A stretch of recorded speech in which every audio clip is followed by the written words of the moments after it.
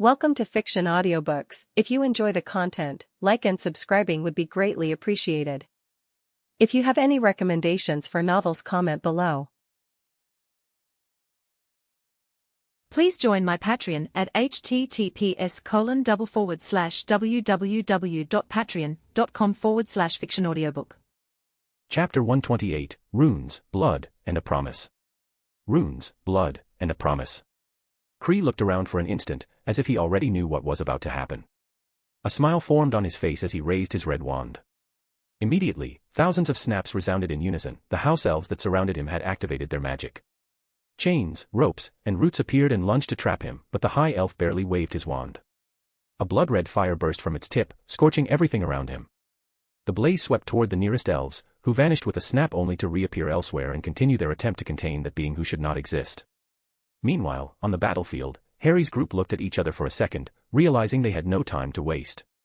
Lucille was the first to run toward the barrier that held Katerina trapped. Hermione noticed him immediately and ran after him. "Guys," she shouted as she crouched beside Lucille, examining the runes carved around the barrier to decipher how to open it.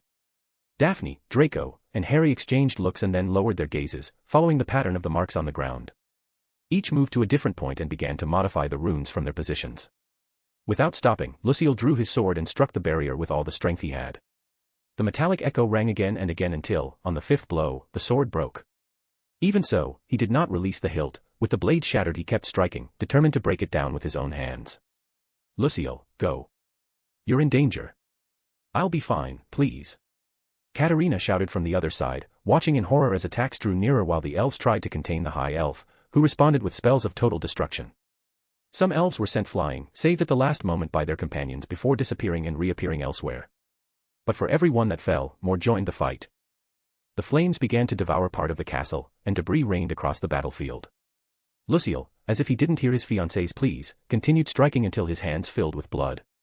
"Lucille, please," Katerina cried, her voice broken. He raised his head, forcing a calm smile despite the pain that made him tremble. "What are you saying? I would never leave you." Katerina's tears fell without stopping. "Please, I beg you, stop. Come on, hurry up," Hermione exclaimed just as the golem protecting her was hit by a spell and exploded into fragments. "I'm doing what I can." "Yelling at me won't make my hands move faster than my limit," Draco growled, sweating as he frantically traced lines on the ground. Without taking his eyes off the runes, he waved his wand, and one of his golems ran to place itself in front of Hermione as a new shield. "Same here," Daphne murmured, not lifting her head, while her own golems formed a defensive wall around her. Harry, silent, drank recovery potions as he worked on his portion of the runes, focused to the extreme. In the air, Cree began to levitate. With a cold expression, he raised Harry's wand and pointed it at the sky. The fire that poured from it concentrated until it took the form of a fiery dragon, which roared furiously before diving down. The elves barely had time to teleport to escape its strike. Harry lifted his gaze and saw the dragon heading straight toward Lucille and Hermione. Without hesitation, he pulled out 2 potions of different colors, drank them in one gulp, and dropped the empty bottles. His skin took on a sickly hue from the mixture, but he raised both hands with determination. The ground in front of Lucille and Hermione rose, forming a gigantic wall of earth. With another movement of his arms, Harry made the wall crash down with all its weight onto the fire dragon, crushing it. The effort pushed him to the limit. He fell to his knees, exhausted by the combination of potions and magic. "Harry," the others shouted. He raised a trembling hand, signaling that he was fine and that they shouldn't stop. Katerina, however, wasn't thinking about the battle or the dragon. She only saw Lucille, her fiancé, with bloodied hands. "Please, Lucille, move away. I beg you." Her tears mixed with the desperation in her voice. Lucille, seeing her, stopped his strikes. The pain in his eyes reflected an unbearable weight, as if every one of Katerina's tears shattered his heart to pieces. He placed his wounded hand against the barrier, right where hers rested. "I promised you," he said softly. "I would never leave you. I would give my life for you if necessary. I'm not going anywhere."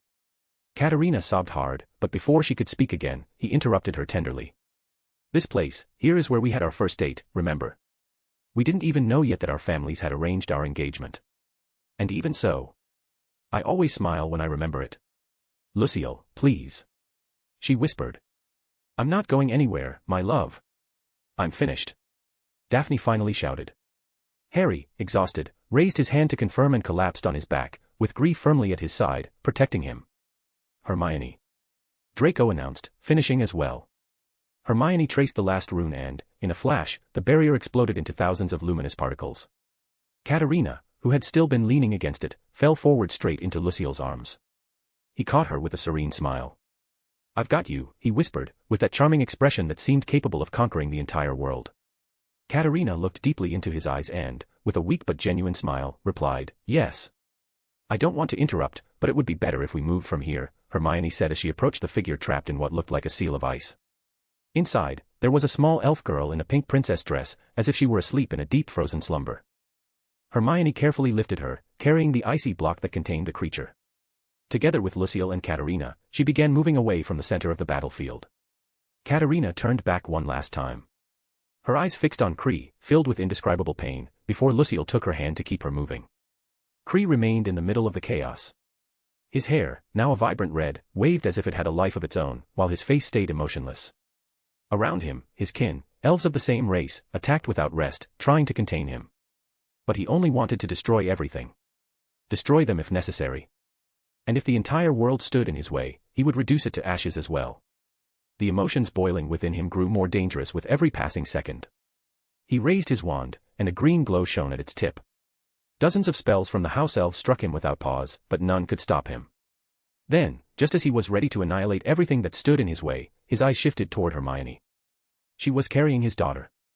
That single instant was enough to make him stop. As if regaining his sanity for a second, the spell he was about to cast transformed into a reddish pulse that burst from his chest, pushing everyone around him back and knocking them to the ground. Cree pointed at Hermione, who looked at him warily and placed the little one behind her, protecting her despite not knowing who she was. Cree stood still. Images of his past flooded his mind. He remembered when Katerina's family had freed his wife and him, saving them from being sold. But that freedom had been a disguised punishment. Without work or protection, they ended up in a ruinous house, under the cruelty of a squib woman who mistreated them with hatred. His wife, unable to use magic, was forced to endure abuse, and Cree bore it all for her, just to keep her safe. When he learned he was going to be a father, he believed it would be the beginning of a new life. His wife, weakened, used every point of magic she managed to gather to sustain the baby growing in her womb. Her sacrifice was such that, when the little girl was born, she did not survive. The happiest day of Cree's life also became the most painful. The girl was immediately marked as a slave of the family. Barely a week later, she was already forced to do chores, punished as if she were an adult. Cree could not accept it. He stole a princess dress and tricked the woman into freeing the girl, but the deception only fueled her fury. The squib tried to kill the child.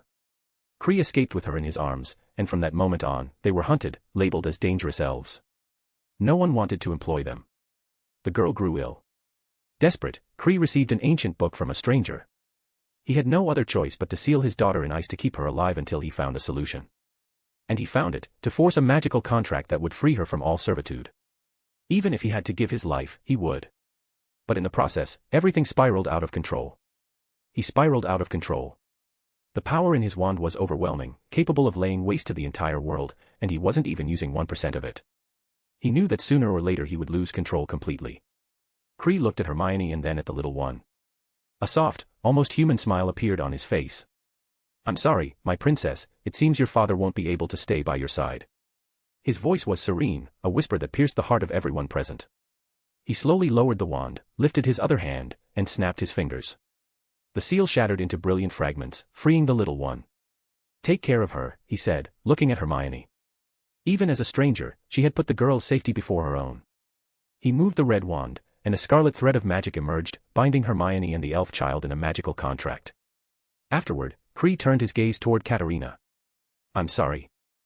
I tried to force you into something that wasn't your fault." Katerina opened her tear-filled eyes. "No, Cree, it was our fault." He smiled softly and let the wand fall.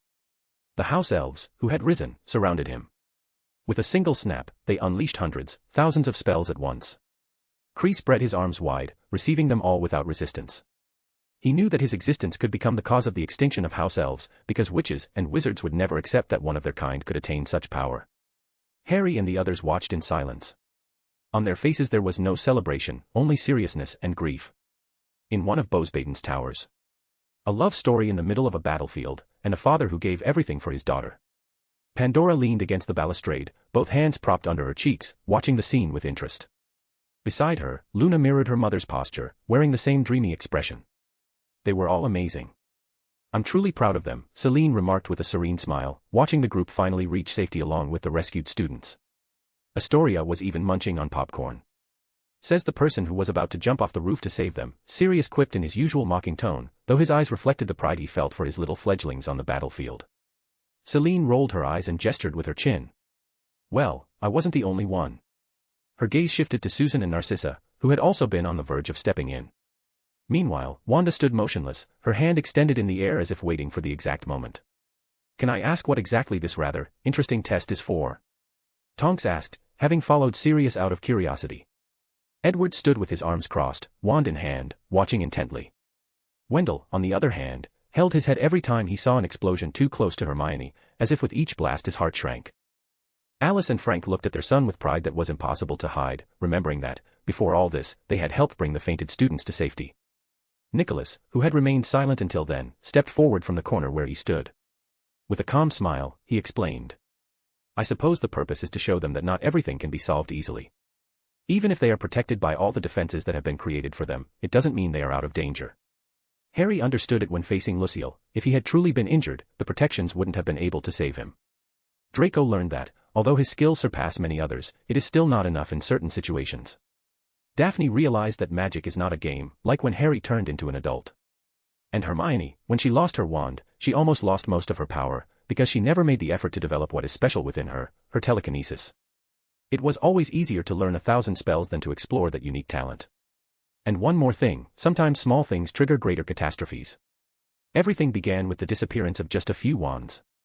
The parents listened in silence, absorbing every word. Then, Nicholas turned his gaze toward the center of the battlefield. The house elf spells converged in one point, and there was Wanda, her eyes fixed and serious. A father who made poor decisions to see his daughter grow, Nicholas murmured. He didn't choose the best path, and with his mere existence he could bring danger to his entire race. Even so.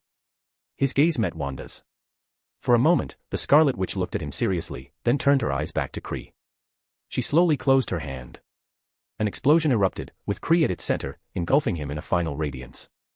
Nicholas remained silent for a few seconds, before looking at the students' parents. They were a varied and eccentric group, but in that moment they seemed united by the same feeling.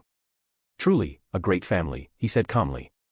He had been watching them from the very beginning, worried to the extreme, later cheering like cheerleaders, then shocked at every twist in the battle, and finally overflowing with pride. Chapter 129, The Elf's Last Will. The Elf's Last Will. Everyone stared at the last explosion, caused by thousands of house elves. The spectacle had proven two things. First, that house elves were no joke, they were truly powerful, especially when united.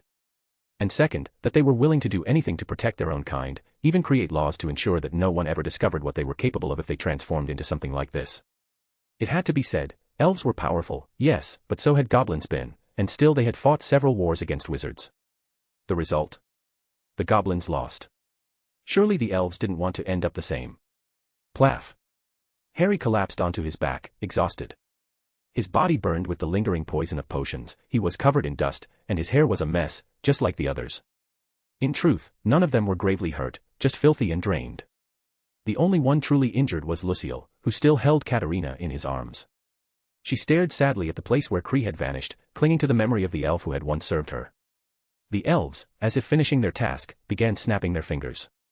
In seconds the surroundings started to clean themselves. The castle rebuilt on its own, as if time were rewinding, broken walls reassembled, windows rose intact, furniture slid back into place. As if nothing had happened. Daphne, watching the scene with interest, suddenly brought a hand to her mouth, thoughtful. It was the elf, she exclaimed abruptly. Draco, arms crossed, raised an eyebrow in mild confusion. Hermione, who was laying the little elf girl on the ground and checking that she was merely breathing as if asleep, looked up at her. Katerina, Lucille, and Neville glanced at one another, utterly lost.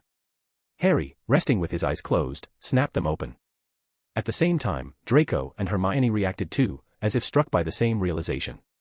They all fixed their gaze on Daphne. What? The three of them nearly shouted in unison. It was the elf. I win.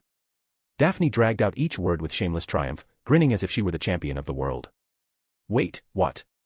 No, hold on, that doesn't count, Hermione protested quickly. Obviously we all realized it was the elf when we fought it. Are you stupid? Draco shot back smugly. Why would you win, he added, clearly irritated by how things ended, and by his own competitiveness that wouldn't let him accept it. Harry didn't even bother to open his mouth. The rule was, whoever said who the culprit was first won. It's the elf, and I said it first. Daphne declared, crossing her arms and nodding proudly. Then she pointed to herself with both hands. So that makes me the winner and the best witch in the group. That's not fair. We all knew it was the elf, Hermione protested. But you didn't say it, did you? Daphne replied calmly, staring her down. Hermione clamped her mouth shut at once, without an argument. Draco pressed his fingers to his forehead in frustration. Harry chose to close his eyes again and keep resting. The three of them exchanged looks, then glanced at Daphne, who already seemed ready to toss imaginary confetti with her triumphant smile. Katerina and Lucille looked at each other, incredulous that these young people who had just risked their lives to save the school could act this way, like children playing a game. Neville, meanwhile, only looked on in confusion. Ha ha ha ha. I'm the most powerful witch in the world. Daphne declared with exaggerated pride, hands on her hips like an empress, completely drunk on her victory. The elves of each student stepped closer to their masters. The rest, having finished repairing everything, simply disappeared, as if nothing had happened. Lady Daphne, Lockie said serenely, aside from protecting you, your mother asked me to remind you that you'll be punished during the holidays for using dangerous magic on young Potter. If it had gone wrong, it could have caused a very big problem. Daphne froze. Harry cracked one eye open and smirked at her. Told you I'd get my revenge.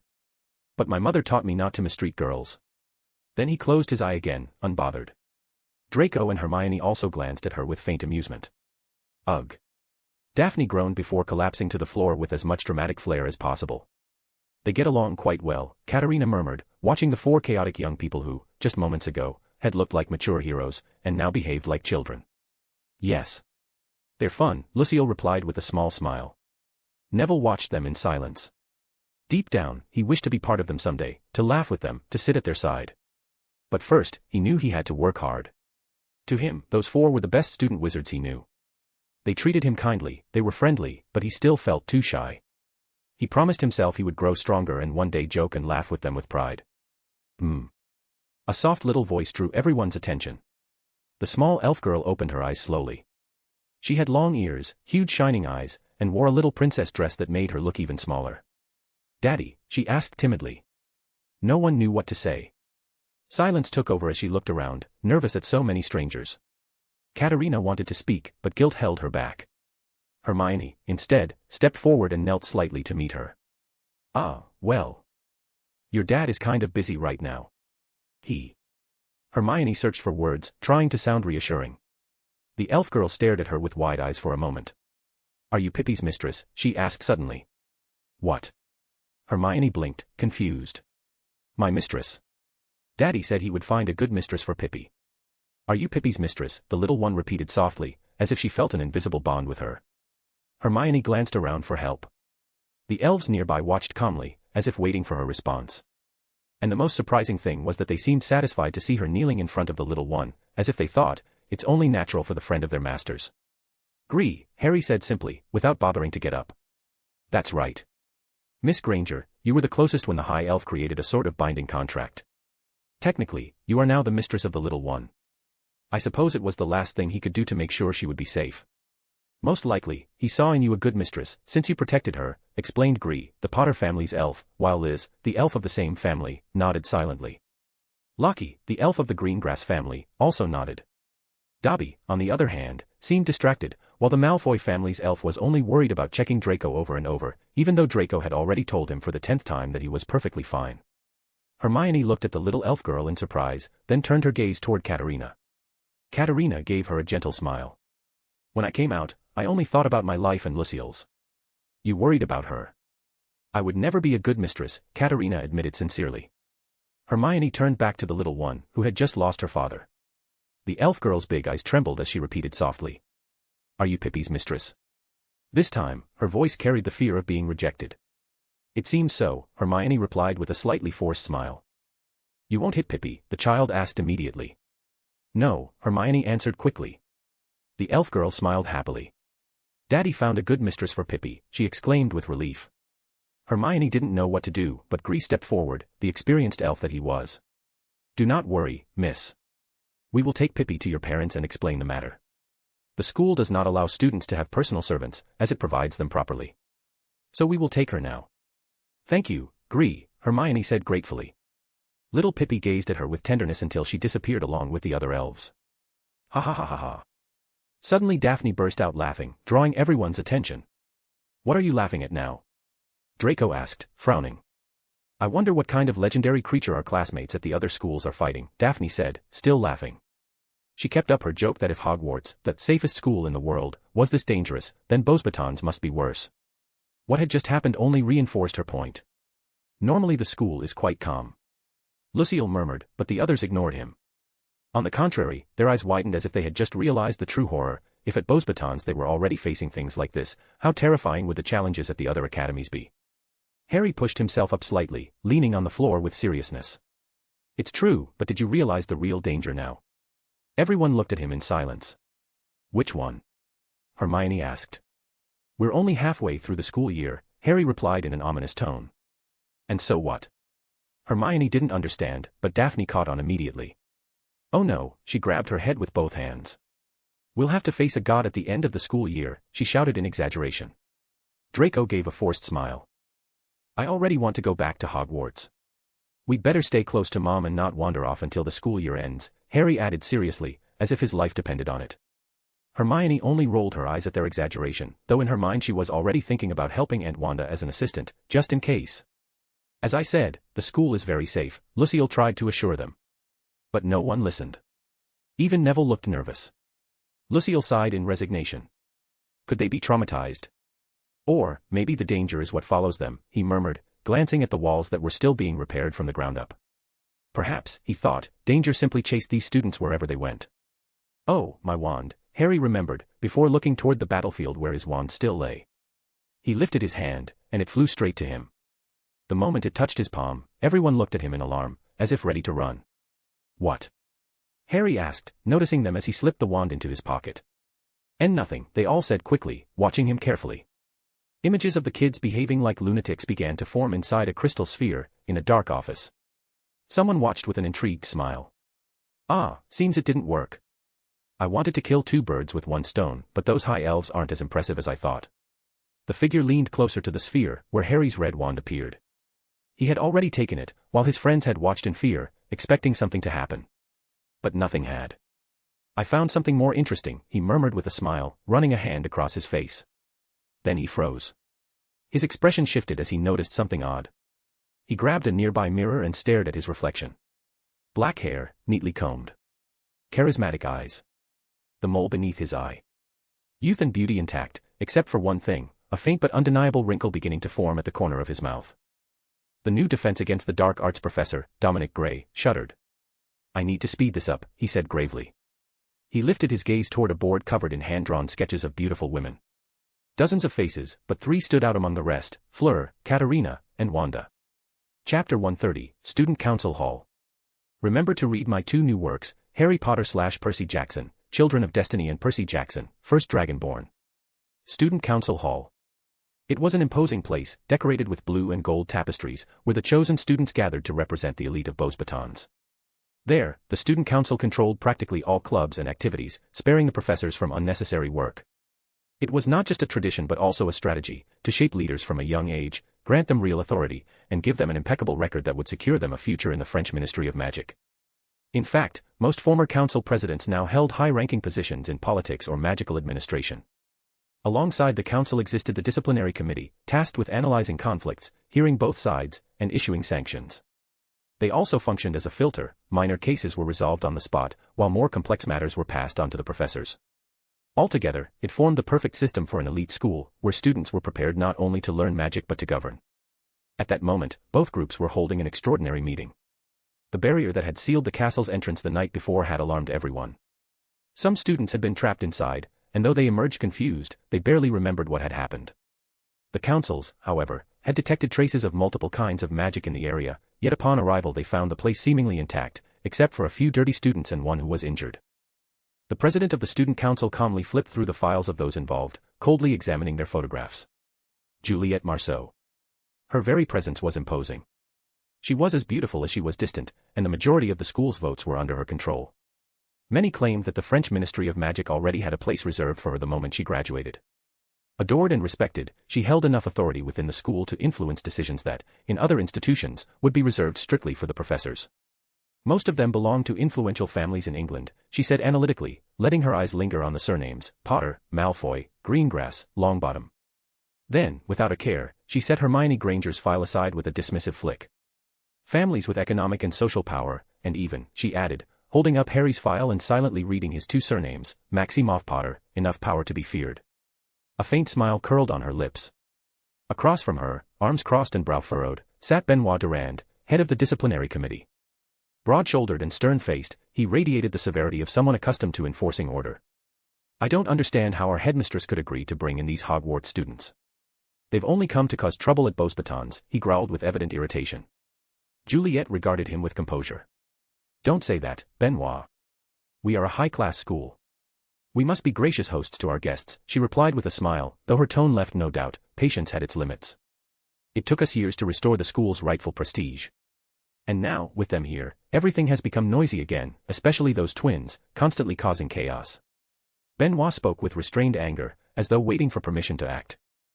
It seems the period of tolerance we granted them as guests has already expired, don't you think? Juliet said, reclining elegantly in her seat. Her eyes gleamed with coldness as she added, then, Benoit, see to it that the school regains its tranquility. About time, he replied, standing up. Several members of his committee immediately followed, as if they had been waiting for that order all along. Juliet watched them leave and allowed herself a chilling smile. It is time to show our guests the nobility of Beauxbatons. To make them understand the difference between a palace and a castle built on a swamp. Wanda walked through the halls of Beauxbatons with several books tucked under her arm. She paused briefly, tilting her head before turning around. There were Harry, Draco, Hermione, and Daphne, trailing close behind. What are you doing?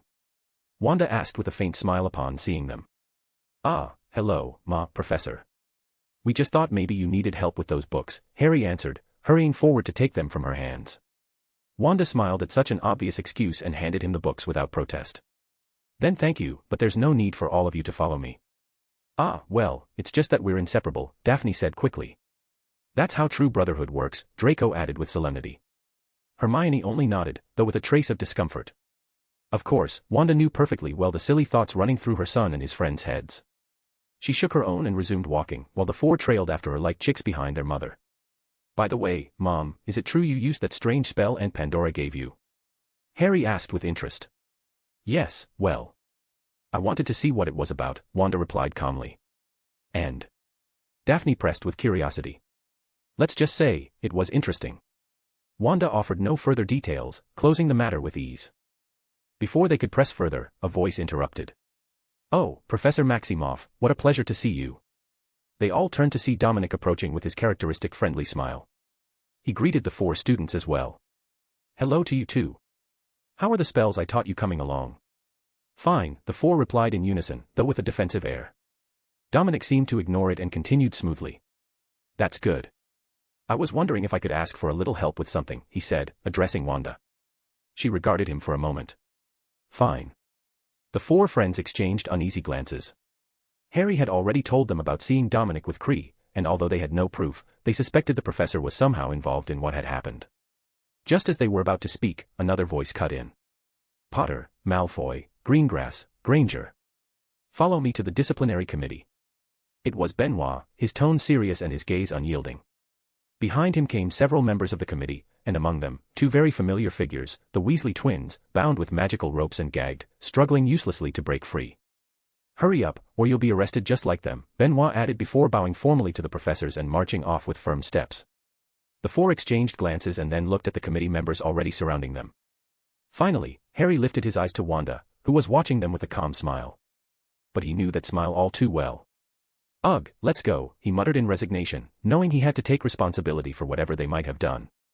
The four walked off, surrounded by the committee, while Wanda watched them leave. Then she turned her attention back to Dominic, who was still waiting. What do you need help with? She asked, looking at him calmly. It would be better if we went into your office, he replied smoothly, taking the lead. Wanda simply followed.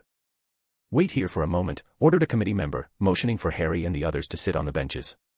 The room was austere, wooden seats, barred windows, and a door leading to another office. Behind a desk, a committee guard watched them with a stern air. Harry, Draco, Hermione, and Daphne sat quietly. The twins, on the other hand, were tossed to the floor like sacks of potatoes before their bindings and gags vanished. "Ugh, that was quite a ride, wasn't it, Fred?" said George with an overly relaxed smile. "Well, this time they caught us much faster. We'll have to come up with new escape strategies, George," Fred replied with a crooked grin. Then he stood up naturally, adjusted his clothes, and dropped himself down between Harry and Draco, slinging an arm over both their shoulders. "So, dear good students, what did you do to end up here with the bad students like us?" Draco shoved Fred's arm away in disgust. "Well, if it isn't our sponsor," commented George as he recognized Daphne. "What's up?" Daphne greeted, raising her hand with cheeky nonchalance. The twins blinked in confusion. Daphne was wearing a striped prison uniform with a small iron ball chain to her ankle. "And what's with that costume?" Fred asked, baffled even by his own standards. Meanwhile, Harry, Draco, and Hermione ignored it completely, as if by now it was perfectly normal for Daphne to appear in absurd disguises. "We're prisoners, aren't we? We have to dress accordingly. If you want, I can help you," Daphne offered, pulling out her wand. "No thanks," Fred and George answered in unison. "Hey, you. Put your wand away or it will be confiscated," the committee guard quickly intervened. "Boring," Daphne muttered, reluctantly putting it back. At that moment Lucille and Katerina entered, joining the group as if it were just another social gathering. "What's up, criminals?" Lucille greeted with a friendly smile. Katerina gave him a light smack on the arm, rolling her eyes. The guard frowned. He couldn't believe how relaxed they all were. Normally, any student brought there would be trembling, begging for their parents, aware that they could be facing suspension. Even the waiting itself was used as a psychological tactic. But these kids, not only did they seem comfortable, they chatted cheerfully. The twins even pulled out some items to try selling them to the others, until the guard promptly confiscated everything. Author's note. I know this chapter may feel a little strange in the committee part, but that's because I came up with an idea far too good to let go. So, in the next chapter, when the disciplinary committee loses its discipline. Chapter 131, The Committee Loses Discipline. The committee loses discipline. The room was spacious, its walls lined with shelves full of documents and records. The air smelled of fresh ink and old parchment, with a solemn silence that invited respect. A long, dark wooden table dominated the center, polished enough to reflect the light of the candelabras, and each chair was perfectly aligned, as if no one dared move them an inch out of place. At the main seat sat Benoit, his expression severe, the frown of a man worn down by patience already stretched too thin. His fingers tapped against a file, while his eyes betrayed the firm decision to drag out the truth no matter who stood before him. Behind him, Juliet sat as an observer. Her elegant posture and the faintest hint of a smile gave the impression that she was enjoying the spectacle far more than she should have. The Beauxbatons disciplinary committee was no joke, and students usually entered that office trembling. However, on that day, normality was about to break. Benoit cleared his throat, set his quill aside, and announced. "Well then, let's begin this interrogation. POV, Harry Potter. Can you explain what happened yesterday and why a barrier appeared in the middle of the castle? You'd better not hide anything. I have permission to suspend you if necessary. Remember, this isn't your Hogwarts, dear. Here you can't just do whatever you like." The air in the room seemed to grow colder with every word. Harry, however, only smiled calmly, as if it were a casual conversation in a cafe. "It's not like I have much to say. We were trapped inside, same as everyone else. About the barrier, well, in the magical world there are different kinds, but the exact material it was made of, I have no idea. What I do know is there were lots of house elves around. Maybe asking them would be more prudent." He paused, brushed some dust from his robes, and then added with shameless nonchalance. "That said, I'm intrigued by the cold in this room. Is it caused by some alchemical device? If so, I'd love to meet the creator. It's very similar to a Muggle appliance that controls room temperature. I'm sure we could adapt it in the alchemy club. Could you introduce me?" Benoit clenched his teeth. The interrogation had only just begun, and already he felt he was being made a fool of. POV, Draco Malfoy. The next chair was occupied with theatrical flair by Draco. He sat upright, as if he were in an opera box rather than a school interrogation. "Explain to me what you saw during the incident," ordered Benoit, accusatory tone sharp. Draco arched an eyebrow and began his speech with the solemnity of generations behind him. "That question is meaningless. Why should I testify about something I know nothing of? Perhaps what's really happening is that your prestigious school cannot resolve it on its own. Or is it that you're hunting down pureblood lineages? Because I see most of those called here belong to ancient families." He paused dramatically, locking eyes with the Inquisitor.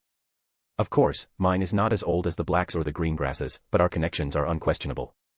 If this continues, I may have to speak with my lawyer." Benoit blinked, baffled. A lawyer? In a school interrogation? Draco, however, seemed utterly convinced that it was his strongest card. POV, Hermione Granger. Hermione stepped in with firm strides, determined to be as clear as possible. Tell me exactly what you remember of the moment the barrier rose, asked Benoit. Hermione nodded and began. Well, if we analyze the historical context, after the Industrial Revolution the social and economic structure of the Muggle world shifted drastically, which directly influenced how wizards began to interact with modern forms of magical defense. For example, the torrent of information fell over Benoit like an avalanche. Book citations, authors' names, international laws, comparisons with magical treaties. From the back, Juliet hid a smile while Benoit sank into his chair, a splitting headache forming. After 15 minutes, he raised his hand in desperation. Enough, Juliet cut in with elegance. Hermione closed the book she had somehow produced without anyone noticing, her expression one of frustration at being interrupted. POV, Daphne Greengrass. The door opened and, to Benoit's despair, Daphne appeared dressed as a prisoner, striped cap and a heavy iron ball chained to her ankle. Benoit let out a weary sigh. First of all, why the costume? Where did you even get it? Oh, this. My mother liked sewing outfits ever since our little detective battle at the beginning of the school year. I asked Lockie to bring them over. I also have one as a lawyer, if you'd prefer. Or as a judge. Juliet couldn't help herself. And why would you have one as a judge? Because it looks like one is missing here, and someone has to fill the role. This isn't a trial. It's an interrogation, Benoit growled. Then I'll use the lawyer one. Actually, I think I heard one of my clients needs me anyway, Daphne replied with a shameless grin. Benoit pressed a hand to his forehead. He was losing ground by the second. POV, Fred and George Weasley. Why are you together here? Benoit asked, staring at the two identical grins in front of him. The guard rushed to apologize. I'm sorry, sir. I called Fred first, but they refused to say which one he is. He's Fred, said one, pointing at the other. Of course not, you're Fred, the other shot back. Then I'll be Forge. Perfect, I'll be Gred. Both nodded in satisfaction. It's settled. Well then, we'll be on our way, they said in unison, standing up as if the matter was concluded. Sit down, thundered Benoit. I'll interrogate you both. Can you tell me what this is? He laid out the confiscated items, explosive sweets and small fireworks. The twins widened their eyes in mock surprise. No idea. But they look interesting and cheap. Could bring a little fun to this boring school. Don't play dumb. These were taken from you just minutes ago. The two shrugged. Then it must be a mix-up. Are you sure it wasn't some galleons instead? Because if you give us back our galleons, we promise to buy more of these marvelous products. It was like a commercial in the middle of the disciplinary hall. Benoit felt the vein in his forehead about to burst. POV, Lucille and Katerina. So you're telling me you went out walking with your fiancé, tripped over some rocks, and hurt your hands? What about the witnesses who swore they saw you with pieces of armor and two swords? Lucille nodded with complete naturalness. Ah, it was a Romeo and Juliet kind of date. Katerina glanced at him sideways in annoyance but didn't interrupt. Anyway, if you want some advice, you're doing well with your questions. But with the other students, I'd use different tactics, good cop, bad cop, psychological games, or simply waiting until they get tired. Everyone has a social battery limit. And then, bam. Behind bars. Katerina elbowed him to make him shut up. Benoit stared at him in disbelief. He didn't even seem aware he was being interrogated. In the end, Benoit threw the day's notes to the ground. His breathing was ragged, his eyes bloodshot. Those damn brats. I'll suspend them all, he roared, his hand going to his wand as if he wanted to blow the whole place up. Juliet, however, rose calmly, adjusting her uniform. Without proof, the headmistress won't accept anything, she said softly, savoring the scene. Benoit didn't listen. He went on shouting while the students, already outside the office, left chatting peacefully as if nothing had happened. From the hallway, the secretary observed the open door with resignation. Well, that was fun. We should do these gatherings more often, Fred remarked with a mischievous smile toward the new prisoner friends he had made in the process. That's exactly what I was about to say, added George, wearing the same mischievous grin. Harry narrowed his eyes, crossing his arms. I still remember you owe me for the potion. The twins exchanged a silent smile before dropping a small bag of items into Harry's hands. Without giving him time to react, they bolted. Take it as an apology. Fred shouted from the hallway as both disappeared in a hurry. Harry looked down at the bag and blinked in surprise, it was the exact same stash of explosive sweets and gadgets Benoit had confiscated before the interrogation. Somehow, the twins had managed to recover it, right under the committee's nose. This is definitely going to drive him even crazier, Harry muttered with resignation, tucking the bag under his arm. Lucille, who had been watching with his arms crossed, let out a short chuckle. They seem like fun kids, he said, before looking at the group with curiosity. So, what's your plan now? Daphne was quick to answer, serious but in such a casual tone it was as if she were talking about the weather. Our plan is not to fight a god in our second school year, so we'll be going back to Aunt Wanda. Right, better head back quickly, Harry agreed, nodding with his arms still crossed. The four of them set off without hesitation, walking together toward Wanda's office, as if that were the most obvious conclusion in the world. Lucille and Katerina stood still, watching them go. Fight a god, they repeated in unison, incredulous. Mum, we're back, Harry announced as he opened the door to Wanda's office, the other three following close behind. The group had barely taken 2 steps before freezing on the spot. Wanda stood there in the center of the room, dressed in the Scarlet Witch's attire. Her silhouette radiated a presence impossible to ignore, the very air seemed to distort, shifting in shape and density as if obeying her will. Red threads of energy coiled around her, lighting the room with an unsettling glow. Her crimson gaze slowly rose until it fell upon the 4 children. Shit, the 4 of them muttered in unison, a shiver running down their spines. Harry swallowed hard, barely able to move his lips. There was the god.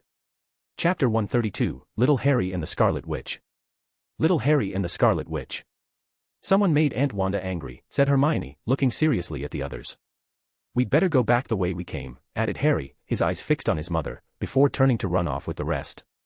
But as soon as he turned, he saw Daphne with a villainous smile, watching him as if she had been waiting for this exact moment. Harry understood instantly what she was plotting. He felt a push, and immediately saw his 3 friends running away at full speed, leaving him behind as a sacrifice. Sorry, Harry. Only you can calm your mother down, said Daphne, enjoying the scene as if it were a personal masterpiece of revenge. Draco, at her side, merely put his hands together in a solemn gesture, as if praying for his soul while thanking him for saving the world. Hermione, for her part, didn't even dare meet his eyes before turning around and fleeing with the others. The office door closed slowly, leaving Daphne with that satisfied look of happiness, as if she had finally settled an old score. Bloody traitors, shouted Harry, struggling to open the door without success. At last, he turned around, resigned to face his mother, cursing silently the idiots who had angered her enough to push her into such a state. Meanwhile, in the great main garden, by the side of the fountain, one of the most complicated conversations was taking place. You're really strange, said Luna in her usual calm tone, staring fixedly at the red-headed girl in front of her. Ginny Weasley froze at the impact of those words. She slowly turned her head toward Luna, first noticing her radish earrings, then the bizarre decorations on her Bosbaden-style clothes with odd drawings, and finally the handful of strange objects she carried. Then her gaze shifted to Luna's friend, Astoria. She, in appearance, had nothing odd, except for an 80s detective costume and a fake mustache, which didn't exactly scream normal either. Ginny didn't know how to react. The strangest part was that this conversation, completely out of nowhere, had begun all of a sudden after months of classes, even though she lived relatively close to Luna and had known her since childhood. Even so, she took a deep breath and tried to stay calm. She remembered they used to play together in the past, before the Lovegood family started spending time with others the Weasleys didn't get along with. It hadn't been intentional, but it still stung a little. And why am I the strange one? Asked Ginny seriously, crossing her arms. Luna tilted her head, as if the very question was strange. That made Ginny more irritated, though she still managed to hold back. You don't have the book, Luna replied naturally. Ginny blinked, confused. What book? The book, Luna repeated, offering no further explanation, before glancing at Astoria as if the answer were there. Astoria only shrugged, calm, as if the two of them understood each other perfectly. But, what book are you talking about? Ginny insisted, feeling her patience slip away. The book with your friend. Although he's not really your friend, but you think he is. You shouldn't trust him. Well, it doesn't matter, you don't have to distrust him yet, Luna said with the same serenity as always. Ginny looked back at Astoria, searching for some rational explanation, but all she got was a thumbs up and a big smile. Great, thanks for the information. I guess, sighed Ginny, already exhausted and eager to leave. The 3 of them were in the same school year, but they hardly ever spoke. It wasn't that they got along badly, it was just that Luna and Astoria seemed to live in their own world, following Professor Maximoff everywhere, amusing themselves with simple things, like the bowtruckle that often perched on a nearby tree, or tagging along with Astoria's older sister and her friends. Ginny was just about to leave when Luna's voice stopped her again. Ah. Ginny turned reluctantly and saw Luna pointing toward a spot in the garden. There comes Professor Maximoff, with little Harry, she said with a smile. Ginny's eyes widened, a shiver running down her spine, as Luna and Astoria grabbed her by the arms and dragged her toward the woman. The Scarlet Witch. The woman everyone feared. Ginny had heard dozens of stories, that she had destroyed Hogwarts, that not even Dumbledore could stop her, that she had blasted apart the mansion of a pure-blood family simply because she disliked their daughter, and that she might even be more dangerous than the Dark Lord himself. And now, that woman was right there, before her. Beautiful and dazzling, with her brilliant red hair, a shade far more vivid and silky than her own, that seemed to outshine the entire Weasley families combined. Wanda smiled kindly, and even so, Ginny felt her knees weaken. In her arms she carried a baby with a scowling face and an expression of pure annoyance. He wore a tiny Beauxbatons uniform, and Ginny felt a strange recognition stir within her. Something about that child seemed oddly familiar. "Hello, little Harry," Astoria greeted cheerfully, reaching out to poke his tummy. "Ta," babbled the baby before swatting Astoria's hand away in irritation, showing his complete disdain for the world. "Ha ha ha, he looks annoyed," said Astoria, laughing as she pointed at the baby's frown. "Aunt Wanda, did Harry find bells of childhood? Is that why his inner child awoke?" asked Luna, her eyes sparkling with curiosity.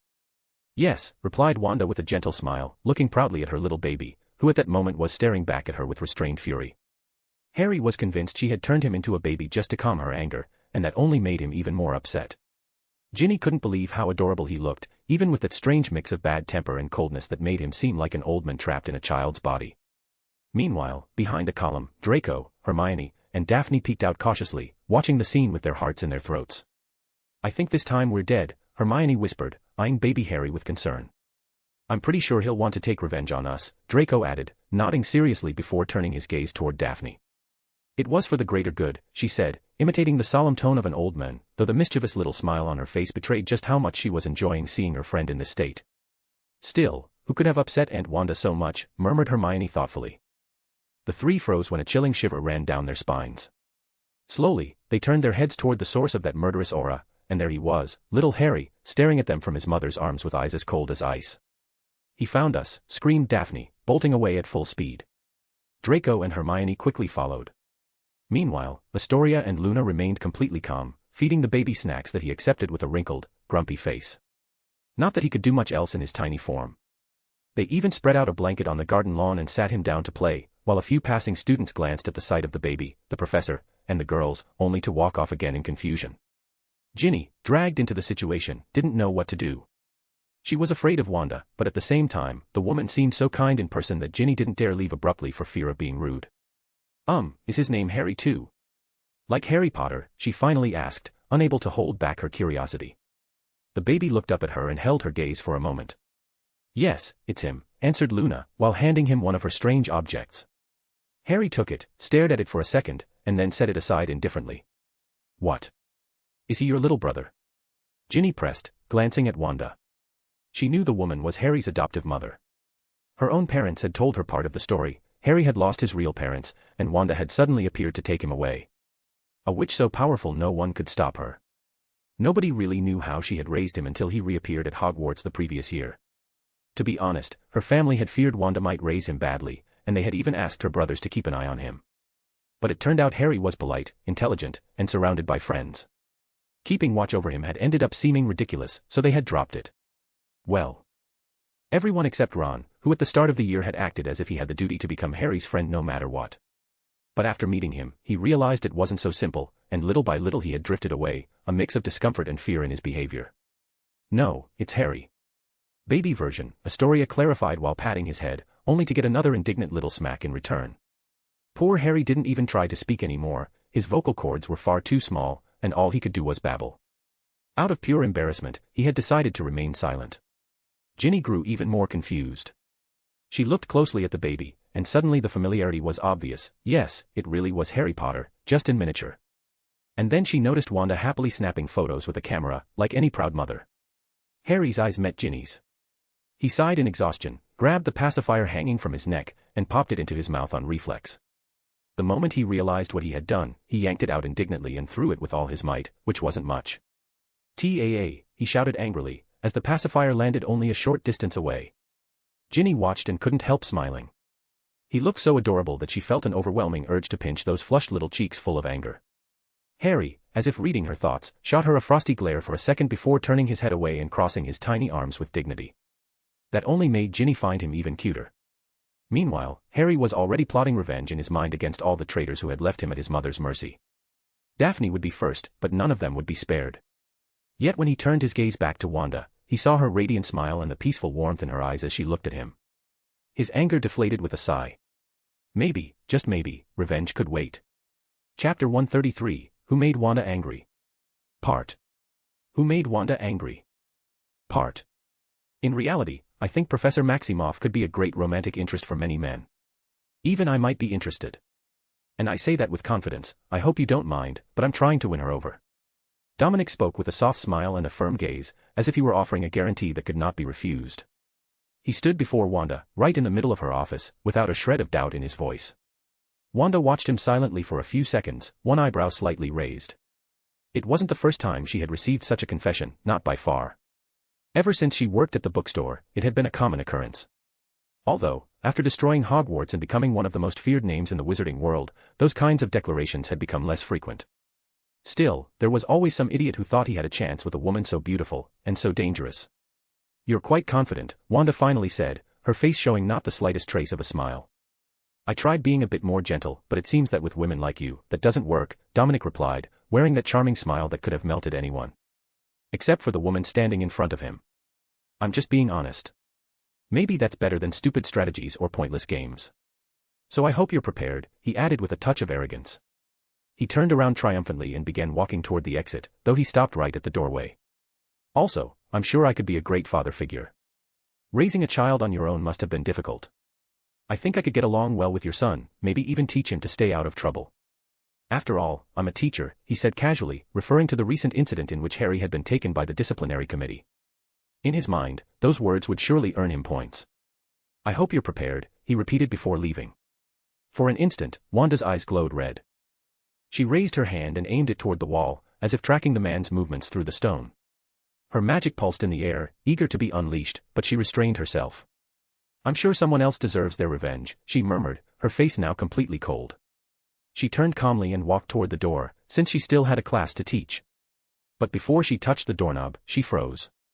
Her body disintegrated into a swirl of crimson particles that vanished into the air. The reconstruction of Hogwarts was almost complete.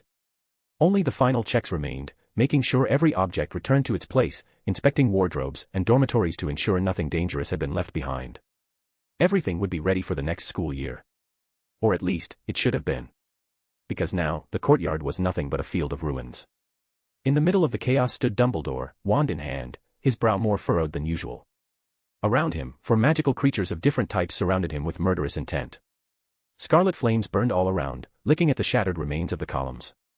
From the 3 maws of a massive dog dripped thick saliva that released poisonous smoke as it touched the ground. A few meters away, a small unicorn trotted in circles, searching for a weak point in the old wizard's defenses. Atop the head of a red dragon, a tiny serpent hissed silently, while the dragon himself stared at Dumbledore with eyes that promised fire and death. Dumbledore's expression was far more serious than in their previous encounters. At first, he had considered the creature's attacks nothing more than a game, a controlled nuisance. But today was different. Today there was no pride or mockery in their eyes. Today, they were furious. Ah. I know this might make me look like the villain, but I'm sorry. Your little friend cannot exist. It's a danger to everyone, even to you. I hope you can understand, Dumbledore declared, attempting to appeal to reason. It had all started as usual, with a surprise attack from that peculiar gang. Normally, the headmaster would cast a few spells and escape without much trouble. But this time, something had frozen him completely for an instant, just before he was hit head-on by Red's charge. When he regained control, he looked up and saw it, the small serpent on top of the dragon's head. And at that moment, he understood everything. It wasn't an ordinary snake. It was a basilisk. A legendary creature whose gaze could kill as it matured and whose fangs carried a venom with no known cure, except for phoenix tears. And now, that beast was on school grounds, allied with the most chaotic creatures in the forest. Acting purely on instinct, Dumbledore attacked, trying to capture the basilisk before it was too late. But they didn't let him. Red protected it immediately, and his companions followed suit. Their attacks, once measured to avoid causing serious damage, became devastating. The entire courtyard was reduced to rubble. That's when Dumbledore noticed something terrifying. Up until that moment, the creatures had always avoided harming anyone else. But now, they were willing to break their own limits, even to disobey orders. Red was prepared to defy any command to protect his small friend. The situation became even more alarming when the dragon exhaled a torrent of fire so hot it surpassed even the flames of a phoenix. A spark grazed the old man's hand, and for an instant, it felt as though he had plunged it into molten lava. When the beast's jaws snapped shut, they bit through the air with a force capable of shattering any magical barrier. Dumbledore glanced down at his bloodied hand. It bore the marks of a partial bite, and one of his fingers was raw and exposed, consumed by the burn. Only his reflexes, sharpened by decades of experience, and the fact that Hogwarts' barrier was still incomplete had allowed him to apparate just in time. If not, he probably would have lost the entire hand. Even the other two beasts, who had once attacked as if it were all just a game, were now fighting seriously. The enormous three-headed dog spat saliva that turned into acid when it hit the ground, and the air grew heavy with the oppressive aura of the very guardian of the underworld. And the unicorn, even he, a symbol of purity and life, glared at Dumbledore with pure hatred, as if the mere fact of his existence were an offense that had to be erased. "I'm sorry, but I have to do this. After all, I almost got into trouble because of a basilisk I didn't even know was here," said Dumbledore before raising his wand once again. Grue. A low growl rumbled from Red's chest. His body began to change shape, every muscle tightening as if he were about to unleash a cataclysm. Sharp crimson spikes sprouted from his head and ran down his spine, extending all the way to the tip of his tail. Two curved horns emerged from his forehead, giving him the appearance of an ancient war dragon. His size increased by about 30 centimeters, and with it, the pressure in the air grew heavier. His teeth now seemed sharper than ever, capable of tearing through stone and steel alike, and his claws gleamed with a deadly shine, as though they could rip apart any defense that stood in his way. Even Dumbledore, with all his years of experience, widened his eyes in mild surprise at the transformation of the once friendly little dragon he used to watch playing from his office tower. Still, he did not hesitate. He lifted his wand and launched a spell directly at the basilisk. Red charged forward with an earth-shaking roar, showing no fear of the deadly spell rushing toward him. He was ready to devour the magic itself if necessary. But before the two forces could collide, a crimson flash illuminated the air. One hand crushed the spell with insulting ease. The other stopped the dragon in his tracks. Wanda had suddenly appeared at the center of the battlefield. Her figure floated amid the devastation with the terrifying calm of a predator that had no need to prove its power. She surveyed the scene for a few seconds, first the creatures, then Red, and finally Dumbledore, who frowned deeply upon seeing her. Every encounter with that woman brought danger and threats, and more than once, she had followed through on them. As if she had understood the entire situation at a single glance, Wanda exhaled softly, extended her hand, and took hold of the small serpent. Red instantly calmed down at the sight of her, returning to his normal form. Even his eyes reflected a silent complaint, as if he were saying that everything was the old man's fault for attacking one of his own. "It's all right, calm down," Wanda whispered, gently stroking the dragon's head. The serpent coiled around her wrist, seeking safety as though that place were its natural refuge. After all, it was barely a newborn, and the old man had already tried to kill it twice, even with its friends defending it with everything they had. Dumbledore opened his mouth to speak, but Wanda spoke first, as if she already knew every word he was about to say. "No, I'm not a hypocrite," she said firmly. "A creature created to kill students was in your castle, and you were right to eliminate it. But this is different. What you have before you is just a snake, a special one, yes, but only a snake. Basilisks no longer exist, and they never will again." The old man's eyes narrowed with suspicion. "I see, then perhaps I was mistaken," he replied, slowly lowering his wand. "You always are," Wanda replied coldly. Dumbledore held her gaze for a moment before speaking. "I am still the headmaster of this school. And these creatures are dangerous. I'm afraid you'll have to move them somewhere else. At first, I thought they were harmless, but I don't want them used one day as an excuse to try and take my position." Then he turned around, ready to leave. "Don't worry then," Wanda said in an icy tone, "I'll destroy every dangerous creature in the Forbidden Forest." The old man stopped dead in his tracks. His dealings with those creatures were no secret, and not all of them were as dangerous as the world believed. But in Wanda's eyes, that didn't matter. "If they destroy something or harm someone, I expect you to take responsibility, just as they attacked me," Dumbledore replied, turning his face toward her with seriousness. For a brief moment, his mask of the wise headmaster cracked, revealing a flash of irritation before he walked away for good. Wanda watched him leave. For a moment, her eyes turned red again, but she did nothing. After all, she knew her son enjoyed making the old man's life a living hell, and perhaps that was the best punishment. He wasn't an enemy worthy of destruction, just a stubborn old fool who deserved to be driven mad with pranks and chaos. The creatures ran to surround her, joyful and relieved, especially because their small friend was safe. Wanda lowered her gaze to her wrist, where the tiny serpent slept curled up, refusing to leave her. It lifted its little head to look up at her with curiosity. Wanda gently stroked its head before turning her gaze to Red. "I'll take her with me, so she doesn't learn any nonsense from you," she said with a sigh. Red threw himself to the ground, rolled theatrically, and wagged his tail proudly. "You can keep causing trouble," Wanda added with a faint smile, "but I told you not to destroy the castle. The money to rebuild it comes out of our pocket." She knew perfectly well that the chaotic dragon would keep doing whatever he wanted, even if she forbade it. Unless she watched him constantly, an impossible task, it was better to just let him act, under her own terms. Red stood up with a triumphant roar, showing his determination. He was ready to keep challenging Dumbledore for as long as it took. Wanda turned, ready to leave, but before disappearing, she cast one last look toward the castle, not at the castle itself, but in its direction. Her expression hardened for a moment, a flicker of anger crossing her eyes, and then, with a flash of crimson energy, she vanished just as suddenly as she had appeared. Chapter 134, Who Made Wanda Angry? Part. Who Made Wanda Angry? Part. Narcissa stood in the middle of a vast open field. Behind her rose a great construction, towering right at the edge of a crystalline, majestic lake. The place had been bustling with activity until just minutes ago, but now the workers were fleeing in a rush, trying to secure every corner. In front of her, a crowd of hooded wizards had appeared with clear intentions, to destroy everything. It wasn't the first time she had suffered an attack. In recent weeks she had dealt with infiltrated spies, accidents that delayed the work, and small hidden acts of sabotage. Yet this was different. This was a full-scale assault, a direct message. And the reason was obvious, everyone knew that once completed, these projects would become gold mines. Narcissa had invested alongside England's most influential families, ensuring that when the constructions were finished, the galleons would flow endlessly into their pockets. Monopoly was on the horizon, and with it, the resentment of their rivals. Edward and the others in charge of similar projects were likely facing the same problems.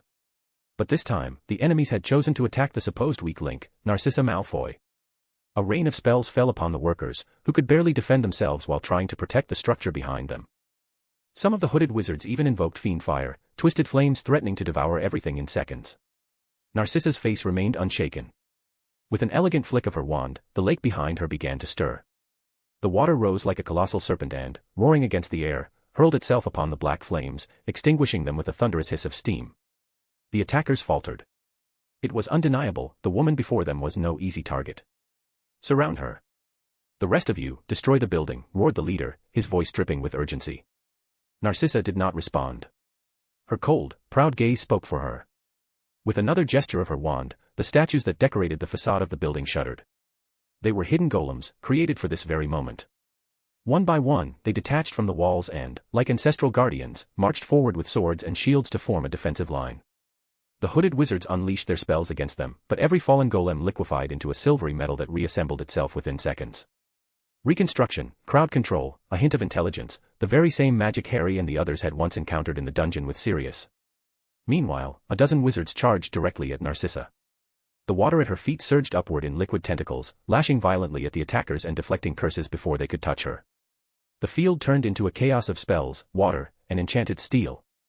The workers, stunned, watched as the decorations of the site, golems they had thought to be nothing but empty suits of armor, fought like a living army.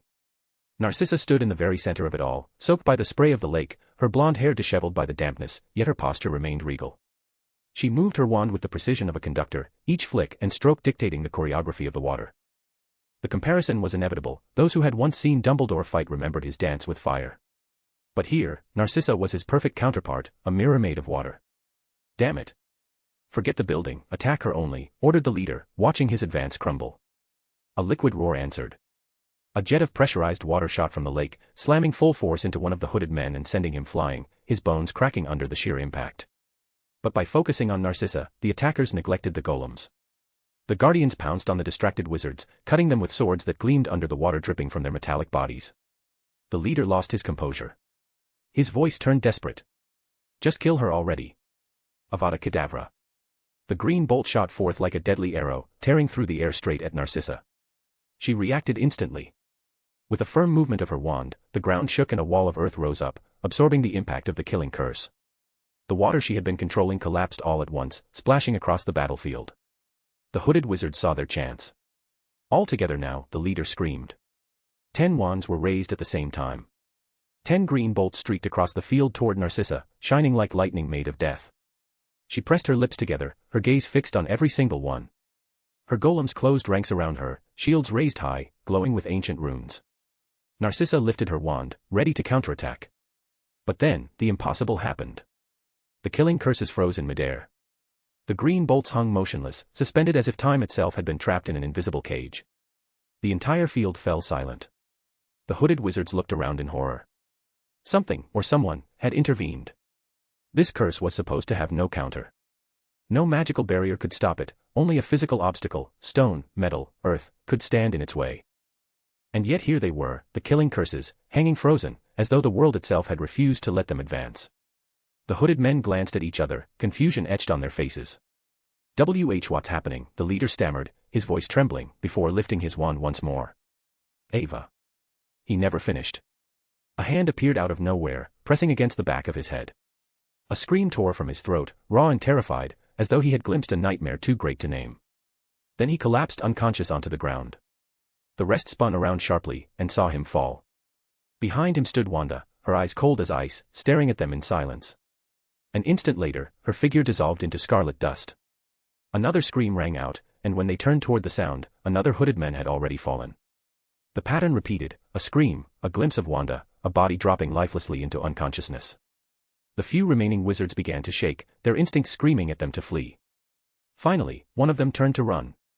But she was there already, in front of him, her hand raised toward his head. Suddenly, reality distorted. The sky turned blood red, and hundreds of demonic creatures writhed up around him, prowling with gaping maws, ready to devour him. The men screamed with a primitive terror, and collapsed to the ground like the others. Wanda released the last attacker, letting him fall inert onto the damp grass. None of them had died, they needed them alive to learn who had masterminded the assault. But the psychological damage she had inflicted was irreparable. With a single snap of her fingers, blue bubbles began to rise from the unconscious bodies, drifting like soap bubbles until they popped in the air. Narcissa, exhausted but impeccable, sighed with a touch of relief. She flicked her wand and, in an instant, her hair and clothes dried and arranged themselves perfectly. The golems, obedient, returned to their positions on the facade as if nothing had happened. She watched the blue bubbles fade for a moment. I suspected it, in the end everything fit together too easily. It was always you, Narcissa said calmly, fixing her eyes on Wanda. But instead of reproach or rancor, a soft laugh escaped her lips, as if it weighed nothing at all. I thought you had seen all my memories, like with the others, Wanda replied, raising an eyebrow.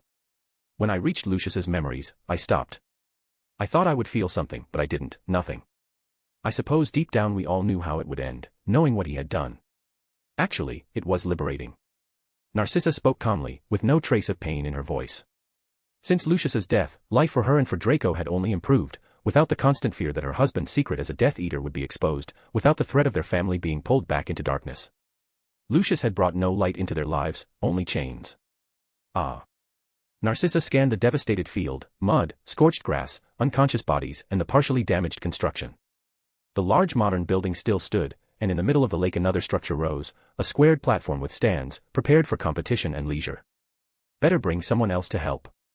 I don't think this will be the last attack. I can stay for a while if you need me, Wanda offered, gathering the fallen bodies into a single point with a motion of her hand. No. Better go watch our children. Just bring me the useless one. Narcissa crossed her arms coldly. Wanda nodded without argument. She raised her hand and, in an instant, a red portal opened before them. Through it, Sirius's office could be seen. Or rather, Remus Lupin was bent over a desk, exhausted, reviewing and signing papers, while Sirius lay back on a nearby sofa, talking incessantly. That's why I say we need a big party to celebrate Harry's coming of age. Something that will show him the beauty of life, Sirius said with a brazen smile. Stop joking. He's far too young. He won't be 17 for years, and his mother will kill you before you try that, Lupin muttered without lifting his head from the papers. Don't worry. We can use the same tactic we used with James the day we came of age. My godmother Euphemia never found out, but Godfather Fleamont took us to an amazing place. I wonder if it still exists. Behind him, on the other side of the portal, Wanda and Narcissa watched with a mixture of contempt and repulsion. Now that I think about it, Draco too. Both of them are quite handsome at their age and don't even take advantage. When James and I arrived at Hogwarts we already had Fen clubs. James even joined the Quidditch team to attract more girls. Those two look like monks. I'll have to give them some tips. Remember how the girls followed me at school? They even tried to give me love potions. One time they gave me a chocolate and that traitor Wormtail stole it.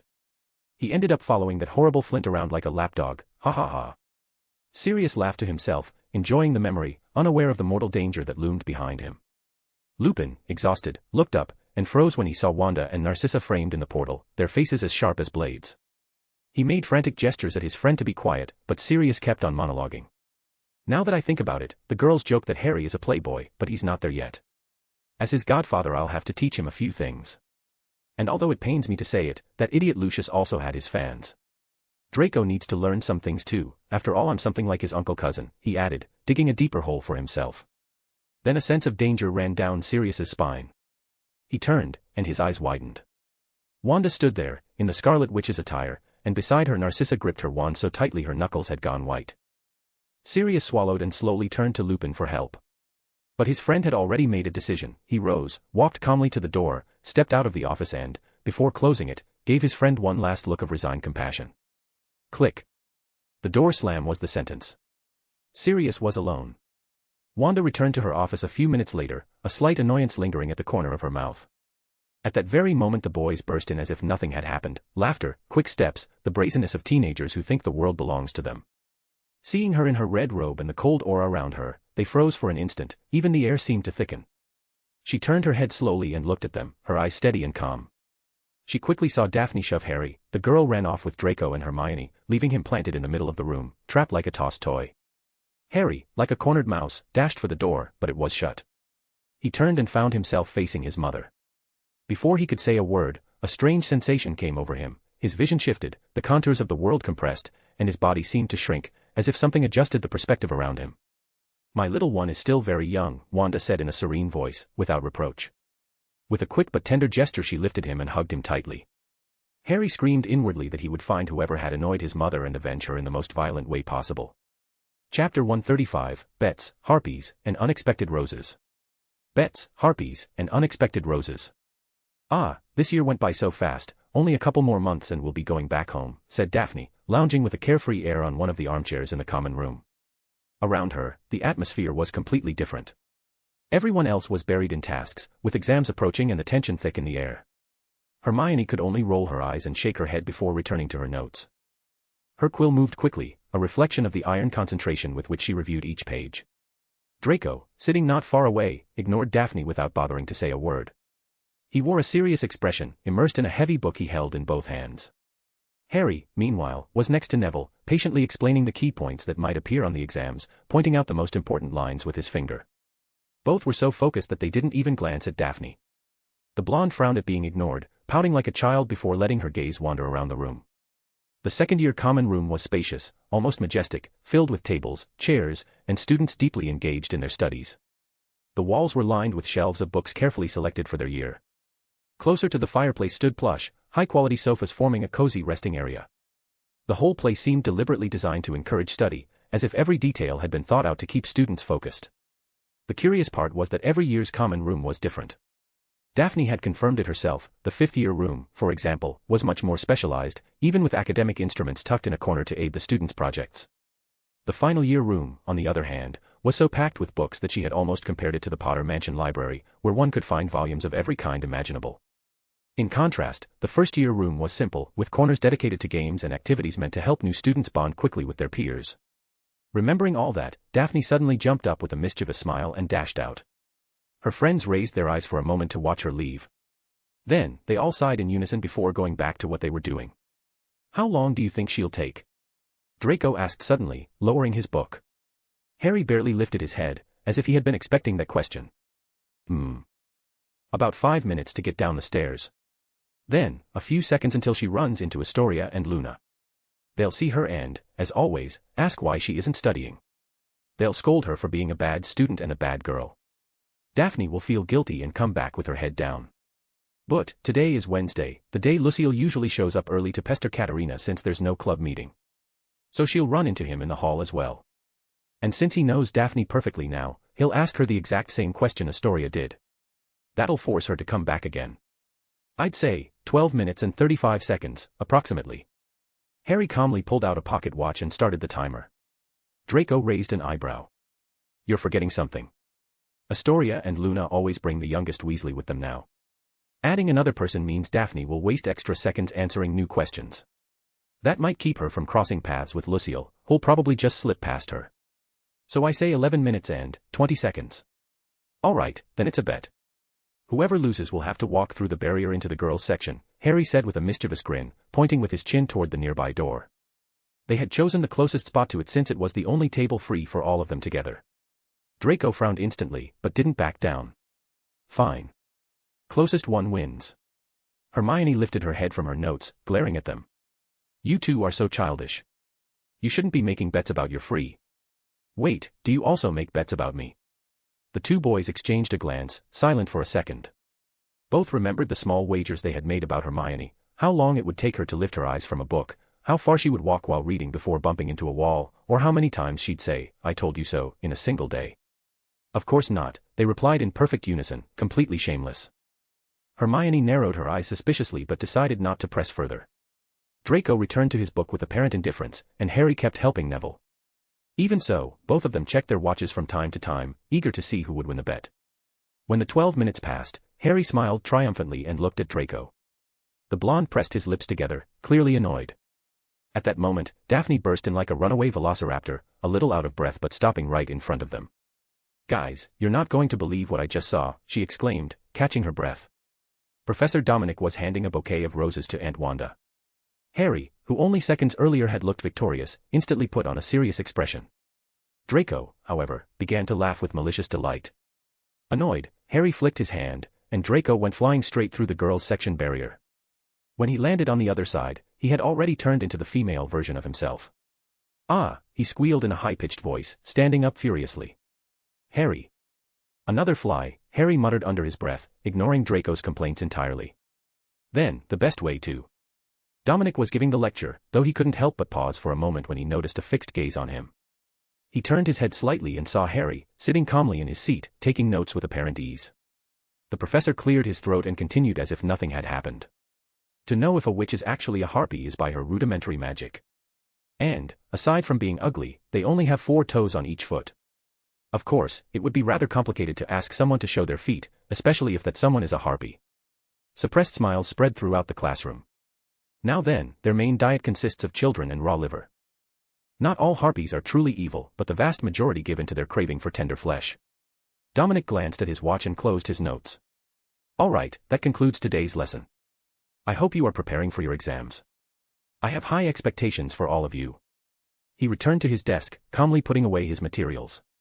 The students began closing their books. They always enjoyed Dominic's classes, his voice was clear, his character kind, and he had a special talent for teaching how to perfect even the simplest spells until they became useful in combat. Draco, sitting next to Harry, nudged his shoulder lightly to snap him out of his focus. Let's go, he said, standing up. Harry nodded, packed up his things, and looked up just as he saw Daphne and Hermione waiting for them at the door. He joined them, casting one last glance at Dominic before leaving. In the hallway, the 4 of them began walking together.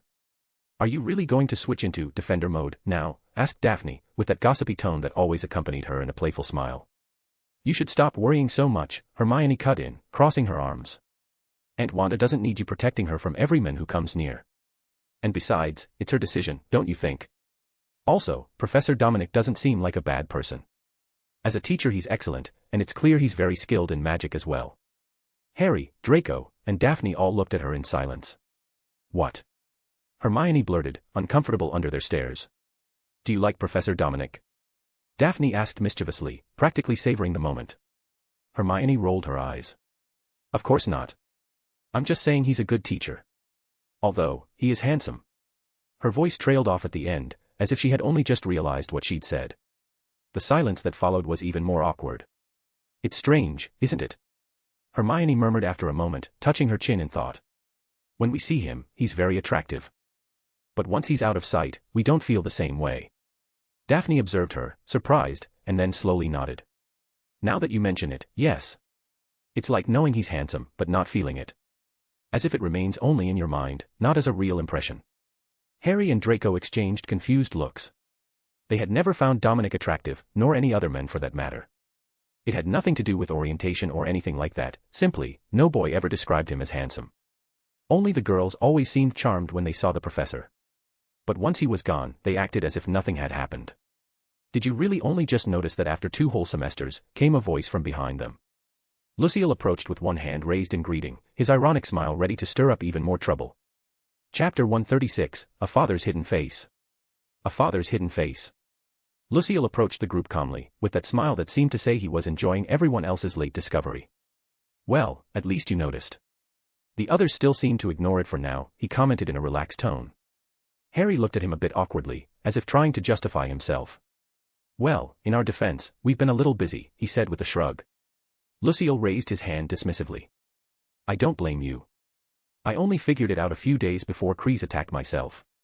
Hermione, always curious, jumped in quickly, so is it something like the Vela charm? Lucille shook his head. No. Velas can only be women, and the charm only exists in them. He immediately changed the subject, turning to Harry. By the way, did you manage to fix that for me? Oh, yes. It wasn't difficult. And it even gave me ideas to improve my golems, Harry replied while reaching into his magical bag. From it, he pulled out several pieces, pauldrons, arm guards, and greaves. They were enchanted objects, with glowing runes carved into their surfaces. At first glance they looked like simple pieces of armor, but anyone with a trained eye could see they were crafted to enhance a swordsman, granting the extra abilities Lucille had used during his fight. In addition, they contained something unsettling, a hidden enchantment that allowed another person to control them from afar. Harry, of course, had erased it, leaving only what Lucille needed. Lucille received them with a smile of approval, his eyes shining with gratitude. Are you really going down the path of a magic swordsman?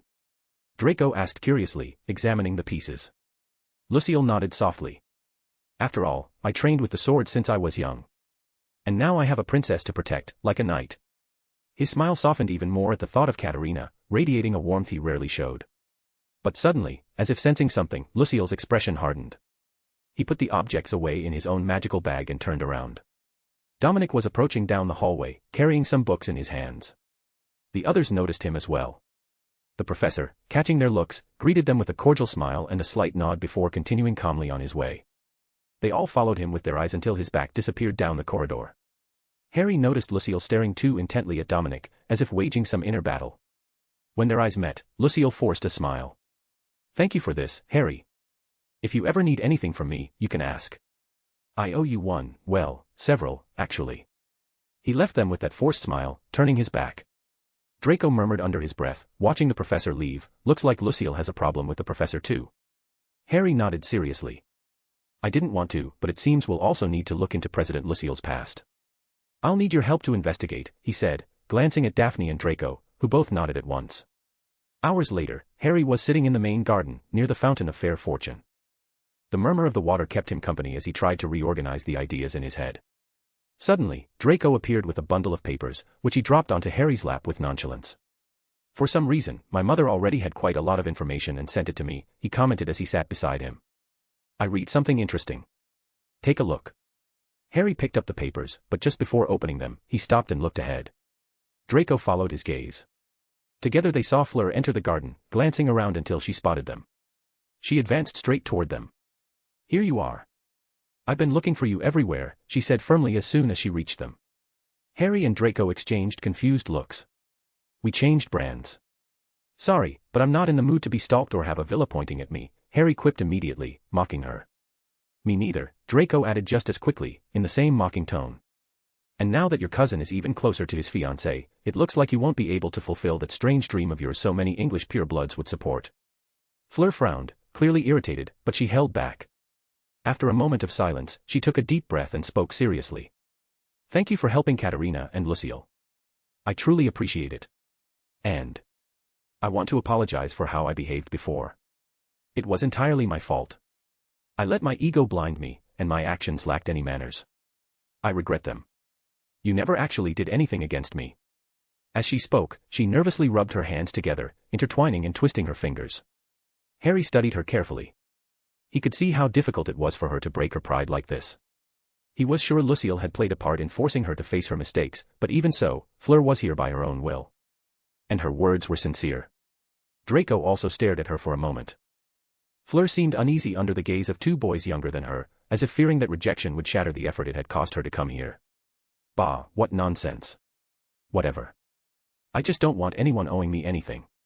If it happens again, I won't be so kind, Draco said before standing, turning his back, and walking off with a dismissive wave of his hand. Obviously, he had accepted her apology, though in his own way. Fleur watched him go until he disappeared, then turned back to Harry, waiting for his response. Harry noticed something different. On Fleur's wrist there was no longer the bracelet she used to control her power. That meant she had now mastered it completely without needing it. "Did my mother help you control your power?" he asked calmly. Fleur stiffened slightly. Yes. Professor Wanda is really very good. She helped me a lot. I'm very grateful. Also for my mother." A soft, cheerful smile spread across her face as she said it. "I see. That's good," said Harry calmly before standing up as well. In truth, it wasn't anything serious or worth worrying about. "We just found someone to tease, and, you know, we were taught to always have manners with women and never disrespect them. I suppose we let off some steam and, at the same time, went a bit too far. So it doesn't matter, it's not of any real importance." With the papers in his hand, he walked away calmly. He had also accepted Fleur's apology. It was the first time they had a real conversation, without throwing jabs or biting words, and that gave her a faint joy she barely dared to show. Later, Harry was in a quiet corner of the garden, reading carefully through the documents Draco had given him. He turned the pages one by one, each time with greater surprise and a deep, grim interest. Lucille had told him fragments of his past, but it was clear that even he did not know the full truth about his own father. Perhaps because he had been too young when it all happened, or because the story had been deliberately buried. Now, however, these papers revealed everything: Lucille's origins, and the cursed name of his father. Armand Dorian de Valier. An old believer in the ideals of Gellert Grindelwald. Not a mere follower, but someone who truly shared his vision of the world, the supremacy of wizards over muggles. However, his path had been different. Dorian had not sought to raise an army of followers, nor to build an empire of symbols and loyalty. He chose the darker path, that of absolute power, alone. His method was brutal. He stole the magic of other wizards, draining them until they were left as empty husks. A practice so forbidden that even the most feared dark wizards avoided it. In public, he was impeccable. A model husband, a perfectionist father, an elegant face in French high society. No one could have imagined that behind the facade lurked one of the greatest horrors of the magical world. Like two sides of the same coin, Montblanc could shift from courteous host to ruthless executioner without leaving a trace. Harry swallowed hard as he read the reports. There were records of razed villages, the bodies of children, muggles and wizards alike, found without a shred of magic left in them. Silent massacres, unknown curses, entire towns erased from the map in a single night. Dorian had not sought fame or followers. He sought power. And he achieved it to such an extent that in France, he was feared as much as Voldemort was in England. The difference was that Montblanc never needed loyalists or Death Eaters. His kingdom was fear, and his strength alone was enough to face anyone. And until the end, no one knew who he truly was. Not until recently, when the death of Lucille's mother was investigated. Everything came to light, but it was buried again. The day Lucille's mother died, the other face of Dorian Montblanc was exposed. Hunted by the ministries of magic of several countries, he escaped. And it was then that he committed his final act, a forbidden ritual, one so abhorrent that even its own creator had deemed it a blasphemy against nature. The wizard who invented the spell had tried to destroy it, but he was captured and tortured for months until someone was able to extract it from him. And it seemed Montblanc was the one who obtained it. The ritual sought the unthinkable, to force souls to return from death. It was not ordinary necromancy, not inferi, nor animated skeletons. These were souls themselves, compelled to inhabit flesh again. An army of immortals, condemned to serve Dorian, with the sole purpose of crushing every enemy and ultimately subjugating the Muggle world. According to the reports, the ritual had failed. Dorian Montblanc died during the process, consumed by his own ambition. Or at least, that was the official version. Harry closed his eyes and sighed deeply as he reached the final page, where the experiments, the victims, and that man's sick obsession were detailed. "The magical world is truly rotten in many corners," he murmured. His fingers clenched the papers tightly, while a single name remained etched in his mind. Dorian. He whispered, thoughtful. Chapter 137, Unbridled Chivalry. Unbridled Chivalry. "Well, at least we finished our project for the Magic Fair," said Harry, somewhat exhausted, as he let himself drop onto the floor. His friends were just as tired. They had to prepare the project while also studying for the upcoming exams. In truth, they could have finished earlier, like the other students, but they had obsessed over making it perfect until the very last moment. A small mistake had forced them to recarve some of the runes. Daphne was sprawled out on the floor like a starfish, staring at the ceiling with half-closed eyes. Draco simply sat down and let out a long sigh. Hermione, on the other hand, was making the final check. She scrutinized each rune with mental precision, holding a notebook in which she ticked off every point that was correct. She reached the last rune, examined it carefully, and finally marked it with a smile of satisfaction. "It's ready," she said. In front of them stood a human-sized golem. It was a work within their reach, given the skills they already possessed, but this one had a very particular difference. On its chest, right where a human's heart would be, there was a small hatch.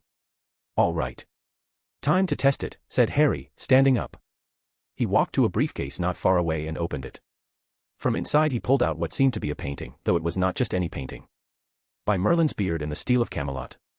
"What outrage is this?" thundered a voice from the canvas as it unfolded. "To rip me from my dignified portrait and imprison me in a miserable briefcase as if I were a common thief. A knight of honor reduced to luggage. Harry Potter, you and your infamous comrades have sullied my name. I, Sir Cadogan, victor of 100 duels, guardian of sacred corridors and scourge of onion-scented trolls, treated like a hat forgotten in the closet. Tell me at once what wretched place you have brought me to. I demand satisfaction. A trial by combat. A public apology. Or at least a decent horse to recover my dignity. By the 7 moons of Avalon, this will not stand. No, sir. Your insolence shall be remembered in the chronicles of the centuries, or at least until I am returned to the wall from which I never should have been torn. You could have chosen anyone else, and you brought the crazy knight," muttered Daphne, covering her ears in irritation. "He was the closest one. What could I do?" Harry replied with the same annoyed expression, before removing the frame of the painting and leaving only the canvas. Quickly, he rolled up the portrait until it was the size of a tube, while the knight's voice continued reciting grievances and demands. Carefully, he approached the golem and slid the paper tube into the small hatch on its chest. Once closed, the figure remained motionless. However, a network of bluish lights, like glowing veins, began to spread through its limbs, radiating from the place where its heart should be. Harry and the others watched in silence, tension hanging over them. After a few seconds, one of the golem's fingers twitched, just a small movement.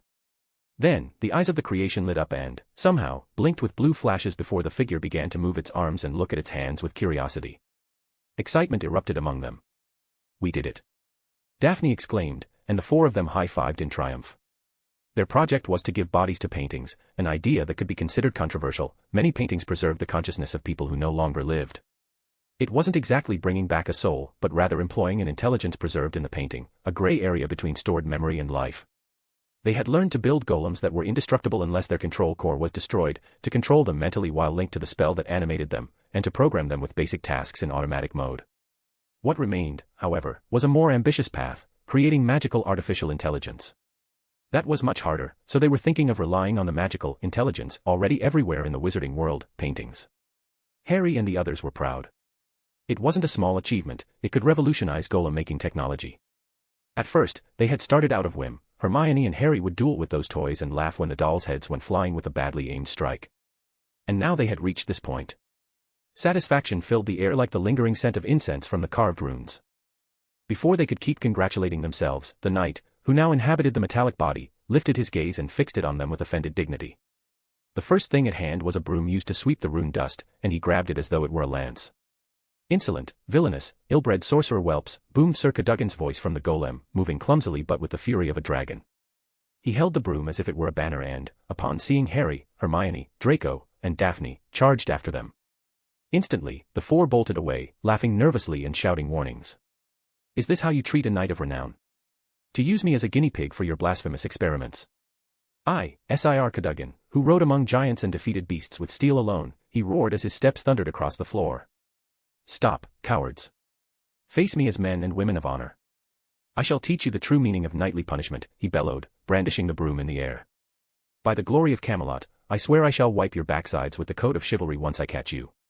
The 4 of them dashed out of the club room and into the corridor, running through a chaos both absurd and controlled, laughter, shouts, and the metallic pounding of the golem's steps trailing behind them, while the joyful uproar blended nerves and fun.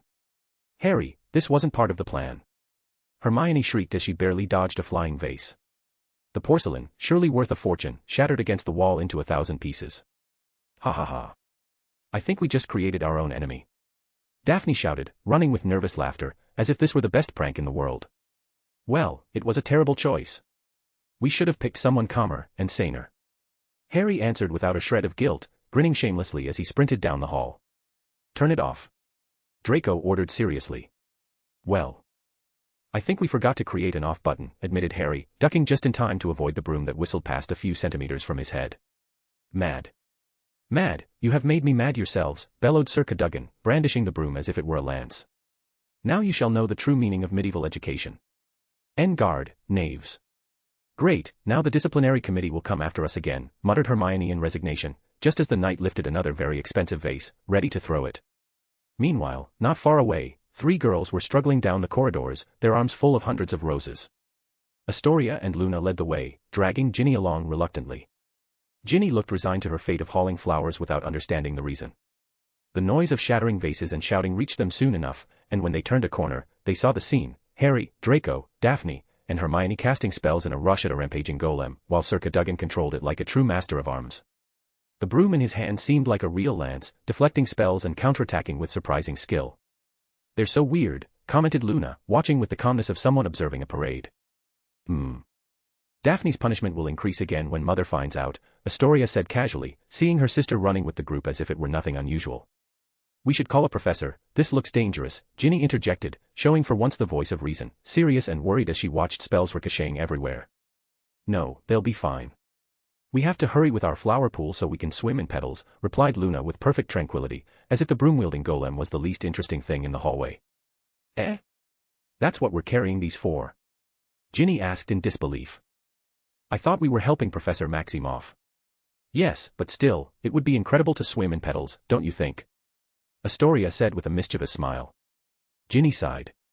Sometimes she felt like she would never truly understand them. "You can't swim in petals. They're not like water," she argued, trying to inject a bit of logic into the conversation. "Then we'll add water," answered Luna naturally, as if it were the simplest solution in the world. "Then it would just be a rose bath," said Ginny, already too tired to argue. "Oh, that sounds nice. We'll smell like flowers," Astoria replied, delighted, while Luna nodded solemnly as if they had just made a wise decision. Both of them looked at Ginny with approval. Ginny didn't understand that approving look, but decided to play along. After all, smelling like flowers wasn't a bad thing. So the 3 girls continued on their way, their arms full of roses, completely ignoring the chaos erupting only a few meters away. In the hallway, Harry and the others finally managed to stop the golem by throwing themselves on top of it all at once. The knight, trapped in his new metallic body, kicked and flailed furiously as the 4 of them held him pinned to the floor. They looked at each other, panting, with nervous smiles that all said, "We survived." Suddenly, a vase rolled across the floor and came to a stop beside them. Harry lifted his gaze. There they were, with stone-like expressions, the 3 members of the disciplinary committee. "You know what's the worst part?" Draco whispered in resignation. "What?" Hermione asked, her face red from the effort. "That Sir Cadogan looks more sane than we do right now." Chapter 138, A Door That Will Never Close. A door that will never close. "You again," said Benoit as soon as he stepped into the discipline committee room, his tone heavy with exhaustion and irritation. Harry, Draco, and Hermione were seated, trying to look calm. In truth, the scene felt more like a break between classes than a punishment. And, of course, the Weasley twins were there too, having arrived earlier than everyone else. Carefree as ever, they had already pulled out a deck of cards and convinced the others to join in. So, when Benoit crossed the threshold, the first thing he saw was the whole group playing together as if they were simply friends gathered in a common room. The beginnings of a headache pulsed in his temples almost immediately. "Just bring the others in with them," he ordered dryly, not even stepping fully into the room, his gaze flicking toward the hallway. A committee student obeyed and opened the door to let in the newest offenders. First came Luna, her serene gaze wandering curiously over every corner of the room, as if she were visiting a museum rather than stepping into a disciplinary hearing. Behind her entered Astoria, her smile bright and eager. Upon recognizing the others, she hurried excitedly toward the group with the ease of someone who felt welcome anywhere. Finally, Ginny crossed the threshold on hesitant steps. A blush crept up her face as her eyes met the mocking stares of her brothers, who were watching her with malicious smiles, like predators savoring their prey. She froze for a brief second, lowered her head in embarrassment, and then walked in silence to join her partners in crime. The 3 of them carried an unmistakable fragrance of fresh flowers. Rose petals clung to their hair, to the folds of their robes, even stuffed into their pockets, as if they had been swimming in an enchanted sea of blossoms. And in a way, that was exactly what had happened.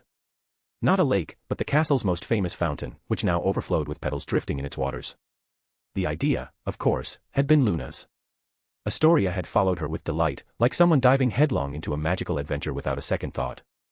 Ginny, on the other hand, had tried to dissuade them, but ended up dragged along by both of them, held by the arms and plunged into the petals while protesting in vain.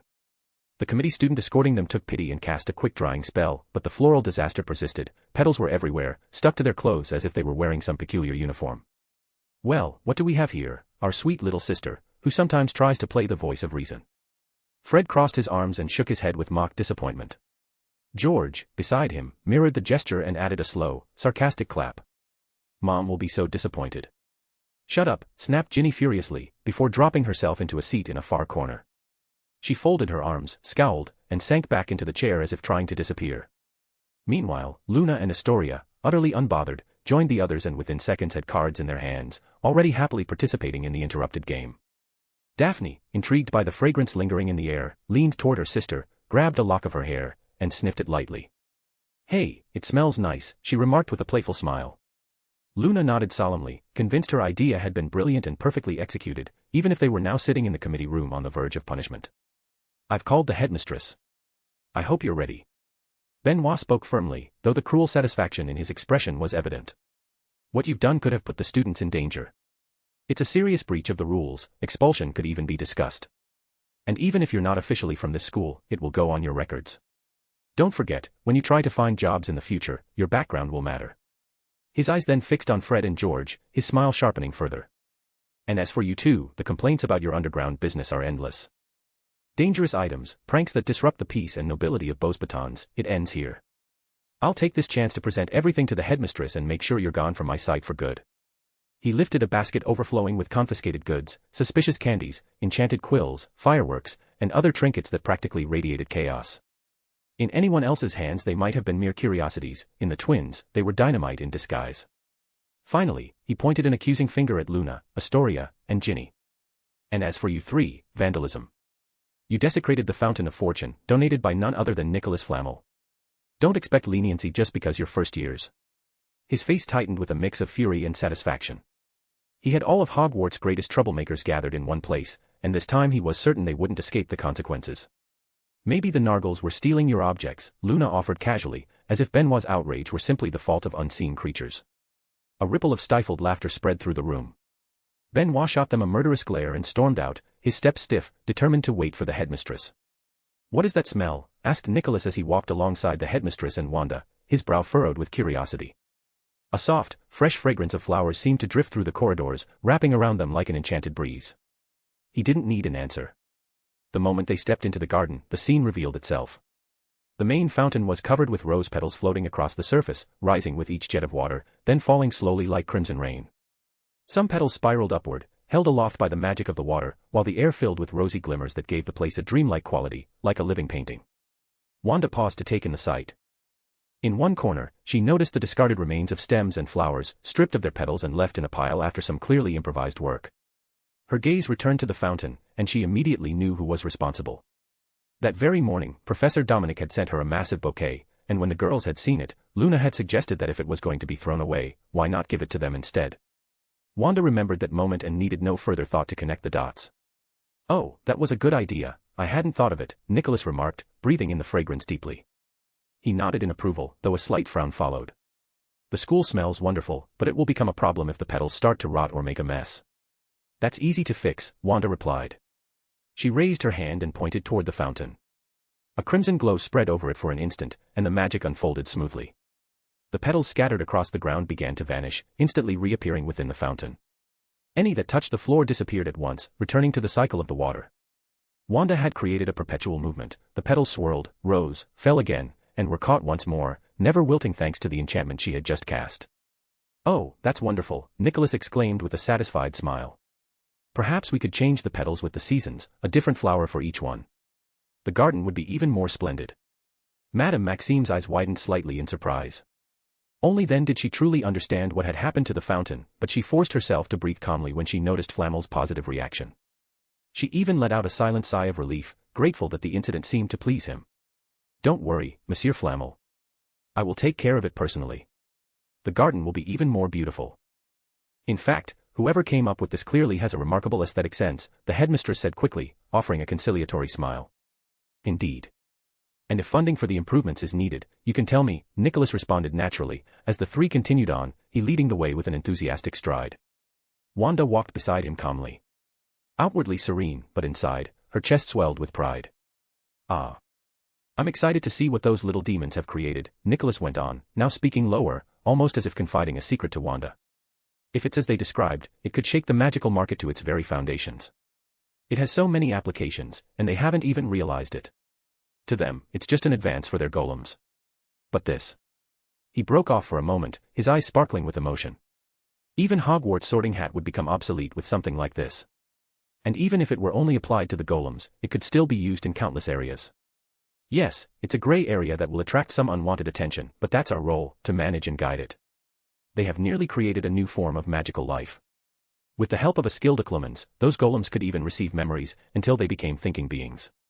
Laborers, assistants, even a perfect copy of yourself. He smiled with genuine excitement. Of course, we'll need to make sure it isn't misused. But this could spark a true revolution in production. It is, essentially, the first step toward a magical industrial revolution. Madame Maxime regarded him with faint bewilderment. She didn't seem to fully grasp the scope of what Flamel was describing, though the word revolution clearly left her thoughtful. Wanda, however, understood perfectly. The children had shown her parts of their files, drafts, and plans. She knew that today they intended to complete it. For her, someone who had lived in a world far more advanced in magic and technology, this was no impossible leap, but it was an immense source of pride. Her son and her nephews were creating something unique. What parent wouldn't feel proud? She remembered the last meeting with the other parents through the mirror. They had all shouted with excitement upon hearing the news, some already beginning to plan companies, strategies, and safeguards to ensure the children would be protected if they decided to make it public. This wasn't just a school prank or an improvised project. It was a step forward in the history of magic. And though others might not yet understand it, Wanda did. Those young geniuses had just opened a door that would never again be closed. Chapter 139, The Canary, the Knight, and the Discipline Committee. The Canary, the Knight, and the Discipline Committee. Benoit waited nervously in front of the Discipline Committee's door, straightening his posture as if trying to appear taller than he really was. As soon as he saw the headmistress approaching, accompanied by the imposing Professor Maximoff and a handsome man he had no idea who could be, he rushed to greet them. Naturally, he bowed first to the headmistress, the person with the most power in the school, with a smile that was meant to look proud but came out rather tense. "Hello, headmistress. Thank you for coming so quickly. I have the students inside," he announced firmly, as if he had captured a group of extremely dangerous criminals. Madame Maxime, whose height tripled that of poor Benoit, raised a questioning eyebrow. They weren't heading to the Discipline Committee at all, they had only taken a detour after stopping at the courtyard fountain, and their actual destination was the club section. "We also have that strange golem they created," Benoit added, convinced that with this he would look like a hero who had saved the school. "Oh, really? Then they're here," murmured the man, Nicholas, calmly. "I see, then we can take a look at them," said Madame Maxime, smiling at Benoit. He took that smile as a clear sign of approval. With his chest puffed out with pride, he opened the door wide so the three of them could step in behind him.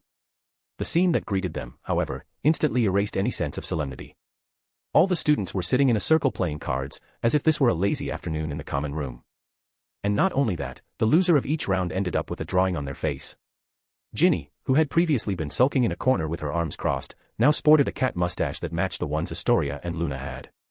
The Weasley twins were a complete disaster, their faces entirely painted black, full of scribbles that were clearly self-inflicted during a fraternal war with markers. Hermione frowned in deep concentration at her cards, with a pair of hand-drawn glasses covering her face. Draco, meanwhile, tried to hide under his fringe, with stars painted on his forehead and a look of utter mortification. Daphne seemed to be the only one thoroughly enjoying herself, smiling with hearts on her cheeks as if she were wearing carnival makeup. When everyone turned toward the door, Wanda and Nicholas could barely suppress a smile at the sight. "Oh. Mom, teacher." "Hello," Harry greeted casually, raising his hand, though his face was decorated with a fine mustache and a monocle, making him look like a caricature of a British aristocrat. Benoit was seconds away from exploding and shouting at them all, but fortunately Madame Maxime spoke before he could. "You are the Hogwarts students, aren't you?" she asked politely. "I heard from Mr. Nick that you were creating something rather magnificent, which is why we came to see it. But it seems you've already finished." Harry stood up, wiping his face with a cloth. "Oh, yes. We created it. Though there was a slight problem, the person we used was a bit violent." "Can we see it?" the headmistress asked, very interested. If Nicholas Flamel was this excited, it had to be something special. "Of course. It's just that, the head of the committee has to return it first," said Harry, looking straight at Benoit. The boy's eyes widened in panic. The headmistress watched him, waiting. "Ah, yes. I'll bring it right now," he stammered before dashing out the door as if the devil himself were chasing him. Some members of the committee trembled and shrugged, desperately hoping not to be dragged into trouble. While they waited, Nicholas let his gaze wander around the room. It was a fairly basic space, except for a desk where a basket of objects rested. Among them, he spotted candies and, without thinking much of it, grabbed one and popped it into his mouth, convinced they were meant to be shared. Tried to warn one of the committee members, but it was too late. A second later, Nicholas's body exploded in a puff of smoke. Everyone froze in shock, mouths open.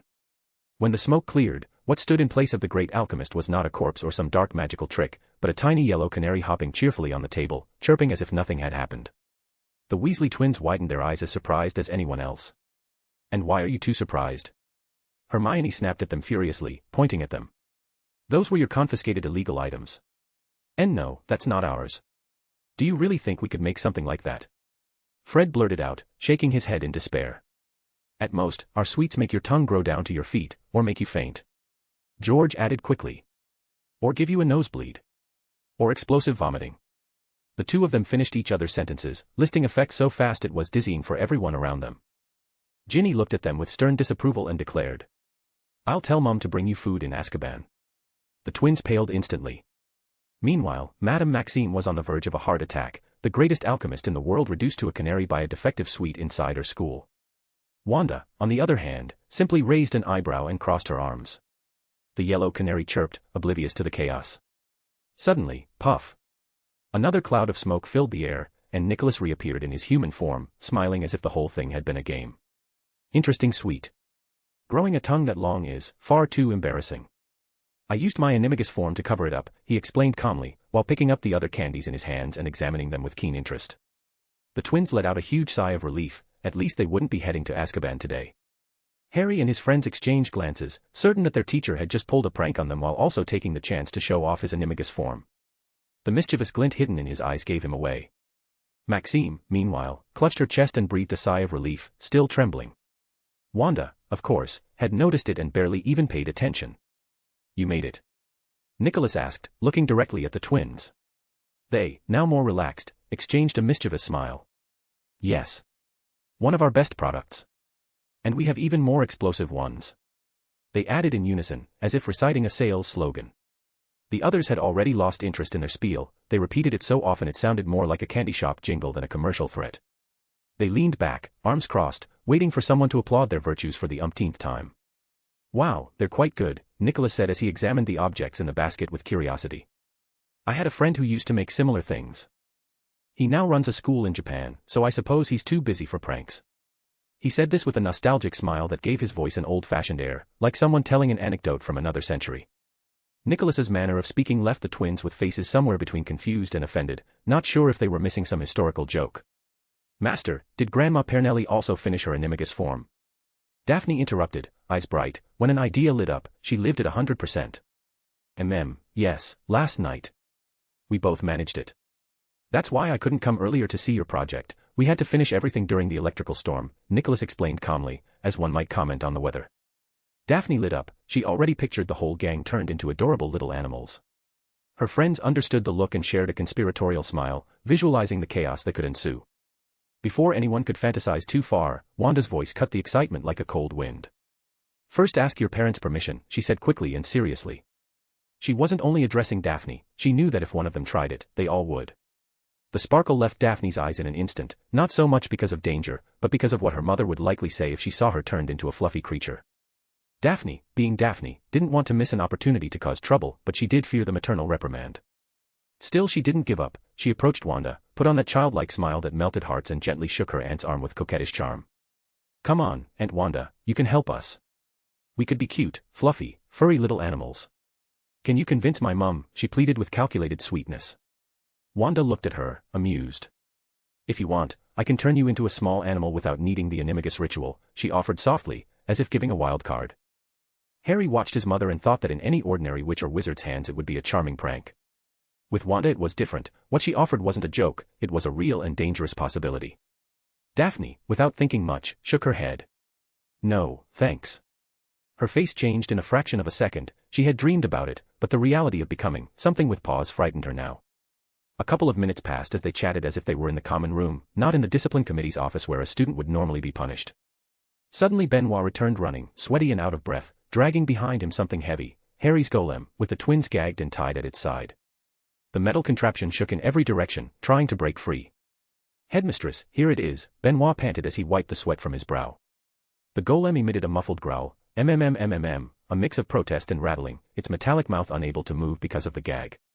It tried to speak with restrained fury. Harry and Draco looked at it with critical interest. Why are you acting like your mouth is taped? Your voice doesn't come from vocal cords, the mouth is only aesthetic, Draco said with mockery, raising an eyebrow. The golem froze dead still, as if Draco had pointed out its existential wound. There was a small silence, a moment in which even the plaster on the ceiling seemed to swallow a chuckle. Then, with the dignity of one who knows he is pompous and refuses to admit it, it cleared its throat, despite having none, and burst forth in a voice that thundered from its mechanical chest. Ahem. Damned scoundrels. How dare you treat a knight of the Round Table thusly? I am the great Cadogan. Release me and I shall pierce your hearts with my sword.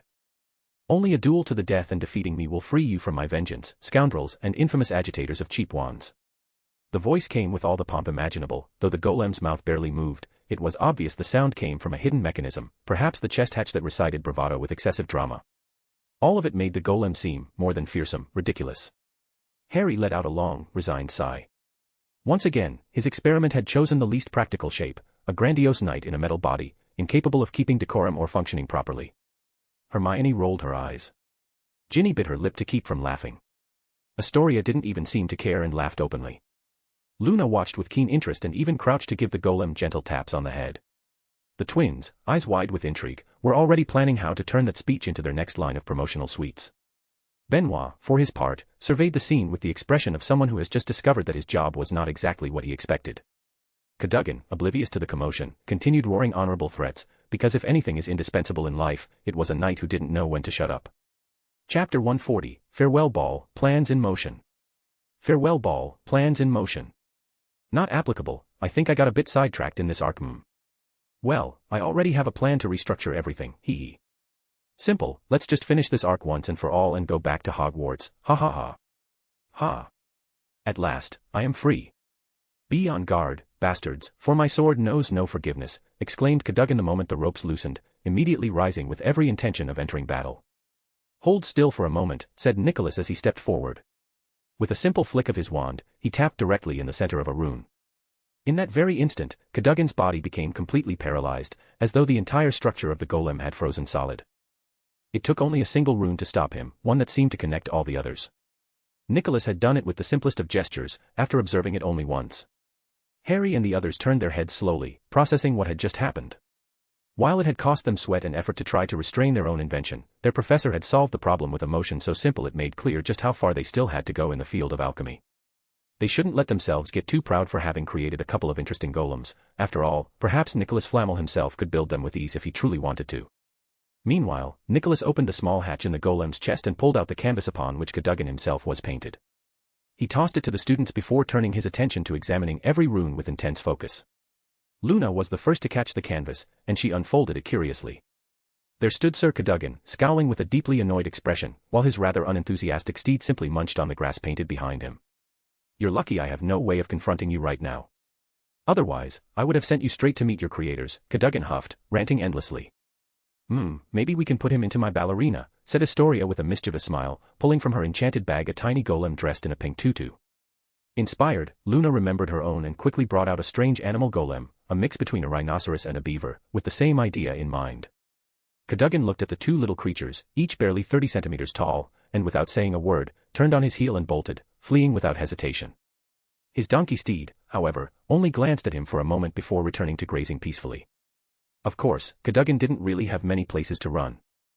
The children watched him dash across the canvas, clutching his armor, just as Wanda approached the group. I thought you were going to use that machine for the fair, she remarked calmly. That was the plan, Harry answered with a smile. But the last time we tested it, we created a small army, and we figured it would be far too dangerous if someone got ideas about using it the wrong way. Wanda studied him for a moment. If they thought what they had done before was dangerous, but not this, then they were far more confused than she had imagined. Still, she didn't comment. In the end, they could do whatever they wanted, she would always support them. It's truly magnificent. Nicholas's excited voice carried across the room as he continued examining the runes. Then he looked up at them, his eyes gleaming. You really do surpass yourselves at every turn. I'm truly proud of you. Tomorrow, you'll crush the fair, he declared with growing enthusiasm. Come, let's go eat something while you tell me how you came up with all these improvements. Ah, but we can't, Daphne interjected, her smile sly and aimed at Benoit. "We're about to be punished, maybe even expelled." All eyes in the room turned toward Benoit, including the headmistresses. No, of course not. "It seems there's been some confusion," the boy stammered quickly. "We only brought them here because of complaints from other students, so they could have a quieter place without so much noise." "So we can leave?" Harry asked with a grin. "There's no need to even ask." "Of course, yes, a confusion, only a confusion," repeated the president of the discipline committee, sweat dripping down his face. "Then let's go," said Fred with a broad smile, taking the lead. George followed immediately after, both of them taking full advantage of the moment. Benoit watched them leave, his face dark with anger, but he said nothing more. Luna and Astoria each took one of Ginny's sides and joined the group as they walked out with the professors. "By the way, that lovely smell of roses is coming from you three," Nicholas remarked to the girls with a friendly smile. "And your clothes are covered in petals, so you must have been the ones behind the fountain. Truly brilliant work." Astoria and Luna lifted their heads proudly, while Ginny's expression remained puzzled. At that moment, Harry's gaze shifted and met Ginny's. He felt a touch of sympathy for her. Standing between the two little princesses wasn't easy. Not that there was anything wrong with them, but Luna and Astoria were spoiled by everyone for being the youngest, even by their own group, which made their personalities rather free-spirited, perhaps too much so. For someone unaccustomed, like Ginny, it was easy to be swept away by their little madness. Ginny felt the weight of someone's eyes on her and turned, meeting Harry's gaze. He gave her a gentle smile, as if silently sending her strength to endure the two princesses. That smile was enough to make Ginny flush scarlet and quickly lower her head. Meanwhile, Daphne, Hermione, and Draco, who had witnessed it all, exchanged glances before muttering in unison, "Playboy." It seemed Harry would never shake off that title, no matter how much time passed. After the science fair, where the result had been obvious to everyone, Harry, Draco, Daphne, and Hermione's group took first place.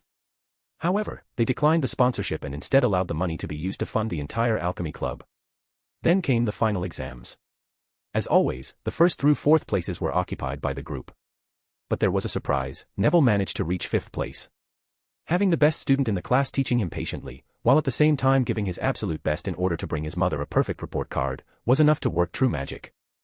And no, it wasn't because of strange potions Harry kept slipping into Neville's drinks when he wasn't looking. Of course not. The truth was, Neville no longer felt as clumsy as before, as if a great weight had been lifted from his mind. For some time now, even his nightmares and the most painful memories, where his parents appeared being tortured, had begun to fade. The change became even more evident after that chance encounter with Professor Maximoff in the corridors, just as Neville was heading to join the group for study. Finally, the day of farewell at Beauxbatons arrived. For the closing celebration, a grand ballroom dance was organized. To be honest, the academy held a ball every month, so everyone was more than used to it by now. At the exit of the dormitory building, Harry adjusted his suit with evident satisfaction. "Ah, at last we'll go home. And after that, back to Hogwarts," he said, dressed like a true gentleman, a tailored black suit, perfectly tied tie, and fabric of the highest quality. The dark color gave him an elegant and dignified air that suited him perfectly. Without his ruined glasses and with his hair slicked back, his attractiveness only increased. In fact, since he almost never took off those glasses anymore, for many girls it was a novelty to see him like this, which made several glances linger on him as they passed. At his side waited Draco, impeccable in an entirely white suit. His blonde hair, neatly combed to the side, accentuated his aristocratic bearing. Together, they projected a magnetic image. Harry, with his friendly attitude and slight smile, seemed approachable, easy to talk to. Draco, on the other hand, maintained his serious expression and proud air that kept others at a distance.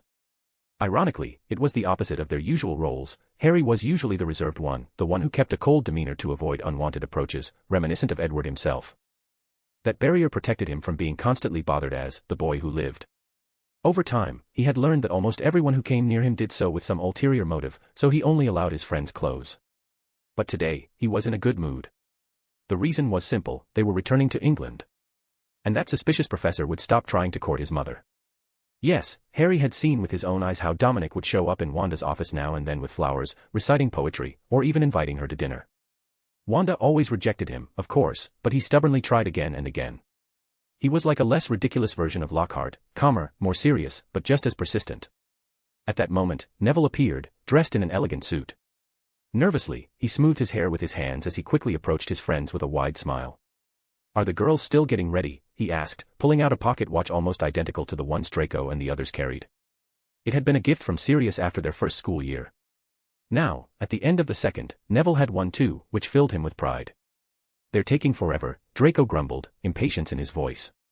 You seem particularly annoyed today, Harry observed, studying his friend with interest. For them, waiting for the girls was normal. They always took longer to get ready, and the boys accepted it as part of the ritual. Harry let his gaze wander until he noticed a girl who kept staring at Draco as she walked into the castle. It was Pansy Parkinson. Harry muttered with a faint, teasing smile. I thought you had broken off the engagement. After all, every now and then Pansy managed to corner Draco for a chat, and he always returned annoyed afterward. They still refused to break such an old contract, Draco replied, his anger clear.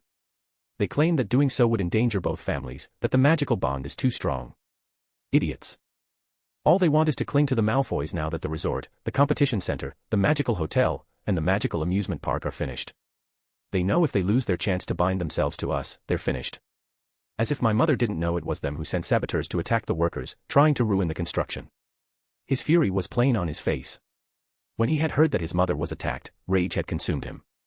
Luckily, Wanda had come to help, and afterward Sirius was stationed as guardian of the site. There were a few more attempts, but Sirius, though somewhat reckless, proved himself a formidable fighter, repelling every assault. The enemies tried shifting tactics, but Edward had already hired specialized security and placed emergency port keys throughout the projects. The adults were forced to move constantly, protecting workers and sites, which prevented them from spending Christmas and the holidays at home. Now everything was finished. With golems guarding the facilities and reinforced magical barriers, no one dared attack anymore. Meanwhile, wizards, witches, and even muggles familiar with the magical world filled those places daily, turning them into true gold mines created by the alliance of all the families. They had even invested in muggle projects to secure economic power there as well, such as a 5-star hotel. Harry watched Draco's frustration, then shook his head slightly. The world of betrothals is something we'll never understand, he remarked. Neville nodded silently. Draco scoffed, looking away. We're finished, came Daphne's voice as she emerged with the other girls. Luna and Astoria wore matching blue dresses, decorated with tiny stars that shimmered magically. They twirled their hems with delight, thrilled at how the starlight glistened even more. Hermione wore a pastel-colored dress, her hair styled in a bun adorned with a small tiara made from braids of her own hair.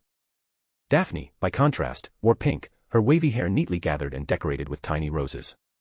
Let's just have fun tonight and stop thinking about annoying things, Harry said, giving Draco a friendly pat on the shoulder. Another quick not applicable, yes, I know you're going to ask me about Dominic and all that. Don't worry, I already had it planned. He wasn't going to end here at Beauxbatons. Chapter 141, Golem Tournament, First Match. Golem Tournament, First Match. Welcome, everyone, to our very first mini-golem battle tournament. I hope you all enjoy this wonderful chain of events we've prepared to entertain, excite, and witness a bit of destruction, obviously, in a healthy way, announced a man with a magically enhanced microphone, sitting in one corner of the enormous floating stands. All around him, thousands of people filled the magically suspended seats above a vast crystal-clear lake. The platforms rocked gently in the wind, their reflections shimmering across the water like colorful lights marking the start of the tournament. At the center of the lake stood the square battlefield, outlined by a ring of glowing runes that lit up one by one with crackling sounds of magic. On the far side of the lake, along the shore, rose a magnificent white castle built in a sleek, modern style. It had originally been constructed as a vacation resort for when no competitions were held and now served as both hotel and recreational complex. On its terraces, witches and wizards who weren't interested in the tournament relaxed under the sun, bathed in magically warmed pools, or quietly fished. A few small fishing boats had drifted closer to watch the spectacle while their owners still held onto their rods with leisure. The venue was breathtaking, a blend of Muggle engineering and magical elegance. Some conservative wizards frowned upon the fusion, but no one could deny the comfort, organization, and panoramic beauty of the complex. Every detail, from the enchanted railings to the floating display screens, was designed for a perfect viewing experience. Today marked the first official competition since the battle golems had hit the market 2 years ago. The excitement over owning them had only grown, especially among younger witches and wizards. Though there were already plenty of magical games and sports, the wizarding world had long needed something that combined strategy, entertainment, and skill in a fresh way. From that need were born the new amusement centers, magical theme parks, and resorts funded by the Potter, Granger, Greengrass, Black, Malfoy family alliance, with the Longbottoms recently joining their ranks. With the combined fortunes of these 6 houses, the neutral faction of the wizarding world had reached unprecedented economic and social influence. Their power tilted the balance of politics itself, though fortunately for everyone, they had chosen to remain impartial in the conflicts between the other 2 sides. If they ever decided to intervene, chaos would surely follow. Thanks to that neutrality, many families who had once been forced to align with the dark or the light factions could now live in peace, devoting themselves to trade, research, or entertainment. Even some of the old dark families, tired of the curses and stigmas of their bloodlines, had turned away from that legacy to join the balance of neutrality. In theory, the white faction should have celebrated this as a victory, but in truth, it was not. They had lost two of their greatest economic pillars, the blacks and the Longbottoms. And all of it had happened in barely 2 years. As these new gold mines of entertainment filled vaults with galleons, the magical world itself was transforming. There had been constant attacks and sabotage attempts, but the heads of each family had defended their projects fiercely, using protective enchantments and tight security. At last, their work had paid off, the new centers were ready, just in time to close the school year with the first great golem tournament. Harry and his friends sat among the crowd, buzzing with excitement. They had boxes of sweets, fizzy drinks, and the restless anticipation of true fans. This tournament was special for them, after all, many of the creations battling below were based on their own designs. "I thought at least one of you would join the tournament," said Hermione, glancing at Draco, Daphne, and Harry. "You three are the best golem controllers, and the ones who developed the upgrade systems. You'd have had an advantage." Though Hermione had helped design several of the golems, she wasn't much of a fighter. She tended to overthink every move, which usually made her lose focus mid-battle. "Nah, we only fight for fun," said Harry casually. "If we won, it'd feel like cheating." "It'd be like stealing our own prize money," added Daphne with a smirk, nodding in agreement. "And sometimes it's more fun to watch than to fight," said Draco, crossing his legs elegantly. Hermione's eyes drifted down to the small ornate boxes resting beside them, each holding their personal golems. She knew perfectly well they were lying. Before she could say anything, Luna spoke up without taking her eyes off her bucket of popcorn. "Aunt Wanda didn't let them compete," she said serenely, "because thanks to Sir Cadogan breaking 3 vases at Beauxbatons, they had to pay 20,000 galleons in repairs. She grounded them the moment they tried to sign up." Astoria, sitting beside her, nodded while chewing a caramel. "I see, that makes sense," said Hermione, sighing. She herself had been punished recently, her mother had taken away all her books for a month. "And now," shouted the announcer, his magically amplified voice echoing over the lake, "let's give a warm welcome to our first 2 competitors." Applause and cheers filled the air as 2 young wizards crossed the bridge to the central ring. Each carried a wooden chest carved with glowing runes, which they set carefully on the ground. The first opened his box and revealed a 30-centimeter tall golem, its metallic frame gleaming, wielding a spear nearly twice its size. As he uttered the connection spell, a spark raced across the runes on its chest, and the small construct came to life. It leapt forward, spinning its spear in fluid arcs before striking a disciplined combat pose. The crowd erupted in excitement. The golem began to twirl its weapon with precision, performing a dazzling display of thrusts that left blue trails of light in the air. Above the arena, floating magic screens magnified the image, showing every detail with such clarity it looked like a battle between giants. Only those in the closest seats could see the tiny figures directly, but thanks to the projections, everyone felt as though they were standing right beside the action. The second competitor opened his chest next, unveiling a very different creation, slimmer, with flexible joints and refined limbs. It carried a bow and a quiver of miniature arrows strapped to its back. "Oh," murmured Harry, leaning forward with genuine interest. They themselves had developed archer-type golems for sale, but they were notoriously difficult to use. After all, it wasn't the same as firing a bow yourself, controlling one through a magical link demanded precision, awareness, and perfect coordination. They themselves had designed archer models, but they were notoriously difficult to use. Controlling a golem armed with a bow required a completely different kind of focus. It wasn't like casting a spell or firing a real bow. It demanded shared vision, mental coordination, and mastery over the flight of the arrows, something the golems didn't yet possess. For now, it all had to be done from the controller's perspective. That was why archer golems were rather unpopular. Although, of course, there was always the possibility of creating personalized modifications, changing the combat style and weapon type according to the creator's preferences. For example, there were heavy golems, designed to wield massive weapons such as maces, axes, or spears. Their weight and strength made them slow, but in the hands of a skilled controller, that disadvantage could be turned into a defensive asset. On the other hand, light golems were the complete opposite, fast, flexible, specializing in quick movements and short blades or daggers, perfect for assassin-style combat. Archers, meanwhile, usually preferred the medium model, a balance between stability and speed.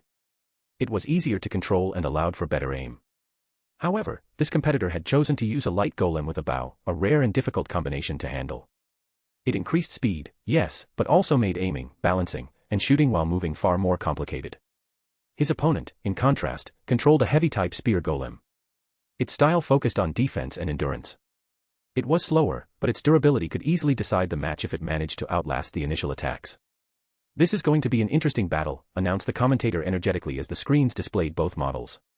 "You all know the rules, it's a destruction match.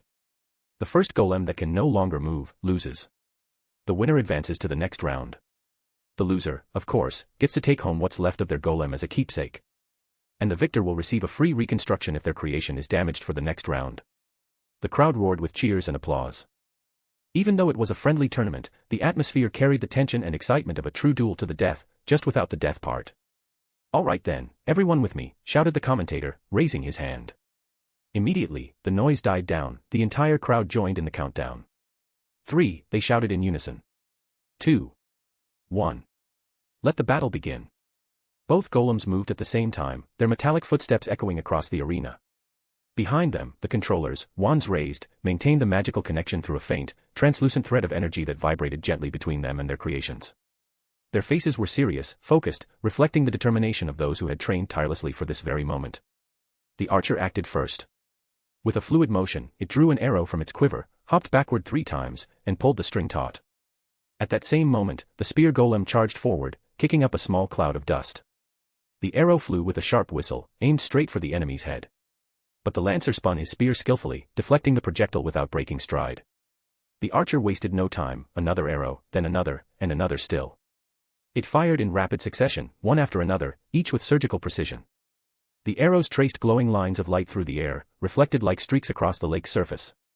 Yet the lancer continued blocking them all with perfect rhythm, his spear spinning like a defensive whirlwind. By the time the audience realized how close they had drawn, the heavy golem was only a few steps away. It stopped abruptly, aimed its spear at the archer's chest, and thrust forward in a brutal strike. The archer dove backward, falling flat on its back. A strange maneuver, but intentional. While midair, with the string already drawn, the golem released a point-blank shot. The arrow pierced the lancer's shoulder, right through the joint where the armor was weakest. The crowd gasped in unison. The hit wasn't fatal, but it was effective. The lancer's arm dropped sluggishly, the joint mechanism clearly damaged. Even so, the heavy golem did not stop. With its uninjured hand, it raised the spear high above its head, ready to strike down. But the archer pushed itself up with both hands and kicked, both feet slamming into the lancer's chest, forcing the metallic body to stagger backward. It then flipped up, landing neatly and hopping several steps away to gain distance. Both golems froze, facing each other, unmoving for a brief moment, as if measuring the distance between them. In truth, it was their controllers locking eyes from behind, both panting from the strain of their concentration. The spear golem ripped the arrow from its shoulder and flung it aside with a jerky motion. Its arm now moved slower, the metal creaking under the strain. "Whoa. And this is only the first round," shouted the commentator, clearly thrilled. "I'm really glad I took this job." The audience burst into laughter and cheers. Many had come simply looking for some fun, a distraction from their everyday magical lives, but what they were witnessing exceeded all expectations. A battle between tiny figures of metal that felt like a clash between real warriors. "Hey, isn't that Professor Flitwick?" said Daphne, pointing toward one of the stands. Everyone turned to look. There he was, the tiny professor, standing atop his seat, cheering wildly and waving his arms as if he were the one controlling the match. "It's definitely him," murmured Hermione, both amused and slightly worried, seeing her head of house so fired up he looked seconds away from fainting from excitement. Meanwhile, down in the ring, the golems clashed again. The lancer attacked with a wide horizontal sweep, but the archer spun on one foot, dodging gracefully and countering with a shot aimed straight for the head. The projectile grazed the enemy's helmet, leaving a glowing mark before embedding itself in the ground. "Oh, that was close," cried the commentator. But that had been the archer's last arrow. "It looks like the ammunition has run out," the commentator announced in a dramatic tone. "Now, what will our competitor do?" The crowd held its breath. The lancer's controller smiled confidently. The initial scare had passed, and now his opponent was practically defenseless.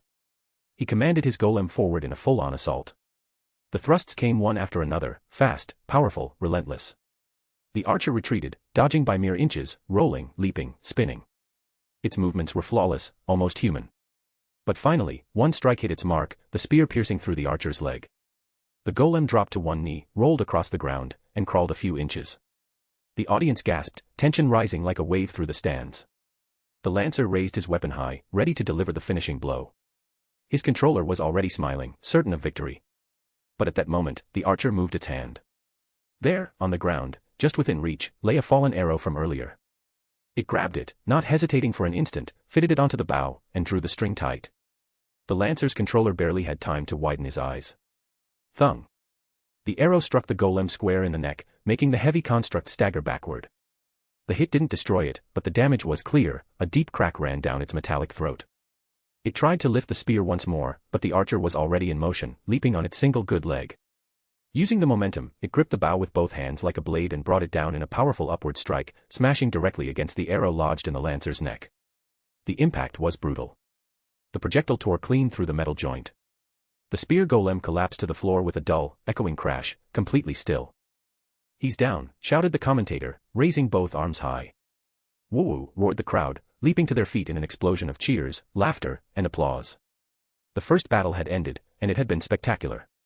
Even Professor Flitwick was red with excitement, waving his arms so wildly it looked like all the blood in his body had rushed to his head. Without a doubt, if anyone had doubted the success of this tournament before, they didn't anymore. Chapter 142, The Competition That Turns into War. Again, part. The Competition That Turns into War. Again, part. "Ah, that was pretty fun. Though fighting ourselves would have been even better," said Daphne as she stretched, walking alongside the other three through the shops by the lakeside. Astoria and Luna had met up with Wanda and the other mothers, so they had gone off with them. At some point, the event had turned into a full-blown festival. During the breaks, people would come down from the stands to browse the stalls, buy souvenirs, or simply wander around. There were booths selling small armors and weapons designed for golems, as well as artisans showing off their creations. Of course, they could only sell armor and weapons, since golem cores couldn't be copied. Even if someone tried to make one on their own, it would never match the quality of the originals. That's why most of them focused on customization, creating different types of armor, ornaments, and styles for golems. Basically, it was like dressing up dolls, but the results were so creative that the idea became extremely popular. The kids' company didn't forbid it, in fact, they encouraged it. After all, it was like a fabric manufacturer, they wouldn't stop others from designing their own clothes. Every creator added their own touch, and that made the trend grow. There were armors covered in spikes, others so large they looked like walking trash cans, and even a bikini armor. 4 golems. Without male or female forms. No one quite understood why it existed, but there it was. "Who do you think will win?" "I'm betting on the archer, his skill is amazing," said Daphne enthusiastically. Yes, but his attacks rely too much on speed," replied Hermione thoughtfully. "His arrows couldn't pierce a real tank, like the one using those 2 tower shields." "Well, I think the paladin has better odds," said Draco with conviction. "Shield and sword, defense and attack. Sure, he's slower, but he can block the arrows and counter once the archer gets close enough." So far, half of the elimination rounds had been completed. The fighters they were talking about had advanced to the next stage, and everything suggested that the competition would last at least 2 or 3 more days. Even so, the crowd remained thrilled. There was accommodation for everyone, from the grand hotel reserved for special guests to protected camping areas for those who preferred, or could only afford, a simpler stay. Everything was perfectly organized. Harry thought for a moment, a hint of superiority on his face, as if he already knew who the winner would be. That, of course, caught the others' attention. "So, who do you think will win, Harry?" asked Hermione. Harry didn't answer right away. Instead, he smiled and said calmly, "Wanna bet?" The 3 of them narrowed their eyes at him. "Sure, why not?" said Draco with a proud grin. "I'm in," added Daphne instantly. "Ah, this is going to end badly," muttered Hermione, though she didn't refuse either. "Wait, half the contestants haven't even fought yet," she added quickly. "We should see all of them before betting." "That's true," agreed Draco with a nod, grimacing slightly. He knew perfectly well that this Harry could twist things in his favor when he wanted to. "Cowards," Harry teased lightly. The tone alone was enough to irritate all 3 of them, but they held back. They weren't falling for his tricks again. "Then why don't you pick from the start?" Daphne challenged with a smirk. "Then I will," replied Harry before pointing ahead with a mysterious grin. "I choose him." The others followed the direction of his finger, and among the crowd, they recognized a familiar figure. Walking casually between the stalls, smiling with 2 girls at his side, his fiancée and his cousin, was Lucille. In his hand, he carried a chest-like case used to store golems, bearing the tournament's emblem engraved on the front. Without a doubt, he was one of the competitors who hadn't fought yet. "Oh, hello, everyone. I didn't expect to find you here. I thought you'd be over at that fabulous castle," greeted Lucille, waving warmly. Harry smiled. "I'm glad you got my invitation." His 3 friends froze, then slowly turned their heads toward him, realizing the trickster had done it again. "The bet was about the winner, but no one said we couldn't help them," said Daphne slyly before running off to find someone to back. Draco and Hermione, hearing that, didn't waste any time either, they dashed off in opposite directions. Lucille blinked, confused. "What's going on with them?" he asked, watching everyone scatter, leaving only Harry behind with that devilish grin. "Nothing important. Just a little competition, Harry replied calmly, then turned toward Katerina and greeted her with the poise of a gentleman. It's a pleasure to see you, Superior Katerina, he said, placing a hand over his chest. Katerina, graceful as ever, gave a polite curtsy. Hello, Harry. It's good to see you too. Then Harry turned to Fleur. Hello, Miss Villain, he said simply. A small twitch appeared in Fleur's smile. I thought you'd stopped calling me that, she said with forced composure. I stopped teasing you, Harry replied with an amused grin, but the title's way too good to drop. Come on, I'll show you around. I also prepared 3 rooms for you, he added, leading them toward the main path. Oh, that's excellent. When we asked earlier, every place was fully booked, said Lucille, relieved. Camping wouldn't have bothered him, but for the 2 ladies, that would have been pure madness, and a headache for him. Fleur and Katerina smiled with visible gratitude. I invited you, it's the least I could do, said Harry calmly, guiding them toward the hotel with the calm smile of someone clearly plotting something much bigger. That's right, Harry had a plan all along. When he saw how Lucille fought on his own, it gave him plenty of ideas to improve his golems, especially those strange artifacts Lucille carried with him, which, by the way, not even he knew where they came from. And when Harry asked Kree about it, he didn't have the slightest idea either. By the way, something you might not know about Kree, yes, he's still alive. No, he's no longer a high elf. These days, he's basically taking care of a house belonging to some old folks who are enjoying their new youth traveling around the world again. Ha ha ha, this will be an exciting battle, said Harry with a mischievous grin. Lucille looked at him for a moment and shook his head. He really didn't want that boy as an enemy. Well, everyone's eaten and rested, so I hope your full bellies come with happy hearts, said the announcer with enthusiasm, earning laughter from the audience in the stands.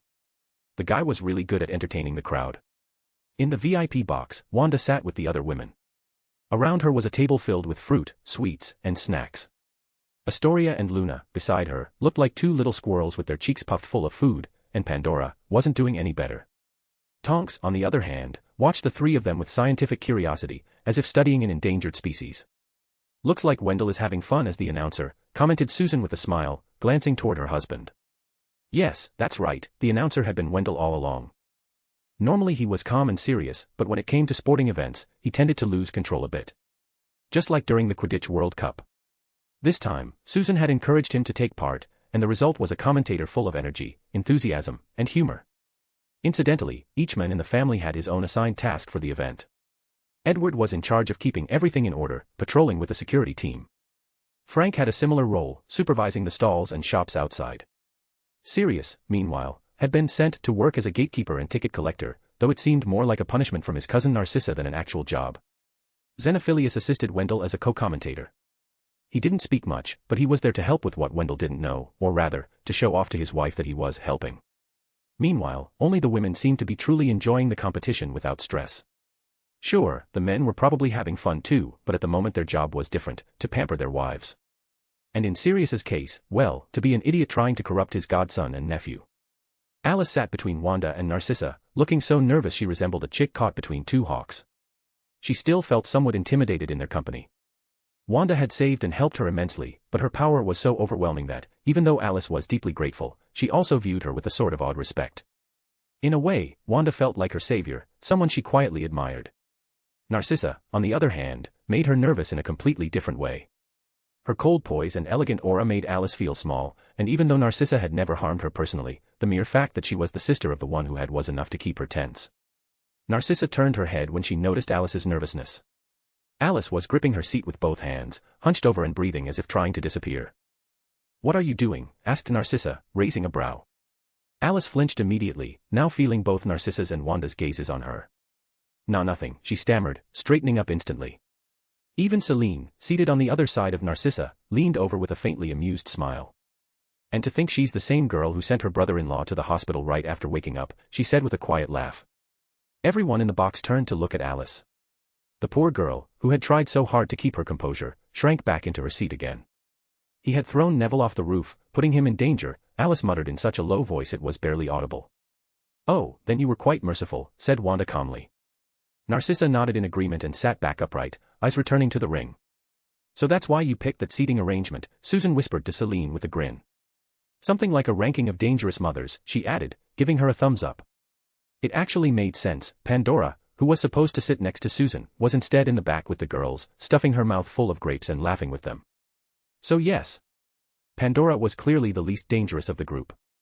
By the way, why didn't they let the 4 demons participate? Asked Tonks curiously, leaning on the back of Narcissa's seat. Your words, Narcissa replied reproachfully.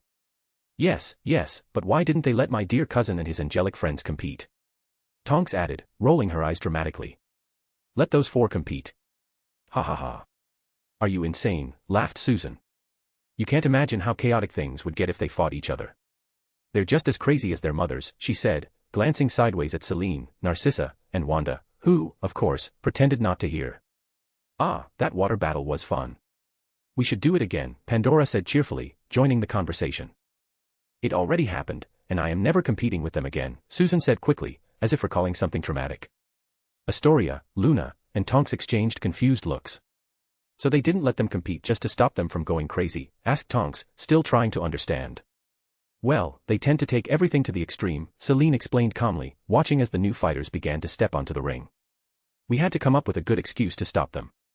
I would have liked to see what kind of extremes they meant, said Tonks with curiosity, leaning over the balcony railing to look at the competitors. Suddenly, she frowned. Eh? Isn't that Neville? Yes, replied Alice with a proud smile. He asked to participate. His friends encouraged him to help him overcome his stage fright. Her tone carried genuine happiness as she watched her son walk toward the center of the arena with his chest held high, though he still looked quite nervous. But, isn't the one behind him Draco? Asked Tonks again, both surprised and amused. Upon hearing that, Narcissa turned her gaze toward the ring.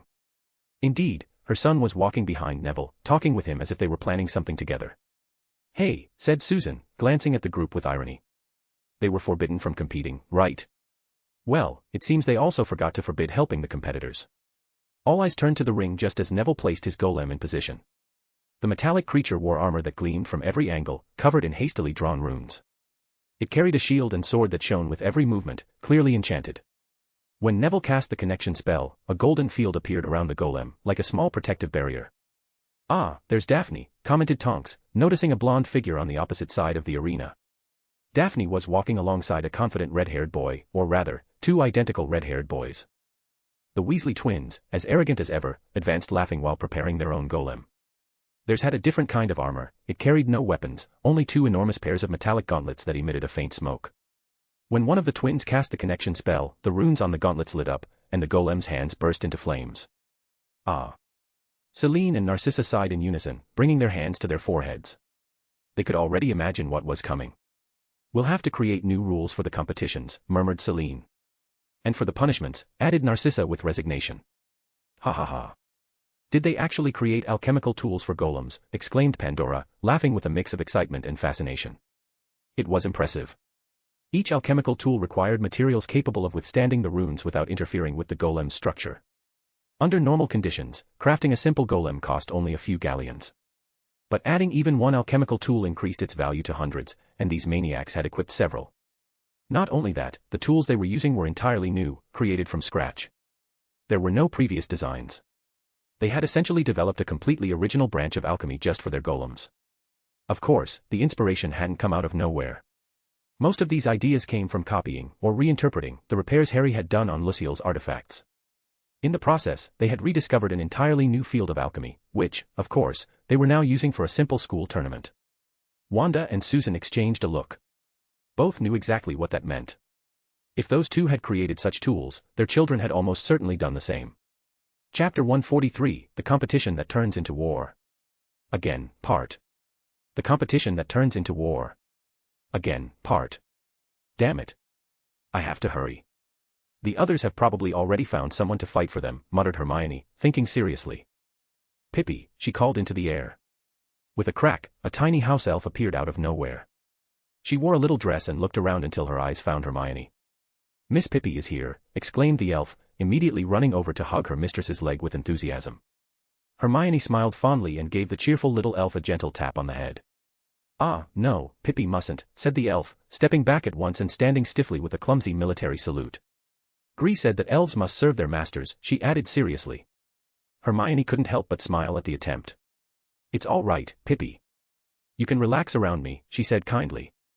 Could you please bring me the small chest beside my bed, she added, crouching slightly to be at the elf's eye level. Yes. Pippi can, replied the little elf before snapping her fingers and disappearing. Hermione barely had to wait a few seconds before Pippi reappeared, placing a chest half her own height right in front of her with ease. "Thank you, Pippi," said Hermione with a grateful smile. "Hee hee. Then Pippi will go back to being a hard-working elf," replied the little one with a bright grin. She gave a tiny wave and vanished again with a snap. Hermione shook her head, amused. She couldn't get the image of the little elf out of her mind, the one who could rest whenever there was nothing to do but always insisted on finding something useful around the house. She carefully opened the chest and looked inside for a moment, a mischievous smile curving her lips. "I had planned to surprise them and defeat them all at once, but I suppose I can use it now. Either way, they'll be defeated," she murmured with satisfaction, picturing her friends' astonished faces as she won the competition. She closed the chest, grasped the small handle that stuck out on top with both hands, and lifted it, walking forward with an eager smile. Her path led her across the great bridge that floated above the water, where numerous people strolled about. There were even food stalls, vendors who had paid quite a bit to secure a place there rather than on the shore. After all, the bridge was the main passage toward the stands of the arena, and everything was arranged to keep the flow of people smooth and unobstructed. "Oh, but what do we have here?" came a mocking, familiar voice. Hermione stopped instantly and turned her head. There he was, the one they had thought they'd finally gotten rid of, Louis Carrow. At his side stood Crabbe and Goyle, and not far behind were Pansy Parkinson and her friends, along with a few other Slytherins who seemed to have regrouped after being separated into different schools. Hermione tried to ignore them and continue walking, but Crabbe stepped forward, blocking her way. Hey, where do you think you're going, little mudblood? When your master talks to you, you're supposed to answer," said Louise with mockery and disdain, stepping a bit closer. Then, as if realizing he'd come too near, he quickly covered his mouth with a handkerchief and stepped back. His friends burst out laughing. "What do you want, Carrow?" "I'm busy," said Hermione firmly, glaring at him with annoyance while clutching the chest tightly. "Oh, me. What could I possibly want from something like you?" replied Louise, his voice dripping with contempt. "Then I'll be on my way," Hermione retorted, trying to sidestep Crabbe, who shifted again to block her path. "Still. I've been hearing some interesting things," commented Louise with a proud smirk as he walked beside her, careful not to get too close, as if proximity alone could taint him. "Seems you're still clinging to Potter and Malfoy. Really, it's like you're trying to raise your own value." "Funny, isn't it?" he said, glancing toward Pansy. The girl frowned, her expression full of hatred. "Do you think a pureblood family would disgrace itself by letting a filthy mudblood like her into their bloodline?" Pansy spat, unable to contain her revulsion. "Well, that's the problem with our dear Malfoy. After all, he's always hanging around that Potter, the half-breed son of a pureblood and a mudblood," added Carrow, laughing mockingly. "Are you finished?" interrupted Hermione, silencing Louise's laughter. He turned toward her, visibly irritated. Her gaze was cold, sharp as a blade. "I'm busy." "So move," she said, shifting her eyes to Crabbe with a tone so icy it seemed to chill the air around them. The massive boy, who towered 2 or 3 heads above her, instinctively stepped back. "Ha ha ha." Louise burst into laughter. "And what could you possibly do, you filthy, rotting mudblood?" he sneered, stepping toward her again, though still keeping his handkerchief over his mouth. The Slytherins around them began laughing too, waiting eagerly for a spectacle. Ever since Carrow had studied at Demstrang, he'd become even more toxic, steeped in his own venom. He saw himself as a superior wizard, powerful among his peers. That pride pushed him to confront anyone he pleased. "Louise. What are you doing here?" came a deep, authoritative male voice. Everyone turned to look. A tall man was approaching with a firm stride. He was an older version of Carrow, blonde hair perfectly combed, expensive clothes adorned with gold chains and rings on both hands. He even had gold teeth. On the left side of his neck was a large tattoo of a serpent. His gaze was deadly, filled with contempt for the world, an arrogant gleam that regarded everyone as an enemy. "Oh, father," said Louise, trying to sound confident. "Nothing, I was just teaching a mudblood her place," he explained with a satisfied smile, as if he were doing the right thing. The man looked at his son and then at Hermione, his face twisting in disgust. "Then finish quickly," he said calmly, waving his hand as if it were a trivial matter. "I'm afraid that won't be happening," came another cold voice. The crowd that had gathered to watch what was happening parted instantly, making way. No one dared to interfere. After all, these were problems between children, and not just any children, but those of noble blood. They stepped aside as though a sea were being split open. A man with a face as cold as ice walked forward at a measured pace, his frosty eyes scanning the scene as if analyzing every detail with calculated precision. Beside him stood another man, his long hair framing a faintly mocking expression, one of clear disdain toward Carrow, as if silently saying, "You're done for." They were Edward, who was overseeing the water section to ensure order, and Sirius, the one who was supposed to be watching the entrances. Incidentally, the moment Sirius saw Lupin approaching, he had abandoned his post entirely. Edward had gone after him to drag him back. Wherever they went, the two men drew attention, both elegant and striking, like noblemen. Yet there was a sharp contrast between them. One carried a wild, playful air, while the other was as cold and composed as a glacier. Caro's eyes widened, his mouth twisting in both irritation and unease as he saw the two approaching. He straightened at once, stepping in front of his son protectively, one hand brushing the hilt of his sword as a signal for the boy to stay close. "Oh, Corvin Caro," said Sirius, dragging out the name with mocking emphasis. "I thought you'd be with your delightful brothers in that hole of yours," he added, circling Corvin before stopping right in front of Hermione. The nearby Slytherins instinctively took several steps back, watching as Corvin pushed his son behind him, keeping him out of reach, as if facing two predators, a lion and a great serpent. Edward stood silently, observing. Sirius, meanwhile, wore a faint grin that suggested he wouldn't mind starting a fight. A bead of sweat slid down Corvin's temple as he felt completely trapped. "Black, green grass," said Caro, forcing his voice to remain steady as his gaze shifted from one man to the other. "It's just a fight between children." "Do you really have so little noble honor that you'd attack a boy?" he said, noticing how their eyes occasionally flicked toward his trembling son standing behind him. "What are you talking about?" replied Sirius with a laugh. "I don't have any noble honor at all," he added casually, dashing any hope Caro had of easing the tension. Corvin's stance grew even more defensive, shielding his son. "Ha ha ha. Relax, I'm joking. I don't hold grudges against the children of my enemies," said Sirius, laughing as if sharing a friendly chat with an old acquaintance. Yet the word enemies didn't help in the slightest, because that's precisely what they were. "Sirius, don't start a fight during the first tournament our families have organized," Edward said seriously. I know," Sirius answered, lowering his battle-ready gaze with forced calm. Then he turned to Hermione. "Mione, you can go ahead now. And don't forget to tell my dear godson how his heroic godfather saved the day," he said with a teasing smile. Hermione rolled her eyes before continuing on her way. Sirius then turned his attention toward the Slytherin students, who immediately felt the air grow heavy around them. "You brats, disappear too. This is an adult conversation," he said irritably. As if granted a sudden pardon, they all scattered at once. Corvin gestured for his son to leave as well, staying behind to face the two men alone. There he stood, one man against two monsters. One was said to have a heart frozen to all except his own family, an authoritarian leader unafraid to dirty his hands, who, though claiming neutrality, could be far more ruthless than any dark pureblood if crossed.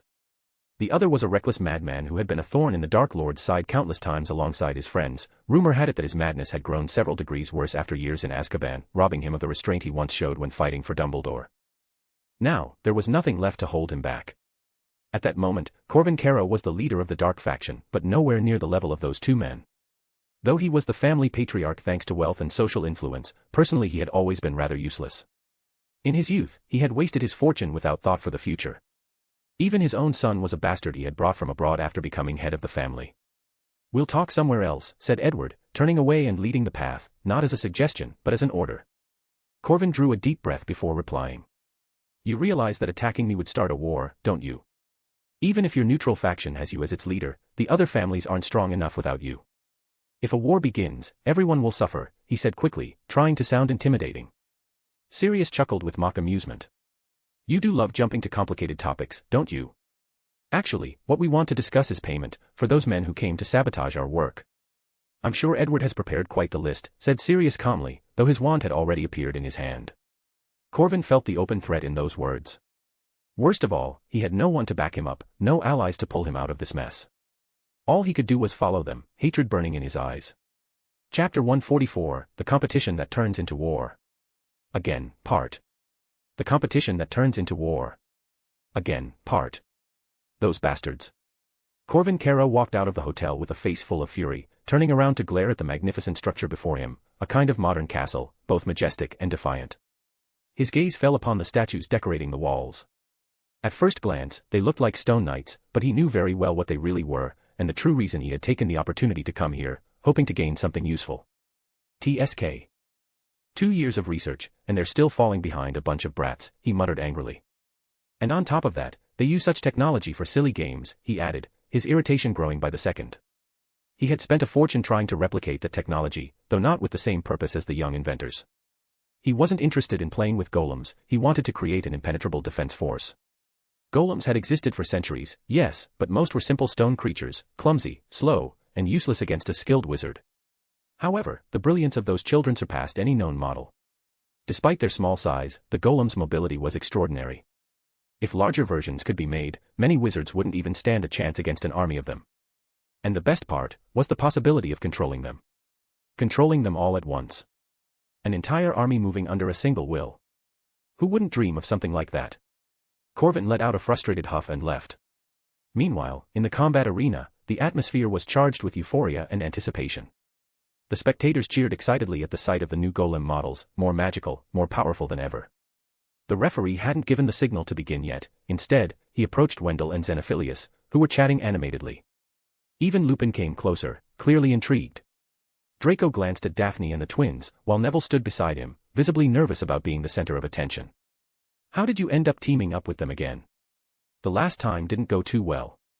I think Aunt Celine was furious when you used that potion, Draco commented, arching a brow at Daphne before looking at the Weasley twins, who were beaming, clearly enjoying the spotlight. Them. I found them outside, Daphne replied casually, as if it were nothing unusual. A couple of minutes earlier. The Weasley twins were standing in a corner, whispering to each other. In front of them rested a small, battered chest, open wide. In their hands, they held a golem, just as worn down, while Fred tried to polish it up a little to improve its appearance. Ah, we spent too much on this second-hand golem. We don't even have money left to buy it decent armor or a weapon. If we don't make it far, we're losing big, George said, staring at the poor automaton with dismay. It was a first-generation model released 2 years ago. Visibly used, but they had managed to convince its former owner to sell it cheaply. Still, it had been a huge investment for them, 50 galleons, nearly half their father's monthly salary. Well, what's done is done. If we at least make it to 5th place, we could win 500 galleons. We'd recover our investment and even make a bit more, George added, sounding slightly more optimistic. Even so, this thing is really beat up. I think we might have been scammed, Fred muttered, inspecting the golem, which looked ready to fall apart at any moment. George stared at it with concern. Should we withdraw and enter one of those kids' tournaments? He asked hesitantly. The so-called kids' tournaments were events where golems weren't destroyed during matches, gentler fights designed for children or teenagers who couldn't bear to see their creations smashed to pieces. However, the prizes were much smaller. First place earned only 100 galleons, while 5th place in the real competition was worth 5 times that. Risk big, win big, or lose everything. If we can beat our first opponent, we could try convincing them to sell us one of their parts. Their golem will be wrecked anyway, George said, laying out his plan seriously. That's if we can beat anyone with this, Fred sighed, looking at their fragile machine. Ho ho. I found my mercenaries, a familiar voice said behind them. Both turned around. Daphne was leaning casually against the wall, arms crossed and a playful smile on her face. At her feet rested a golem chest. I've got a mission for you. And it seems like you could use some equipment for that golem of yours, she said, glancing at the small automaton in Fred's hands. Then, with a light kick, she tapped her own chest. It opened instantly, revealing a full suit of gleaming armor that looked brand new. The twins looked at the chest, then at Daphne, and finally at each other. We accept, they said in unison, without even asking what they were getting themselves into. Back to the present. Fred and George admired their golem proudly. It now wore a full set of light armor and a pair of enchanted fire gloves. They grinned as if they had already won. Ah, sorry for the delay, said Wendell from the arena in his commentator tone. We were discussing the rules. While there's no specific rule about enchanted items, we didn't expect anyone to actually enchant such small weapons. It could create a huge power gap between competitors. Draco and Daphne exchanged uneasy glances, fearing they might be disqualified before even fighting. Therefore, Wendell continued, we can't allow them to compete in the main category. A collective groan of disappointment swept through the audience. Everyone had been eager to see the match. Even Daphne and Draco frowned in frustration. But, that doesn't mean we'll deny the crowd something so exciting, right? Wendell added with a grin. So we'll let them fight, not as part of the official tournament, but as a demonstration match.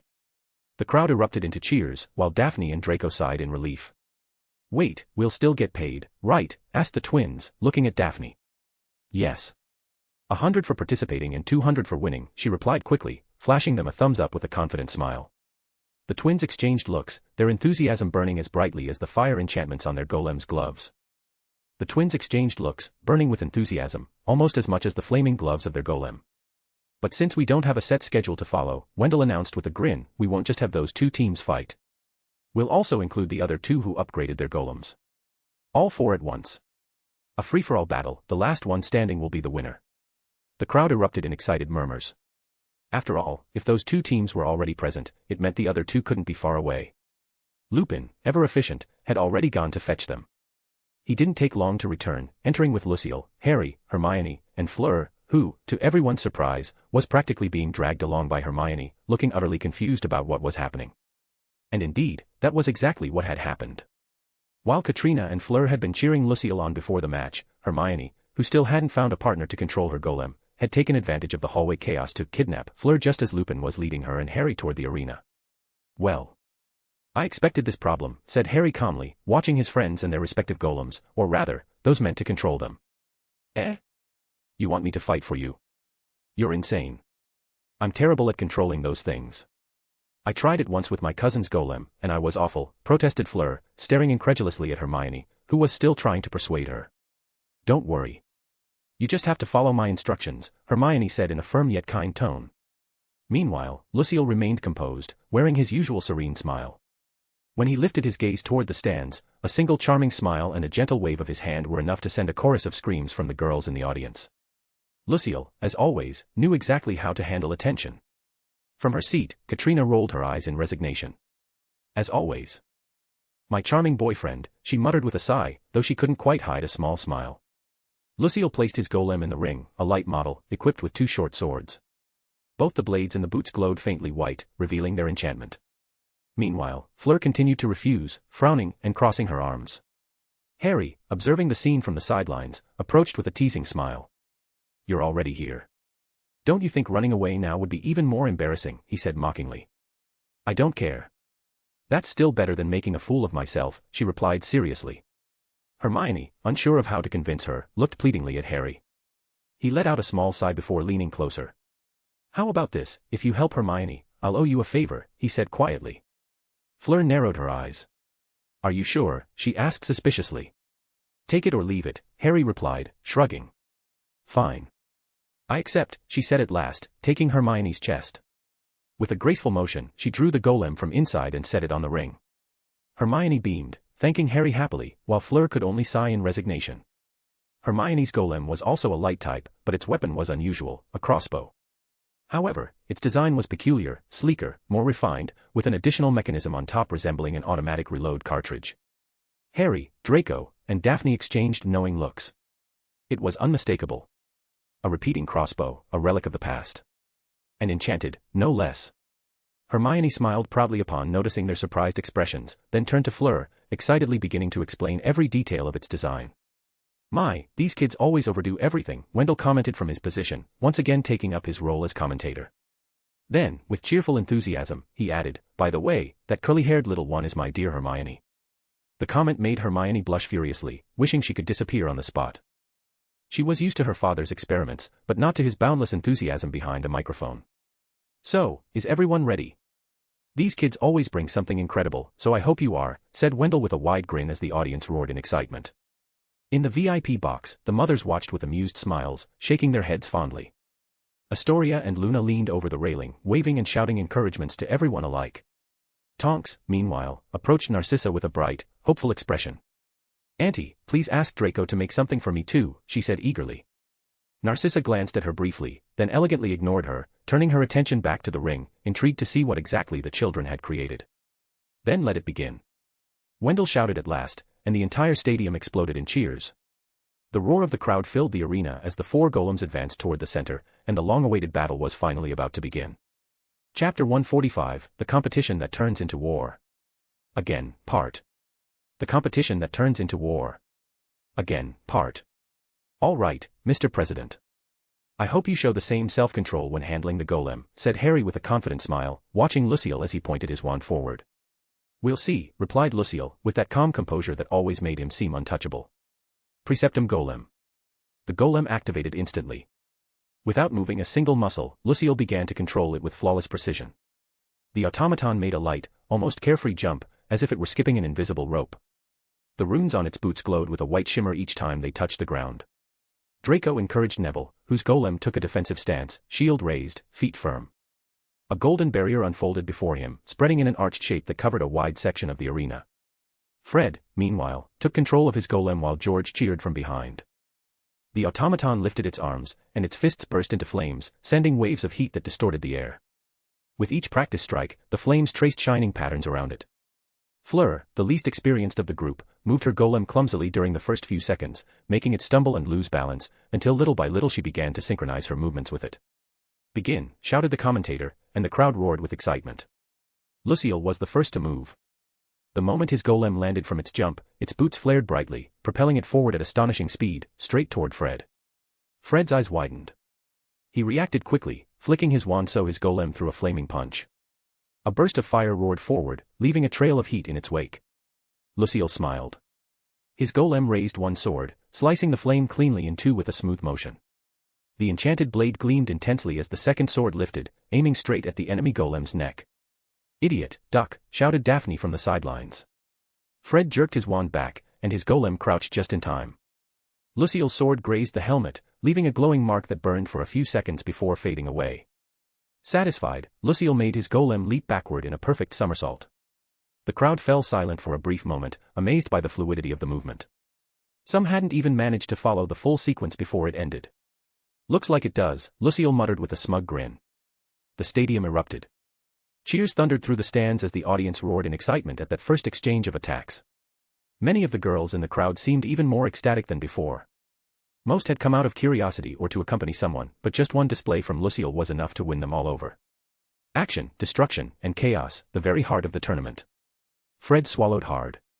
He'd survived, but only because Lucille hadn't chosen to keep attacking. Meanwhile, Daphne, Hermione, and Draco exchanged glances. Then they looked at Harry, who stood beside Lucille with his arms crossed and an all too satisfied expression. For a moment, the three seemed to reach the same conclusion without saying a word. They nodded in unison, each leaning toward their respective partner to whisper something into their ears. Harry noticed. "Seems like you showed off a bit too much," he said with a teasing smile. Lucille tilted his head slightly. The three opposing golems turned at once, all aiming straight at him. Instead of feeling uneasy, Lucille let out a quiet chuckle, and his golem stepped forward, ready for the challenge. "That's exactly what I was hoping for," he replied with a smile full of excitement. "Wow. Incredible. With just one display of skill, he's managed to make everyone team up against him." "How will Lucille handle 3 enhanced golems at once?" the commentator shouted enthusiastically as the crowd went wild.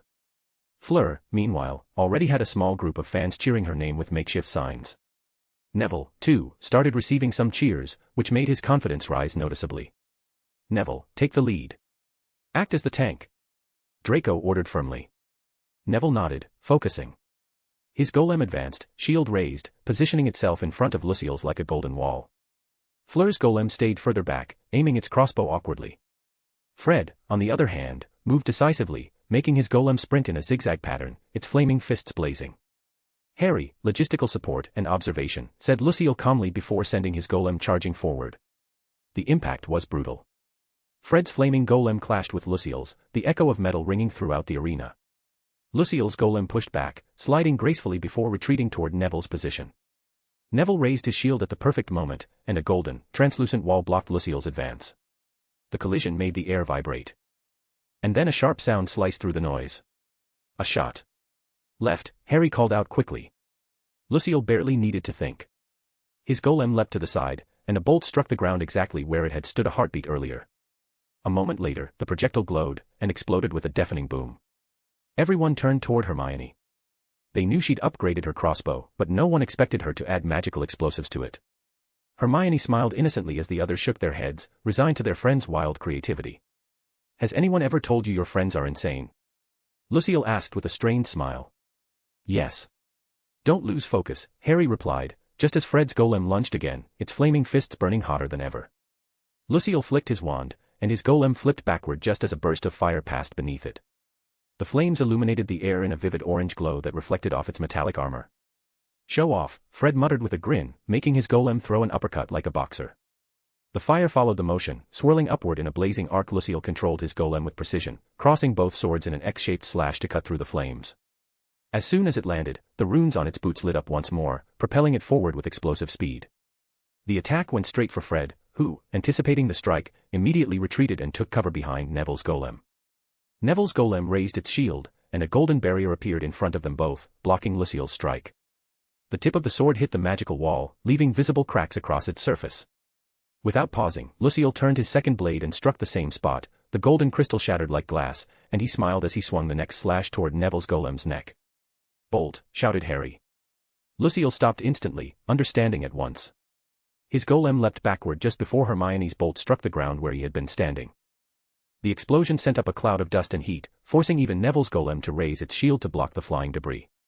Harry observed Neville's golden shield closely. The aura forming it flickered for a few seconds, then began recharging with magical energy until it shone brightly once again. Lucille made his golem step back, assessing the battlefield. His eyes darted between his opponents, calculating. Fighting all three at once really is tricky, he said with a calm smile before glancing toward Fleur, who now moved her golem with renewed confidence, delighted to have finally mastered the controls. Lucille smiled with a hint of pride as he watched her. All around them, the atmosphere was electric. Not only was the crowd shouting with excitement, but even the participants themselves were swept up in the thrill of battle. It was as if they were inside the golems themselves. "Hey, I've got an idea," said Harry, carefully watching the others' movements. He leaned toward Lucille and whispered something into his ear. Lucille listened silently and nodded with a small grin. His golem shifted slightly backward, taking some distance. Instead of advancing, it retreated a few steps with deliberate caution. Fred frowned and gestured for Neville to move forward. If he lost the coverage of his golden shield, Lucille could cut him down instantly. Neville nodded and moved his golem forward, shield raised. At that moment, Lucille's golem suddenly charged forward at incredible speed, straight toward him. The others thought he had stepped back to prepare another attack against Fred, but when they saw him rushing Neville instead, their eyes widened in surprise and they reacted immediately. Neville lifted his shield to block while Hermione and Fred launched their support attacks. But Fred, standing behind the shield, couldn't move forward without crashing into it. Lucille gave a slight smile. His golem aimed its sword toward the center of the golden barrier, thrusting with precision. "Here it comes," warned Harry. Lucille's golem leapt backward in the same instant, and with a swift movement, deflected the next incoming bolt flying toward him. The golem's sword struck the projectile midair, redirecting it straight into Neville's shield. The impact was immediate. The bolt exploded upon contact with the barrier, shattering it into 1,000 golden fragments. Through the resulting fire and smoke, Lucille's golem emerged, its sword aimed directly at Neville's golem's neck. "I won't let you," shouted Fred, making his golem attack at the same time, throwing a blazing punch toward Lucille. Lucille only smiled. He released one of his swords, letting the other drop just as the fire passed above him. He ducked swiftly, and with the remaining blade, slashed upward. The strike was fast and precise. The edge cut from Fred's golem's leg up to its chest, leaving a deep mark that immediately sparked. Fred staggered backward, while another bolt streaked through the air toward Lucille, who jumped back to dodge it. The explosive arrow detonated right in front of Neville's shield, which rose again, trembling, but too late to stop the impact. "Wow, that was incredible," shouted the commentator enthusiastically. "An amazing strategy from contestant Lucille." He took advantage of the others' lack of coordination to deceive them, dodged Fred's strike, and destroyed Neville's defense using his teammate's own projectile. A brilliant move. The crowd roared with excitement. "One down," said Lucille with a confident smile. "Oh. What do we have here?" exclaimed Wendell, the commentator. "Lucille's attack seems to have struck both, but it looks like one of them took the worst of it." Everyone turned their eyes to the battlefield. Neville's golem was kneeling, its neck pierced by Lucille's sword. Lucille had released the blade during the movement, and although it hadn't seemed like it would do much damage, the explosion had pushed Neville's shield with such force that the sword had driven straight into his neck. The golem fell to the ground with a metallic crash. Draco sighed and gave Neville a pat on the shoulder, as the boy lowered his head, frustrated for having fallen into the trap. "Now I understand, you're crazy too," said Lucille, looking at Harry, the mastermind behind the plan. "The magic shield needed to recharge before it could be used again," explained Harry with a calm smile. "And when it's active, it can't move. But his physical shield can. The explosion pushed it exactly where we needed it." Lucille nodded, amused, as he looked toward Fred's golem, which was now moving with difficulty, sparks flying from the deep gash that began at its leg and extended across its chest. "Pause," shouted Daphne, raising her hand. "Eh?" "Pause," repeated Wendell, confused.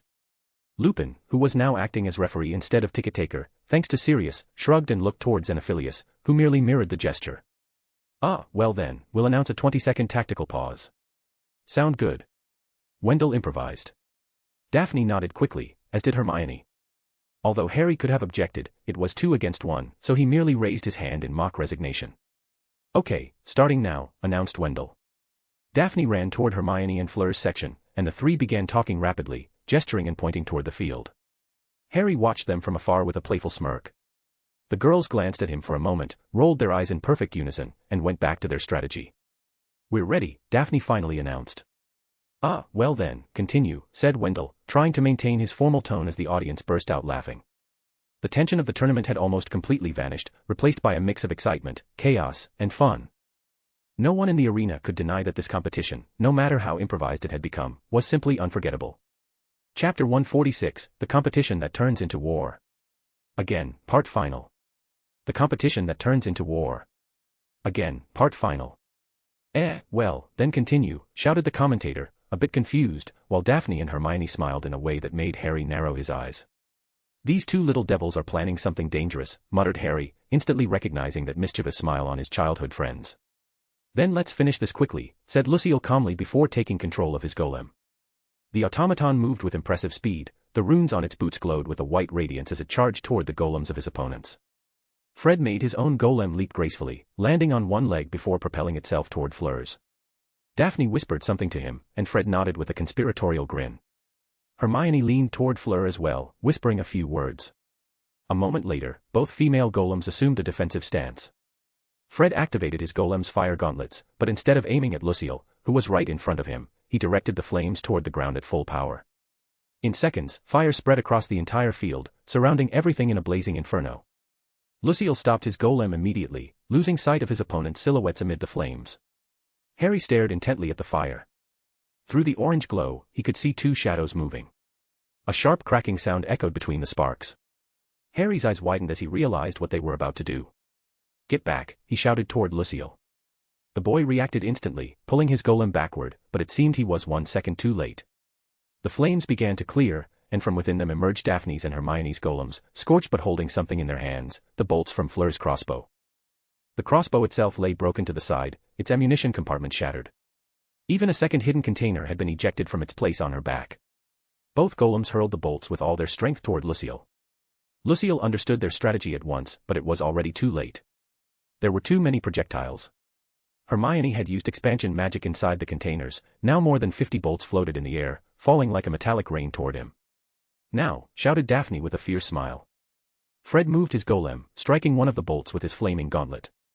Then, a chain of explosions erupted in the air, surging forward like a destructive wave aimed at Lucille's golem. Lucille had to think fast. His golem leaped backward at the last second. Neville's shield, shouted Harry, pointing toward a spot on the ring. The explosions advanced like a storm of fire, sending a massive shockwave that hurled Lucille's golem through the air. In midair, the automaton twisted its body and used a calculated motion to propel itself toward the location of the shield. It landed hard, grabbed it, and rolled on the ground, lifting it just in time. The impact was brutal. The shield flared with defensive runes as the continuous chain of explosions hit it, filling the arena with smoke and fire. The runes along the edges of the field lit up instantly, creating a radiant barrier that protected the audience. Even Neville's shield wouldn't hold for long against that. "Haha, they overdid it again," said Susan with a forced smile, rubbing her temple. Even Wendell, the commentator, was completely silent, frozen in awe at the spectacle before him. Wanda merely shook her head gently, though amusement glimmered in her eyes. The flames reached toward the sky, but the barrier held everything tightly contained within the ring. The fire slowly began to fade. When the smoke finally cleared, the arena appeared blackened and cracked, with melted metal scattered across the surface. The first golems to become visible were Fleur's and Fred's, both nearly destroyed. Fleur's had only one arm left, half its torso melted. Fred's, already damaged, had lost both arms, and part of its chest had been pierced by flying debris. Yet its head still moved, meaning it technically remained in battle. "I think we did it," said Daphne with a victorious grin. But then something bright shot through the air, the shield of Neville, slamming right into Fred's golem at the waist. The force wasn't enough to slice it in half, but it destroyed the circuits connecting to its legs. Now it could only move its head. From within the smoke, Lucille's golem emerged, scorched and blackened.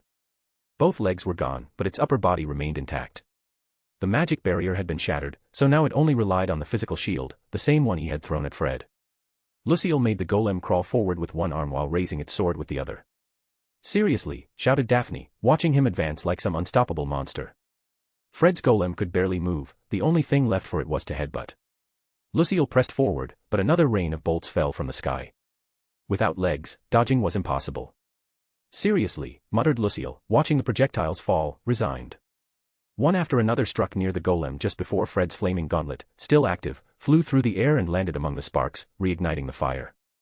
The final explosion consumed Lucille's golem completely, reducing it to scrap. Hermione smiled broadly, triumphant. Harry smiled too, recognizing his friend's plan. She had predicted everything. She'd hidden part of the bolts, knowing Lucille might survive the first wave.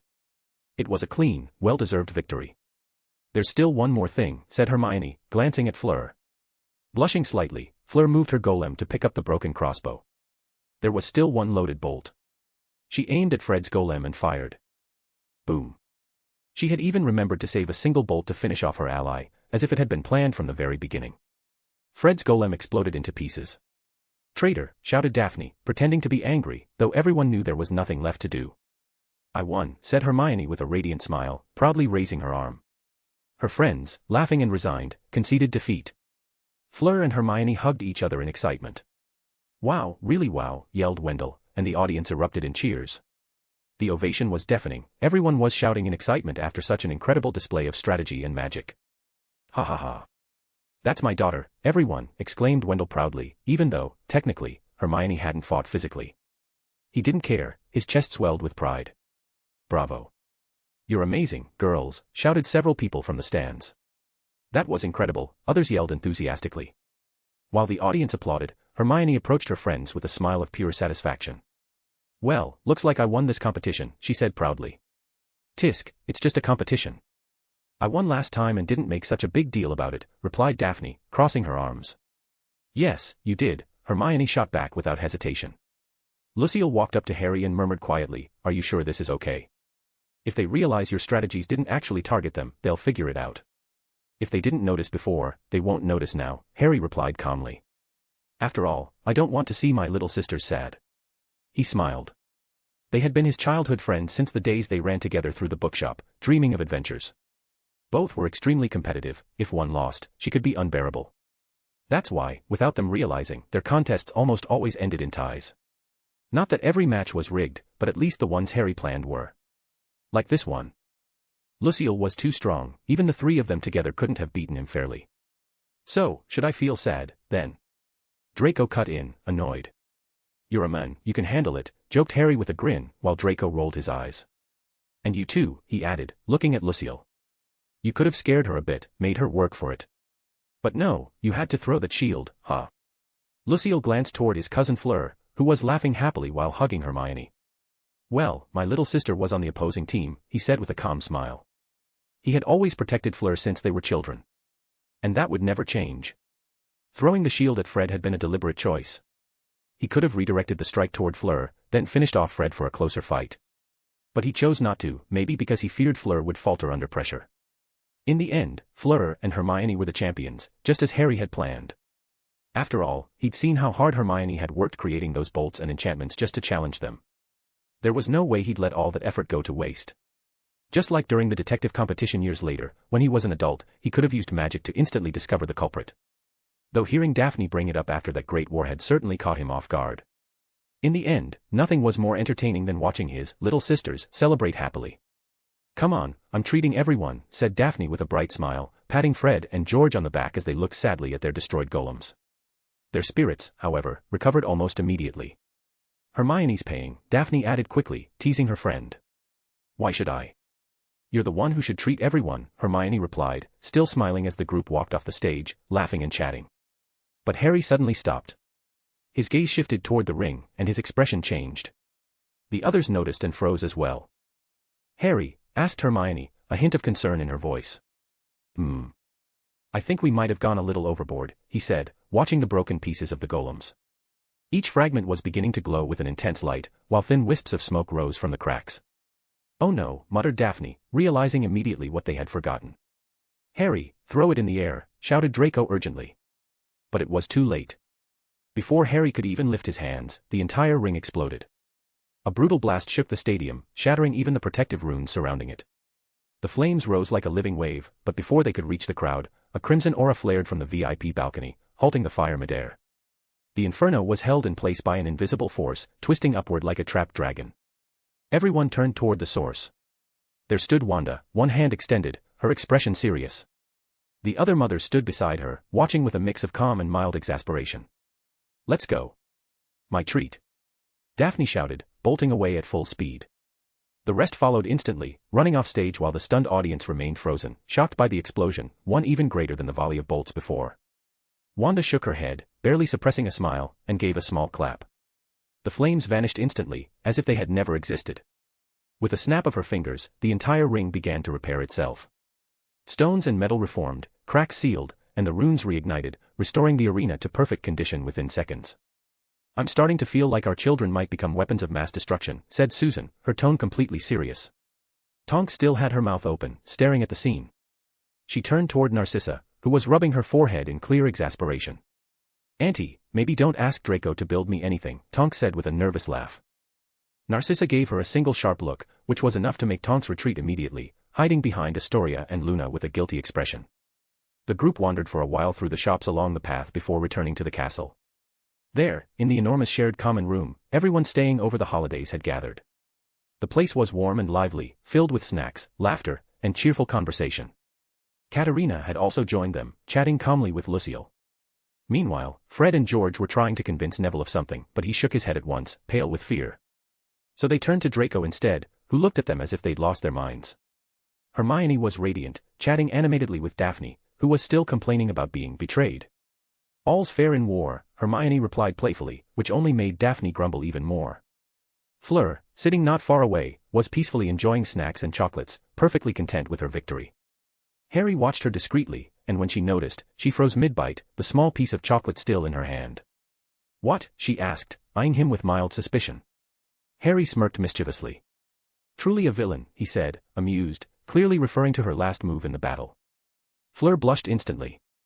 "Hermione told me to do it," she exclaimed defensively. "An accomplice to a villain, then?" Harry teased. "Shut up. Don't call me a villain again," Fleur protested, slightly annoyed though a faint smile betrayed her amusement. "Remember, you owe me one," she added quickly, changing her tone with a triumphant grin. "And you'll use it for that?" "How basic," Harry said, rolling his eyes. "No, I won't use it for that. I'll save it for later," Fleur replied swiftly, lowering her voice, though her smile betrayed her real intent. "Well, it's not like we'll be seeing each other much. So go ahead and keep it," Harry said calmly, remembering that after the holidays he'd be returning to Hogwarts, and she to Beauxbatons. "Yes, we won't see each other that often," Fleur murmured with a serene smile. But something in that smile struck Harry as suspicious. He frowned slightly but said nothing. Meanwhile, Neville, who had accidentally spilled some juice on himself, stood up and headed for the bathroom. The castle corridors were full of visitors who greeted him warmly, still excited from the earlier battle. Neville smiled politely as he walked, guided only by floating lamps and the golden reflections that stretched across the stone walls, making him feel free and at peace. "Eh? Professor Dominic," murmured Neville as he spotted a familiar figure walking ahead. He recognized the man's silhouette turning around a corner. Without thinking, Neville quickened his pace to follow, but when he turned the corner, there was no one there. Only the echo of his own footsteps. "How strange, is he staying at the castle with us?" Neville said to himself, shrugging before continuing his way toward the bathroom. Chapter 147, Special, The Terror Approaches. Special, The Terror Approaches. The hallway was drowned in shadows. A flickering light crackled every few seconds, barely illuminating the cracked old walls. The air smelled of dust, damp stone, and something else, something they couldn't quite identify. Behind a half-open door, Draco, Harry, Daphne, and Hermione watched the corridor in silence, their faces saying more than words ever could. In Daphne's eyes shone the contained thrill of adventure. Hermione trembled slightly, her gaze darting around nervously as if something might leap out at any moment. Harry, on the other hand, wore that arrogant calm of his, the kind that made him look completely immune to fear, while Draco simply looked annoyed, as if he would rather be anywhere else. "Well, let's just get this over with and leave this horrible place," murmured Hermione, trying to sound brave, though her voice wavered slightly. "Why are you so scared?" "It's not like we haven't seen ghosts before," said Daphne casually, almost playfully, taking a few eager steps forward as if she couldn't wait to explore. "One thing is seeing ghosts face to face when they're friendly, and a little stupid," said Harry, scanning the darkness. "This atmosphere is something else entirely. Let's finish this." "I don't want Sirius to win," Draco said firmly. At the mention of the name, everyone's expression turned serious. They couldn't allow Sirius Black to brag that they hadn't managed to beat one of his little tests. "Move out," ordered Harry, taking the lead. There was nothing he hated more than imagining his godfather smiling smugly if they failed. The others followed in a straight line behind him. As they advanced, the air grew heavier. The floorboards creaked under their feet, and the echo stretched unnaturally long, as though the hallway were far longer than it appeared. The light flickered again, casting shadows that stretched and twisted across the walls. Then Hermione noticed something. "Do you see that?" she whispered. There were footprints on the ground. Not the usual muddy kind, but dark, almost black traces that looked like dried blood. And among the older stains, there were fresher marks. Something or someone had been dragged through there recently. The silence became so thick that even the buzz of the lamp sounded like a scream. Overcome with fear, Hermione clutched the nearest arm, Daphne's. "You need to be braver, Mione," said the blonde with a confident smile, though her tone wavered slightly. But at that exact moment, a translucent hand rested on her shoulder. Daphne turned calmly, and then she saw it. A ghost loomed behind her, completely transparent, its face twisted by a cruel death. Its eyes hung downward, empty, and its jaw was barely attached by a thread of spectral flesh. The touch was icy, so cold it pierced through flesh and bone, like the breath of the underworld itself. For a second, Daphne stared without changing her smile. Then her eyes dropped to the ghost's hand still clutching her shoulder. Harry and the others froze, watching as she slowly reached toward her waist. Then, with a face full of sheer panic, she screamed. "Bamarda!" The spell shot straight through the ghost and slammed into the far wall, exploding with a deafening blast. "Bamarda! Bamarda!" she shouted again and again, firing one spell after another, each explosion landing closer to her friends than to the enemy. Harry and Draco lunged at her, grabbing her arms before she blew up half the corridor. "Daphne, stop. You're going to kill us." Harry yelled, clamping a hand over her mouth before she could cast another word. The ghost, completely unharmed, let out a hollow, mocking laugh that echoed through the hallway before fading away through the wall. Only then did Daphne stop struggling. She was breathing hard, and to everyone's surprise, she suddenly threw herself into Hermione's arms, trembling. It seemed her confident attitude had been nothing more than an act. And now, clinging to her friend, eyes wide and shaking from head to toe, it was painfully clear that the brave Daphne Greengrass was absolutely terrified. After calming Daphne, who was still clinging to Hermione as if she were a lifeline, the group continued down the dark corridors. The two girls walked arm in arm, glancing nervously to either side, their faces painted with fear, expecting something to burst out of the walls at any moment. The air grew heavier, damper, and filled with invisible tension. The sound of their footsteps echoed mockingly, stretching far too long in the silence. They walked for several minutes until they reached a crossroads, where 5 closed doors blocked their way.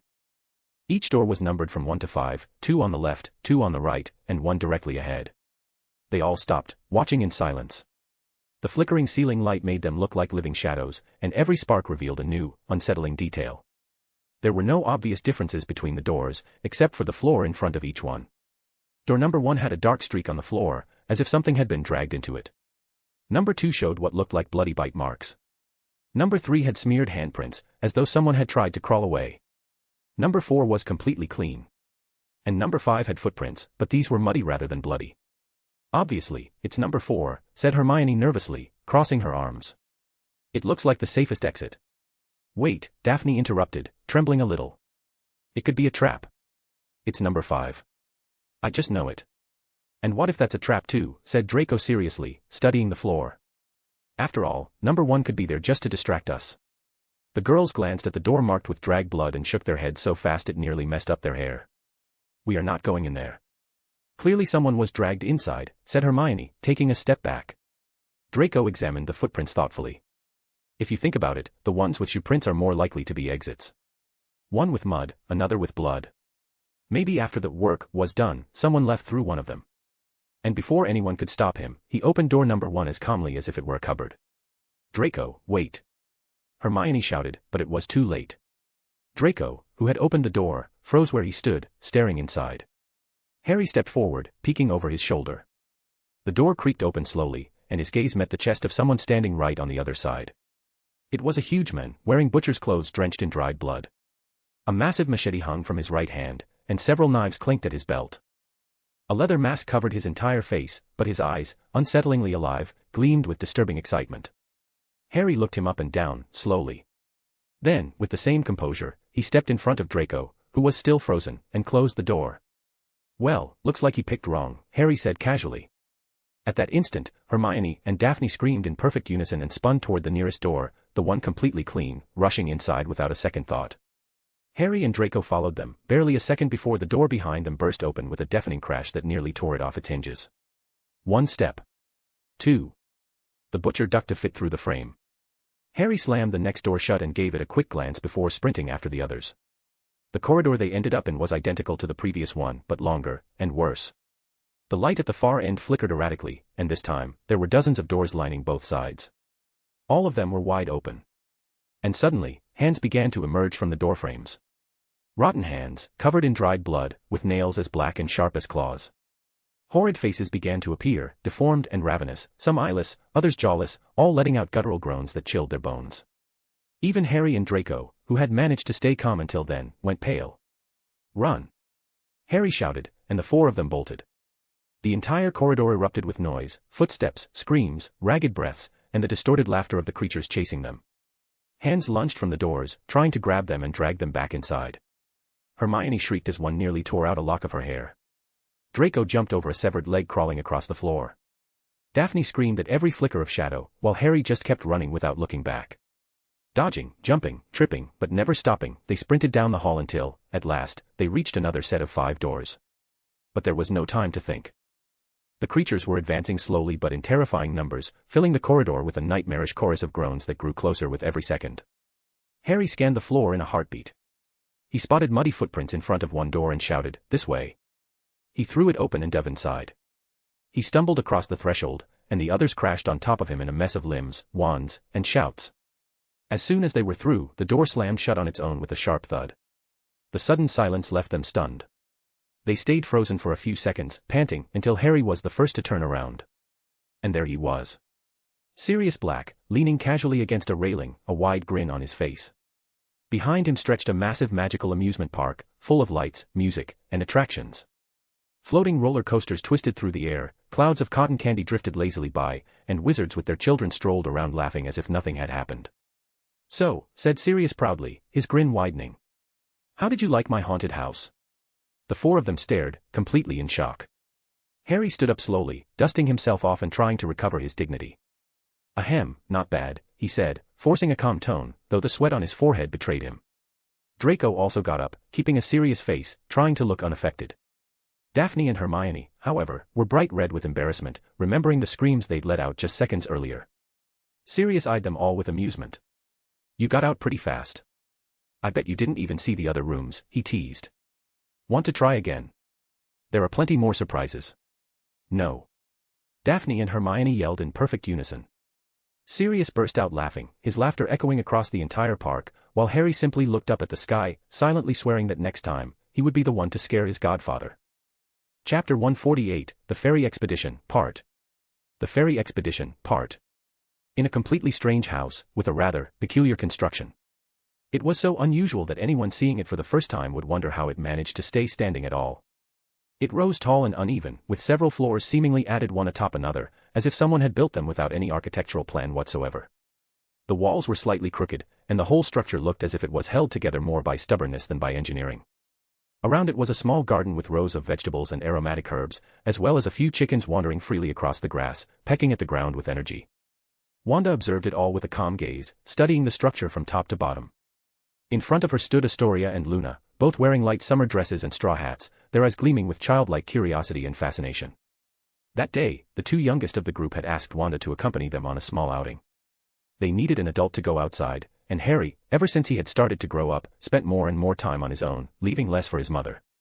Wanda, however, was happy to join them, especially after dismissing the temptation to turn Harry back into a baby, knowing full well that such a thing would earn her a week of reproachful glares and stubborn silence. Their first stop was the burrow, where the girls planned to invite Ginny to come play. The three approached the door, raising their hands to knock, but before they could, it swung open with force. A middle-aged woman of short height and sturdy build stepped out, her face twisted in anger. Her red hair swayed as she shouted into the house. "I can't believe this. If you keep bothering your brother, I'll hang you by the ears as decorations for the fireplace. And give Percy's diary back before he returns, or you'll be in big trouble," she yelled, holding a basket in one hand. As she turned around, she found herself face to face with Wanda and the girls. Her anger vanished instantly. She froze on the spot, eyes wide as if they were about to pop out of her head. At that moment, Ginny appeared behind her, holding a letter in her hands. "Oh, you really came," she said with a sigh of both exasperation and acceptance, as though she had long since grown used to being dragged into all sorts of adventures by those two. Ginny also noticed Wanda's presence and gave her a small nod. She still felt a little uneasy around her, but after running into Wanda several times while Luna and Astoria pulled her along to play, that discomfort had mostly faded. After all, Wanda always carried herself with serene composure, a calm smile, and an aura of quiet control, without ever needing to inspire fear. Her mere presence had a soothing effect on people, even those who didn't fully understand her. "Hello. Nice to meet you, I'm Wanda Maximoff. We came for your daughter," Wanda said with a kind smile. Those words alone were enough to make Molly react. "What? No," she exclaimed in alarm, immediately stepping in front of Ginny as if to shield her from danger. The two girls looked at her, puzzled, not understanding the sudden panic. Wanda remained silent, watching how the woman straightened up like a warrior ready to face a final boss to protect her child. She couldn't help but smile approvingly. Molly Weasley was, without a doubt, a true mother hen, and the scene was almost endearing. She remembered how even her own son and nephews used to fear her when she got angry, and out of sheer mischief, Wanda had once turned her son into a baby for a day, just as a small act of playful revenge. As she continued to watch, Molly began trembling under her gaze. Wanda tilted her head slightly, and her eyes glowed faintly red. For a brief instant, Molly's eyes reflected the same crimson light. The woman blinked, as if waking from a deep sleep, and rubbed her forehead. When she looked back at Wanda, the tension in her shoulders had eased considerably. "I came along with these two little ones who wanted to invite their friend out to play. They said they were planning to look for fairies in the nearby forest," Wanda explained softly, her voice calm and almost hypnotic in its gentleness. Molly, still somewhat disoriented, seemed to realize she had overreacted. She cleared her throat and tried to compose herself. "I told you my friends were coming to pick me up, Mum," Ginny said in a calmer tone. "Ah, yes, right. Sorry, I guess I was a little confused," Molly replied, still looking somewhat embarrassed and bewildered. "It was the Raxburts," said Luna serenely, her dreamy eyes steady. "But don't worry, Aunt Wanda already got rid of them." Molly stared at her blankly for a few seconds before turning her attention back to Wanda. She studied her carefully, as if trying to place a distant memory. There was something about her, something familiar. A vague recollection of having seen her once in Diagon Alley, though she couldn't remember why that memory felt like it had just resurfaced. "I know you, you're the woman." Molly hesitated, examining Wanda's face, surprised by how young she looked. "The lady who adopted little Harry, right?" "Yes," Wanda replied calmly. "I'm his mother. Lily Evans asked me to take care of him for her."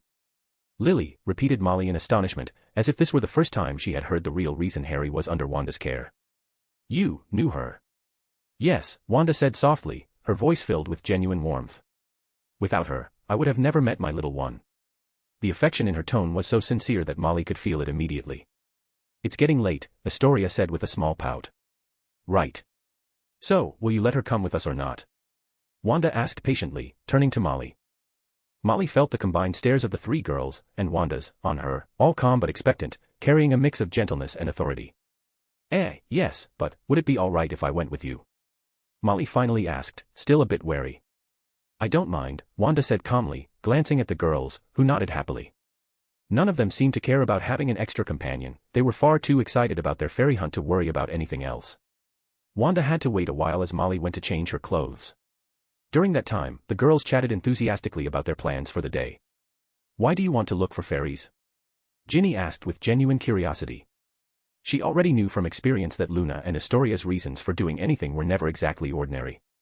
"We built a dollhouse, and we want to ask if they'd like to live there," Astoria said proudly, a bright smile on her face. "It's a very pretty house, made of glass," added Luna, nodding with the same casual tone one would use to talk about the weather. Ginny watched them for a few seconds before simply nodding. She was already used to it. Even after knowing them for such a short time, she had learned that with these two, it was better not to be surprised. "I'm ready," announced Molly as she stepped out of the house. She was wearing more comfortable clothes now, though they were clearly out of fashion. No one said anything about it. Astoria and Luna had already assumed the roles of expedition leaders and began marching ahead with determination. The rest followed, forming a small, colorful procession that stood out against the quiet countryside around them. "Maybe we could have invited Daphne and Hermione," Astoria said thoughtfully as they walked. They're busy making something to scare Mr. Puppy," Luna replied with complete serenity. That was the nickname she had given Sirius. Ginny blinked, a little confused, but didn't bother to ask. Apparently, the group of four was still in the middle of their revenge against Sirius after that haunted house incident, and it seemed they had turned the whole thing into a competition. "Ginny, do you already know which Hogwarts house you want to be in?" Astoria suddenly asked. Ginny sighed. She had long since gotten used to their conversations changing topics as if they had a mind of their own. No. Not yet, she admitted, lowering her voice a little. The truth was, she had no idea how the house selection really worked, and just thinking about it made her nervous. All her brothers had been Gryffindors, but none of them had ever told her what the process was actually like. Fred and George had claimed she would have to fight a dragon or a chimera, depending on which she found first. Percy told her not to listen to them, but he didn't explain much either. Ron had tried to keep the joke going and said he'd fought 100 red caps with a magic sword to earn his place in Gryffindor, but he had clearly exaggerated, mixing fantasy and heroics, so Ginny didn't believe a word of it and left him to his own storytelling. Charlie and Bill, on the other hand, had only told her that she'd see it for herself when the time came, though they warned her that the opening song is always a bit crazy. That only left her more confused, and the thought of not ending up in the same house as her brothers or parents filled her with anxiety. "You don't know. You don't like any of the houses?" Astoria asked curiously. But they told me we can't choose," Ginny said, growing more lost by the minute. Harry said we can. We just have to tell him," Luna said serenely. "Tell who?" Ginny asked, already resigned to the nonsense. "Him. He's the one who'll send us to the house we want," Luna answered calmly. "Who's he?" Ginny insisted, now too tired to even try to follow.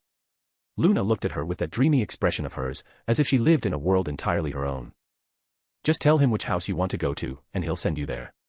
He doesn't sound like a bad person, though I'm not sure he's actually a person," she added, before continuing to walk as if nothing had happened, though she seemed to be pondering whether the mysterious he was indeed human or not.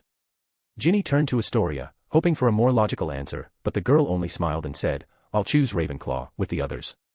Ginny sighed. Even when she thought she was prepared for conversations with them, she always ended up overwhelmed. "I really need to find more friends," she muttered to herself for encouragement. Friends who have normal conversations. Meanwhile, Wanda and Mrs. Weasley walked a few steps behind. Molly kept glancing sideways at Wanda from time to time, as if she still couldn't decide whether or not to trust her. Wanda, on the other hand, simply smiled softly as she listened to the girls' chatter, enjoying the calm afternoon air and the little adventure that had just begun. Chapter 149, The Fairy Expedition, Part Final. The Fairy Expedition, Part Final. "Aunt Wanda, look," said Astoria with a hint of excitement as she saw small, furry balls hopping around a clearing, drinking water and playing with each other.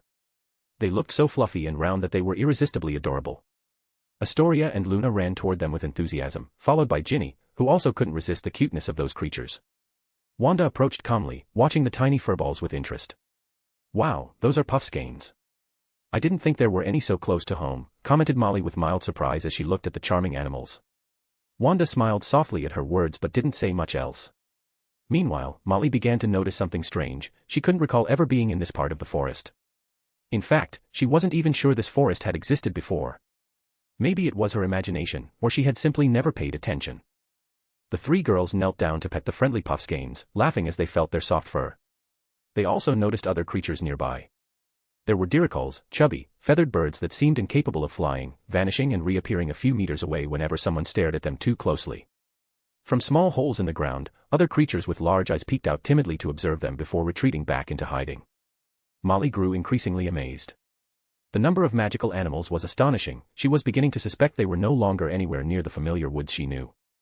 Meanwhile, Wanda was holding what looked like an orange, very fluffy cat with a flat face and a curious expression. The animal purred joyfully while she calmly stroked its back. "That might be a half-Kneazle," said Molly, glancing around. Near the tree, there were more cats. Some looked perfectly normal, while others resembled small lions, showing clear signs of magical ancestry. Wanda smiled gently as the cat purred in her arms. "Is that so?" she murmured tenderly. "Then I'll help you find a kind wizard to take care of you." She raised her hand, and in an instant, the cat vanished without a trace. Molly was left completely confused, and a bit frightened. Wanda, however, ignored her and walked calmly toward the girls, who looked half buried under a mountain of puffskeins. "If we keep taking this long, it'll be night soon," said Wanda with a gentle smile. "Right," replied Astoria as she got up, making the little furballs roll away to the sides. Luna, however, was still lying on top of a pile of puffskeins that rolled her from side to side as if rocking her to sleep, while Ginny, sitting on the ground, hugged one and stroked its fur with a peaceful smile. "We almost let these adorable creatures stop us from completing our mission. We can't allow ourselves to get distracted," said Astoria, looking at the puffskeins as if they were tiny enemies trying to sabotage their adventure. Luna stood up, playing along, while Ginny simply rolled her eyes in resignation. After a brief look around, Luna raised her hand and pointed toward a spot deeper in the forest. "That way," she said before calmly walking forward. Astoria immediately followed, pulling Ginny by the wrist, who ended up being dragged along with a sigh of surrender. Molly and Wanda followed soon after. Now that she had seen so many magical creatures, Molly walked more cautiously, ready in case something dangerous appeared. Wanda, in contrast, strolled peacefully, admiring the scenery with an almost ethereal calm. As they continued their walk through the forest, they encountered even more fantastic creatures, silver-coated unicorns, towering graphorns with curved horns, and jobberknolls that left tiny blue feathers floating through the air as they flew by. Molly murmured quietly to herself. I'll have to tell Arthur to investigate this place. We can't let the children find out there are so many magical creatures nearby, or they'll try to collect their materials for their silly experiments. There, exclaimed Astoria with a smile, pointing toward a massive white tree in the distance. On its branches, faint glimmers could be seen, surely fairies fluttering around it. Luna and Astoria each grabbed one of Ginny's hands and started running, dragging her along as they laughed. It already seemed like a habit. Ginny complained under her breath but didn't really resist. As they got closer, all of them opened their eyes wide in astonishment. Before them stood a gigantic, white, majestic tree, its branches so broad that they seemed to shelter the entire clearing. Tiny holes in the trunk formed miniature homes, surely the fairies' dwellings. But what truly caught their attention was the scene unfolding before them. The fairies were under attack. Tiny imps flew all around them, chasing them with malicious laughter. Some grabbed their wings and spun them in the air, others threw mud, laughing cruelly as the fairies cried when their tiny dresses were dirted. The most wicked ones darted toward them at high speed, knocking them down and sending flashes of light across the clearing. No. You evil creatures, shouted Astoria in horror at the sight of the suffering fairies.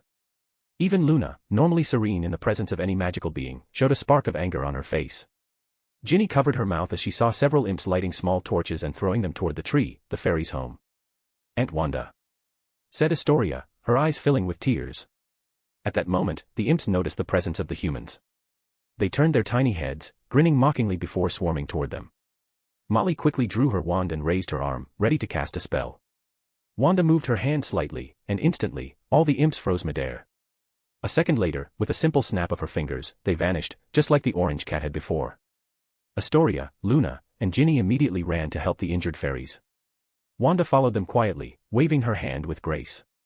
All around her, the forest began to heal itself in a wondrous way. It wasn't the reparo spell, it was as if time itself were reversing. The fire went out, the wounded tree began to mend, and the injured fairies regained their strength. Flowers reopened, broken petals rejoined, and the air filled with a crimson glow that pulsed with Wanda's aura. The fairies watched in wonder as the crimson energy flowed around Wanda like a living river. Luna, Astoria, and Ginny let out a sigh of relief when they saw that everything was back to normal. In that instant, they understood that bringing Wanda along had been a brilliant idea. Without her help, the fairies would have been badly hurt by the wicked imps. The tiny winged creatures recognized the humans' help. They laughed and fluttered around them joyfully, bringing small, glowing grapes as an offering. Several approached Wanda, circling her with curiosity. The bravest ones even perched on her shoulders and head, laughing in their musical voices. Wanda smiled as she saw them so happy, so adorable, only minutes after being in danger. Then, the small serpent coiled around her wrist stirred. It lifted its head, eyes gleaming as it watched the playful fairies that approached. But before they could touch it, the snake fixed its gaze on them, and all of them froze midair, motionless for a brief moment, until the little creature slipped back into Wanda's sleeve. Molly's eyes widened in surprise when she noticed the creature. Her breathing quickened, she placed a hand over her chest, trying to look away, but couldn't stop glancing at the serpent with a mix of fear and fascination.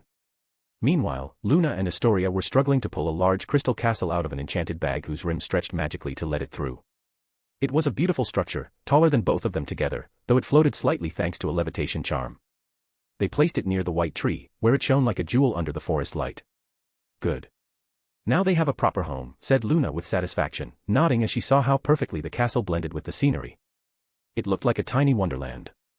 The delighted fairies flew inside through the windows, and through the glass walls they could be seen flitting from room to room in pure joy. Mission accomplished, announced Astoria with a triumphant smile. Ginny, however, still didn't quite understand the point of this whole adventure, though she couldn't deny it had been fun watching the fairies happily fluttering around. Several of them even placed flower crowns on each of them as a token of gratitude. Even Wanda received one, woven with red roses. With a graceful flick of her hand, Wanda conjured a picnic blanket on the grass.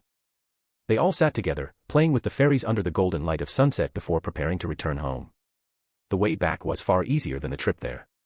Or rather, Molly noticed something unsettling. They were walking through the exact same spot where they had arrived, yet now there was no sign of the clearing or the magical creatures. They simply exited the forest. She looked around, bewildered, eyes wide open. That was fun. We should do this more often, said Astoria with a bright smile. Yes, added Luna calmly. I don't think we'll have time. We're starting Hogwarts next week, said Ginny in a practical tone. Both girls looked at her as if they couldn't understand why that would be a problem. Ginny chose not to ask, afraid their answer might be one of Luna and Astoria's odd ideas. Soon after, they said their goodbyes in front of the Weasley house. See you later, said Astoria and Luna cheerfully, waving at Ginny and Molly. Wanda gave a polite nod before the three of them vanished in a soft red glow as they walked away. Molly stood staring at the spot where they had disappeared, her expression thoughtful, her brow furrowed. She's dangerous, too dangerous, she murmured quietly, in a tone Ginny couldn't hear. After dropping each girl off at her home, Wanda returned to her own. The house was calm and quiet. She looked toward the living room and smiled softly. Harry was asleep on the sofa, surrounded by scattered books of horror stories. With a gentle motion of her hand, the books floated back to their shelves, neatly arranging themselves, and a blanket appeared over Harry to cover him carefully. Then Wanda paused. Something had caught her attention. She raised her hand and looked at her sleeve, where a small basilisk usually rested. From the fabric peeked a tiny, luminous head with 2 wings of crimson crystal that glimmered like rubies in the light. "Oh, how did you get there without me noticing?" Wanda said, both surprised and amused. The little fairy flew out cheerfully, spinning in the air and waving her tiny hands with excitement. "Do you want to stay with me?" Wanda asked with a gentle smile. "All right then," she added tenderly. The basilisk, clearly annoyed, slithered out of her sleeve and glared at the fairy threateningly. It tried to petrify her with its gaze, but the fairy stared right back, and nothing happened. She smirked mischievously and stuck out her tongue before landing on Wanda's shoulder, where she sat happily, swinging her little feet. Wanda's expression turned serious, confused, and slightly worried. Her eyes moved slowly across the room, as if trying to locate something unseen. "Is that chaos magic?" she murmured softly. A second later, she vanished in a scarlet flash, following that strange presence. It wasn't connected to her or to Harry, yet it felt terribly familiar. Chapter 150, Children Beneath the Lantern Light. Children Beneath the Lantern Light. Harry slowly opened his eyes while still lying on the sofa. He blinked a few times, disoriented, and noticed the blanket covering him and the neatly stacked books on the table. He had been studying so much, preparing something to scare his godfather, that he hadn't realized how late it had gotten. "Mum," he murmured sleepily, glancing around in search of Wanda's figure. He knew, almost for certain, that she was the one who had covered him before going to bed. However, when he stood up from the sofa and looked around, he realized she wasn't anywhere to be seen. Maybe she had returned from her trip with Luna and Astoria, and then gone out again. Harry walked to the kitchen, poured himself a glass of water, and ran a hand through his already messy hair as if that could help him wake up faster. That was when he noticed some lights flickering beyond the front window. Normally, he ignored everything happening outside the house. In fact, he hadn't spent much time in the Muggle world for quite a while. He only came home to sleep, since most of his days were spent either at Potter Manor or at his friends' homes. Wanda was the same. They both returned there only because it was the place where Harry had grown up. Even she, however, spent most of her time in the Potter library or managing family affairs. Wanda never complained, although Harry suspected she preferred her old life, back when she worked in the bookstore. Still, she was taking care of everything to leave the legacy to him someday. Of course, that didn't stop her from being stubborn. Even if he asked her to slow down and not worry so much about restoring the family's glory, she would simply ignore him. Deep down, Harry knew he had inherited some of that same stubbornness. He approached the window and looked outside. The lights came from 2 children, about 10 years old, walking down the street with a flashlight in hand. Harry frowned slightly. Their faces seemed vaguely familiar, though he couldn't recall from where. They looked like they were searching for something. Driven by curiosity, something rare for him lately, he opened the door.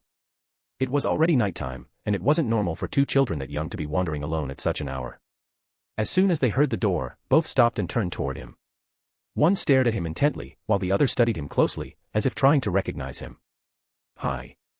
Are you looking for something, or someone? Do you need help?" Harry asked in a friendly tone. The more talkative one watched him for a moment before saying, "Hey, you look familiar.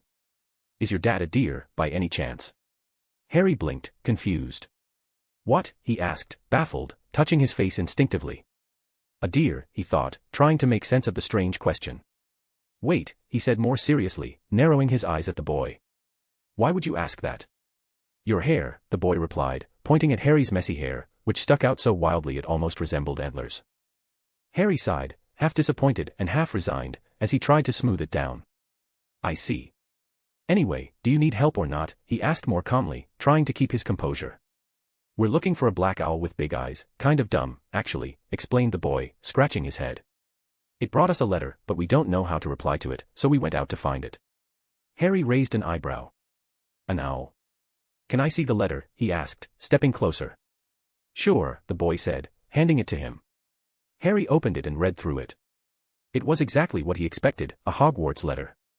It included the list of school supplies and the confirmation that both boys were to be first-year students. He also noticed the address, a nearby orphanage. Curiously, though, he had never seen these two kids around before. So, you're wizards too, Harry said calmly. Two, repeated the boy with a grin. So you're one as well. Cool. We thought it was a joke, but I convinced my brother to try anyway. I mean, a magic school sounds awesome. The quieter boy simply nodded, now looking a bit less defensive, seeing that Harry genuinely wanted to help them. I'll help you, Harry said, turning back toward the house. Hedwig, he called. A white owl immediately flew out and landed on his shoulder. Before Harry could say anything, she started pecking at his ear angrily. Ouch.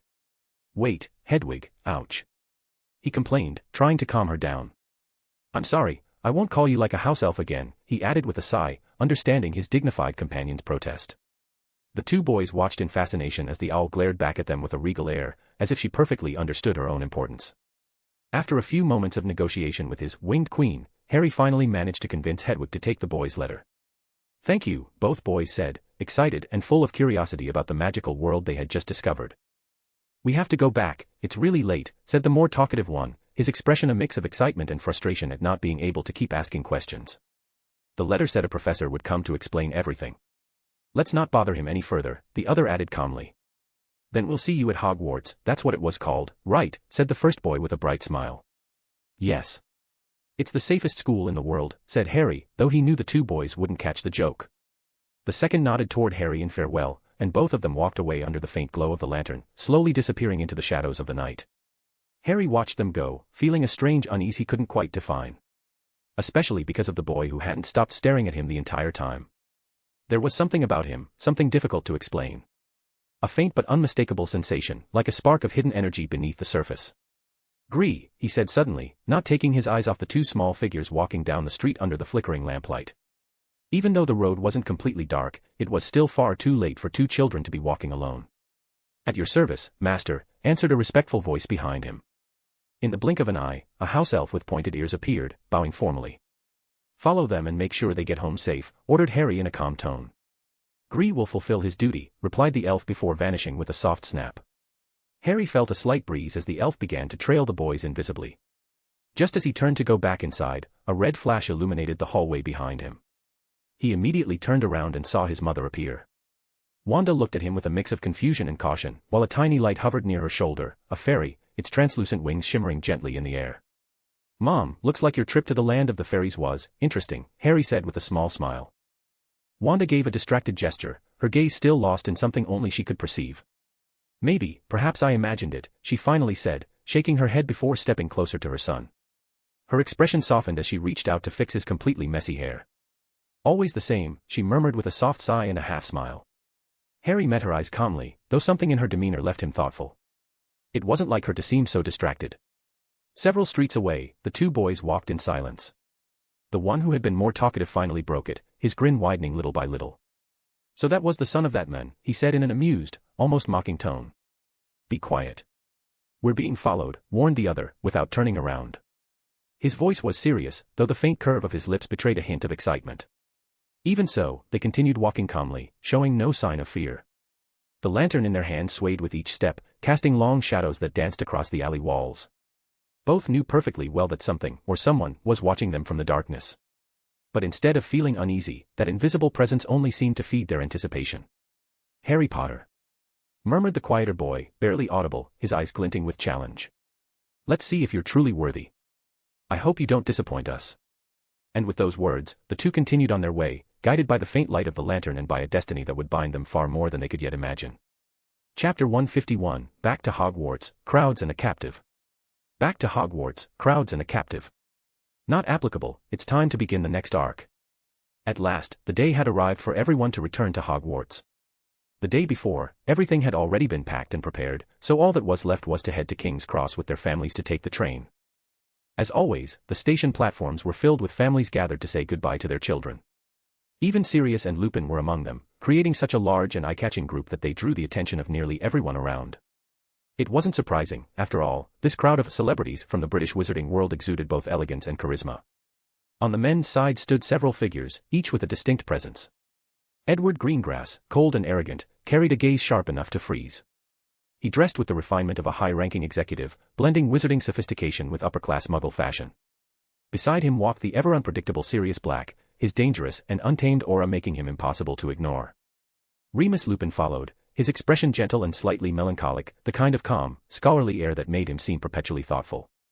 A little farther back stood the eccentric Xenophilius Lovegood, cheerful as always, his carefree energy and constant smile bringing warmth to the scene as he chatted animatedly with Wendell Granger, the quietest of them, whose serene gaze radiated kindness and calm. On the women's side, the sight was even more dazzling. Each of them seemed to compete in beauty and grace. Celine Greengrass moved with her characteristic mixture of nobility and ease, her posture impeccable yet softened by that playful glint in her eyes as she observed everything around her. At her side walked Wanda Maximoff, the Scarlet Witch, or the Red Witch, as some called her, whose beauty rivaled her fearsome reputation. It was said that even Dumbledore regarded her with a certain respect, or perhaps fear. Yet here she was, smiling kindly, surrounded by the other mothers in casual conversation. Susan Granger added her lively, talkative energy to the group, always lifting everyone's spirits, while Pandora Lovegood floated along in her usual dreamy state, smiling absently. Narcissa Malfoy walked beside her, calm and poised, her elegance forming a striking contrast with Pandora's whimsy. A little behind them, almost hidden by the others, was Alice Longbottom, her sweet, nervous demeanor making her look like a frightened little squirrel in need of protection. Behind the adults came their children. Harry Potter walked with his usual calm smile, the kind that looked friendly but always carried a subtle distance. He had grown noticeably, his features were sharper now, more defined. His perpetually messy hair somehow suited him, though at certain angles it reflected a faint reddish tint that shifted back to deep black when seen closely, something many found curious. Next to him was Draco Malfoy, his expression as proud and aloof as ever, acknowledging only his friends. If Harry's invisible wall was difficult to sense, Draco's was obvious at first glance. His perfectly styled blonde hair and sharp features embodied the elegance of both the Black and Malfoy bloodlines. Walking alongside them was Neville Longbottom, who, while not as striking in appearance as his peers, had become surprisingly popular after the recent Golem competition. His nerves seemed far calmer now, replaced with a quiet confidence and approachable warmth that made him easy to befriend. A little farther behind, the girls walked together, chatting animatedly. Daphne Greengrass laughed brightly as she told a funny story, her slightly wavy blonde hair cascading like a golden waterfall. At her side, Hermione Granger listened with that familiar mix of pride and mock reproach that was so very her. Though her bushy hair was still somewhat untamed, she was growing into a rather lovely young lady, with that unmistakable charm of a childhood friend who always complained, yet never left. At the very end of the line came two younger girls, equally adorable. Two blondes with matching hair color, almost like sisters, Astoria Greengrass and Luna Lovegood. Both seemed to exist in their own world, radiating that strange and charming eccentricity that made them unforgettable. At the moment, they had kidnapped a red-haired girl who was struggling to escape, though clearly losing the battle, while the other two dragged her along laughing as if it were part of some game. Harry walked along, chatting with his friends about the plan he had left behind for Sirius, a killer puppet made from a golem, programmed to chase him during their entire stay at Hogwarts, as payback for one of his godfather's pranks. As they talked, he noticed that many students were watching them from a distance. Some even stepped aside to let them pass, as if they were witnessing a fashion parade, their eyes filled with admiration and excitement. Maybe we should have stopped our parents from coming, Harry muttered, realizing that while plenty of eyes were on them, even more, especially from the adults, were fixed on their famous parents and uncles. Ha ha ha, you should get used to it, said Daphne with a grin, waving her hand dramatically. When I go shopping with Mum, it happens all the time. After all, they're even more famous now, with all the projects our families have been working on, and the ones about to start, commented Hermione, glancing at a few younger kids who stared at her as if they'd just spotted a golden ticket. Just ignore them. They're not worth the attention, said Draco coolly, not even bothering to look around. Day by day, he was becoming more like his mother, though everyone knew he was doing it on purpose. Deep down, he was still the same Draco, just more composed whenever a crowd was involved. Neville, who had grown much more confident since the Golem battle, suddenly felt the weight of all those eyes again. But before his nerves could take over, Daphne playfully smacked him on the back, grinning. Hey, you're in the same boat, so suffer with us, she teased, and Neville realized, too late, that encouragement hadn't been her intention at all. As they continued walking through the bustling station, two very familiar voices called out to them from behind. Wow, dazzling, absolutely dazzling. Maybe we should ask for their autographs, then sell or auction them. What do you think, Fred? Said George, appearing beside them with a mischievous grin. Autographs? Nah, better to steal some of their stuff. The girls and boys will go crazy, replied Fred, nodding with mock seriousness while wearing his trademark mischievous grin. The others turned to look at them all at once. You'd better not try it. Our things have anti-theft enchantments, warned Harry in a calm but firm tone. Unless, of course, you'd like to end up turning into something really ugly. TSK. Ah, what a shame, sighed the twins in perfect unison, their exaggerated dramatics making it seem as though they were genuinely heartbroken about missing out on some mischief. Well, we only came to rescue our little sister, who was kidnapped without warning, said Fred, glancing behind him where Astoria and Luna were holding Ginny by the arms as she tried unsuccessfully to break free. Fred smirked. Though she seems to be having fun, so we'll just tell Mum we couldn't afford the ransom. Ginny shot them a look full of both disappointment and fury, her eyes silently begging for help. And help arrived, in the form of 2 sharp smacks to the back of the twins' heads. Behind them stood a young man with neatly combed red hair and a serious demeanor. He had the unmistakable Weasley look, though his manners were entirely different. It was Percy Weasley.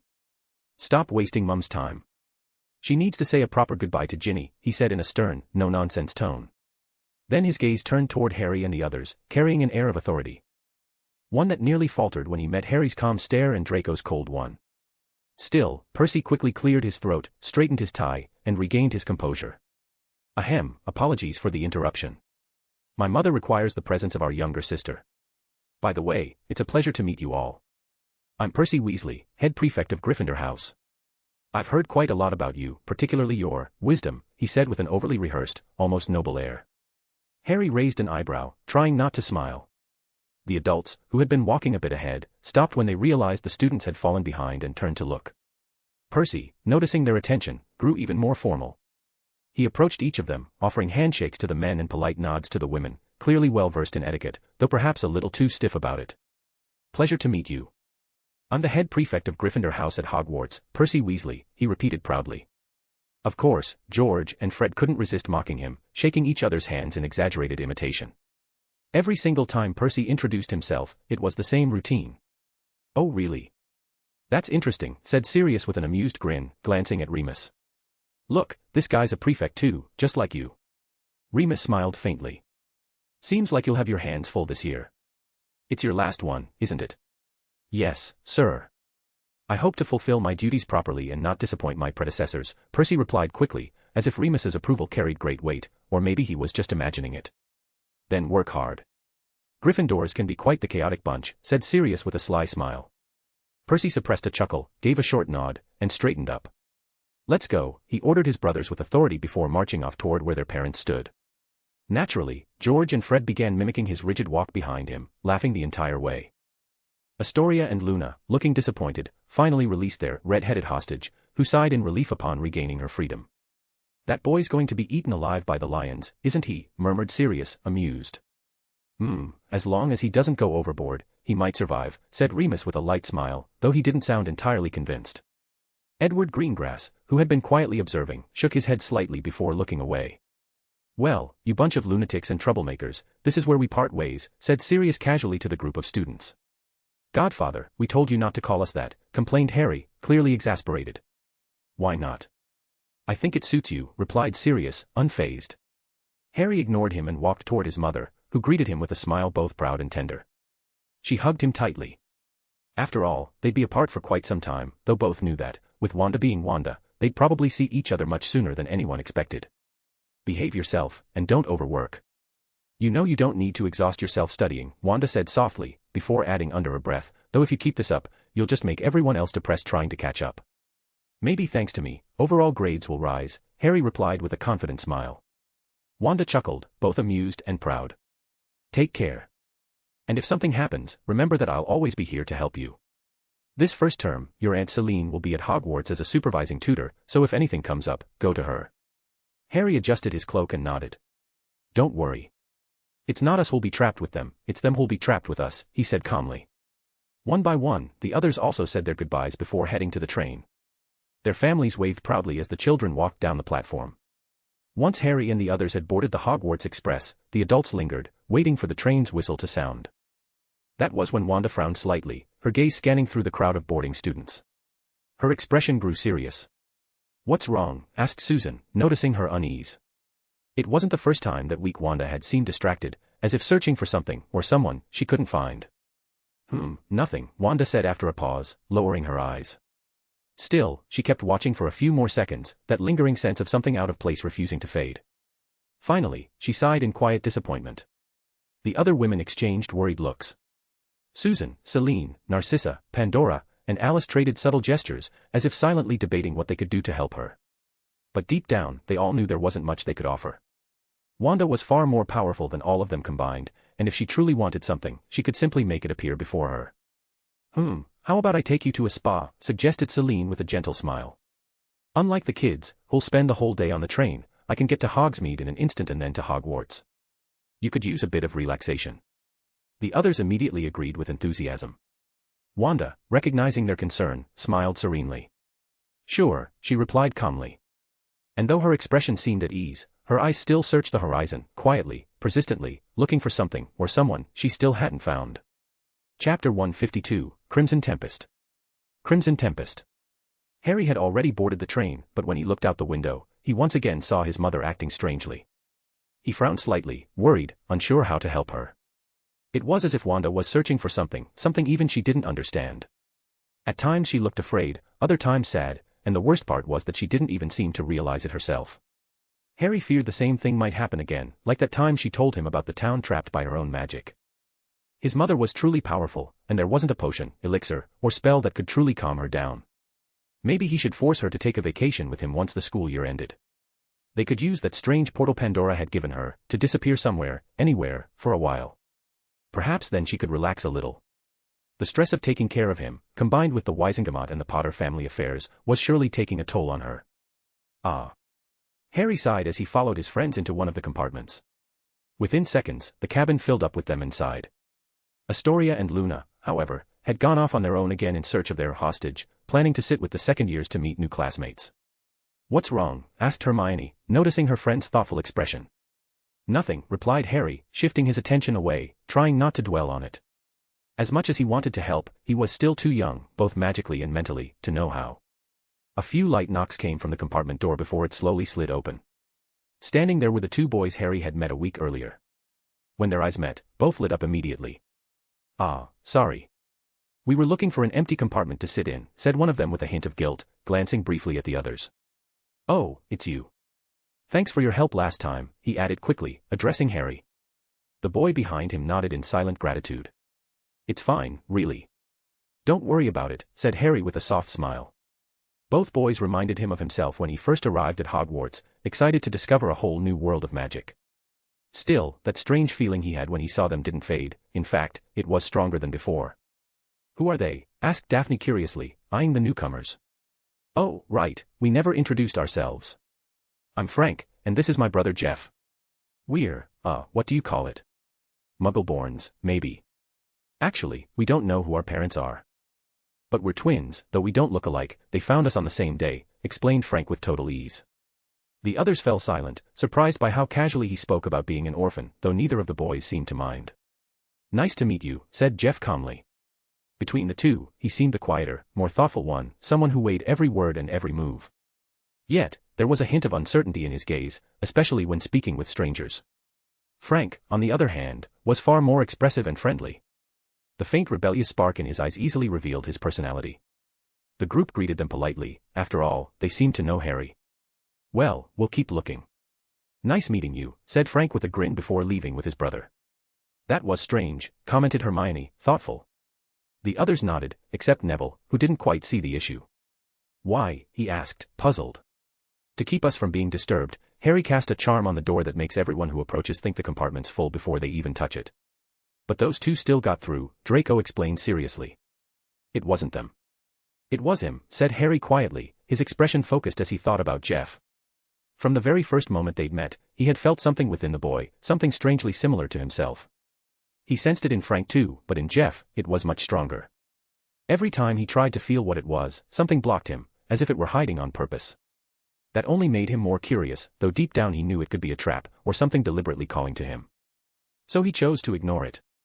He had far more important things to worry about than a boy who merely gave him a strange feeling. The train moved steadily along the tracks, the rhythmic sound of rain tapping softly against the windows as the students chatted in peace. Everything was calm, until something unexpected caught everyone's attention. As the sun sank behind the clouds, a newspaper began circulating through the train cars, spreading murmurs of surprise and fear among the students. Naturally, Daphne's curiosity got the better of her. Determined to find out what was happening, she left to get her hands on a copy as quickly as possible. Meanwhile, the others barely paid attention, too busy eating the sweets they'd bought from the Trolley Witch and talking about the new golem battle competitions planned for the year. "Hey, big news!" Daphne shouted as she burst back into the compartment, sprinting like a velociraptor in full chase. She clutched a newspaper in her hands, breathing hard. Before anyone could ask, she swept the candies off the center table and spread the paper open with excitement. Everyone leaned forward to read the headline and look at the front page photo. Little by little, everyone's gaze turned toward Harry, who sat with a serious expression, brow furrowed, eyes fixed on the text. For an instant, a faint red glow swept through his hair, and his pupils shimmered with the same hue. Then, something strange happened. The rain outside the train suddenly stopped. For 2 full seconds, everything was silent, until the droplets began to fall again, harder than before, accompanied by crimson flashes of lightning that echoed across the sky. It was as if the weather itself responded to Harry's emotions. "Harry?" asked Draco cautiously, watching him as if trying to pull him back to reality. Harry lifted his gaze, his eyes returned to normal, and the thunder outside faded away. He exhaled slowly. So he escaped. And to think he avoided the Dementor's kiss by throwing a few Death Eaters under the bus. Yet they still let him go. Truly disappointing, he muttered with dry sarcasm, clearly aimed at the Ministry of Magic. The others looked back at the photograph. There was Peter Pettigrew, the very day he had been captured and the truth of his betrayal revealed. His panicked face stared out of the picture, holding a prisoner's sign in trembling hands. Even in a still image, he kept that unmistakable rat-like air. Meanwhile, the same newspaper had spread across the country. One copy reached the Greengrass residence, where the adults were holding a strategic meeting about their next plans. "Sir, urgent news," announced Lockie, appearing beside Edward and handing him a copy. Edward, who had been reviewing documents about business alliances and the upcoming plans for their children, lowered his gaze with a somber expression. On the sofa, Sirius lounged lazily, eating fruit without contributing anything remotely useful. Wanda, Narcissa, and Celine watched him with a mix of irritation and disdain. Losing her patience, Celine walked over and smacked him on the head. "What's your problem, witch?" "You looking for a fight?" growled Sirius, turning toward her, clearly annoyed. "You're in my house. Put your feet down, or I'll tell Wanda to turn you into a dog again," Celine replied coolly. Sirius scowled but obeyed, lowering his boots onto the floor with a loud thud. "I'm doing it out of respect," he muttered sarcastically, glancing sideways at Celine and then at Wanda, knowing full well that if he pushed her too far, she wouldn't hesitate to teach him a magical lesson. After all, even his cousin Narcissa was watching him with a look that said she'd gladly help. Across the room, Susan quietly sipped her tea, a touch of sadness in her eyes. She hated having to part with her daughter again. More than once, she had considered asking Wanda to turn her into a witch so she could accompany her to Hogwarts, but she knew that would be dangerous. If people ever found out that Wanda possessed the power to alter someone's magical essence, it could trigger a political catastrophe. No one could know that a Muggle had been transformed, not even out of maternal love. Pandora and Xenophilius had left earlier, and Alice had gone to visit her husband, buried under endless piles of work. "Hey, Black," said Edward suddenly, his tone firm. Sirius assumed he was about to be scolded for his usual behavior and mentally prepared for it. But instead of words, a newspaper floated through the air and landed on his lap. He raised an eyebrow, puzzled, and began to read. Within seconds, his expression darkened. Rage overtook him, his teeth lengthened like fangs, and the magic in the room began to spiral out of control. Objects around them shook and floated violently. Wanda raised a hand, and everything returned smoothly to its place. Her gaze hardened as she looked toward the paper in Sirius's hands. "That bastard, he escaped. Why didn't they kill him when they had the chance?" "I warned them," shouted Sirius furiously, hurling the newspaper to the floor and storming toward the door. "Where are you going?" asked Narcissa, watching her cousin's face twist with fury. "To find Peter. And finish what I should have finished years ago," Sirius said sharply, about to leave, until Wanda raised her hand, stopping him. "Let me go. I'm not in the mood to play with you right now," he growled, turning toward her, still burning with anger. Wanda stared at him silently, her expression unwavering. Though Sirius was impulsive and often joked around, he rarely raised his voice to a woman. The only exception was Celine, with whom he'd shared a long-standing, teasing rivalry. "Calm down. You don't even know where to start looking," said Susan softly, trying to soothe him. Sirius struggled against Wanda's hold, attempting to free himself. "I don't have time for your childishness," Wanda said firmly. I'm going to check on my son. But before I do, let me ask you something. Do you really think Harry would be grateful to see one of his friends killing another, making a decision that directly concerns his life without even asking him? The room fell silent. You're supposed to be rebuilding yourself, to become someone my son can trust. If you can't even respect his will, do you really think you'll ever earn that trust? Wanda added sternly before releasing him. Then she vanished in a burst of crimson particles that shimmered briefly before fading from the air. Sirius watched her go, his face still tense with fury. Finally, he turned, walked back to the sofa, and dropped onto it with a heavy sigh, crossing his arms. I'll wait to hear what Harry thinks before doing anything, he muttered, though the scowl on his face remained. Still, the mere fact that he stayed put was enough to earn the quiet approval of everyone in the room. For the first time, Sirius Black seemed to be growing up. Chapter 153, The Return of the Red Menace. The Return of the Red Menace. Harry stepped out of his compartment to get some fresh air.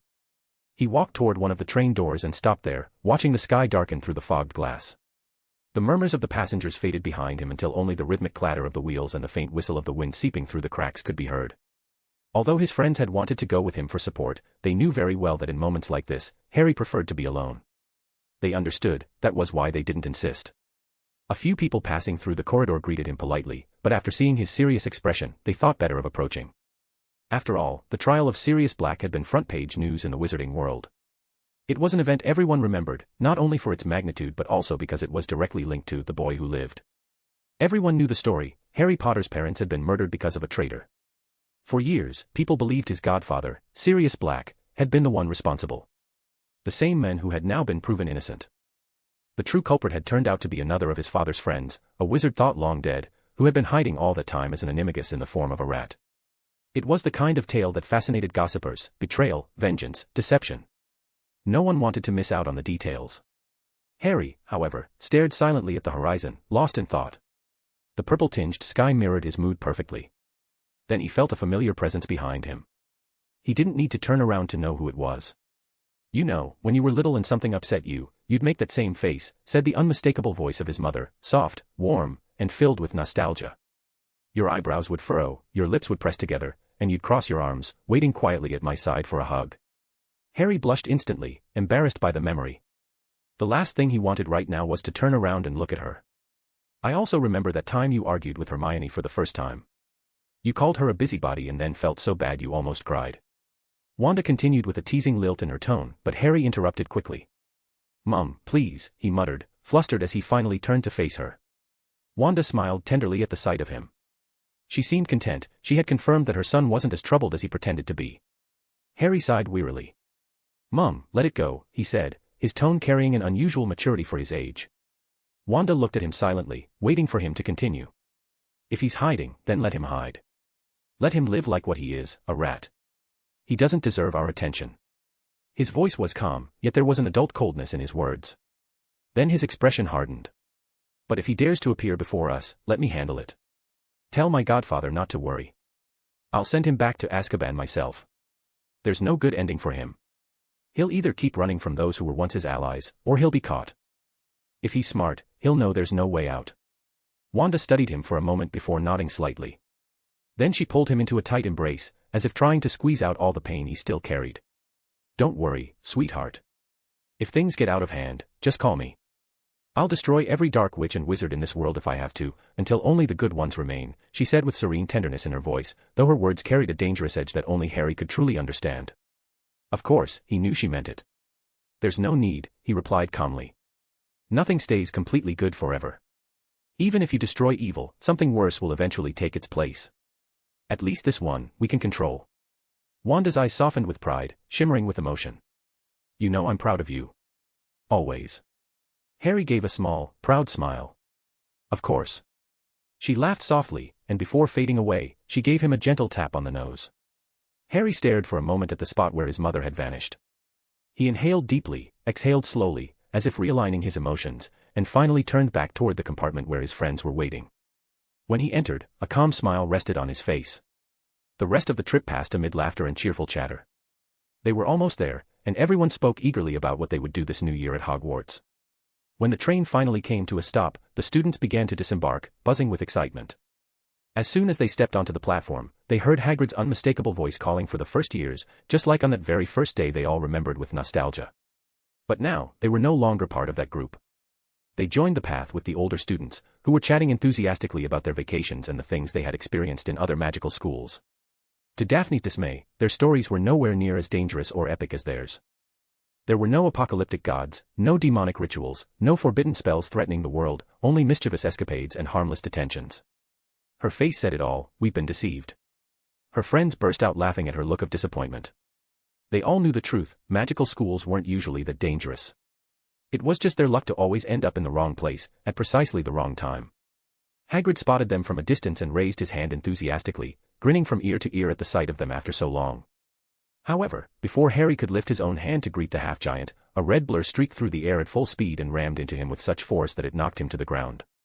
An instant later, he began to feel warm, wet licks all over his face. Red, wait. Stop. Harry shouted between laughter and protests, trying to push away the small dragon that was furiously licking him. But the Drake was far too excited to listen. After all, it had been nearly a full year, and a little more, since he had last seen his beloved master. Red had been away on his secret mission, and not even for Christmas or Harry's birthday had he returned, which had worried the boy more than he admitted. According to Wanda, Red had refused to come back until he had fully completed his task. He claimed that a dragon who failed didn't deserve to return with his head held high. Harry had made a strange face when his mother explained that to him, unsure whether Red was incredibly brave, or just a bit foolish. From the nearby forest, other familiar figures emerged. First came the massive three-headed dog, Cerberus, better known as Fluffy. And behind him, the unicorn that had once been small but now walked with almost regal grace.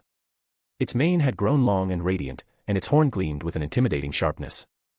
"Oh, looks like the team is still together," Daphne said with a smile as she approached Destructor, the unicorn with the most magnificent and contradictory name imaginable. She extended her hand and gently stroked its silky fur. Destructor lowered his head, pleased, allowing Hermione to pet him as well. Moments later, Astoria and Luna, who had been coming down from the other end of the train, noticed the scene and ran over eagerly to join in. Soon, laughter and soft giggles mixed with the unicorn's low, contented neighs as it basked in the attention. Several nearby students, mostly girls, looked tempted to approach but hesitated. Even a few boys tried their luck, only to be stopped by Destructor's proud, disdainful gaze that made them step back at once. Daphne and the others gave the same haughty look, creating a combined assault devastating enough to crush the confidence of the poor souls who had dared to get close. Meanwhile, Draco watched the gigantic Fluffy with mild curiosity. One pair of the dog's eyes stared back at him intently, while the other two seemed friendlier. In one of its mouths, the beast held a large pumpkin, which it dropped in front of Draco as if expecting him to throw it like a ball. Draco raised his hand calmly, and the middle head lowered to let him pet it. A moment later, the enormous creature flopped onto its back, all three heads wriggling with delight, demanding more scratches. Gaining confidence, Draco began to scratch the beast's necks while the other students looked on in awe and disbelief. Not far away, Harry was still pinned under a storm of affectionate licks, wrestling with Red, who refused to let him go. "These little fellows sure caused some chaos last year," Hagrid said with a booming laugh as he approached. "Still, they behaved rather well. Sometimes they'd join me for patrols in the forest, of course, only if I brought food." He gave Fluffy a friendly pat and reached out to do the same with Red. The first accepted happily, wagging its tails. The second, however, looked at Hagrid with a proud, almost condescending expression, as if granting him permission to touch him. Harry noticed it immediately. In fact, he got the impression that Red had been the one allowing Hagrid to accompany him on those forest patrols. The boy smiled, relieved to see his chaotic companion again. He also noticed Red seemed slightly larger now, his horns had grown, his body looked sturdier, and sharp spines lined his tail. You got a bit stronger, didn't you?" Harry said with a proud grin. Red puffed out his chest and straightened proudly, as if confirming that he had trained hard just for this moment. He sat upright before Harry, dignified and alert, awaiting an order. In the distance, the first-year students began to gather near Hagrid, who had called for them a few minutes earlier. Yet, upon seeing the dragon, the unicorn, and the three-headed dog up close, most hesitated. Many hid behind the half-giant, peeking out nervously but fascinated. Suddenly, Red turned his head curiously. He looked past Hagrid, directly at two boys standing together in the crowd. His expression shifted, something about them seemed familiar. He looked at his master, then back at the boys, then at Harry again. The repeated glances drew laughter from those nearby. Even Harry felt intrigued, following his dragon's gaze. But before he could say anything, Red simply tilted his head, and without warning, leapt forward again in a blur of red scales, tackling Harry to the ground once more and pinning him there. "Red!" Harry protested between laughter, utterly resigned, as the small dragon perched triumphantly on top of him, flapping his wings with pride as if reclaiming his rightful territory. Chapter 154, Between Shadows and Smiles. Between Shadows and Smiles. Everyone walked toward the carriages parked along the side of the path. Except, of course, for the first and second years. Since Hogwarts had been closed the previous year, the second years had never had the chance to cross the lake in boats, as all first years were supposed to. For that reason, Luna and Astoria joined the group of newcomers, along with other second years, to experience it properly. Meanwhile, the third years and above boarded the carriages. These began to move as if by magic, gliding forward without horses or any visible creatures pulling them. The amusing part was that the carriage carrying Harry and his friends was being escorted by Fluffy, Red, and Destructor, happily trotting alongside them as if they were royal guards. "By the way, we never asked the unicorn's name," said Daphne curiously, noticing the detail. Though, to be fair, it wasn't as if they'd had many encounters with him. He spent most of his time in the forest with his fellow partners in crime. According to Mum, his name's Destructor, Harry said with a half-smile, amused by how exaggerated the name was for a creature that was supposed to be peaceful. "What? That name's awesome," exclaimed Daphne enthusiastically, though not everyone seemed to agree. Several glances turned toward the unicorn, who walked calmly and cheerfully beside them, looking nothing like the dangerous beast his name implied. The unicorn, perhaps sensing they were talking about him, turned his head toward the students in the carriage with such an innocent expression that he looked almost adorable. The other two companions, however, did live up to their reputations, a small red dragon who was pure walking chaos, and everyone knew it, and a massive three-headed dog who commanded respect even when yawning. After a few minutes of travel, Harry raised an eyebrow upon noticing two strange figures floating quietly near the castle gates. They were unfamiliar to most, wrapped in dark tattered cloaks, and their mere presence turned the air icy cold. The students felt their blood chill, as if all happiness were being drained from their bodies. "Those are," murmured Harry, watching them closely. "Dementors." "Azkaban's guards," Draco replied, frowning. His tone was serious, slightly uneasy, even he knew those creatures were anything but friendly. Hermione's eyes widened in shock. "Dementors," she repeated, her voice trembling. "They say they can devour happiness, even a person's soul, with their Dementor's kiss. They're not just guards, they're executioners for the Ministry." The creatures, meanwhile, seemed to have fixed their hollow attention on the carriage where they were riding. Neville shrank so much he nearly disappeared into his seat, while two other girls riding with them clung to each other, trembling in fear. Harry kept his gaze locked on the Dementors, who stared back at him for a brief moment before turning their attention toward the next carriage. "Do you think it's because of him?" Draco asked quietly, his expression tense. "Possibly. Maybe they think he'll try to get revenge or something. Though honestly, that coward wouldn't dare come anywhere near the castle," said Harry with a mocking smile, clearly referring to Peter Pettigrew. The mere thought of him was enough to bring out a mix of irritation and sarcasm on his face. "As always, Hogwarts proving it's the safest school in the world," Daphne said dryly. "And now we even have these lovely guards to protect us." "They're not the only ones," Harry replied, pointing toward the forest. Among the trees, dark shapes could be seen moving, without a doubt, more Dementors wandering near the castle grounds. "Stuffing a place full of dangerous creatures where hundreds of students live. I wonder how that'll turn out," Draco muttered with his usual sarcastic tone. The carriage finally stopped before the castle's great gates, and the students began to descend, whispering among themselves about the sinister figures now surrounding Hogwarts. Inside the Great Hall, students settled along the long tables, comparing every detail of the room to how they remembered it from the previous year. Some searched for changes, while others simply chatted about their time in the different magical schools they had attended while Hogwarts was closed. Harry, however, wore a slightly puzzled expression as he looked toward the staff table. Every professor was familiar to him, except one. And it wasn't because the man was a stranger, quite the opposite. Dominic, the former Defense Against the Dark Arts teacher from Beauxbatons, was sitting there, now occupying the defense post at Hogwarts. He smiled with elegance and confidence, effortlessly winning over several of the female students within minutes of the feast's start. Well, to be fair, he didn't have much competition. "Great, this year just keeps getting better," Harry muttered sarcastically, right as the first and second years entered the Great Hall. But they weren't alone, for additional students accompanied them, and their presence was enough to leave Harry momentarily speechless. Lucille walked at the front, greeting everyone with his usual charming smile. If Dominic could capture hearts, Lucille could make half the hall faint with his charisma. His earrings shimmered under the hall's lights, and his grin shone with a confidence that was impossible to ignore. Beside him, looking somewhat annoyed at how freely her boyfriend was winking at half the room, walked Katerina. When she met Harry's gaze, she nodded politely in greeting. Lucille, of course, winked at them playfully. Behind them walked Fleur, graceful and poised, her steps elegant and deliberate. Her gaze met Harry's for a moment, and a faintly teasing smile curved her lips, as if she were thoroughly enjoying the surprise her arrival had caused after their last encounter. Beside Fleur walked a woman just as beautiful, though her air was far colder and more refined.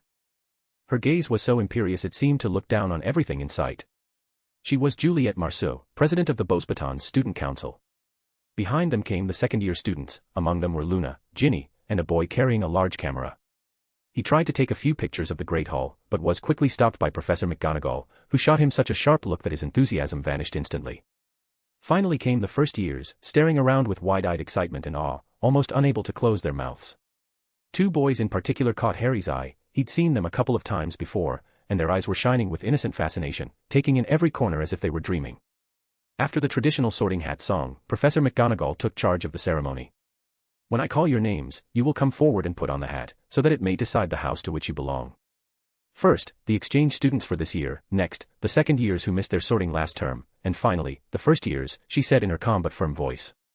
Since there are nearly twice as many as usual, we'll need to move quickly, so please step forward as soon as your name is called. She pulled a long parchment from her hands and unrolled it. The list was so long that a few students let out low whistles. 2 entire years together this time. Belwa, Katerina, McGonagall called, glancing at one of the girls in the group. Katerina approached gracefully, though she couldn't help but make a face of disgust when she saw the hat. It looked so old and grimy that one could swear it hadn't been washed in centuries, perhaps longer. The moment the hat touched her head, it shouted, "Ravenclaw."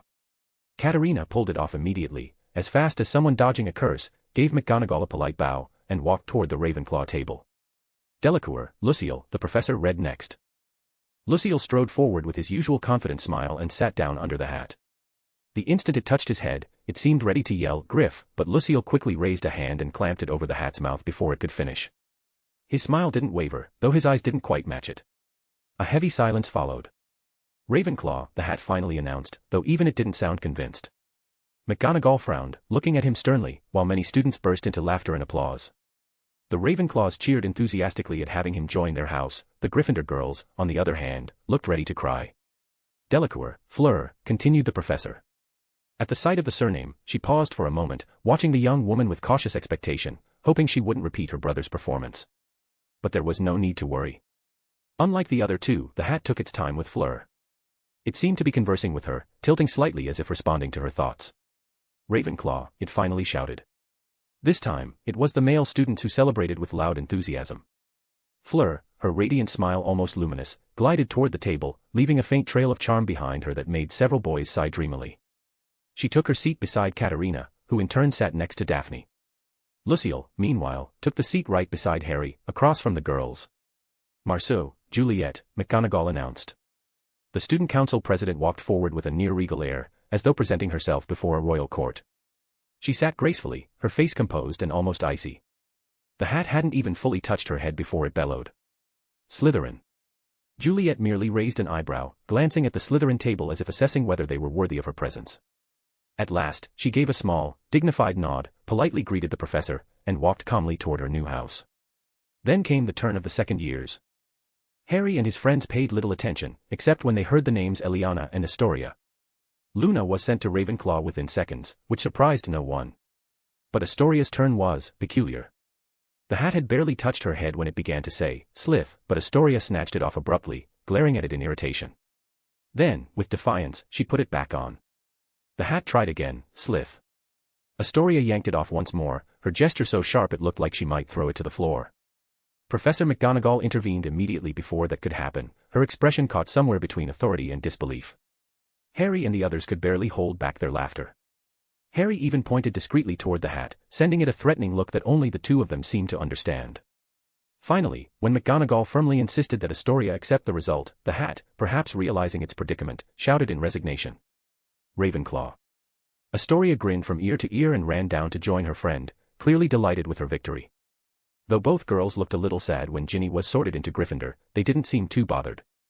It didn't matter which house their friend was in, they were already determined to go after her whenever they pleased. Chapter 155, The First Chaos of the Year. The First Chaos of the Year. After the peculiar selection of the second-year students, particularly because of Astoria's behavior, who was now sitting calmly beside Luna, chatting as if nothing had happened while ignoring Professor McGonagall's weary gaze, fully aware that the girl was related to Daphne, the ceremony continued with the first years. The professor flipped through the list, frowning slightly as she read the next name. "Frank," she murmured, surprised to notice that no surname appeared. That was strange.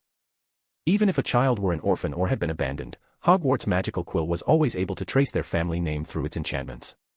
But in this case, there was none. Frank walked forward at an easy pace, a cheerful and almost excited smile lighting up his face. He ignored McGonagall's puzzled look, as well as the murmurs spreading among the students. The professor studied him for a moment, trying to shake off her confusion, and finally placed the sorting hat on his head. Gryffindor, the hat exclaimed immediately, so quickly that it almost seemed as if it wanted to avoid being interrupted. A few students giggled softly at the speed of the decision. Frank tilted his head toward the Gryffindor table, observing it for a moment as if studying his new housemates. Then he nodded calmly and walked over to join them, greeting everyone with a friendly smile. McGonagall returned to the list. Jeff, she said next, once again without any surname. A wave of confusion ran through the Great Hall. 2 students without last names in one night was unheard of. Even Dumbledore looked up, his expression more serious than usual as he observed them closely. Jeff, unlike his brother, walked forward with composed steps, sitting upright on the stool without saying a word. McGonagall set the hat on his head, and this time, the object seemed to hesitate. Several seconds of silence passed before it gave its verdict. Ravenclaw, it finally announced. Jeff lifted his gaze toward his new house table, his eyes briefly meeting Harry's before he stood up. He then walked calmly to the Ravenclaw table, showing no sign of annoyance at being separated from his brother. After that, the remaining names were called, and one by one the houses filled up without any further peculiar cases. When the ceremony ended, Dumbledore rose slowly, smoothing his robes before addressing everyone in his usual cheerful tone. Ahem, allow me to welcome you all. To our new students, welcome to Hogwarts, and to those returning, it is wonderful to see you again. His voice rose above the hum of the hall, capturing everyone's attention. As you know, Hogwarts was closed last year for a bit of reorganization. But as you can see, not much has changed. Yes, we've removed some of the more dangerous things, though not all, of course, so as not to take away the excitement of school life. A few students chuckled softly. I must say, during the renovations, we discovered many secret rooms that even I didn't know existed. A murmur of astonishment spread among the students. For that reason, I asked that they remain intact, with only the dangerous objects removed. This way, those who wish to explore the castle in search of a little adventure may do so while learning, so long as, of course, they stay within the rules. Dumbledore smiled knowingly, and the air in the hall grew livelier, especially among the first and second years. Now, something far more important, not only for the new students, but for every single one of you. His tone dropped slightly, becoming more serious. For reasons that I believe everyone is already aware of, Dementors will be patrolling the castle grounds and will be stationed in the Forbidden Forest. The Great Hall fell utterly silent. Let me make this perfectly clear, these creatures are not friendly, to anyone or anything. They can see through everything, even invisibility cloaks. Do not approach them, do not attempt to speak with them, and do not do anything that could put you in danger. Dementors are fierce and make no distinction between those they hunt and those who stand in their way. So I warn you all, do not give them a reason to harm you. Dumbledore paused briefly, his gaze sweeping over the students. Remember, happiness can be found even in the darkest of times, if one only remembers to turn on the light. His expression softened again. There's more than enough adventure within the castle to keep everyone entertained. Now, it is time to enjoy the welcome feast. With a wave of his hand, the tables filled instantly with food. The atmosphere shifted at once, laughter, chatter, and the clatter of plates filled the Great Hall, wrapping everything in a warm and festive air. When the feast finally ended, the prefects began gathering the first and second years to guide them to their dormitories. The older students, meanwhile, wandered leisurely through the corridors, some clearly eager to discover one of those newly uncovered secret rooms. The castle felt just as it always had, though a few noticed the absence of certain familiar objects, and the appearance of a few new ones. So, guys, were your vacations fun? Asked Terry suddenly, appearing between Harry and the others as they made their way toward the Ravenclaw Tower. Interesting, the four replied in unison, offering no further explanation. Well, listen to this. Terry grinned, wearing that mischievous expression that always came before one of his schemes. Apparently, one of the Ravenclaw students is offering 100 galleons to whoever finds a clue about the secret rooms. Rumor has it, he overheard Professor Flitwick mentioning that there are hidden books and fascinating objects scattered around. To join the competition, you just need to pay 15 sickles. Harry, Daphne, Hermione, and Draco looked at him silently while Terry maintained his enthusiastic grin. Come on, doesn't it sound interesting? You four are technically the best students in our year. Technically, no, Daphne corrected with a playful smile. We are the best. Show off, Terry muttered immediately. So. What do you say? Nah, not interested, said Draco, shrugging. Same here, added Harry, completely unamused. Then neither are we, Hermione and Daphne said after exchanging glances. If they couldn't compete against the boys, it wasn't worth it. That's a shame, sighed Terry, though his good mood didn't falter.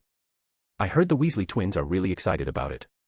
They even say they've prepared some sort of secret weapon. Harry narrowed his eyes.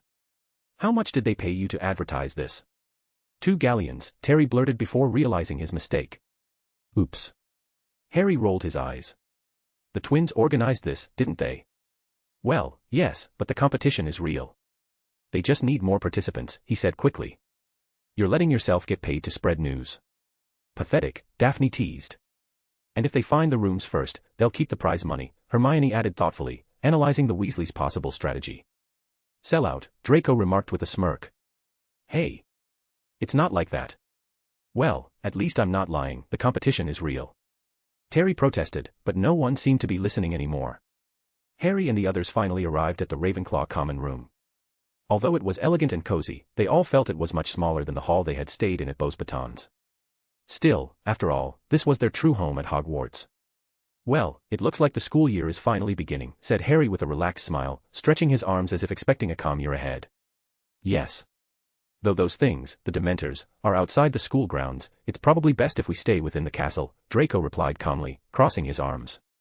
Harry nodded, but when he turned around, he noticed Hermione and Daphne were no longer beside him.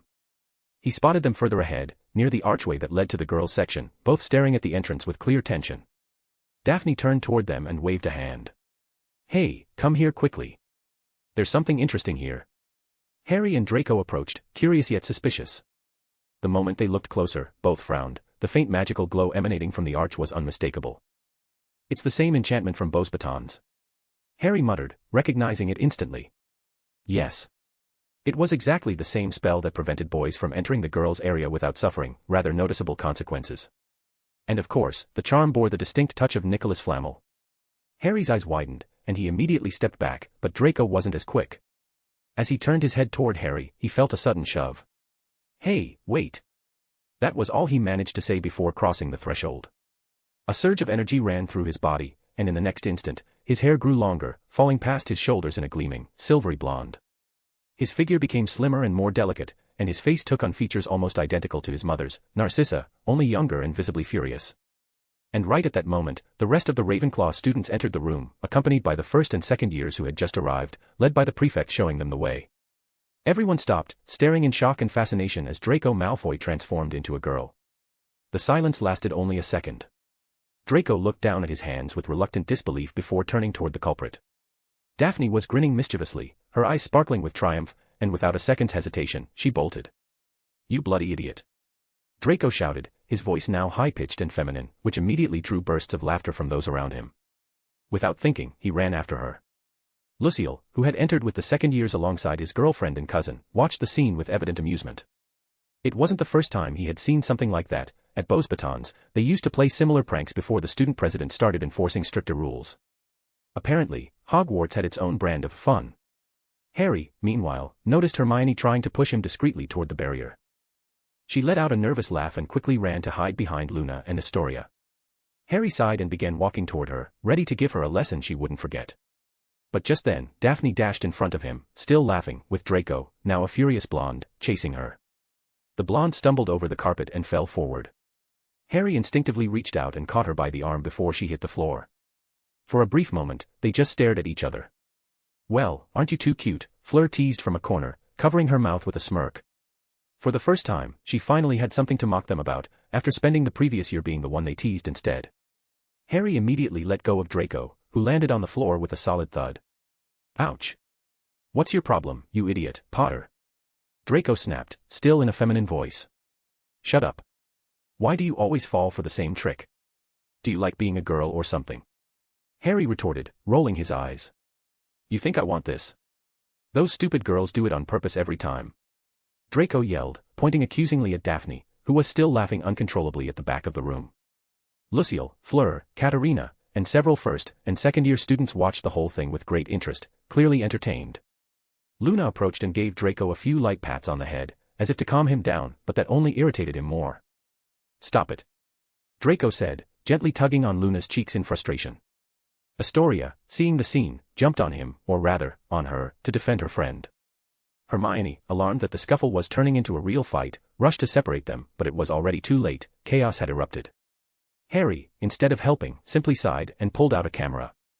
Well, this deserves to be immortalized. The flash went off just as Daphne burst into another fit of laughter and the other students began cheering them on, caught up in the commotion. Terry and several classmates joined the chorus of excitement. Everyone seemed perfectly used to this kind of madness, even after a year apart. Wow, we're definitely in a different school, Lucille muttered, laughing softly. Where on earth did we end up? Asked Fleur, though her grin made it clear she was enjoying herself. It seems like a much livelier place, added Katerina with a smile. We did well asking Mr. and Mrs. Flammel for help to be chosen as exchange students. Meanwhile, the young first-year Jeff watched the whole thing with mild curiosity. The chaos lasted several more minutes before Prefect Penelope Clearwater burst into the room, furious, and separated everyone with a sharp flick of her wand. That's enough, she shouted, her voice on the verge of breaking. Malfoy will be sent to a separate room until the spell wears off. Professor Flitwick said it could take anywhere from a day to a week. The entire group, which now included Harry, Draco, Daphne, Hermione, Luna, and Astoria, froze as Penelope massaged her temples, clearly on the verge of a headache. You're not first years anymore. You should be setting an example. Even back then, you behaved better, she scolded sharply, glaring at the four main troublemakers. Sorry, they all mumbled in unison, lowering their heads. None of them had ever seen her this angry before. Then again, back in the day, they were probably too busy keeping an eye on Red to realize how chaotic they really were. Now, off to bed. All of you, she ordered firmly. And I want absolute silence. The group nodded immediately, and within seconds, everyone bolted toward their dormitories, still laughing quietly under their breath. Only a faint echo of giggles and footsteps remained in the air as Penelope sighed deeply, wondering how on earth she was supposed to survive the rest of the year with this group. Chapter 156, Incense, Tea Leaves, and the Grim. Not applicable. Ugh, this chapter feels a little simple, I know. I don't remember much from the book, and I'd rather not rely on the movie to write this arc, especially since it's already gone in its own direction. Still, I'd like some parts to be a bit more faithful to the original material, so I'll have to reread the book. And yes, before anyone says it's not necessary, yes, it is. Hope you enjoy the chapter, haha. Incense, Tea Leaves, and the Grim. The day classes went by rather quickly. Literally. While the new students were still getting used to their courses, the returning ones adapted with surprising ease. Within a week, everything had settled down, at least on the surface. Although there was a bit of chaos among the more curious students, who started searching for adventures around the castle. All because of a rumor spreading about a secret competition. Whoever discovered the hidden rooms and their exciting secrets would win a reward of 100 galleons. Of course, Harry and the others weren't particularly interested. That is, until they ran into the Weasley twins, walking with expressions of deep despair while muttering random phrases like, "Why isn't it working anymore? Looks like the map reset, what do we do now? We have to find those places no matter what, or we'll have to pay 100 galleons. At least we remember most of them." After that, they dashed off down the corridors, and every night a professor would eventually catch them and give them detention for breaking curfew. Though that part happened a bit later. They mentioned a map, said Hermione with a hint of curiosity, glancing sideways at Harry. The twins had just run past them while she and Harry, returning from breakfast, walked toward the Ravenclaw common room. Draco and Daphne hadn't joined them. Daphne had something to take care of, and Draco, well, he was still in the middle of reverting to his normal body.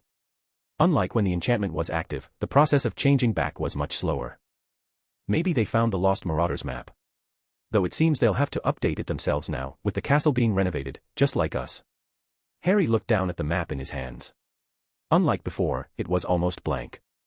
The hallways and names were only faintly drawn, as if they needed to rediscover every corner of the school to make them reappear. Aren't you going to ask for it?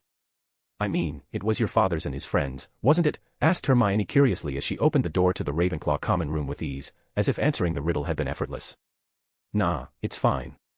If the map's meant to come to me, it will, when the time is right. I guess that's just how destiny works, Harry replied calmly. If you say so. Murmured Hermione, not insisting.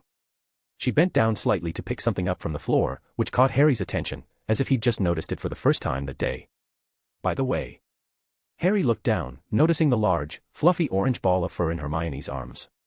It had a flat face and a tail that swayed lazily from side to side. And that cat? He asked with mild interest. His name's Crookshanks. He showed up at my doorstep one day, he didn't seem to have an owner, and honestly, it felt like he wanted to stay with me. Hermione smiled widely as she stroked her pet. The cat looked up at her for a moment, then let out a soft meow. Isn't he adorable? She asked proudly. Harry studied the cat, their eyes meeting briefly. From a certain point of view, I suppose. Still, he leaned forward and gently patted Crookshank's head. The cat didn't complain, on the contrary, he purred contentedly, accepting the gesture. As they talked in the middle of the Ravenclaw common room, Daphne came running in. Ugh, sorry I'm late, I couldn't find my wand, she said casually, wiping away non-existent sweat. Apparently, that had been the thing keeping her so busy that she hadn't even joined them for breakfast. What? You lost your wand again. You know how important that is, and you still misplaced it. Don't you remember what happened last year? Exclaimed Hermione immediately, so frustrated that her hair seemed to puff up even more. Well, technically I didn't lose it. I just forgot where I left it, Daphne defended herself. That's the same thing. Hermione snapped. At that moment, Draco stepped out from a newly added section of the common room, one that had been built for the boys who had been temporarily turned into girls by the enchantment. Apparently, each had their own private room, which wasn't entirely bad, aside from, well, being turned into a girl. Draco approached them calmly. Again, he asked tiredly, as if the scene were part of his daily routine. He said no more, clearly not wanting to draw attention to where he had come from, though there was a small smile on his face, relieved to be back to normal. Save that for later, we should hurry or we'll be late for divination, said Daphne, her eyes gleaming with curiosity. After all, during their first year they hadn't taken that class, and during their second year at Beauxbatons they'd spent most of their time in clubs. Unlike the French school, Hogwarts had no clubs but did offer elective subjects, among them, divination, taught by Professor Sybil Trelawney. Another was care of magical creatures, taught by Hagrid. Both subjects had caught the group's attention, so they had enrolled in them. In fact, they were registered for nearly every subject available, only skipping those that conflicted with their schedules. If not for that, they would have signed up for everything. If we had a time turner. Harry sighed. We could take all the subjects this year. Are you insane?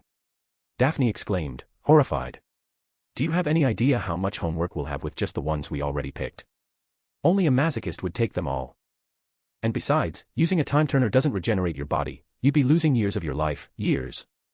Yes, I get it, said Harry, leaning back slightly as Daphne got a little too close. We'd better hurry, said Hermione seriously, checking her pocket watch. She then set Crookshanks down on the floor. The cat rubbed against her leg one last time before hopping onto a nearby armchair and curling up comfortably. Wait, said Draco, stopping them with a serious expression. What's wrong? They asked in unison. Did anyone wake up Luna and Astoria for their classes? All four of them froze instantly.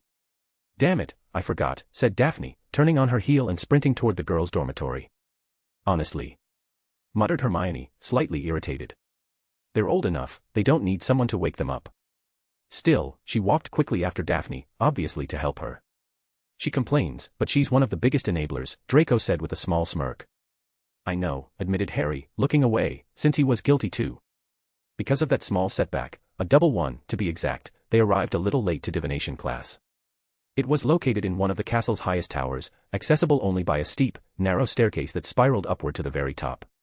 When they finally entered, the group noticed that the classroom looked nothing like any other in Hogwarts. It was filled with perfumed smoke, dim lighting, embroidered tablecloths, and cushions scattered everywhere. Crystal balls and teacups covered the tables, and the air was so thick with incense that it felt more like a fortune-teller's tent than a classroom. In the center of that hazy atmosphere stood Professor Sybil Trelawney, a tall, thin woman with an ethereal voice and enormous glasses that magnified her eyes to almost comical proportions. At last you've arrived. We've been expecting you, she said in an affected, mystical, and melodramatic tone, as if every word she spoke carried the weight of a grand revelation. All the students turned to look at the newcomers, and at Trelawney herself, as if she had truly foreseen their late arrival. Harry, meanwhile, glanced toward the small desk beside her, where a crystal ball rested among other peculiar trinkets, along with what looked like the list of enrolled students. Of course, being a well-behaved student, he said nothing. We're sorry, Professor, we had a small problem, Hermione said quickly. That's quite all right, dear. I had already foreseen it. Take your seats, replied Trelawney in her dreamy voice, with that air of mystery suggesting that nothing could escape her third eye, real or imagined. The four of them found empty seats near Neville and a Gryffindor named Seamus Finnegan. The professor waited for everyone to settle before beginning. Now then, welcome, my dears. Divination is the most mysterious branch of magic. Few possess the true gift. If you were not born with it, you will never have it. Her voice floated through the air as she waved her hands gracefully, as if weaving invisible spells with each word. Slowly, she glided forward until stopping right in front of Hermione. But before we begin, I must warn you that not all of you will survive the coming year, she declared in a solemn, almost theatrical tone. Then, with a prophetic air, she added, and someone will leave this class forever before May. A murmur swept across the room. Some students looked uneasy. Neville, in particular, had gone pale as milk. Parvati and Lavender, on the other hand, seemed entranced, their eyes gleaming with fascination as if they dreamed of possessing the gift themselves. Hermione, meanwhile, frowned slightly. She seems like a fraud, she whispered under her breath to Daphne, who was listening with interest, though more for amusement than belief. Trelawney turned her head toward Hermione with a sharp look, making the girl think for an instant that she had been caught. But the professor merely drew in a slow, dramatic breath and continued. Today, we shall learn to read tea leaves, she announced in her vaporous tone. Hermione let out a quiet sigh of relief, realizing she had escaped notice. The professor began to instruct the students step by step. Preparing the tea. Each student was to fill their cup with hot water and tea leaves, stir 3 times, and drink until only the residue remained. Turning the cup. When only the leaves were left, they had to swirl the dregs 3 times, place the cup upside down on the saucer, then turn it back over to see what shape had formed. Trelawney drifted gracefully between tables, her perfume of incense heavy in the air. Harry and Draco finished their strange little sequence, exchanging curious looks. It was Draco's turn to interpret the shapes left in Harry's cup. Looks like some kind of dragon, Draco said, tilting his head. Maybe the tea's warning us that Red will go on a rampage again. Harry chuckled. Then we don't need tea to tell the future. Red going out of control is already a given. Draco smirked, conceding the point, and the two of them laughed quietly. They didn't need divination to see that coming. Trelawney, who had noticed their laughter, approached with a slightly offended expression. Let me see, dear, allow me to read it myself, she said softly, though her eyes betrayed a faint irritation. Draco, a little uneasy, handed her the cup without protest. The professor took it delicately. For a brief moment, a strange gleam flashed across her glasses before she looked into the bottom of the cup. Then, all of a sudden, her eyes widened dramatically, she gasped, and the cup slipped from her trembling hands, shattering on the floor. Her face turned deathly pale as she stepped back. My dear boy. You have the Grim, she exclaimed, her voice trembling as she stared at Harry with a mix of terror and awe. Harry looked back at her silently, keeping his expression as neutral as possible. He knew perfectly well what the Grim was, one of the old books in the Potter mansion mentioned it, along with its supposed meaning in divination. Oh no. Looks like I'm in danger, again, he said flatly, his voice completely monotone. Draco, Hermione, and Daphne had to cover their mouths to stifle their laughter, while the rest of the class stared in horror, oblivious to the sarcasm. Neville, nervous and shaken, dropped his own cup, the sudden noise startling Lavender, who screamed in fright. The rest of the class jumped, now staring at Harry as if he carried a curse. Harry simply sighed. Hermione, who had barely managed to suppress her laughter, looked toward the professor, who wasn't doing anything to calm the panic. With a firm tone, she said. They're just unfounded superstitions. There's no reason to fear something that hasn't even been proven real. Everyone turned to stare at her as Trelawney slowly stood up, looking deeply offended. She moved closer, her tone still gentle but dripping with condescension. Not everyone possesses the inner eye, dear. If you do not have it, there is nothing we can do. Hermione frowned even more, but before she could reply, the professor suddenly turned away dramatically. Well then, class is over for today. Put away your things and begin your descent. Do not miss the next lesson, if you wish to learn more about this dangerous yet fascinating world. At that very moment, just as she finished speaking, the castle bell rang, as if it had waited for her to deliver her final words. Parvati and Lavender exchanged excited looks, as though they had just witnessed a divine revelation. Several other students seemed convinced that their professor truly possessed the power to see the future. Harry and the others exchanged silent glances before standing up. Without a word, they began to descend the stairs, while the lingering scent of incense followed them, wrapping the tower in its enigmatic fragrance. Chapter 157, Barefoot and Bewitched. After leaving the peculiar divination class, the group walked in silence. Everyone kept their eyes on Harry, something that, for him, had become rather common a long time ago. Usually, though, it was for very different reasons, his family, his past, or the inevitable trouble he always seemed to get into with his friends. This time, however, the stares were different. There was sadness in them, or worse, pity. And that was something new to him. So he didn't wait around for long. He took a few steps ahead and muttered that he needed some fresh air before the next class, which, for better or worse, happened to be with Professor McGonagall. His friends watched him with concern. Daphne and Hermione exchanged a brief glance, both had felt that Harry had been tense lately. Professor Trelawney's dark prediction hadn't helped in the slightest. Don't worry, Harry. It's all a sham. I honestly don't know how that woman still has her job. It's nothing but cheap theater, Hermione said quickly. Harry gave her a small smile, the kind that said, I know, even if he didn't quite feel it. Just go on ahead, I'll be right behind you. I need to stop by the bathroom, he said calmly. They nodded, trusting that a few minutes alone might help him clear his mind before the next lesson. Harry then walked through the castle corridors with a thoughtful expression. There was something strange stirring inside him, an unease he couldn't quite identify. To distract himself, he began observing the walls and portraits around him. Though the castle had been completely renovated to remove any hidden dangers, its classic design had been preserved. The armor, the paintings, and the old objects remained in their places, only cleaner, brighter, and purified of the dark magic that had once saturated them. The portraits, in fact, still occupied their usual spots. For them, Hogwarts was also home, and it showed in the way they watched him with a certain nostalgic familiarity. As he walked on, he noticed that the second-year students had also finished their class and were heading to their next one. Among them, he spotted Luna and Astoria walking together as always, inseparable. It was only natural, they were the same age and shared a deep friendship. Luna had stayed by Astoria's side during the time she suffered from the curse that left her bedridden for weeks. Although Wanda had completely healed her, Astoria's parents still feared something similar could happen again, so they tended to overprotect her, and Luna, always by her side, received the same treatment. Harry always pretended to joke about how spoiled the two girls were, though deep down he understood why. He himself had been terrified when he saw that curse's effects. He didn't want to witness something like that again, not with Astoria, nor with any of the other girls. Not even with Draco, his best friend after all. What are you two up to? He asked with a smile, walking toward the two blonde girls. Astoria, cheerful as ever, tried to smile naturally, though Harry immediately noticed a faint tension in her expression. Luna, meanwhile, maintained that serene and unshakable calm she was known for, except, of course, when Hermione or Draco teased her, which was always quite a sight to behold. We're going to Defense Against the Dark Arts, with Professor Dominic, Luna replied with her usual tranquil smile, clearly happy to run into Harry in the corridor. Technically, she and Astoria had been escorted by the group of 4 to their first class earlier, before they had to hurry up to the divination tower. Oh, really, said Harry with a smile, lowering his gaze slightly as he noticed the subtle signal Astoria gave him with her eyes.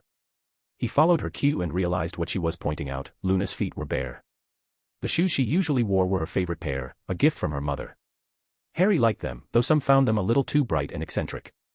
Where are your shoes? He asked gently, his smile fading slightly. Luna looked down at her feet, wiggling her toes inside her socks, and wore an expression of mild confusion, as if just realizing it. Oh, maybe the Nargles took them. Although I remember wearing them this morning, she said thoughtfully, touching her chin in a reflective gesture. Harry turned to Astoria, seeking an explanation, but she shook her head with slight concern. We only separated for a moment, in the bathroom, just now, she explained softly. Ah, the bathroom, Luna repeated with total calm. Then perhaps that's where they took them. It doesn't matter, they'll turn up later. Harry narrowed his eyes, watching her closely. For a brief instant, a faint reddish glow flickered through his hair, so subtle that no one else noticed. He then composed himself, kneeling down as he began to take off his own shoes. Here, wear these for now. They're enchanted, so they'll adjust to your feet. When you have time, look for the ones we gave you for your birthday. Those won't disappear because of the Nargles, he said softly, placing the shoes in front of her and carefully slipping them on. All right, Luna replied with a happy, calm smile. Harry sighed when he saw how relaxed she looked. He finished tying the laces, then cast a quick glance at Astoria, who nodded subtly in understanding she would stay alert. And what about you? Luna asked curiously. I'll be fine. I'll ask Red to bring me another pair while I'm in class. It'll be enough of a distraction so no one notices my bare feet, Harry replied with a light smile. The two girls immediately laughed, easily picturing the scene. Now go on to class, said Harry gently. All right, they answered together before hurrying off. They were already running late, and the path to their classroom was long, though they tried not to run, they ended up trotting lightly down the corridor, laughing as they went. Harry watched them leave. The two small blonde figures disappeared into the warm glow of the candelabras, and his smile gradually faded, replaced by a serious expression. A faint red gleam began to shimmer through his hair, and for a moment, his eyes reflected the same crimson hue. The nearby suits of armor rattled softly, the metallic clang echoing through the stone walls. The sound was enough to snap him out of his trance. Harry frowned and tilted his head slightly, trying to shake off that strange sensation growing inside him. Maybe it's just stress, he muttered in a calm voice, though his cold gaze betrayed the unease he refused to acknowledge. Harry arrived at class completely barefoot. When he stepped through the door, every gaze in the room turned toward him, including Professor McGonagall's. She glanced at the clock on the wall before fixing him with her usual stern expression. Almost late, Mr. Potter, she said firmly, though her brow furrowed slightly as her eyes lowered to his bare feet. Lifting her gaze again, she asked skeptically. And your shoes, Mr. Potter? Possibly in defense against the dark arts class, unless they got sidetracked by sweets along the way, Harry replied with total calm, as if he were saying something perfectly ordinary. A few students couldn't suppress their snickers. Draco, Daphne, and Hermione, however, stared at him in silence, puzzled. They knew perfectly well Harry had been wearing his shoes during the previous class, and their sudden disappearance worried them more than it amused them. McGonagall let out a small sigh, the kind that came from someone long accustomed to the boy's peculiarities. Your friends tell me you're taking divination, Mr. Potter, she said with a hint of resignation. But I must tell you, Sybil Trelawney has predicted the death of a student every year since she arrived at this school. None of them have died yet. She crossed her arms, looking at him with a mixture of severity and sly amusement. You seem to be in excellent health, Potter. So I'm afraid I can't excuse you from your homework today. Rest assured, if you die, you won't need to turn it in. Harry raised an eyebrow thoughtfully. Actually, I wasn't worried about that, but now that you mention it, I really am. Not for myself, though, for the world itself. McGonagall frowned, trying to decide whether he was being serious. Don't worry, Potter. The world will be fine, it will keep spinning. Though it's not appropriate to joke about your own death. Harry tilted his head slightly, a faint, distracted smile tugging at his lips. Ah, you don't really understand. Maybe the world continuing to spin would be even worse, he said lightly. Then, with an almost playful tone, added, now I'll have to worry about not dying, so the world keeps existing. The professor studied him for a few seconds, confused, unsure if he was joking or if she should be concerned. At last, she sighed in resignation. Sit down, Mr. Potter. The class must begin, she said firmly. Harry nodded and walked to his seat with perfect composure, while a few stifled laughs rippled through the room after the strange exchange. The remark, with its dry and teasing irony, had momentarily broken the tension. Harry returned a faint, polite smile. He recognized in McGonagall's tone not only her contempt for Trelawney but also that brand of sharp humor she used to maintain order without losing her poise. He sat beside Draco, who had left him an open spot. The three, Draco, Hermione, and Daphne, looked at him with a mixture of seriousness and concern. The Hufflepuff students sharing the class didn't quite understand what was going on, they hadn't attended divination. Still, good old Terry began whispering the story of the prediction to everyone nearby, quickly earning Harry several sympathetic looks. Upon noticing this, Harry rolled his eyes at his roommate, who immediately shut his mouth after receiving one of Hermione's deadly glares. You all right? Draco asked quietly, keeping his eyes on him. I'm fine, Harry replied calmly. Just had a small mishap. I'll fix it before curfew. His voice was so steady it reassured them, though it explained nothing. And Harry preferred it that way. He knew that if they found out what was really happening, chaos would follow soon after. He decided he would handle the matter himself. The class continued without incident, at least until an unexpected figure burst in through one of the windows. Red, the Crimson Dragon, swooped in flapping his wings powerfully, a pair of shoes clutched in his jaws. The room exploded into chaos, students screamed, curtains fluttered wildly, and papers scattered everywhere. Harry pressed a hand to his forehead. The distraction had been pointless. McGonagall had noticed his bare feet from the very start. Red. He muttered under his breath. The professor aimed her wand with a mix of fury and authority. A few sparks shot toward the dragon, who recoiled in confusion before instinctively trying to eat them. You again. Out of my classroom before you destroy something. McGonagall exclaimed. Red barely reacted until he caught Harry's gaze, serious and commanding, ordering him to leave. With a low, grumbling snort, the dragon turned and flew back out the window with the same speed and chaos with which he had entered. Harry quietly put on his shoes, pretending nothing had happened while whispers and laughter filled the room. McGonagall, with one final sigh, chose simply to continue the lesson, knowing full well that opposing the peculiarities of Harry Potter was, as always, a battle already lost. Chapter 158, Echoes Between Generations. Echoes Between Generations. Are you sure you're okay? Hermione asked as soon as they stepped out of the castle, walking toward the field where Care of Magical Creatures class would be held. Yeah, I'm fine. I just lost my shoes, that's all. Not that weird, Harry replied with a calm smile as he strolled along the path. Oh really, Potter? You're fine, a mocking voice called from a few meters behind them. Harry turned around, already tired before even seeing who had spoken. He didn't need to guess. Luis Carroll was walking toward them with his usual entourage of idiots, Crabbe, Goyle, Pansy Parkinson and her group of friends, as well as a few other Slytherins who trailed behind like shadows. Of course, that could only mean one thing, the class would be shared with the Slytherins. And that, undoubtedly, would make things more fun. I heard about the prison escape of your parents' killer, Caro said with a dark smile, pretending sympathy. Wasn't he one of their childhood friends? What a tragedy. Though really, you should be careful with those old friends. You never know when one of them might stab you in the back. His words dripped with venom, each syllable laced with amusement. Around him, his followers chuckled under their breath. Caro then turned his attention toward Harry's friends. After all, blood traitors already live up to their name, don't they? He added in a tone that was almost playful, staring directly at Draco and Daphne, who looked back at him with absolute coldness. Why don't you just ignore us? Draco shot back, his expression one of perfectly measured irritation. What do you gain from following us around all the time? Don't you have a social life? He added with a mocking smirk. Caro arched an eyebrow and grinned with contempt. A social life? Now that you mention it, you're right. I suppose you wouldn't know, since you never attend the social gatherings. He turned toward Pansy with a cruel smile. Thanks to you finally freeing yourself from that pathetic engagement, our families can now unite. I truly appreciate it. Pansy lowered her head slightly, visibly uncomfortable, though everyone knew the story. Her family had tried desperately to bind themselves to the Malfoys, but Narcissa had grown tired of their manipulations and legal tricks. In a final act of fury, she threatened to erase the Parkinson family from existence before allowing the marriage. Terrified, Pansy's father broke the magical contract, something once believed unbreakable, and tied her instead to Luis Caro. Luis might have been handsome, sure, but he was nothing compared to Draco, the love of her childhood. Pansy still despised herself for having humiliated him when they were young, destroying any future between them. Still, she convinced herself she had nothing to regret, better that than becoming the wife of someone who sympathized with mudbloods. With that thought fueling her pride, she lifted her head again, wearing false confidence, and met Draco's eyes with a smirk.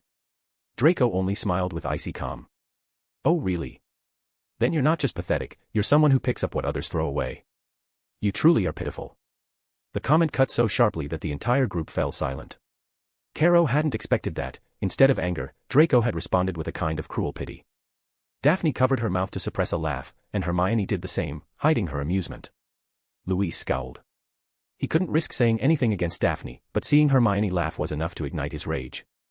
What are you laughing at, you filthy mudblood? He spat with pure hatred in his eyes. Up until that moment, Harry hadn't said a word. He had simply observed the scene with the same calm one reserves for watching an approaching storm. But that last insult changed something in his expression. He raised a hand and gave a subtle motion to the side. In an instant, Luis Caro was hurled backward as if struck by an invisible force, crashing several meters away. In the blink of an eye, all the Slytherins drew their wands and pointed them at Harry. You're in the way, he said in a cold, emotionless tone. We need to pass. The Slytherins hesitated.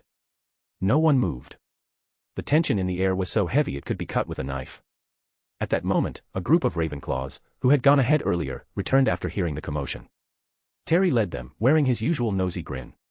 Trouble here? He asked with mock innocence, raising an eyebrow. Because if there is, we'd be happy to join in. Immediately, several other Ravenclaws drew their wands, standing beside Harry and his friends. The air turned icy. Caro rose from the ground, his face red with anger and humiliation. He knew he wore several enchanted talismans meant to resist telekinesis, a type of magic Potter and Granger often used, but they hadn't worked at all. His confidence was collapsing. He was about to give the signal to attack when a deep voice thundered from behind. What are ye all doin' here? Hagrid's voice boomed as he appeared with heavy steps, his massive shadow falling over everyone. At once, all the students hid their wands. Class is about to start. Come on, get movin', said the gamekeeper with a stern but confused expression, as if he wasn't entirely sure what he had just interrupted. The Slytherins slowly backed away, shooting hateful looks toward the Ravenclaws.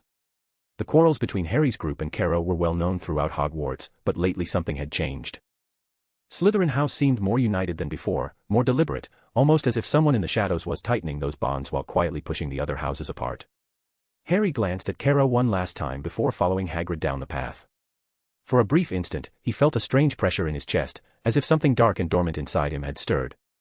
But the feeling faded quickly.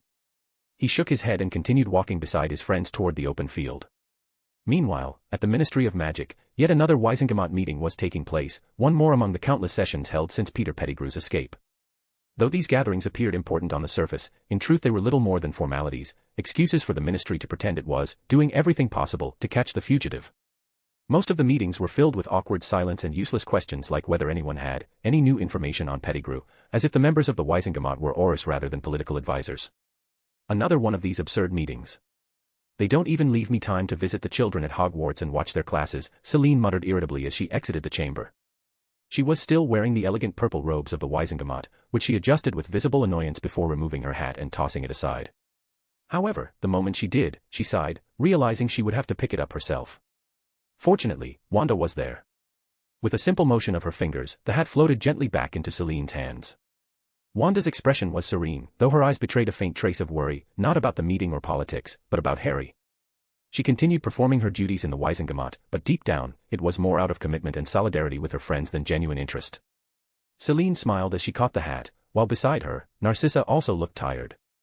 She exchanged a glance with Wanda before speaking in a calm, composed tone. "You're still worried about Harry, aren't you? If that's the case, you could switch places with Celine and go see him," she suggested gracefully, though her voice carried a faint note of empathy. "Well."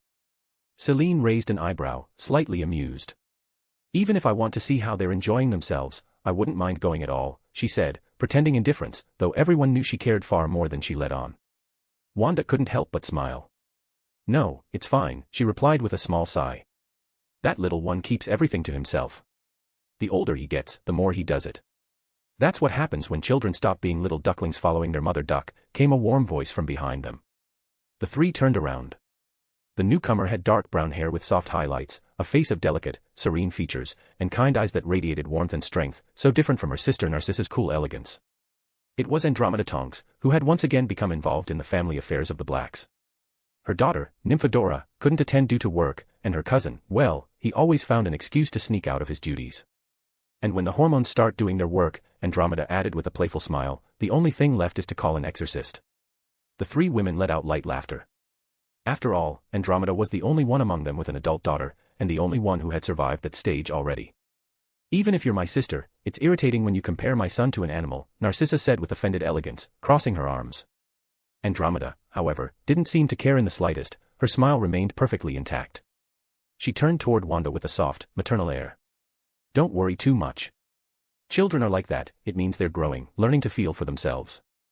Even if they try to hide it, those emotions will surface eventually," she said in a gentle, almost wise tone. Wanda nodded slowly, letting out another sigh. "I hope so. Because honestly, I'm not exactly the best example of someone who handles their emotions well. And if Harry's anything like me, we might be in trouble," she added with a faint, weary smile. The four women began walking down the carpeted corridor of the ministry, their robes flowing elegantly as they continued chatting in low voices. Amid the building's solemn atmosphere, there was something unexpectedly warm about the sight, four powerful women, bound by blood, experience, and the love they held for their children, sharing a brief moment of humanity far away from the intrigues and judgments of the Wizengamot. Chapter 159, First Flight, Red Sparks. First Flight, Red Sparks.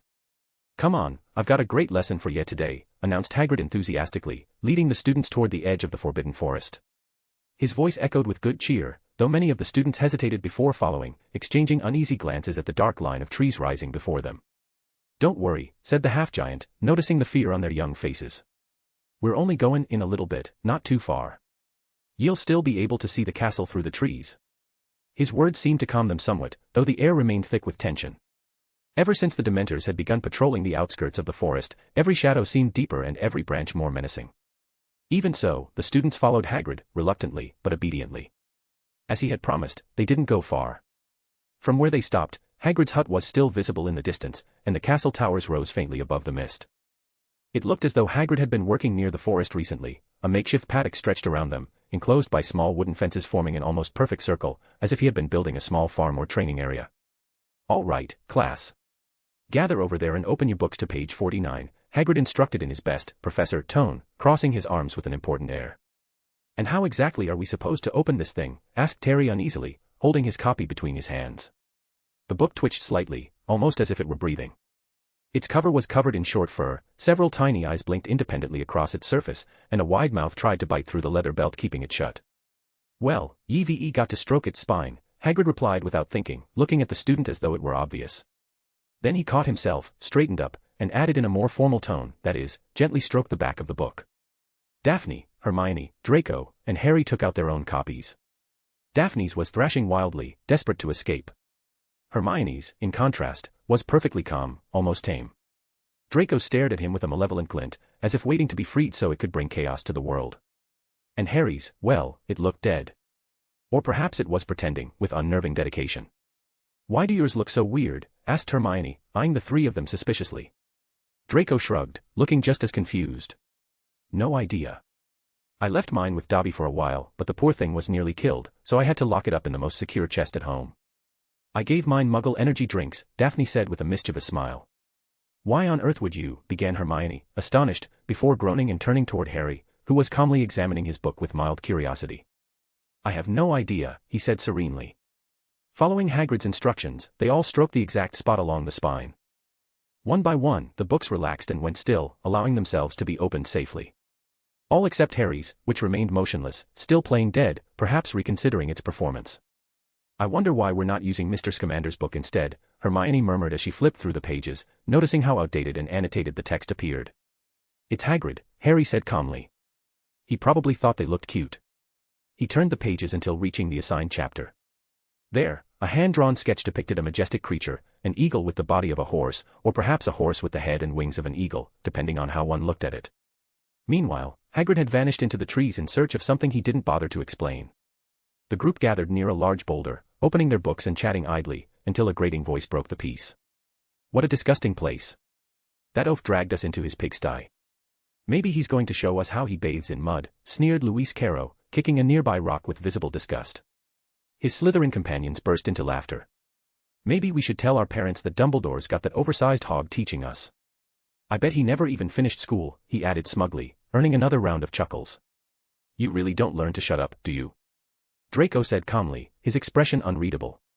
"Or do you actually enjoy being thrown around? Maybe you're one of those who likes being punished by others." "It was just a coward sneak attack," Luis replied arrogantly, glancing at Harry as if daring him to do it again. Harry looked up briefly, then returned to reading, focused on the section about hippogriffs. That simple act of indifference only made Carrow angrier. But before he could open his mouth again, Hagrid reappeared, this time carrying over his shoulders what looked like otters, rabbits, and other small dead animals hanging from his belt and arms. Carrow immediately recoiled, covering his nose and mouth with a handkerchief to block the supposed stench, his face twisting in disgust. Hagrid, however, was oblivious. His face beamed with excitement. This was, after all, his first official lesson as a professor. "Surprise," he announced joyfully, clearly expecting gasps of awe and amazement. From between the trees emerged an enormous creature with silver-gray feathers. Its head and wings belonged to a massive eagle, its golden eyes sharp and intelligent, and its talons gleamed in the filtered sunlight. The rear half, however, was that of a horse, strong, sleek, and elegant. Hagrid tossed one of the smaller carcasses toward the creature. "Ain't he beautiful? Everyone, meet Buckbeak," he said proudly. The students watched the hippogriff with curiosity, though not with the awe Hagrid had anticipated. His smile faltered slightly, confusion flickering across his face. "Eh? Not impressed? It's a hippogriff. Doesn't that amaze ya, even a little?" he asked, sounding genuinely perplexed by their indifference. "Well." Daphne spoke first, her tone amused. "We should be surprised, but..." She pointed toward a section of the forest. Between the trees, several massive heads peeked out, at first 3, then 5. 3 belonged to a colossal black dog, its eyes gleaming like coals, another was red-scaled and horned, a small dragon, and the last was white, with a gleaming silver horn, a unicorn. All 3 were watching the class intently, or more precisely, watching Buckbeak, as though assessing him as a potential recruit for their strange little group. Upon realizing they had been discovered, the trio of creatures turned around and fled into the forest, their thunderous footsteps and the crack of breaking branches echoing through the trees. "It would be surprising if those 3 weren't wandering around the castle all the time," Daphne commented with an amused smile. "Last time they even snuck into the Great Hall and stole part of Gryffindor's dinner." Hagrid placed a hand on his head, finally understanding why his hippogriff hadn't caused the reaction he'd expected. Well, let's set the surprise aside," he muttered, trying to hide his disappointment at the failed attempt to impress the class. "Let's continue with the lesson on hippogriffs," he added, regaining some enthusiasm. "Hippogriffs are very proud creatures," he explained in a firmer tone. "So you must never offend them. They anger easily, and if that happens, well, that'd be the last thing you'd ever do." He ended his warning with a nervous smile, trying to keep the mood light. "All right then, who wants to greet him first?" Immediately, all the students took a cautious step back, everyone except one. Harry, absorbed in his book, hadn't heard a single word. When Hagrid turned around, he found him standing right at the front, directly facing Buckbeak. "That's it, Harry, very good," he said approvingly, clearly pleased. "No need to be afraid." Harry lifted his gaze from the book, looked at Hagrid, then at the hippogriff, and finally at his friends. Daphne gave him a mischievous smile, Hermione looked slightly guilty, and Draco gave him a thumbs up with the face of someone who had just sold his friend to a hippogriff. Harry sighed in resignation, closed his book, and tossed it toward Draco without a word. The blonde barely managed to catch it, taking a step back from the weight and the force with which Harry had thrown it. "Good, now come closer, Harry," said Hagrid with a smile. "Let him make the first move, and be polite."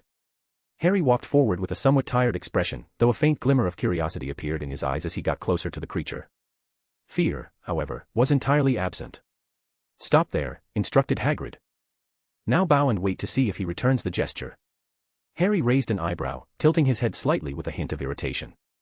The gesture seemed unnecessary to him. He was proud too, perhaps a bit too much. His friends, though standing behind him, could almost picture his face perfectly and couldn't help but smile. "Go on, Harry," urged Hagrid. The boy took a quiet breath before bowing slightly. Not too low, just enough to show respect without submission. His eyes met Buckbeak's, calm and steady. The hippogriff studied him carefully, analyzing every movement. But then, for a brief moment, its sharp eyes shifted beyond Harry, toward the forest. Between the trees, a crimson silhouette watched intently, Red, the dragon, sitting with a menacing air, silently overseeing the scene. The dragon's gaze seemed to convey a clear message: if you even think the boy before you will bow to anyone, it'll be the last thing you ever do. Buckbeak turned his attention back to Harry, now with a renewed interest. After a few tense seconds, he lowered his head quickly in acknowledgement. "That's it," exclaimed Hagrid excitedly. Harry straightened up and glanced toward the forest. Red was gone. "You can pet him now, Harry, go on," said Hagrid, noticing his distraction. Harry stepped forward slowly but confidently, his movements calm and deliberate. He raised his hand softly and extended it toward the hippogriff. Buckbeak's golden eyes followed the hand, then met Harry's, before lowering his head of his own accord. He allowed Harry to touch him, his feathers smooth and warm to the touch, softer than silk. Hagrid blinked in surprise. Even he hadn't managed to earn Buckbeak's trust so quickly. "That's it, Harry," he murmured proudly. Harry smiled faintly as he stroked the creature's neck. "Sorry about that. Red tends to be a bit overprotective," he said with a hint of humor. The students began to applaud, genuinely excited by the sight. "All right. Looks like he'll let you ride him," Hagrid declared suddenly, taking Harry completely by surprise. Before the boy could protest, Hagrid grabbed him firmly under the arms and lifted him off the ground as if he were a small child. Daphne burst out laughing, so loud it made even a few Ravenclaws chuckle, while Harry's expression remained flat and unamused.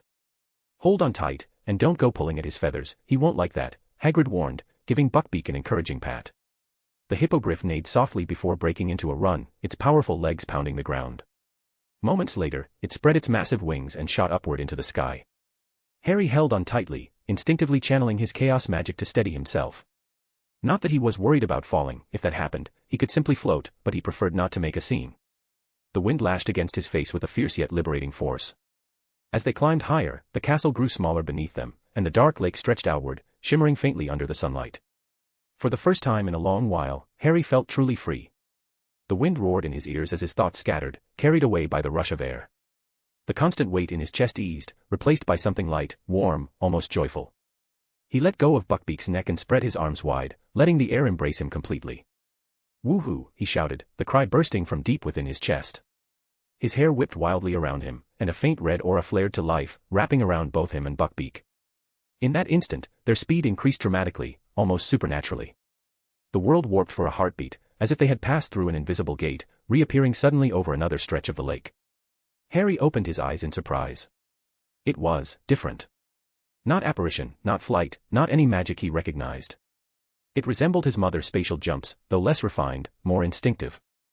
A thrill of excitement lit up his face. Buckbeak beat his wings again, vanishing in brief red flashes before reappearing several meters ahead. Puff, puff, puff. From afar came a sharp whistle, Hagrid calling them back. The hippogriff turned gracefully in midair and began its descent in a wide arc, gliding back toward the clearing. Harry, heart racing, breathed heavily, exhausted, exhilarated, and smiling. As the ground drew near, he closed his eyes for a second, calming himself. Buckbeak landed with elegance, galloping a few steps before stopping completely. The silence that followed was broken only by the students' cheers and the sound of delighted applause. If you're enjoying the story, I invite you to check it out there and read the advanced chapters. I truly hope you enjoy it. This is my new novel, and I'm putting a lot of effort into it. Also, I'm working on another story that I'll be sharing with you soon. Chapter 160, Sunlight After Shadows. Part 1/. Sunlight After Shadows. Part 1 / Harry dismounted from the hippogriff with a refreshing smile, so sincere that it seemed to softly illuminate everything around him. The students, still amazed by what they had just witnessed, slowly began to approach. Harry walked calmly toward his group of friends while Hagrid watched the scene with pride. The half-giant couldn't hide his happiness, his class had finally been a complete success. However, not everyone shared his enthusiasm. While the rest of the students' attention remained fixed on Harry, a dark expression hardened a few meters away. Caro watched with a furrowed brow, his face darkened with rage at the sight of Potter surrounded by admirers. His gaze slid toward one of his followers, a nervous boy named Grabe, who, carried away by the moment, began clapping along with the others. The applause lasted barely a second. Realizing his mistake, Grabe quickly lowered his hands in embarrassment. Caro looked at him with a mix of disapproval and contempt before slowly stepping closer until he stood beside him. He leaned in slightly and whispered something into the boy's ear. The words, though inaudible to the rest, made Grabe turn pale in an instant. His trembling gaze drifted to the hippogriff, which was at that moment devouring the small animal Hagrid had thrown it a few minutes earlier. Grabe weakly shook his head, as if trying to refuse whatever his superior had ordered. But Caro gave him a light push accompanied by a cold smile, a presence so intimidating it allowed no defiance. The boy began to tremble, he understood he had no choice. With hesitant steps, he moved toward the hippogriff. Buckbeak, noticing the movement, let out a sharp screech that echoed through the clearing, drawing the attention of everyone present. "Hey, you! What are you doing?" shouted Hagrid, alarmed, his eyes wide with panic. "Stop right there," he added, seeing how Buckbeak flared his wings in fury, ready to strike. Grabe froze as the beast rose onto its hind legs. He was still a meter or two away, close enough to feel the danger but not yet within reach. He hesitated for a moment, then turned around to retreat. "It's all right, just come back here," said Hagrid gently, trying not to frighten him further. The half-giant spoke in the calmest voice he could muster, hoping the boy would obey. But Grabe didn't look at him. Instead, he turned toward Caro, who was watching from afar with a sinister grin. The professor made a small gesture, sliding his thumb across his own neck. Grabe understood immediately, it wasn't a threat directed at him, but at his family. Terrified, he turned back toward the hippogriff and took another step forward. That was when the creature reacted with a guttural roar and lunged, raising its claws to strike. Everything happened in seconds. Hagrid, who had already moved closer, threw himself in front of Grabe and wrapped his massive arms around Buckbeak's neck, trying to restrain the beast with all his strength. The creature thrashed and flapped violently, snapping its beak at the air while the half-giant held on. "Easy, boy, easy," murmured Hagrid with effort, enduring the scratches and pecks. It wasn't pain that stopped him, but concern that someone might get hurt. Little by little, the hippogriff recognized its caretaker and began to calm down. Its breathing slowed, and Hagrid took the chance to stroke its head firmly. "You all right?" he asked the boy in a low, steady tone, without letting go of the animal. "If you are, best step back." Grabe, trembling, stumbled backward before turning and almost sprinting back toward the Slytherin group. Caro greeted him with a satisfied smile and a pat on the shoulder, as if he had done an excellent job. The scene did not go unnoticed. Harry and Draco exchanged a cold look, their eyes fixed on Caro.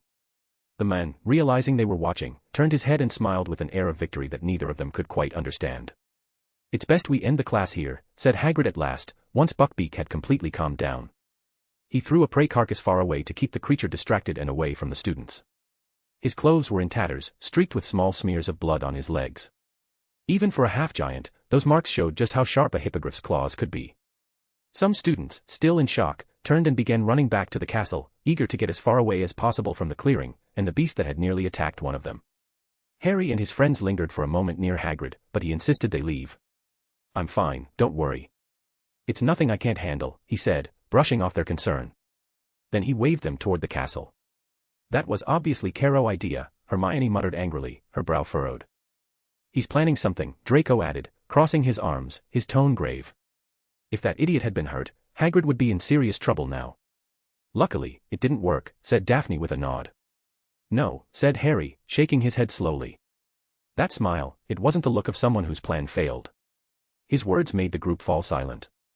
Harry clearly remembered that last grin Caro had given them before leaving, it wasn't one of defeat. It was the smile of someone waiting for their next move. "You think he's planning something else?" asked Hermione, worry flickering in her eyes. The others started to think more carefully about what that could mean. But what could it be? Harry brought a hand to his chin, thoughtful. There were too many possibilities, everything was speculation until Caro made his next move. "For now, we wait. If we can help, we will," he said calmly before heading toward the Great Hall. He still had other matters to deal with that day, so he'd leave that problem for later. Cho, I heard that Harry Potter was amazing today, writing something called a hippogriff. Some girls from his class even shared pictures they took in secret, said a copper-haired, freckled girl as she approached her friend, who was reading a book in Ravenclaw's common room. The redhead was Marietta Edgecombe, and her friend, the elegant Cho Chang, one of the most popular students in the year above Harry and his friends. I also got a few pictures of Draco Malfoy and Lucille Delacour, thanks to the Weasley twins. Marietta added excitedly, pulling a small stack of moving photographs from her bag as if they were treasure. In one of them, Draco appeared with his arms crossed and a deep frown, just before turning toward the camera with an irritated expression, as if he had caught the photographer in the act. In another, Harry was descending on Buckbeak, wearing that calm smile that seemed to stop time itself. And in yet another, Lucille was walking alongside her fiancé, both looked radiant. In the last shot, Lucille turned directly toward the camera, smiling and waving as if perfectly used to being photographed. Cho glanced briefly at the picture of Harry, noticing something in his expression that she couldn't quite define. Then she sighed softly and closed her book. I'm not sure this is a very healthy hobby, Marietta, she said with a mix of amusement and mild reproach, while her friend pouted playfully, clearly unrepentant. Oh, please, don't pretend you don't want Harry's photos too, Marietta teased with a mischievous smile. He's too young, replied Cho, slightly embarrassed, though a faint smile betrayed her at the end. Only by a year, you could think of it as an investment for the future, said Marietta with a playful tone. Ahem. Cho cleared her throat, her voice carrying a hint of discomfort. You're the one with an album full of his photos, not me. I don't know why you're dragging me into this, she said, elegantly steering the conversation away. I just like appreciating handsome boys, it's not like I'm in love with them, Marietta said, shrugging. Although, if one of them gave me just a little attention, I think I could die happy, she added with a dreamy smile and a foolish gleam in her eyes. Cho rolled her eyes softly before standing up. Your chances won't be very good if they ever find some of those photos in your hands, she remarked dryly, walking calmly toward the girls' dormitory. Marietta watched her leave and, as soon as her friend turned her back, she stuck out her tongue mockingly. When Cho turned around for a moment, Marietta quickly replaced it with an innocent smile, pretending nothing had happened. Once her friend disappeared completely, she turned her attention back to her treasure. She sat on the sofa in front of the fireplace and began to sort the photos carefully. Those images hadn't been easy to get, some of those boys had entire crowds of admirers across different houses, whether because of their looks, their aura, their talent, or simply their status. Marietta sighed contentedly as she looked through them, though her expression changed when she noticed that in several of the pictures featuring Draco and Harry, Daphne and Hermione also appeared. Her face hardened. She pulled a pair of scissors from her bag and, with meticulous precision, began to cut out the parts where the girls appeared. Then, as if that weren't enough, she scratched over their faces with disdain, muttering bitter words under her breath. She moved on to the next photo, one where Harry was gently patting Luna's and Astoria's heads while they both laughed innocently, another where Draco offered them candies, and another still where Lucille walked by, smiling as she handed them sweets. The group treated the girls with such warmth, almost like doting older siblings. Marietta's expression twisted with a sudden, irrational surge of anger. Her jaw clenched, and she began cutting the photos again and again, shredding Luna's and Astoria's faces into tiny pieces. Then she threw the fragments into the fireplace, watching the flames devour them slowly. A satisfied smile curved her lips. About time. I don't know what those brats have that keeps them always around them. They're just little nobodies, she muttered bitterly, exhaling as if she'd just rid herself of something evil. She leaned back on the sofa, but then an odd silence filled the room. It wasn't the usual calm of Ravenclaw's common room, it was deeper, heavier, almost unnatural. She frowned.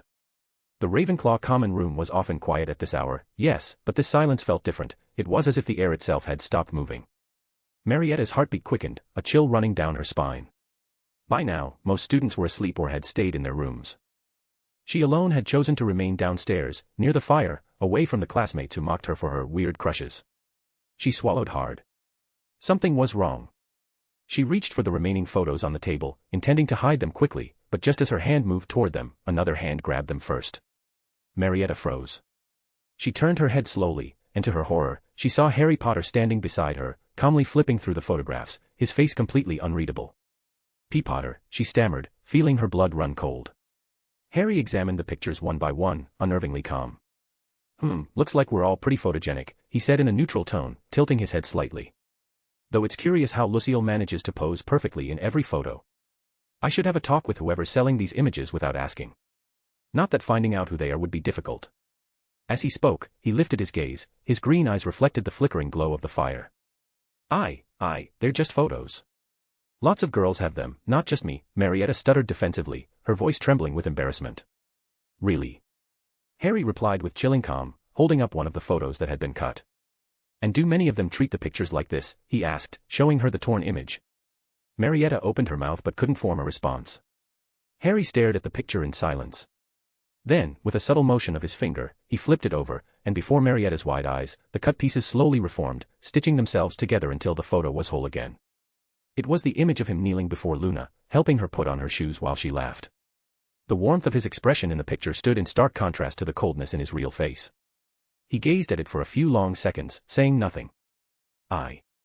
I'm sorry, Marietta finally whispered, cheeks burning with shame. Without waiting for an answer, she spun around and bolted toward her dormitory. But she stopped dead in her tracks. Standing at the entrance to the girls' corridor was Red, the enormous crimson dragon, staring at her with a low growl, his eyes glowing like embers. His body blocked the path, wings tensed, ready to strike. Marietta went pale. Red, it's me. I fed you treats this morning. She murmured, trembling, stepping back as she turned toward Harry for help. But Harry didn't even look at her. His attention was fixed elsewhere. Did you find it? He asked calmly, as if speaking to no one. Marietta followed his gaze, and then she saw something she hadn't noticed before, a tiny fairy fluttering nearby. The little creature was struggling to carry a pair of glittering shoes, decorated with ribbons and tiny gems. They were far too large for her, yet she held them tightly, flapping awkwardly until she reached Harry. The fairy had golden hair and wore a small red dress that shimmered in the firelight. She was no bigger than the palm of a hand, yet her presence seemed to fill the room. Marietta's eyes widened as she recognized the shoes, they were the very ones she had hidden under her bed. Ah. She breathed, frozen in shock, realizing she'd been caught. Thank you, Tara. Sorry for the trouble, Harry said softly to the fairy, who twirled gracefully in the air, showing off her little dress like a bowing performer. The detail didn't go unnoticed, the dress was an exact miniature replica of the one Wanda wore when she revealed her most dangerous form. It suits you well, Harry added with a faint smile. Then his expression hardened again as he looked up at Marietta. The air in the room seemed to grow heavier. Marietta swallowed hard, unable to meet his eyes. Chapter 161, Sunlight After Shadows. Part 2 / Sunlight After Shadows. Part 2 / You know. Began Harry, adjusting the buttons of his jacket as he slowly stood up. The air in the room seemed to grow colder, almost oppressive. On Luna's last birthday, her mother gave her a pair of rather pretty shoes. But Luna said they lacked a bit of sparkle, so we all helped her decorate them with the shiniest things we could find. He lifted one of the shoes delicately between his fingers. The gems embedded in the fabric glimmered in the firelight, tiny pearls, bits of crystal, and small diamonds that shone as though they held their own light. According to her, Harry continued in a low voice, they're her most precious possession, because each part shines with something that belongs to the people who matter most to her. His tone turned glacial, his aura radiating a dangerous energy. Marietta felt her chest tighten, the air around her seemed to thicken, as though an invisible hand were slowly closing around her throat. Her eyes filled with tears as panic overtook her. Red, the crimson dragon, stepped forward with a deep, rumbling growl. I. She stammered, trembling. She could barely breathe. But Harry raised a hand, and Red stopped, though his gaze remained fixed on her, his fangs glinting beneath his scales. It would take only one command for him to attack. Harry looked at his companion for a moment, then gave a faint smile. Funny thing, he said quietly. Red usually runs the moment he sees girls. But when one of them is hurt or in danger, even I have trouble keeping him under control. His eyes lifted toward Marietta. I hope you understand what that means. For an instant, his gaze changed. His green irises turned scarlet, like burning embers. Marietta opened her mouth to speak, but the world seemed to vanish. Suddenly, she was no longer in the common room. She was in a place of total darkness, no walls, no floor, nothing. She couldn't even see her hands. Let's make this just a warning, came Harry's voice from behind her, echoing from every direction. Marietta spun around quickly, but no one was there. She turned again, and there he was, standing right in front of her. His face was inches from hers, expressionless, his stare cold enough to freeze blood. Harry reached out and wrapped his hand around her neck. Do it one more time, he said softly, though his voice carried a venomous threat. Look at them. Despise them. Even dream of them. His grip tightened. Marietta tried to breathe, but no air came. Her vision blurred, the world spun around her. Terror scorched her chest. Try it, Harry whispered, leaning closer, and I promise, whatever happens after this will make this moment feel like the sweetest dream you've ever had. Then he let her go. Marietta collapsed to the floor, gasping for air, and the world shifted again. She was back in the Ravenclaw common room, the fireplace crackling softly. The red glow of the flames lit her face, pale, drenched in sweat and tears. She breathed heavily and lifted her gaze. Harry was sitting on the sofa, calm and still, as though he had never moved at all. He snapped his fingers. Every photograph on the table burst into blood-red flames, burning away to ash in seconds. Marietta stumbled backward on her knees, trembling. The floor beneath her was soaked, her face wet, her breath uneven. She brought a shaking hand to her neck, no marks, yet she could still feel the phantom pressure of his fingers. Marietta. The familiar voice of Cho Chang broke the silence. She was coming down the stairs with several other girls, all drawn by the noise. A few boys followed, confused by what they were seeing. Everyone froze at the sight. Marietta was on the floor, soaked, wearing an expression of sheer horror, and an awful smell began to spread through the room. It was him. She gasped, raising a trembling hand to point at the sofa. It was him. But the seat was empty. Red was gone too. The others exchanged puzzled glances. Some stepped back, while others looked at her with discomfort, especially after noticing the puddle beneath her. Draco, who had also come down after hearing the commotion, watched the scene for a moment before turning toward his friend, who stood calmly at his side. "Don't you think she'll tell the professor?" he asked quietly. Harry, holding Luna's shoes in his hands, gave a faint smile. His eyes reflected a calm so unsettling that even Draco hesitated to speak further. "And what exactly would she say?" Harry replied. "That a student, one everyone saw in his dorm, attacked her. A girl with fantasies about her classmates and a stash of their photos hidden away. They'll just think it was one of her delusions." His tone was dry, almost amused. Then he turned and began walking up the stairs, unhurried. Draco watched him go, shrugged, and followed. Meanwhile, Marietta was carried off to the infirmary by her classmates. No one believed her story. Everyone assumed she had suffered a nightmare, or a bout of sleepwalking brought on by stress. The nurse gave her a sedative and let her sleep, assuring the others that she had no physical injuries. Not a single mark on her neck. But Marietta could still feel those hands. From that night on, every time she saw Luna Lovegood, or anyone close to her, she would run away pale and trembling, eyes wide with fear. Her fellow Ravenclaws began avoiding her, whispering that she had gone strange. Only Cho Chang stayed near her, though more out of loyalty than true closeness. And so, the incident became just another quiet rumor at Hogwarts. One of those stories no one dares to confirm, yet everyone prefers not to speak about. The next morning, Harry woke earlier than his friends and decided to have breakfast alone.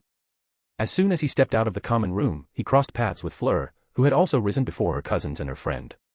She glanced at him briefly, her natural elegance evident even in such a casual moment. Then she offered a polite nod. Without exchanging a word, they began walking side by side down the corridor in silence, heading toward the Great Hall. The air was fresh and quiet, and the only sound breaking the stillness was Harry's soft yawn.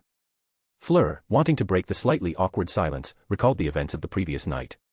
She too had heard the rumors and, driven by curiosity, had joined a few other students to witness the commotion that ended with Marietta being taken to the infirmary.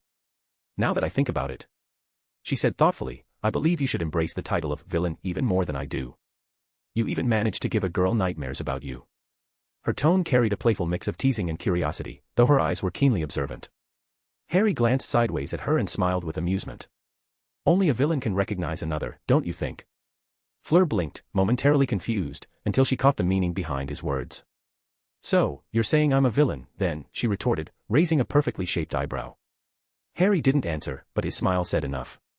Fleur let out a light huff, half amused, half exasperated. "Just remember you still owe me one, Potter," she finally said, folding her arms with a mischievous smile. "Ah, of course." Harry sighed dramatically, shaking his head. "I knew this day would come. The control of my body and soul now lies in the hands of a fearsome sovereign, a being who seeks only destruction, or perhaps to claim every handsome boy in the world.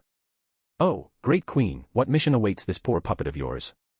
He began to move with theatrical exaggeration, raising his arms and acting with such dramatic flair that several students in the hallway turned to watch. Fleur, completely unprepared for his performance, froze for a second before realizing dozens of eyes were on them. From the outside, it looked as though she was commanding Harry like a servant. Her entire face turned bright red. Why you?" she stammered, covering her face in embarrassment before quickening her pace as fast as she could to flee the scene. Harry watched her escape, struggling not to laugh. That had been his plan all along. He had no idea what favor Fleur might demand from him, but he definitely wasn't in the mood for any morning drama. So, he used his best skill, diverting attention. With a calm smile, he continued walking toward the Great Hall. By the time he arrived, a few early risers were already scattered across the tables. And there, in a far corner of the Ravenclaw table, sat Fleur, eating quietly while pretending not to see him. She seemed afraid that Harry might pull another of his performances in front of everyone. Harry smiled to himself and sat down at his own table. The moment he did, he felt a small weight on his shoulder. Turning his head, he saw the tiny fairy named Tara sitting there, legs crossed, her expression cheerful and bright. "I really don't know how you managed to appear without me noticing," said Harry with a smile. The little fairy responded with a mischievous gesture and a series of hand signs to communicate. Her wings shimmered softly with every movement she made. Yes, I know," Harry replied, amused. "I'll introduce you to the others later. Though you must have met them already when you brought Dee, right?" The fairy nodded eagerly, fluttering a bit above his shoulder. Harry tapped his fingers lightly on the table, and before him appeared a perfectly served breakfast, a fresh salad and fruit cut into small cubes. He picked up a piece of apple and offered it to Tara, who accepted it happily, nibbling at it while she balanced on his shoulder. "Let me guess," Harry said with a sly smile. "Mum sent you to keep an eye on me, didn't she?" Tara froze for a second, then looked away with an innocent expression, continuing to eat as if she hadn't heard him. Harry chuckled softly, shaking his head. "I knew it," he murmured under his breath before continuing his breakfast peacefully, while the morning sunlight streamed through the great hall windows, bathing everything in a warm calm that contrasted sharply with the night before. Chapter 162, The Roar Before the Blast. The Roar Before the Blast. "What are you doing?" asked Harry, watching the group of mischievous magical creatures who were, without much success, trying to hide behind a bush not far from the castle. Of course, hide was a very generous word to describe what they were doing. The three of them were huddled awkwardly behind a bush they had actually uprooted from the ground just to get a little closer. A brilliant strategy, undoubtedly. Especially considering that one of them was an enormous three-headed Cerberus. Fluffy, naturally, stood out far too much to hide behind anything short of a wall. Red wasn't helping either, though much smaller than the great dog, his tail wagging from side to side gave him away from several meters away. And the unicorn, well, he didn't even seem to intend to hide at all. He stood tall and majestic, wearing a stern expression that clearly said he considered it sacrilege to conceal his own magnificence. The only one who seemed to take the concept of hiding seriously was Dee, the serpent, or rather, the basilisk, coiled among nearby branches, perfectly camouflaged within the leaves. Only her head peeked out, watching calmly. Thanks to the enchantment Wanda had placed on her, she could change her size at will, which made concealment far easier. Red lifted his gaze and let out a brief, cheerful roar upon seeing Harry, circling around him affectionately. The boy sighed, following with his eyes the direction where the group seemed to be watching. From their so-called hiding spot, they attracted far more attention than if they had been walking openly through the gardens. Every passing student stopped to look, smiling, and whispering among themselves. After all, these had become the unofficial pets of the castle. Of course, few dared to approach too closely, especially Fluffy.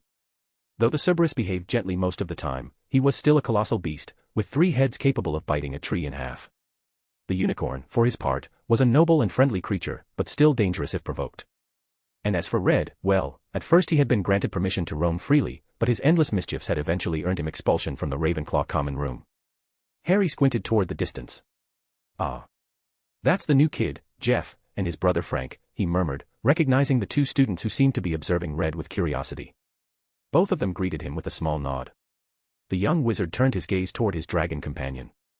"I don't know what you're up to, but don't hurt any student, at least, not one who doesn't deserve it," he warned dryly. On his shoulder, Tara, the small winged creature, pulled gently on his ear, as if scolding him for his tone. "Yeah, I know," Harry sighed, raising his hand so she could fly toward the others.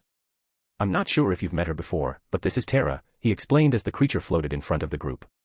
Red watched her closely, studying her as if deciding whether she was an enemy or an ally. Fluffy and the unicorn, whom Harry half-jokingly called the Destroyer, stepped closer with curiosity, while Dee, already familiar with Tara, slithered easily onto the dragon's head. "Treat her well. She's Mom's companion," warned Harry, staring particularly at Red, who had a complicated history with flying things. The dragon opened his eyes wide at that last remark, then looked back at Harry with an expression that almost said, "Leave her to me." It might not have been what Harry meant, but at least it worked. Meanwhile, Tara, oblivious to the silent exchange, landed atop Dee's head and lifted her playfully, as if the two were simply having fun. The basilisk shrank to the size she usually took when hiding around Wanda's wrist. They seemed comfortable together. After all, both spent most of their time with Wanda, so they had naturally become companions. Even so, Harry couldn't help but feel uneasy. A basilisk that could now fly didn't sound like a particularly safe idea, even if Wanda had removed her deadly gaze. Whatever, just don't get into trouble, he said at last, resigned, watching the group, which had now grown larger with the addition of Dee and Tara. Ironically, he knew there were still more members yet to appear. With a final sigh, Harry turned and began walking back toward the castle. He had defense against the dark arts next, taught by Professor Dominic, a man whose face he already knew from his previous stay at Beauxbatons. He expected, at least, an interesting lesson, though there was always something about that professor that unsettled him. But first, he had potions with Snape. Harry and Draco sat side by side, while Daphne and Hermione occupied the seats right behind them. Once again, the day's lessons seemed to be shared with Slytherin. Sometimes Harry suspected it was intentional, as if the universe itself enjoyed forcing him to sit among the students he liked the least. Professor Snape entered the classroom early, even before all the students had arrived. He moved with slow, deliberate steps toward his desk, his black cloak trailing behind him like a shadow. His cold gaze swept over the room until it settled on Draco and Harry. As always, the weight of his eyes was immediately felt. He seemed to expect more from them than from any other student. Draco was his godson, of course, but with Harry, things were far more complicated. Harry knew well the reputation Snape had among the Gryffindors, how he would take points for the smallest mistake and hand out merits to the Slytherins. He had even heard fragments of the professor's past from Sirius and Lupin. Even so, he didn't hate him. He knew that if, that day in the bookstore years ago, he hadn't found the courage to approach and ask him about potions, Snape would probably have treated him very differently. And although the man was a master of occlumency, Harry could still perceive, thanks to his magical sensitivity, the emotions that stirred beneath that cold mask. Every time Snape looked at him, he could feel the shadow of the men he hated and the love for the woman he had lost. It wasn't affection, but it wasn't contempt either. There was something else, something mixed with guilt. Guilt that Harry didn't fully understand, but could sense flowing quietly between them. "It seems you had fun at Beauxbatons," Snape said in his icy voice, breaking the silence. "I hope you're ready to return to real potion-making, not the pastime of spoiled children playing with vials." His tone dripped with disdain, likely aimed at the Beauxbatons potions professor. And rightly so. Snape was one of the best potion masters in the world, and for someone like him, any teacher who failed to meet his standards was simply unworthy of respect. "Yes, sir," Draco replied quickly, as nervous as always under his godfather's gaze. More than fear, it was the anxiety of not wanting to look foolish in front of him. Harry, on the other hand, nodded seriously without saying a word. Snape cast a brief glance at Hermione and Daphne, though his expression didn't change in the slightest, they didn't seem to interest him at all. Sharp, cold, and precise as always. Still, Daphne silently appreciated her friendship with Draco and Harry. Thanks to them, Snape didn't treat her kindly, but at least he didn't tear her apart verbally like he did with other students who, more than once, had left the classroom on the verge of tears. At that moment, the door creaked open, and Caro entered with a wide, unpleasant grin, followed by Crabbe and Goyle. His expression radiated the smug satisfaction of someone who believed he had just won the Idiot of the Year award. "Hi, Louise," called Pansy in a loud, sugary voice, exaggerated enough for the whole class to hear. Or rather, for Draco to hear. Draco, however, didn't even look up. He simply opened his book and focused on the pages, as if responding to her would be a waste of time. Muttered Caro, half-heartedly returning the greeting before sitting down right beside Draco and Harry. Crabbe took the seat next to him, and Goyle sat behind. The boy gave Draco and Harry a mocking glance, but neither paid him any attention. That day's lesson involved brewing a shrinking potion, in pairs as usual. The materials were already laid out on the tables, and the students began working, following the instructions written on the board. Throughout the process, Caro kept glancing triumphantly at Harry and Draco, as if expecting one of them to ask what he had done or what his evil plan was. Both, however, ignored him completely, using all their willpower to avoid punching him and instead focusing on their potion. "Have you seen your friend Hagrid lately?" Caro asked suddenly in a low voice, with a tone so falsely innocent it was irritating. Harry and Draco's hands froze for an instant, but neither replied. "What a shame," continued Caro with a malicious grin. "I doubt he'll last long as a teacher. Our parents didn't take kindly to that creature trying to attack Crabbe. They filed a joint complaint with the school board and the Minister of Magic. And, well, you know, they have quite a bit of influence." Harry raised his eyes slightly. They narrowed, and for a brief moment, a red gleam flashed through them before he went back to stirring the contents of his cauldron as if nothing had happened. Caro, seeing that he wasn't getting the reaction he wanted, frowned in annoyance and snorted. "Well, who'd want to be friends with such a freak anyway?" he sneered, tossing a centipede into his cauldron. Harry clenched his jaw. His face tightened, and for a second, it seemed like he would lose control. But he took a deep breath and restrained himself. Then he heard Terry's voice behind Hermione and Daphne, whispering excitedly, full of gossip. "They say Pettigrew was seen nearby." A muggle recognized him, though she thinks he's just some escaped convict. No sooner had he finished speaking than Caro's cauldron exploded. A metallic bang echoed across the room, and a thick liquid shot up toward the ceiling. The burning substance fell right over Caro, or it would have, if not for Snape's swift movement of his wand. The liquid froze a few centimeters from Caro's face, suspended in midair, sparking dangerously. Snape glared coldly before making a smooth gesture, and the liquid drifted back into the cauldron without spilling a single drop. Harry's eyes returned to normal, the red glow vanished as quickly as it had appeared. He knew it had been his fault. Snape, for his part, noticed. He shot Harry a brief, unreadable glance before turning to Caro. "It would be wise to pay attention, Caro, and stop talking so much," he said dryly, clearly irritated. Then he turned away and continued walking between the tables, inspecting the rest of the class. Draco leaned slightly toward Harry, concern visible on his face. "Are you okay?" he asked quietly. Harry looked at him for a moment, then nodded. His expression calmed, though deep inside, he could feel that same burning sensation, that irritating pulse in his stomach, growing once again. Chapter 163, Lessons in Fear and Composure. Lessons in Fear and Composure. "It seems he's getting quite close," said Caro, looking at Harry with a mocking smile, as if it didn't matter that he'd almost been disfigured by his own potion. "I wonder if he'll be able to get past the Dementors and find you," he added, his tone dripping with cruel amusement. "Professor," said Harry in a dry, controlled voice. The tone alone was enough to make Caro close his mouth, surprised, and raise an eyebrow. "We're done," Harry added, turning toward Snape, who regarded him for a moment. Snape approached slowly, his robes gliding behind him as his gaze fell upon the potion. He remained silent for several seconds before giving a short nod. Bottle it and leave it on my desk." "Do you mind if I leave?" "I have something urgent to discuss with my head of house," said Harry naturally, not breaking eye contact with the professor. Snape studied him for a few moments longer, as if weighing something inside him. At last, he nodded. "Go. Draco, you bottle it." His voice was as dry as ever before he turned and continued walking among the students, the sound of his footsteps fading beneath the low murmur of the class. Draco watched Harry stand up, wanting to ask him something. Hermione and Daphne did too, but Harry didn't even glance their way before leaving the room. The silence he left behind was heavy. Draco exchanged looks with Hermione and Daphne, both of whom wore clear expressions of worry. Ever since classes had begun, Harry had been acting differently. On the surface, he seemed normal, but there was something off about him, something only those who spent a lot of time with him could sense. Ugh, ugh.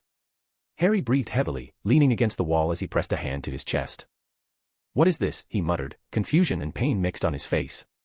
It felt as though he had swallowed a whole egg, a heat built up in his throat, a faint dizziness blurred his vision, and the air itself seemed too thin.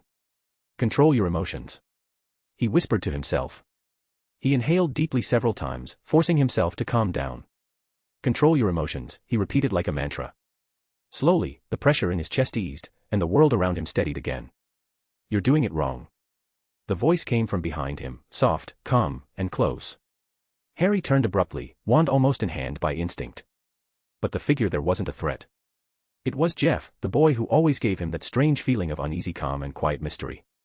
He stood there with a closed book in his arms, watching Harry with a composed expression. "What?" asked Harry, not understanding what he meant.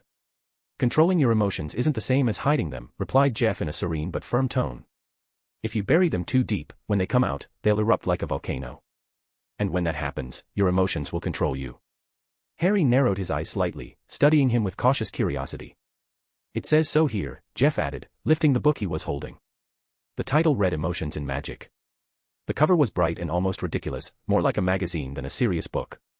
It looked like the kind of volume one would walk right past in the library without a second glance. Harry exhaled quietly upon seeing it and turned away to continue walking. Yet after a few steps, he stopped and turned back again. Jeff was still there, staring at him with the same steady calm, as if waiting for a question. "Who are you?" Harry asked for the first time, his voice completely serious. Jeff held his gaze. His eyes, a clear shade of blue, met Harry's green ones. His youthful face was soft and expressive, almost luminous, radiating warmth and serenity, though a hint of confusion flickered there at the question. The boy seemed to think for a moment before answering. "I don't know. I only know that someone helped us get here, my brother and me. We don't remember our past. One day, we just, appeared here. So I can't really answer that." His voice was so calm it was almost unsettling. Harry held his gaze a few seconds longer. "Then what are you looking for?" he asked again. Jeff tilted his head slightly and gave a small smile. The gesture was oddly familiar, though Harry couldn't place why. I don't know, the boy said casually. We're just figuring things out as we go. And with that, he turned away, walking lightly and cheerfully, his book tucked under his arm. It was the first real conversation Harry had ever had with Jeff. Normally, Frank was the sociable one, so it felt strange that Jeff had approached him. Usually, the boy only watched him quietly, with that analytical gaze that seemed to study everything around him. Harry shook his head and kept walking. There was no point thinking about it. As long as they didn't involve him, it didn't matter who they were or what they wanted. Hermione, Draco, and Daphne were sitting in the Defense Against the Dark Arts classroom, glancing at the door every few seconds. They were waiting for Harry to arrive. That day's lesson was shared between Ravenclaw and Gryffindor, so Neville sat not far away with Ron Weasley, who wouldn't stop talking about his new wand and the family trip to Egypt. Where do you think he went? He wasn't with Professor Flitwick, said Hermione, visibly worried. Neither Daphne nor Draco had seen him since he'd left early from potions class. Draco shook his head, while Daphne, arms crossed, sighed softly. Do you think we should call Aunt Wanda? She asked uncertainly. No. You know how Harry is, he'll get annoyed, said Draco, shaking his head again. Though, your mother's supposed to arrive at the school soon, right? Maybe we could ask her for help. She said she's been delayed because the Wisengamot keeps calling her into important meetings. They're all worked up about the Pettigrew issue, Daphne replied with a frown of irritation. Professor Dominic sat at his desk with his usual calm smile, allowing the students to chat while waiting for class to begin. He looked around the room, greeting each student warmly as they entered. Then, the door opened. Harry stepped inside with a serious, almost neutral expression, walking straight to his usual seat beside Draco without saying a word. Harry, where were you? Hermione asked the moment he sat down. I needed to send a letter, Harry replied calmly, settling into his seat. I wanted to check what's going on with Hagrid's situation. Now that we more or less know Caro's plan, something he was all too eager to brag about, we can prepare better. He said it with a faint smile, calm yet deliberate, as the rest of the group fell silent, exchanging wary looks. There was something in Harry's tone that suggested he was already planning the next move. Draco looked at him for a moment. That's it, he asked, a bit confused. What else? Harry replied calmly. We have to help him. They're clearly trying to get him fired, we just need to lend a hand to stop that idiot's plan. Harry, we thought you were worried about Peter Pettigrew, said Hermione, unable to hide the doubt in her voice. Harry's expression didn't change in the slightest. His face remained completely calm, almost unreadable. It doesn't bother me, he said coldly. I already told you, if the fool doesn't know how to use his escape to hide like a rat anywhere in the world, then he could be free. But if he comes to us, we'll simply catch him and hand him over to the Aurors. Maybe Tonks herself will come to take him. If he can't take advantage of that chance, there's nothing we can do. He said it with such unnerving calm that even Draco felt a knot form in his stomach. I suppose when you put it that way, muttered Draco, glancing at his friend uneasily. Even so, he couldn't shake the feeling that Harry had been acting strange lately. Hermione, who had known him longer, noticed it too. Her eyes lingered on him for several seconds before exchanging a silent look with Daphne. Both seemed to share the same thought, they would have to keep an eye on him for a while. Daphne gave a barely perceptible nod. All right, now that everyone's here, came Dominic's voice, breaking through the low murmur of the room with his warm, lively tone. He looked up from his desk with a natural smile. It's time to begin the lesson. The professor stood with an easy, fluid motion and walked to the center of the classroom. Perhaps many of you don't know me yet, he continued with a hint of humor in his voice, but I've had the pleasure of teaching some of you before. His gaze swept across the students, pausing briefly on Harry, Draco, Hermione, Daphne, Terry, Neville, and a few others who remembered him from Beau's Batons. So, you already have an idea of how entertaining my classes can be. A spark of mischief lit up his eyes. And of course, since this is our first class in this wonderful school, I couldn't let it be boring. Today, we're doing something memorable. His smile was so charming that several Ravenclaw and Gryffindor girls blushed instantly. Lavender Brown and one of the Patil twins exchanged a mix of excitement and bashful glances while Dominic adjusted his robes with theatrical elegance. Terry quickly raised his hand, unable to contain his enthusiasm. Will it be another Lethifold? Like at Beau's Batons, he asked eagerly. Dominic let out a soft laugh. No, no. This time, I wasn't allowed to bring anything dangerous. And sadly, I don't have a lovely assistant to help me control such a creature. He paused, tilting his head with a playful smirk. Although, to be honest, I did consider bringing a Dementor. His comical tone drew a round of laughter from the class. All right, Dominic continued, folding his arms with a relaxed grin. Before we move anywhere, can anyone tell me what a boggart is? Instantly, several hands shot into the air, mostly from the Ravenclaws. Hermione, of course, was among the first, though not out of competition, but from the sheer impulse to answer correctly. Dominic smiled and gestured toward her. Go ahead. A boggart is an immortal non-being capable of changing its shape to match the image of whatever its viewer fears the most. Because of its ability to change form, no one knows what it truly looks like when alone, as it instantly transforms the moment it's seen by someone, Hermione recited precisely, almost as if she were reading straight from a book. Dominic nodded approvingly. Excellent. Then he looked around, pretending to ponder something. Now, let's see. I hear this school gives house points. I'm still getting used to the system. Would 5 points be too much? A Ravenclaw girl quickly raised her hand. No, Professor, it's usually between 1 and 5 points, she explained rapidly, earning a kind smile from Dominic that made her blush bright red. Then 3 points to Ravenclaw, he announced jovially. A fair middle ground, so the others still have a chance. The atmosphere grew lighter, laughter and chatter filled the room with an eager, curious energy. Dominic resumed his explanation, leaning casually against his desk. Now then, boggarts aren't considered magically alive. They're immortal creatures, which means they can be repelled with the proper charm, but sooner or later, they'll return, sometimes bringing friends. His voice had a captivating rhythm, like a storyteller by the fire. Their ability to change shape is impressive, almost fluid, he went on naturally. But they're not perfect. For example, if a boggart lives in a small space, its transformations are limited to that size. And while it can imitate powerful magical beings, its powers are only weak reflections of the real thing. A boggart taking the shape of a Dementor, for instance, wouldn't have its full magic or influence. He paused briefly, pacing between the desks as he spoke. It also happens that when someone has several fears of equal strength, the boggart cycles through them at random. So if one of you fears both spiders and, let's say, Professor Snape, you'd better be ready for a rather unpleasant combination. The comment sparked laughter, and grimaces, across the room. Ron Weasley looked particularly horrified, either option was equally dreadful to him. Neville, meanwhile, went pale, though it was unclear whether it was because of spiders or Snape. Now, about their hiding places, the professor continued, raising a finger in mock seriousness.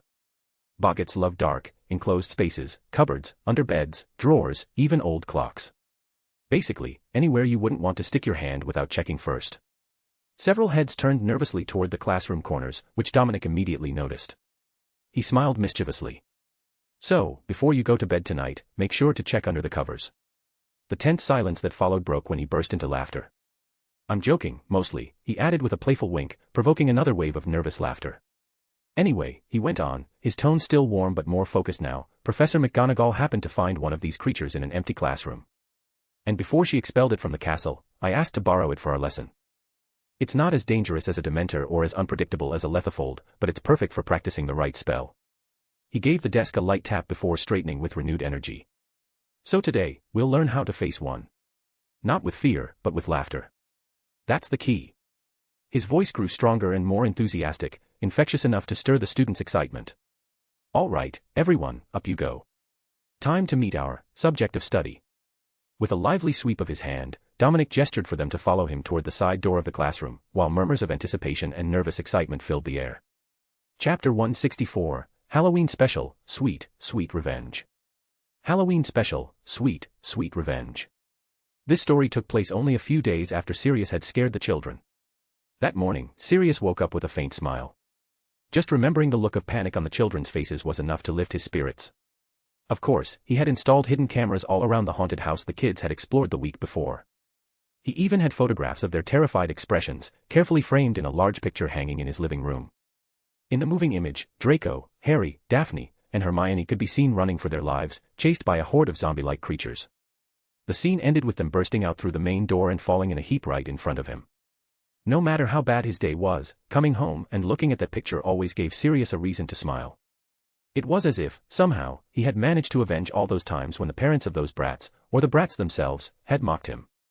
He walked down the stairs at an easy pace, reminding himself to close the curtain that covered his mother's portrait. That loud, shrieking witch was the first thing Creature made sure to uncover every morning, just so Sirius would hear the yells of his beloved mother. He had tried everything to keep her quiet, direct orders to the house elf, sealing charms, even reinforced silencing spells. Nothing worked. The old witch had protected her portraits with so many enchantments that not even a wizard as skilled as Sirius could undo them. And, of course, asking for help wasn't an option. Not because he didn't know who to turn to, but because his pride wouldn't allow it. especially knowing that the only one capable of removing those spells with ease would be Wanda, and it was unlikely she'd bother with something so trivial. Sirius sighed, glanced at the portrait of his godson and the others, and smiled in amusement. That was when he noticed something in the corner of the room, a small pile of gifts, stacked neatly and wrapped in black paper with spooky ribbons. "And what's this?" he murmured curiously, stepping closer. "Creature," he called out loud, expecting the grumpy house elf to appear. Several seconds passed, and silence was his only answer. Sirius frowned slightly. The elf should have appeared instantly upon a direct order, unless someone else was summoning him. Maybe one of his cousins had borrowed him. With that thought in mind, Sirius approached the boxes. He examined them suspiciously. The first one had a card attached to it, written in a familiar hand. He studied it for a moment before opening it.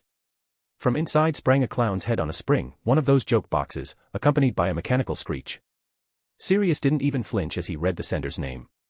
Celine Greengrass. "That woman always tries to act like a high society lady, yet she's still as childish as ever," he said mockingly. Anyone listening, especially the women in the group, would have rolled their eyes. There was no one more childish than him. He continued checking the gifts, convinced they were from the children's parents seeking a little revenge for the haunted house prank. That only made him laugh more. The next package was from the Love Goods, a box filled with candies and small animal figurines, probably homemade. "Obviously, they don't even understand what this is about," he remarked with a crooked smile, though deep down he found it rather endearing. He was about to open the Granger's gift when he noticed one of the larger boxes had a huge hole in its side. The wrapping was torn apart, as if something had burst out or forced its way in. Sirius raised an eyebrow and stepped closer, searching for a sender's tag. There was none. Could Hagrid have tried to send something, he muttered, considering the possibility with a hint of resignation. It wouldn't have been the first time the half-giant sent one of his creatures as a gift. Sirius knew Hagrid cared for them deeply, but his sense of what made a good present was often questionable. Pack. A small sound came from behind him. Sirius turned immediately, only to see that a candle had fallen from the chandelier. "This place is falling apart. Maybe I should sell it. Although, who'd want to buy it with my dear mother and her sweet words included," he said with an ironic smile. As if on cue, a blood-curdling scream shook the house. "Ah! Ungrateful son. Traitorous bastard. What are you still doing here? Get out. Get out of our sacred home. I don't want you here." Sirius rolled his eyes in annoyance, lifted his wand, and flicked it. The curtain slammed shut again, covering the portrait. The fabric began to twitch, breathing with a muffled sound, and thankfully the scream stopped. "Creature, was it you again, you old grump?" he asked irritably. Normally, it was the elf who uncovered his mother's portrait just to annoy him, but this time there was no answer. The silence that followed was different. Heavy. Almost tangible. A silence that didn't belong to a living house, but to one that was holding its breath. Clank. Crash. Sirius turned sharply. The vase in the corner lay shattered on the floor, water spread across the carpet, soaking the blackened flowers that used to decorate that spot. His expression hardened. Straightening his back, he raised his wand and scanned the room with sharp, tense eyes. He could feel something. Something small, hidden, but alive. "Creature, as your master I order you to come here right now," he said in a cold, commanding voice. Then, finally, something happened. Something Sirius had not expected at all. Creature appeared in front of him, or rather, fell from the ceiling with a dull thud. His body was covered in blood, seeping from every opening. A gag was tied around his mouth, and his wide-open eyes reflected absolute terror. But he wasn't breathing. "Creature," said Sirius, his throat tightening as he knelt to check for a pulse. He felt nothing. "Damn it, who's there?" he shouted, springing to his feet and casting a spell toward the corner of the room, where a shadow had leapt away with inhuman speed. It was the same figure that had thrown the elf's body. The spell missed. Instead, a demonic laugh echoed through the room, followed by the sound of small footsteps running toward the stairs. Sirius reacted instantly. He dashed after them, wand in hand, heart pounding. He climbed the first few steps, but there was no one there. The staircase was completely empty, bathed in the dim light filtering through the windows, and silence fell again, deep and oppressive. "Who's there?" he called firmly, keeping his wand raised. His voice resonated in the still air. A chill ran down his spine, and he turned instinctively, just in time to see the chandelier, the same one that had lost a candle earlier, swaying like a pendulum. The heavy metal fixture came loose and plummeted toward him. Sirius threw himself aside and rolled across the floor. The chandelier crashed against the wall, twisting completely, the steel and silver bent with a harsh screech. The candles scattered across the floor, and drops of hot wax splashed onto Sirius's hands. "Ah!" He exhaled with a pained grunt as the burning stung, but he didn't lower his guard. His breathing slowed, controlled, while his eyes scanned every corner of the room for the source of the attack. Ah. A shrill laugh filled the house again. This time it came from his mother's portrait, which had been uncovered once more. The curtain covering it fluttered as if someone invisible had ripped it open. Die. Die. Die, screamed the woman from within the frame, her voice twisted by a mad fury. She sounded even more deranged than usual.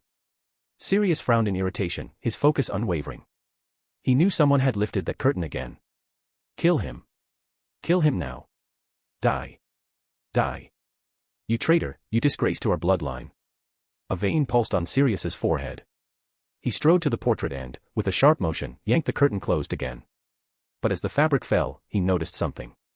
There was something clinging to it, a small, misshapen silhouette, its hands and feet nailed into the cloth.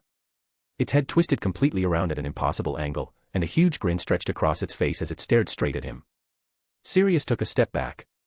The creature was barely half a meter tall. A grotesque abomination with bulging eyes, square perfectly aligned teeth, and greenish skin covered in stitched scars. It had only 3 hairs on its head and wore a tiny gardener's overall. Its vacant eyes and wide mouth sent a primitive chill down Sirius's spine, a sense of danger even an experienced wizard couldn't ignore. What the hell? He began to say before the creature leapt at him from the curtain, brandishing a blood-stained knife. Sirius raised his wand, but a sharp snapping sound filled the air, and the wand flew out of his hand. What? He exclaimed, recognizing the disarming charm. He had no time to think. He caught the creature midair with both hands. The small being shrieked and thrashed wildly, trying to stab him with the knife while laughing with a high-pitched, deranged giggle. Naya, Naya, Naya, it repeated, moving with absurd speed. Sirius growled and hurled it aside with all his strength. He felt a sting on his wrist, the knife had grazed him, leaving a thin red line. He glanced at the wound with annoyance, but when he looked up, the creature was gone. A low laugh echoed through the shadows, followed by small footsteps retreating toward the kitchen. Sirius clenched his jaw, grabbed his wand, and moved forward in fury. He wasn't about to let something like that humiliate him in his own house. He entered the kitchen. Everything seemed calm, too calm. The dim light gave the place a heavy atmosphere. He moved slowly, wand ready, eyes sweeping every corner where the creature might hide. He flung open one of the cupboards and aimed inside, ready to strike. Empty. Plank. A metallic sound made him spin around. A saucepan had fallen from above, rolling slowly across the floor. The clatter of metal echoed against the walls, then faded into silence. Then Sirius saw something. One of the old barrels used as decoration had its lid open. He approached cautiously. His breathing quickened, but his gaze remained steady. He placed one hand on the lid, the other gripping his wand. In a single motion, he lifted the cover and pointed inside. Nothing. Empty. He frowned. His instincts screamed that something was wrong. He turned halfway around, and saw it. The creature was perched right on top of the shelf, just inches above his head. Sirius raised his wand and shouted. Glacius. Nothing happened. He looked down at the object in his hand, and his expression changed instantly. It wasn't his wand. It was a licorice wand. A candy. What the? He managed to say before the creature jumped onto his face, yanking at his hair and laughing with a hysterical screech. Ah. Sirius growled, struggling as the thing clung to him like a leech. Ha ha ha ha, the creature cackled, hanging on tightly. Sirius groped around for anything, until his fingers brushed against a cast-iron skillet. Without hesitation, he swung it hard. The impact sent the creature crashing against the metal wall of the kitchen. The sound was sharp and solid. It fell to the floor, dazed, its head wobbling clumsily. When it looked up, Sirius was standing before it, his face streaked with sweat and fury. The pan came down again. Once. Then again. And again. Blood splattered across his face, the floor, and the walls. Sirius breathed heavily, eyes locked on the motionless body. Huff, huff. Then he noticed it. Amid the creature's remains, something gleamed. Wires, circuits, tiny gears. The blood was thick and had a strange smell, sweet, like syrup. Sirius froze, panting. He slowly lowered the pan, staring at the liquid dripping from it, caught between horror and disbelief. Still catching his breath, Sirius felt something, a familiar presence behind him. He turned slowly, his face cold and his gaze tense, and then he saw it. Creature was there. Completely unharmed, no wounds, wearing his usual expression as he cleaned what appeared to be a second creature, fake and mangled on the floor. Sirius stared in silence, not entirely understanding what he was seeing. The elf looked up at him with the same contemptuous expression Sirius knew all too well. "Oh, my poor mistress," the elf murmured in a voice dripping with venom. "What would she say if she saw a creature serving you? After how she despised you, how much she suffered watching you disgrace this house. Such a disappointment, Master Sirius, and those filthy little blood traitors that surround you." The elf's sarcastic tone was enough for everything to click in Sirius's mind. His gaze hardened. He understood that none of this had been coincidence. Everything, from the gifts to the mechanical creature, was part of a plan. A perfectly crafted revenge. Those. He growled, rubbing his face. "Damn it, if I weren't so proud of them, I'd be furious right now." He let himself fall back onto the floor, exhausted, with a smile somewhere between amusement and resignation. The adrenaline was starting to fade.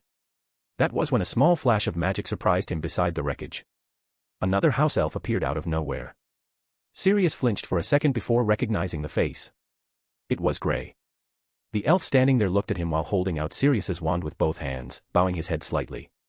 "So it was you," said Sirius, taking the wand and recalling the disarming spell that had left him defenseless minutes earlier. "Master Harry asked me to do it," said Gray calmly. "I am very sorry for this grave offense, Mr. Black," he added politely. Sirius regarded him for a moment before sighing. "It's fine, you can go," he replied tiredly, waving a hand. Gray vanished with a faint flash. Silence returned to fill the house.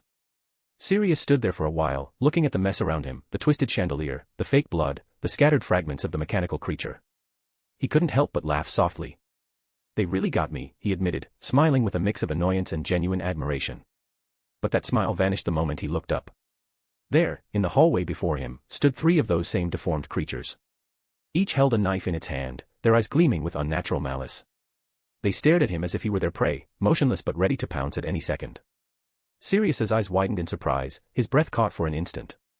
He noticed that they were slightly different from one another. One wore a ribbon on its head, another had a torn piece of tie, and the third sported a small, clumsily knitted scarf. Almost as if each had been made by a different child. Realization struck him all at once. Harry, Draco, Hermione, and Daphne.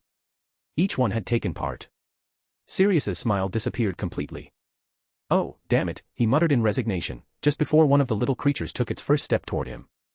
From the back of the room, Creature watched the scene with unsettling calm. He kept cleaning the remains of the false elf, even though there was nothing left to clean. His gaze remained fixed on his master, and a twisted, almost sadistic smile began to form on his wrinkled face. As the sounds of falling objects and distorted laughter echoed throughout the house, the old black mansion filled once more with screams, laughter, and chaos. That night, the echo of sweet revenge was heard in every corner of number 12, Grimmauld Place, accompanied by the satisfied cackling of an elf who savored every second of the disaster. Chapter 165, The Shape of Fear. The Shape of Fear. "All right, we're here," said Dominic as he stepped into an empty classroom. The only notable feature was an old wardrobe in the corner, which shuddered slightly the moment the students entered, as if it were excited to hear the sound of their voices. The room looked as though it had been cleaned specifically for this lesson. A few students, like the Patil twins, jumped and clung to each other, stifling a small scream. Neville was trembling slightly, while others, more curious than afraid, watched the mysterious piece of furniture vibrating faintly. "All right, you all heard the theory part earlier, so you already know what's inside," Dominic began in a calm, steady voice. "Yes, a boggart. No surprise there. Essentially, today you'll be facing your own fears." The students exchanged uneasy glances, some swallowing hard. "But don't worry," Dominic continued, his tone smooth and reassuring. "Remember 2 important things. First, what you'll see isn't your real fear, but a projection the boggart uses to feed on it. And second, don't let fear freeze you.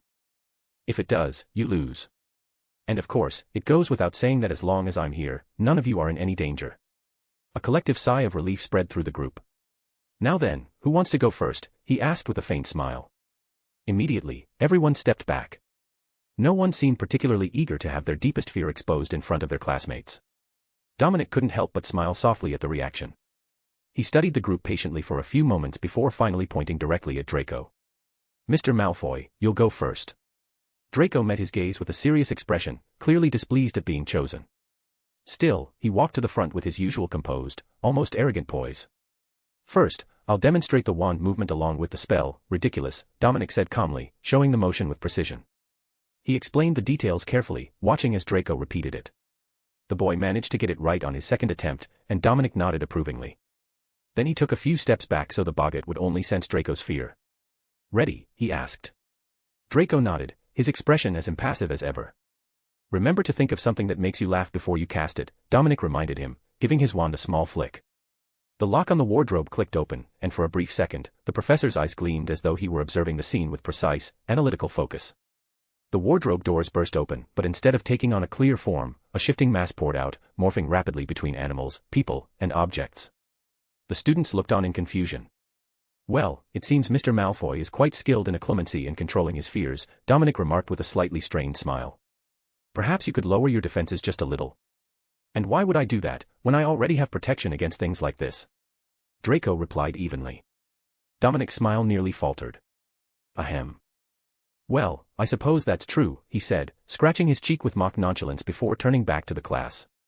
Longbottom, you're next, he said quickly, choosing the nearest student before anyone could protest. Neville's eyes went wide. He turned, searching for support, and received a mixture of encouragements. Daphne gave him a calm smile, Hermione whispered for him to remember the theory, Harry seemed lost in thought, and Draco gave him a brief pat on the shoulder. Taking a deep breath, Neville lowered his head and stepped forward. The boggart, which was still flickering through random shapes, began to spin until it condensed into something everyone instantly recognized, long, greasy hair, a hooked nose, cold black eyes, and a dark robe that made him look like a bat. Professor Snape. The false Snape glared down at Neville with such venomous intensity that one could almost believe he might poison him with potions on the spot. Remember the spell. Hermione shouted, snapping Neville out of his frozen panic. The boy, looking like a deer caught in headlights, raised his wand with trembling hands. Ridiculous, he cried out. Instantly, the boggart Snape changed. His black robes morphed into a frilly pink dress, complete with a feathered hat and matching handbag. Hermione and several others recognized the outfit at once, it was identical to Neville's grandmother's clothes. Laughter erupted across the room as the fake Snape stared down at himself, utterly bewildered. Dominic smiled, glancing away for a second to hide his own chuckle. Seeing one of his new colleagues like that was hard to ignore. Miss Patil, you're next, he said once he'd regained his composure. The twins exchanged a brief look before Padma, without hesitation, shoved her sister forward, earning a betrayed glare from Parvati. Come now, Miss Parvati, Dominic said with a kind smile. The girl, blushing both from her sister's treachery and from the professor's attention, stepped forward hesitantly. She was thrilled that Dominic actually remembered her name and could tell her apart from her twin, a small miracle in itself. Draco glanced at her, then at the Gryffindor crest on her tie. To him, the difference was obvious, but he wasn't about to ruin the illusion or risk getting caught in a conversation about it. Parvati, still slightly dreamy, stopped in front of the wardrobe. The boggart, which still resembled Snape in the pink dress, twisted again in a whirl of smoke and transformed into a mummy that began shuffling slowly toward her. She gasped, taking a step back, until she caught sight of Dominic making a small motion with his wand, reminding her of the gesture. Ridiculous, she shouted. The mummy stumbled clumsily, tripping over its own bandages before wrapping itself up entirely and falling to the floor, wriggling helplessly. The classroom filled with laughter once more, and Parvati laughed too, her fear melting away as she watched the boggart roll around like a giant scroll of parchment. Then it was Daphne's turn. Like Draco, the boggart couldn't seem to settle on a single form before her, which again drew Dominic's analytical gaze as he studied the group of four closely. Ron Weasley, who stepped forward right after, provoked an immediate reaction. The boggart turned into a gigantic spider, which, quite absurdly, had roller skates on each of its legs. The creature lost its balance and tumbled backward, rolling straight into the wardrobe once more. Laughter echoed once more through the room. While the students laughed, Dominic kept his gaze fixed on Harry and his friends. His expression, now more serious, carried a hint of curiosity. Harry looked attentive, yet at the same time distant, as if his mind were far from the classroom. Dominic watched the students in silence for a moment. He imagined it would go the same way as with Daphne or Draco, and probably with Hermione as well, yet, there was a glimmer of intrigue in his eyes, something difficult to conceal. Especially when it came to Harry. Something about the boy stirred a genuine interest in him, almost an impatience to see what the child feared most. Potter, your turn, he said suddenly, even though it was actually Dean Thomas's. Dean blinked in confusion but shrugged and stepped back. He let out a quiet sigh of relief, though in doing so, he realized he was afraid of failing, and that very thought became another fear of its own. It was a vicious cycle, and he knew it. Still, he silently thanked fate for giving him a moment to collect himself after Potter. Harry, lost in his thoughts, felt a light push from Hermione. Ah, right, he muttered, coming to. Draco, calm as ever, crossed his arms and watched as Harry walked forward. The wardrobe remained closed. When Ron's spider had fallen back in, the door had shut with a soft click. Now, in the heavy silence, it seemed to wait. Harry stepped closer, his face relaxed. He expected it to be like Draco's or Daphne's, something harmless, something manageable. But then, his expression changed slightly. He frowned and pressed a hand to his stomach, as if something deep inside him stirred uncomfortably. And then he saw it. A faint red light flickered from within the wardrobe. It wasn't his own, it came from the boggart. A crimson pulse rippled through the air, so weak it was barely visible, yet strong enough to make the atmosphere itself vibrate. The door stayed closed, but movement could be sensed within, a shifting shadow, and that red light growing brighter by the second. Harry's eyes widened as a chill ran down his spine. A hand emerged from the darkness. Its fingers were long, clawed, and stained with blood. It gripped the edge of the door and pushed it open slowly. The sound of dry metal scraped through the air, a long, drawn-out groan from the hinges. Then, everyone felt it. A raw, primal fear, the kind that lived beneath all thought. Some students began to shake, others bent forward, as though crushed by an invisible weight.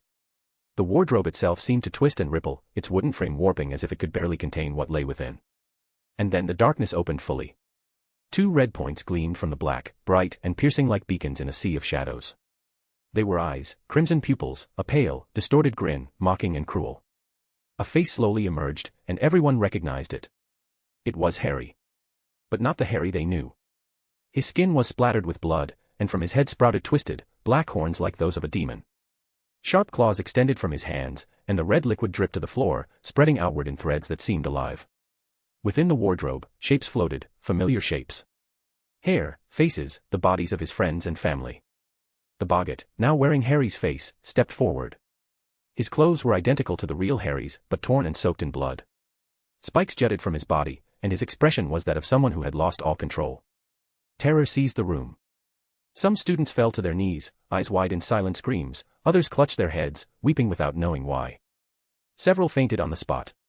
Every one of their fears flashed before their eyes in that creature's presence. As if there was no salvation left for anyone. Draco, Hermione, and Daphne held out a little longer. Perhaps because they were used to Harry's chaotic energy, they could resist the onslaught, though their bodies trembled as if some invisible pressure were trying to crush them from within. Harry, however, didn't move.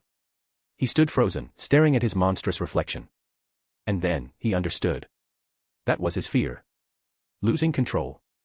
The boggart, his other self, slowly raised a hand. The air warped around it, as if space itself bent to that motion.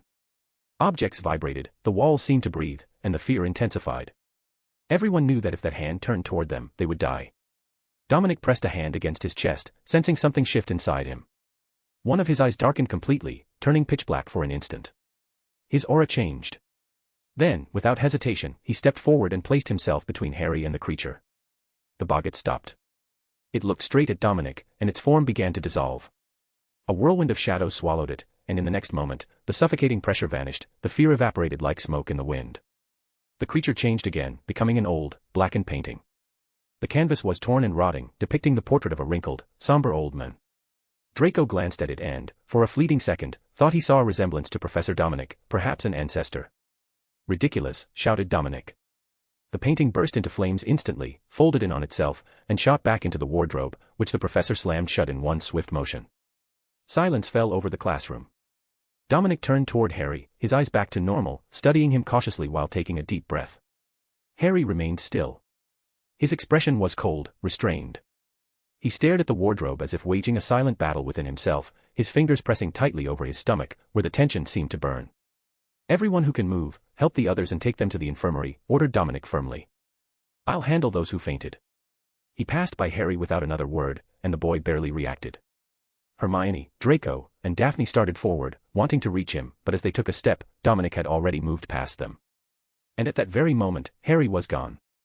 Only faint red particles remained in the air, fading slowly away like dust scattered by the wind. Chapter 166, Under the Weight of Flowers. Under the Weight of Flowers. Hermione, Draco, Daphne, and even Terry and Neville ran through the castle corridors, checking every corner as they searched for Harry. They had split up to cover more ground, yet finding him still seemed almost impossible. Meanwhile, the school's infirmary was filled with students from the Defense Against the Dark Arts class, along with the headmaster and the heads of both houses, who were talking to Dominic, his expression serious. "I'm sorry, headmaster. It was my fault. I didn't know the boggart could take on such an advanced form. They say those creatures can sometimes absorb a fraction of the power of whatever they transform into," explained Dominic, lowering his head slightly. "It's all right," the headmaster replied, raising a hand to stop him. "Perhaps the boggart went through a sudden evolution. Being in a place full of students, surrounded by stress and mockery, could have caused it to mutate, the old man murmured softly, his eyes glinting faintly as if several thoughts were crossing his mind. At least everyone seems to be fine, just a minor scare, he added, glancing toward the students who were now awake. Even so, Madame Pomfrey insisted on checking them one more time before releasing them, making sure there was no lasting harm. By the way, Professor, is that boggart still there? Asked Dumbledore, turning to Dominic. The young man nodded quickly. Yes, it's contained. It seems to have lost that ability to amplify fear, but just in case, I've placed several layers of protection around it. Good. Send it to my office, then. We might investigate more thoroughly what really happened. Dumbledore nodded, signaling the end of the conversation before walking away at his usual calm pace. Dominic watched him go for a few seconds, his gaze fixed on the old wizard's back, before turning back toward the students. A gentle smile crossed his face as he tried to calm them, offering a few words of apology for the incident. His sincere and protective attitude only increased his popularity among them. In one of the most secluded corners of the Hogwarts grounds, near the Black Lake and the Forbidden Forest, a small hill covered with flowers of all colors and sizes rose like an improvised garden. From one of the castle windows, Fleur Delacour had noticed it, and curiosity kept her from ignoring the sight. Having finished her classes for the day, she decided to go see it up close. As she approached the spot, something strange caught her attention among the flowers. It looked like someone was buried there. Her expression tensed for a moment, but when she got closer, she recognized a familiar face. She stopped to the side, observing with a mixture of surprise and amusement. Resting her elbow on one arm and her chin on her hand, she adopted an elegant and analytical pose, one eyebrow arched in mild skepticism. "What are you doing, Monsieur Villain?" she asked playfully. The flowers shifted slightly, and the half-buried face turned just enough to look at her before returning its gaze to the sky, where the clouds were already painted with the warm orange of sunset. "I'm being buried, for some reason," Harry replied calmly, pointing with his chin toward the forest. Fleur followed his gesture and saw a rather curious sight, a medium-sized red dragon, a massive three-headed dog, a unicorn, a large serpent, and what appeared to be a tiny fairy in a crimson dress leading them. They were all gathering flowers under the fairy's direction, who pointed precisely to the patches with the prettiest blooms. Fleur had to stifle a laugh at the absurd yet charming scene, but when she looked back at Harry, she noticed something melancholic in his expression. "Well, I heard that when a fairy is sad, her companions bring her flowers to cheer her up," she said with a soft smile, watching him with gentle amusement. Harry only responded with a quiet "mm." Fleur studied him for a few seconds longer before glancing back toward the castle. "Your friends are looking for you everywhere. I saw Daphne getting scolded by Professor McGonagall for moving the Great Hall tables, and the Weasley twins are claiming you might be hiding in one of those secret rooms just to lure people into finding you, though I suspect they're doing it for other reasons," she said with a playful grin. "Most likely. They'll take advantage of any situation to fulfill their goals," Harry said in his usual calm tone. "And I'm sure they're looking for me." Yet he didn't make the slightest effort to get up from among the flowers. Fleur watched him in silence as the darkness slowly began to settle over the grounds. From where they sat, the castle gleamed with torches and enchanted lights, their glow reflecting gold over the lake's surface. It was a beautiful view, and for a moment, both remained quiet, as if the world itself had fallen still. Fleur finally sat down near him, spreading a handkerchief on the grass first, as any proper Frenchwoman would never risk dirtying her uniform. "You know, when I first arrived here, I thought this castle was dreadful, to be honest. So old, and if it had already been renovated, I couldn't understand why they didn't make it look better. But seeing it now, like this, it doesn't seem that bad. Although Beauxbatons is still far more beautiful," she said, throwing him a teasing look, almost as if trying to start a friendly argument just to provoke some reaction from him. Harry, without taking his eyes off the starry sky, only replied, "You're right. This castle sucks." Fleur went quiet. The air grew slightly awkward, and she wasn't sure how to continue. Finally, she decided to be straightforward. "So, what's wrong with you? Why are you so depressed, and half-buried like a corpse?" she asked bluntly. Harry glanced at her briefly. "I don't feel like talking." Fleur watched him for a moment, then narrowed her eyes with a touch of arrogance. "I remember you still owe me one. So I'll use it now. Tell me what's wrong." Harry sighed softly at her words. "You can use it however you want, and you use it here," he said tiredly, keeping his gaze fixed on the lake. "I can use it whenever and wherever I want." "Come on, talk," Fleur replied firmly, staring at him intently. Harry let out another sigh and slowly sat up. The flowers slid off his body as he adjusted himself, still half buried among the petals. He rested his arms on his knees and let his eyes drift toward the dark reflection of the lake. "I don't know, honestly, I have no idea," he murmured after a moment. "I thought I wasn't afraid of anything. That I'd trained enough to stay in control, to be the best at what I do. To never worry my mother, to make her proud. But lately I've been feeling a little tired. Fleur suggested softly. Maybe. Harry gave a faint nod. There's this knot in my stomach that keeps growing, and this weight in my chest. A panic that I can't explain. I try to stay in control, but the more I fight it, the more it slips away. His voice was quiet, almost a whisper carried off by the breeze drifting across the lake. When did that start? Fleur asked cautiously. I don't know, maybe since we came back to Hogwarts, he replied, thoughtful. It was the day that men escaped, wasn't it? Fleur asked gently, earning a glance from him. Well, the news reached France too. After all, it caused quite a stir in the British Ministry of Magic. And when the Flamel family told us they wanted us to meet you, we looked into some information. She added, a bit embarrassed. Harry turned his gaze away. It doesn't matter, he murmured. Maybe you're right. His eyes returned to the lake, where something under the surface seemed to shift, distorting the reflection of the starry sky. So, what's the problem? What do you want to do? Fleur asked, getting straight to the point. Harry didn't look at her. He exhaled a long breath. To be honest, I want to catch him myself. Make him regret ever betraying my parents. Make him suffer. Something worse than death. As he spoke, his pupils darkened into red, surrounded by the faint green glow of his irises. The air around him seemed to tense. Fleur watched him with a slightly amused smile. You sound like a villain, she said, half teasing, half challenging. Harry let out a faint, bitter laugh before continuing. On the other hand, I know my parents wouldn't want one of their friends, even a traitor, to be killed by their son. Or worse, to have their other friends destroy each other over revenge. He paused, his tone softening. And I think Sirius is holding back. He wants to hunt him down, but he doesn't, just because I said I didn't want to.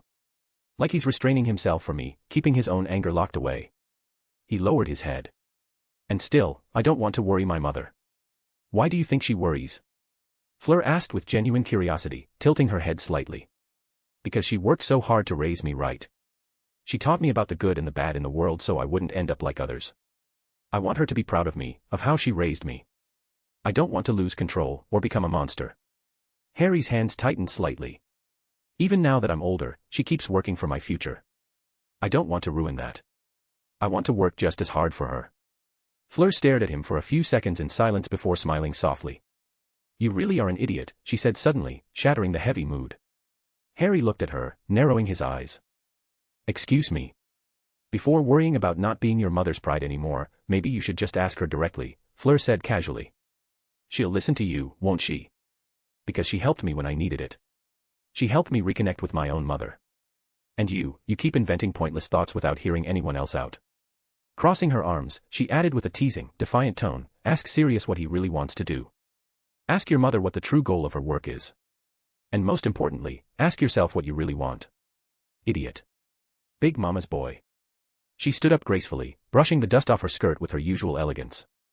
Worrying so much, and worrying everyone around you, over something that has such a simple solution, honestly, such a child, she said with a mischievous smile, more teasing than cruel, before turning to leave. Harry watched her go, a small laugh escaping his lips. He ran a hand through his hair, messing it up slightly. Just then, his companions returned, the red dragon, Fluffy, the serpent, the unicorn, and the tiny fairy, all carrying new flowers, which they promptly dropped over his head. Enough, I'm fine now, Harry protested with a tired smile. But it was too late, he was already buried deeper than before. Red leaped on top of him with a soft growl of encouragement, and Fluffy followed suit, completely flattening him under their affection. Chapter 167, Invisible Strings of the Heart, Part 1/. Invisible Strings of the Heart, Part 1/. Creature, stop uncovering the damned curtain that keeps that woman hidden. Bloody elf bastard, shouted Sirius furiously as he struggled with the heavy drapery to close it again and seal the portrait. Every morning was the same hell, the elf always found a way to uncover the portrait of his late and very unloved mother. The elf watched him with a mix of disdain and satisfaction before nodding in feigned obedience. Sirius knew that look well. They had had this argument dozens of times, and he knew perfectly well it would happen again the next day. Creature was bound by an ancient magical contract, one his mother had created to ensure he would never stop honoring her even after death. It was the perfect legacy of a woman who had made sure to keep tormenting her son for all eternity. Sirius could have moved to another mansion or even destroyed Grimmauld Place entirely, but his mother had thought of everything. If he wanted to retain control over the Black Enterprises, the family vaults, and all inherited assets, he had to live in that house. The contract demanded it, it had been her final victory. He had considered transferring all authority to his cousin Andromeda, but she had fled from his mother long before he did. She would never agree to have anything to do with the family again. So the burden fell on Sirius, while Andromeda enjoyed a peaceful life with her husband, proudly watching her daughter become an Auror. "I should hang you next to the other elves above the fireplace," Sirius growled, his wand trembling in his hand. The remark only seemed to amuse Creature, who twisted his mouth into a crooked, almost eager grin, which infuriated the wizard even more. Such were the days in the Black Mansion: insults, curses, and a constant domestic war with a servant who hated him more than anyone else in the world. Fortunately, living there didn't mean he had to stay all the time. Sirius spent most days away, but every morning, without fail, he had to wake up to the sweet sound of his mother's screams echoing through the walls. A red flash suddenly appeared in the living room, right behind him. Sirius, whose reflexes were as sharp as his wit, reacted instinctively to the magical presence. He didn't hesitate for even a second. His first reaction was to flee. "Godfather, it's me." Harry's voice stopped him cold. Sirius, who had already half jumped toward the fireplace, froze. He turned slowly, and when he saw his godson, he smiled awkwardly, trying to look relaxed, as if he hadn't just been attempting to escape from an invisible attacker. Harry watched him with a dry expression, eyes narrowed, saying nothing. "Harry, it's good to see you," Sirius began, forcing a cheerful tone. "I thought you'd be at Hogwarts. Let me guess, you snuck out, didn't you? You can't deny James's blood runs through your veins. Don't worry, I won't tell your mother. Your father and I used to do it all the time." He tried to laugh to ease the tension, but the sound only made his voice come out more nervous. Harry sighed calmly, walked toward the sofa, and dropped into one of the seats, his gaze drifting toward the back of the room, where Creature still stood watching. The elf vanished instantly with a snap and, seconds later, reappeared with a tray of snacks and juice. He placed it carefully on the table before disappearing again without saying a word. As insolent as he could be toward his master, Creature didn't dare show the slightest disrespect to that boy. He had learned that lesson the hard way. Once, after calling him an insolent brat, he'd been beaten so fast he never even saw his attacker's shadow. Since then, the trauma alone prevented him from looking at Harry without shivering. He wasn't even that afraid of his own master. Sirius dropped into the armchair across from Harry, wearing his usual carefree smile, though for the first time in a long while, it didn't seem entirely fake. His instincts told him his godson hadn't come just for a casual visit. "What's going on?" he asked in a softer tone. Harry didn't answer right away. His eyes fell on the glass of juice on the table. There was always juice in Sirius's house, every flavor imaginable. Curiously, the men couldn't stand anything sweet, and Harry knew why. An old wound. Sirius had hated sweets for years, a distaste born from resentment toward an old man he considered a traitor. That was why there were never any sweets in Grimmauld Place, except when Harry or one of his friends came by. Then, the house transformed: snacks, juices, freshly baked bread. It was a silent way of saying he was glad to see them. Even if he didn't admit it, Sirius was always prepared for his arrival. Harry finally broke the silence, still staring at the glass without touching it. "I don't think I ever asked you directly, mostly because you always liked to tell it without anyone asking." He paused before raising his eyes. "What were you and my father like in school?" Sirius blinked, surprised. It was a simple question, yet he hadn't expected to hear it in that tone. For years, he'd told stories of his adventures with James Potter with pride, sometimes with too much joy, never stopping to think how they might sound to a boy who never met his father. And every time he did, he noticed something in Harry, a subtle expression, a faint unease. He didn't blame him. He and James had never exactly been models of humility or kindness. In hindsight, their stories might have sounded more cruel than heroic, but Sirius had never known how to tell them any other way. The man smiled with a touch of nostalgia and leaned back in his seat, thinking where to begin. He clearly remembered the days when Harry was younger, listening to those tales with fascination, until one day, the light in his eyes faded. When Remus returned, he had said it plainly, it was obvious he'd pull away. Telling him those stories without giving them context doesn't help. Harry can't stand bullies. Sirius had never forgotten that. "When we entered Hogwarts, the war against the Dark Lord was at its peak," began Sirius, his voice lower and graver than usual. "Outside the castle, wizards were disappearing every day, entire families were wiped off the map, and the enemy's followers were conquering territories for their master. The only truly safe place was Hogwarts, thanks to Dumbledore's presence." The mention of the headmaster's name made Sirius's face twist into a grimace of distaste, a mix of hatred and resentment he didn't bother to hide. The worst part was that the children of those dark wizards, the members of the Dark Lord's inner circle, were our classmates. As you know, most of the Slytherins joined his ranks as soon as they left school. But not only them, even some of our own housemates did too. It was hard to tell who would end up being an ally or an enemy once we stepped out of those castle doors for the last time. He paused, gazing toward the fire flickering in the hearth, and his voice lowered. I didn't want to be part of that ideology or follow my family's beliefs. With the help of my uncle, I left home. I was cast out of the Black family tree, though, in truth, they only burned my portrait.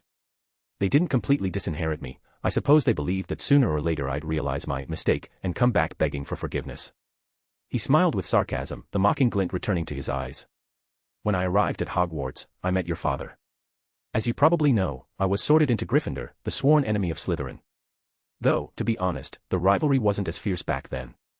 I think it was our generation that lit that spark, or rather, our group. He leaned back on the couch, crossing one leg over the other. From the very start, we knew we wanted to fight in the war. We saw ourselves as heroes, as saviors. That's what we called ourselves. That's why we started picking on the Slytherins with our pranks. It was our way of showing we stood with the light. Obviously, we couldn't hurt anyone inside school grounds, so we did what we could with what we had. I suppose we thought humor was its own kind of battle. Harry raised an eyebrow, as if about to say something, but Sirius spoke first, wearing a tired smile. Yeah, I know what you're thinking. We were a pair of idiotic kids, there's no excuse for it. But at the time, we believed we were doing the right thing, that the ones we targeted deserved it. And, in many cases, time proved us right. That guy.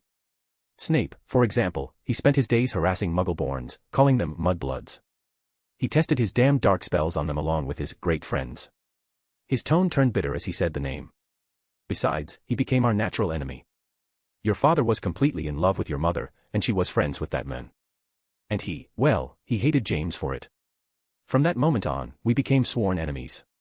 He tried every possible way to catch us doing something illegal so we'd get expelled, and we retaliated in turn. And later, for people to claim he was Dumbledore's spy, that he helped defeat the Dark Lord, bah, only fools and naive people believe that. Sirius spoke with disdain, but when he noticed Harry's calm, serious gaze, his tone softened. He sighed, lowering his shoulders. Harry, I don't know what image you have of your father after all the stories I've told you, but he wasn't a bad person. Yes, he was a bully, I won't deny that. So was I. But we weren't cruel, or at least, I want to believe we weren't. James changed a lot over time, especially after we joined the Order of the Phoenix. He was the kind of man who would give his life for his friends, for anyone who needed him. He faced the Dark Lord himself more than once. His eyes clouded for a moment. And your mother, she was just as brave. An exceptional witch. She might have seemed calm on the surface, but she had the heart of a lioness. She was the one who kept James on the right path, the one who made him grow up. We always joked that she had tamed him, that she turned him into a family man. But James was happy that way. Truly happy. Sirius's voice broke slightly at the end. His gaze drifted toward the floor as a tear threatened to escape. Yet he held it back with pride, taking a deep breath and straightening his back. He wasn't going to fall apart in front of his godson. Harry listened in silence, his expression calm, but his eyes reflected a deep sadness. He lowered his head, feeling the emptiness left by those words. He had no real memories of his parents, no laughter, no voices. Only a warm sensation, a fleeting kiss on his forehead, and then, the green flash that took them away. The silence that followed was heavy, yet not uncomfortable. It was a silence full of things neither of them dared to say. Chapter 168, Invisible Strings of the Heart, Part 2 / Invisible Strings of the Heart, Part 2 / Harry, I know what you can feel. I know why up until now you have always treated me that way, connected to me, but with a small barrier you never quite break through. But listen to me carefully, boy, you do not owe me anything. I owe you everything. Sirius looked him straight in the eyes, and that took Harry by surprise. You knew, he asked softly, without looking away. Sirius smiled faintly. It was a different smile, one Harry had never seen before, full of concern, of tenderness, of an affection so sincere that only Wanda had ever looked at him that way. He did not answer with words. He did not need to. That look was his answer. A knot formed in Harry's chest. He breathed deeply, trying to order what he felt. I do not hate you, Sirius, he murmured in a trembling voice. I do not push you away because I want to. I just do not know how to treat you. I do not know how to be close. It is as if you are the living representation of my parents, of the past I never knew. It is strange, yes, very strange. Because my mother is Wanda. She has been since the day she opened the door and took me with her. And that confuses me. If I accepted you completely, if I accepted my parents as my parents, I feel like I would be rejecting everything Mom did for me.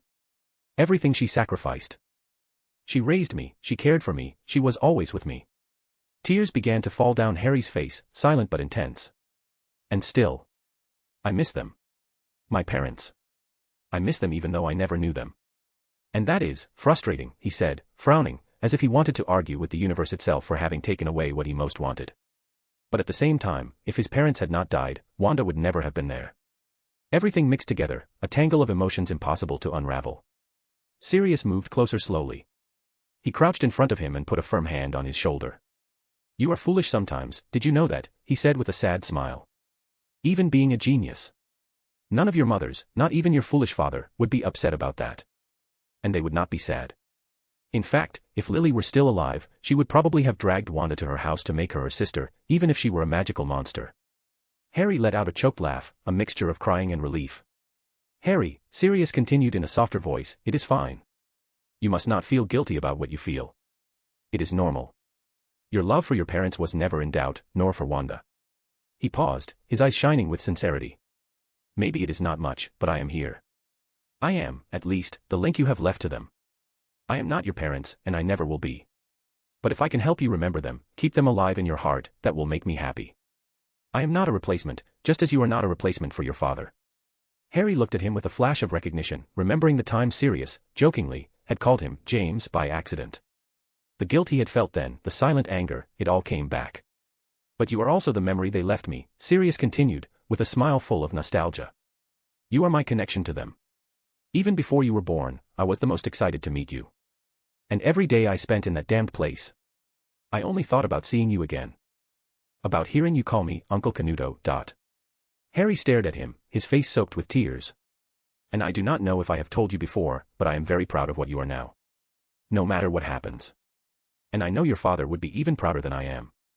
After all, he said with a light laugh, although he would not want to admit it, he was just like me. Harry opened his eyes in surprise. For a moment something changed in the air. Behind Sirius, a translucent figure seemed to materialize briefly, a tall, blurred silhouette that radiated a familiar warmth. He could not see the face, but he could feel the smile. That was enough to make Harry's tears overflow. The boy who had always contained his emotions, who always kept his calm, finally allowed himself to cry. Sirius hugged him tightly, saying nothing, with a serene and proud smile. It was as if that hug completed something that had been broken for years. Harry had seen his mother, Lily, that time Wanda touched the resurrection stone. But he had never seen his father. He never understood why. He had always wanted to know, but the stone never worked again. The only thing he had left of James were the stories of Sirius and Lupin, and somehow, that was enough. However, a question persisted in his mind, would his father really be proud of him? From everything he heard, James did not seem like a bad man, but someone impulsive, a bully, someone who lived a very different life than his. Harry, on the other hand, had become more like his mother, and had ended up in Ravenclaw, not in Gryffindor, like his father, like his grandfather, like his godfather. And if he did not show up because he was disappointed in him? It was a question that sometimes formed in his mind. And yet, he wanted someone to remember him. Perhaps that was why he could not completely hate Peter, not even after everything. Because he was another thread that tied him to his father, one of the few connections he had left to James. And losing him would be like losing another piece of himself, someone who still remembered him fully as he was. After a few seconds, when Harry managed to calm down, Sirius spoke in a different tone, almost teasing. Well, I have never seen you cry. Turns out I can reach people's hearts when I want. I am not just a jester, huh, he said with a cheeky smile, trying to lighten the mood. Harry rolled his eyes, wiping his tears. If Mom finds out you made me cry, she will give you a beating, he said dryly. Sirius's face changed completely. Wait, what? No, do not tell her that, Harry. His godfather's desperate attempt provoked a small laugh in the boy. Godfather, he finally said, now calmer, I want to find Peter. For some reason, he is looking for me, and I do not know what he intends. But before anyone hurts him, I want to see him. I want to clear a doubt. And after that. His eyes turned cold, calm, without a trace of visible emotion. Then I'll hand him over to the Dementors. And if they want to devour his soul right there, I'll let them. Sirius, far from getting angry or trying to stop him, looked at him with pride. Of course, he replied naturally. If you need help, you know you can count on me. Harry nodded, a faint, almost imperceptible smile forming on his lips, one that said more than words ever could. Always. And in a flash of red energy, his body disintegrated into glowing particles that floated in the air before vanishing completely. Sirius blinked, surprised for a moment, staring at the spot where his godson had been seconds before. Then he smiled calmly and let out a soft sigh. Yeah, you're definitely his son, he murmured fondly before collapsing back into the armchair, watching the fire dance in silence. That power, it was the same one Wanda had shown before. In comparison, magical apparition was nothing but a cheap trick. Sirius knew it well. Harry had inherited part of his mother's gifts, and even if it was only a fraction, it was enough to make him an unstoppable force. Even with barely 10% of Wanda Maximoff's power, that boy would be a monster among wizards. And the thought made Sirius smile with almost paternal pride. Lily chose the best person that could ever exist to be her son's mother, he murmured with a lopsided smile, a mix of tenderness and mischief. Not even the world itself could withstand the day someone tries to hurt him, if anyone could even manage it. That smile turned more devious. Although he does seem to have some emotional issues. Maybe it's the hormones. I should introduce him to a few GI. Sirius went completely still. His entire body froze. Not a single muscle responded. He suddenly felt a gaze burning into the back of his neck. Out of the corner of his eye, he noticed a small figure floating near his face, a tiny fairy in a bright red dress, holding a coiled snake in her arms. Both were staring straight at him with the air of judge and executioner. Sirius swallowed hard. And then, he heard soft footsteps behind him. Every hair on his neck stood on end instantly. That kind of presence could only belong to one person. Celine told me what you did, so I came to find you, said a familiar, dangerously calm female voice. But when I saw Harry talking to you so openly, and that you even managed to help him, I thought maybe I could forgive your punishment. Sirius slowly closed his eyes, holding his breath. The voice continued. But it seems that won't be the case. Wanda stood right behind him, arms crossed, her gaze more intimidating than any human could endure. Of course. She had arrived at the exact same time as Harry but had remained hidden the whole time, watching. That was also the real reason Sirius had panicked when he felt the red flash earlier. He thought Wanda had found out, and he was right. However, she had waited. She wanted to see how Sirius behaved with her son. When she saw him speak sincerely, when she noticed he let go of his fool's mask and showed the heart he hid, she thought maybe he had earned a reprieve. But, unfortunately, Sirius always found a way to ruin it at the very end.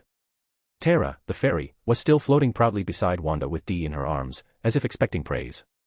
The witch sighed and gently patted both of their heads affectionately.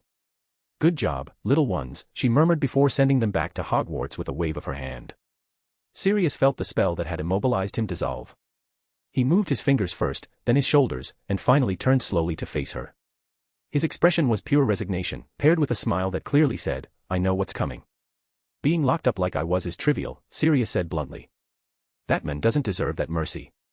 He deserves death. I was going to do it, believe me. But then I heard what he said.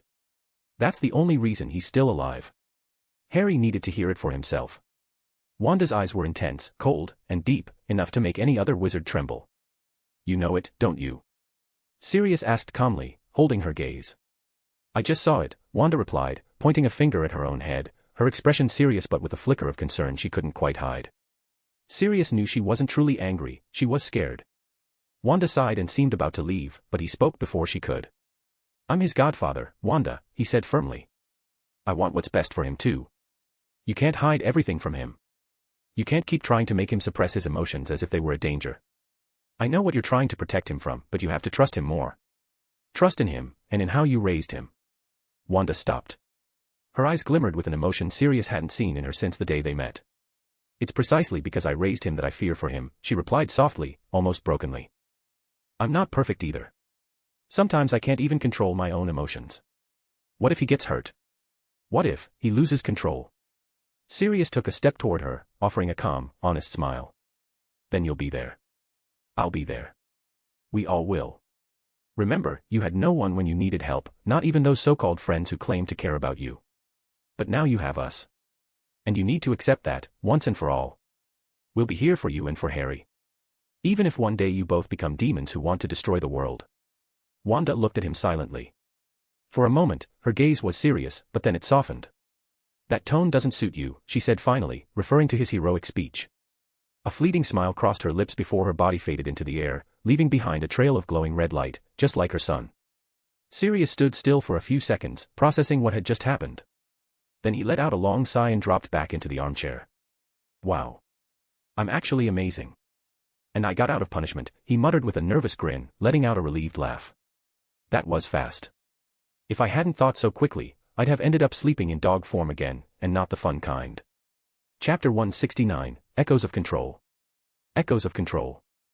"Harry, where on earth have you been?" exclaimed Hermione the moment she saw him enter through the door of the Ravenclaw common room, her face full of worry. Next to her were Daphne and Draco, equally unsettled, and the three of them let out a sigh when they saw him appear, safe and sound. I was talking to Hagrid. It seems he received a summons from the Wizengamot for a trial about Buckbeak," Harry explained calmly as he watched them. Seeing their worried faces brought a slight smile to his lips. Deep down, he felt grateful to have friends who cared about him. However, that smile seemed to irritate Hermione and Daphne, who immediately stepped forward and began pinching his arms mercilessly. "Do you think we're fools?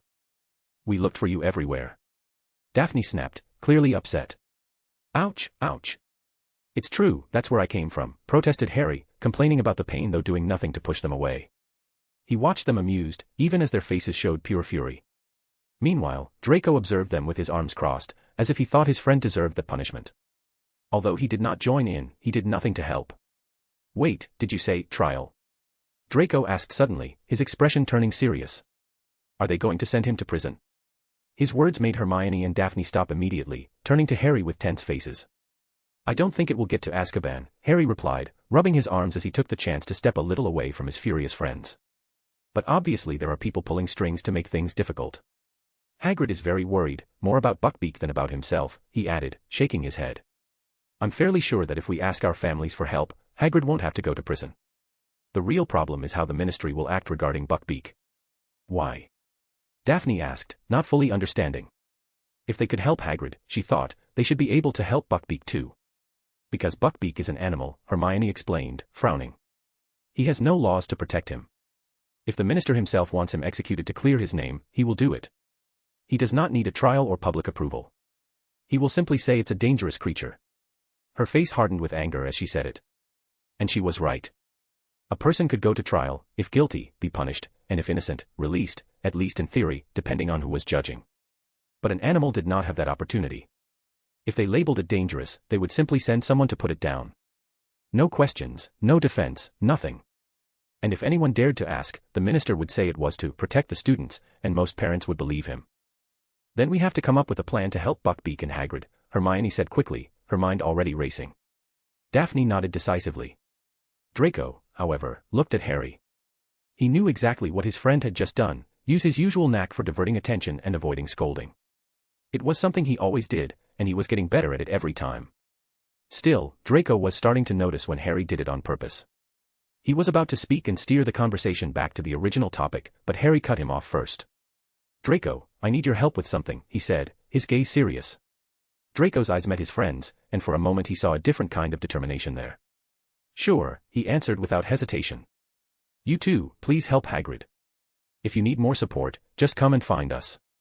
"I have something to do," Harry added, addressing the girls. Hermione frowned, clearly suspicious. But before she could say anything, Harry continued. "I'll tell you later. I don't want you to be distracted. Hagrid needs all the help he can get, and you two are the best at it. Especially at gathering information," he said in a kindly but persuasive tone. Hermione watched him for a few seconds, her brow knitted, knowing it was one of his tricks to avoid questions. Finally she sighed, resigned. "Fine, we'll take care of Hagrid. But I expect you to tell us everything as soon as we're done," she replied firmly. Daphne nodded as well, still staring at him intently. "Yes, don't worry," Harry said calmly, offering a conciliatory smile. Then he motioned for Draco to follow him. He needed to explain in private what help he required. Draco entered the room he shared with Harry and Terry, who was already sleeping deeply, snoring with his mouth open and letting a small thread of drool escape. Both of them were used to their peculiar roommate. "So, what's going on?" Draco asked, watching him attentively. "Do you remember what they said at the start of the school year?" Harry began, folding his arms as he thought. The school was renovated, but the secret rooms were kept. They only changed them a little, so whoever finds them learns something new. But that means if someone knew their location before, they are probably still there. "Yes," Draco replied calmly, following his line of thought. "I need your help to complete the Marauders map," Harry said seriously. Draco raised an eyebrow, confused. "And why do you want to do that? That map already showed everything important." The hidden places were more like a childish game from the past. Harry shook his head slowly, his expression somber. "If the map is complete, no one will be able to hide in any of those places." Draco frowned, understanding dawning slowly.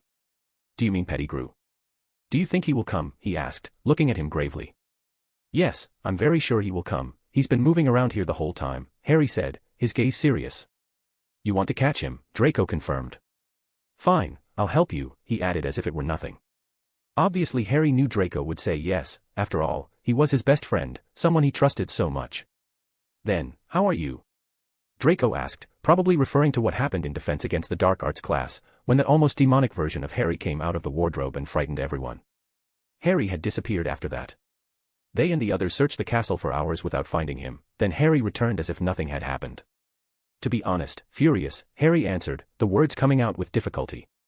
So furious that I can barely contain my emotions, and at the same time, confused. Why does that guy keep wanting to come after me? What is he trying to prove, that I'm worth risking himself for? If he appears in front of me, I would surely kill him without hesitation. And at the same time I'm afraid that, when I learn why, something in me will change. You saw it too, what my power can do, the power I inherited from my mother. Emotions influence me more than any other wizard, and at our age we are far more vulnerable to them. Even if you learn a clemency only hides emotions, it does not make them disappear, Harry said, finally letting out what he had kept inside for so long. I'm afraid that if I lose control, it won't be a one-time thing. I might become someone dangerous who would put you at risk, the whole school at risk. Every time I feel that sensation, a mass of energy in my stomach warns me that that could happen. Draco looked at him in silence, listening closely to his friend's emotions. You're feeding it, he said calmly.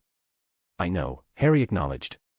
The problem is my power works almost subconsciously. I can't stop it, he added, touching his stomach lightly. You know you won't become what you fear. Your mother did what she did because she had lost everything. You still have a lot that would stop you. It's just your anxiety bothering you, Draco said seriously. I know, Harry replied, his voice sounded more tired than certain. But even if it's anxiety, controlling it is difficult. At some point I would like to let it all out to see what happens, but then I'm afraid. Let it out, Draco said as if it were completely simple. Harry looked at him like he did not understand. Draco, for his part, looked at him as if he were a fool. Are you seriously thinking what you're saying? Harry asked, looking at him. Obviously, Draco said, folding his arms, his tone was relaxed. Just let it explode, let your emotions out like a waterfall. Only then will you see the truth, he explained with a somewhat cocky smile. It's easy, he added. Harry let out a sigh, looking at him. It's not that easy, he replied. Yes, it is, Draco insisted. You have your mother, you have our uncles, you have us, you have those crazy magical animals that are walking chaos. If you're afraid of losing control, simply lose it. If you can't control it, we will stop you, Draco said with such confidence that it even made Harry smile. And if we can't, we'll leave the problem to Aunt Wanda, he added later. Harry thought about it for a moment. If things got out of hand there would not really be anything irreparable, his mother could fix it easily. At that point Harry felt that maybe it was all nonsense, his power came from Wanda, and she could, without a doubt, sort it out. For now I'll try to catch Pettigrew before attempting anything dangerous, Harry said, as if he were already thinking of putting it into practice. It will be better to do it somewhere with fewer people. Hey, you might not know this, but this could be the full awakening of your power, Draco commented calmly as he prepared to lie down. I hope it is, Harry said, this time calmer. He also prepared to sleep, knowing that the next day he would have to explore much of the castle. Maybe they would even join the competition the twins had organized to find all the secret rooms and passageways of Hogwarts. Chapter 170, Portraits and Wagers. Portraits and Wagers. Hello, Harry. Thank you for coming, knowing that you don't particularly enjoy talking with me, said the headmaster as he adjusted himself in his chair, observing the student who had just entered his office and now sat calmly across the desk. Despite being in front of the very headmaster of the school, Harry looked completely at ease, as if none of it intimidated him in the slightest. I thought we got along pretty well. In fact, I enjoy talking to the headmaster. After all, you're so wise and seem to know exactly how people's lives should go, right? Harry replied in an almost sarcastic tone, smiling in a friendly way, though his words were anything but. Mind your manners, boy, exclaimed one of the portraits, clearly tired of the boy's lack of respect toward the headmaster.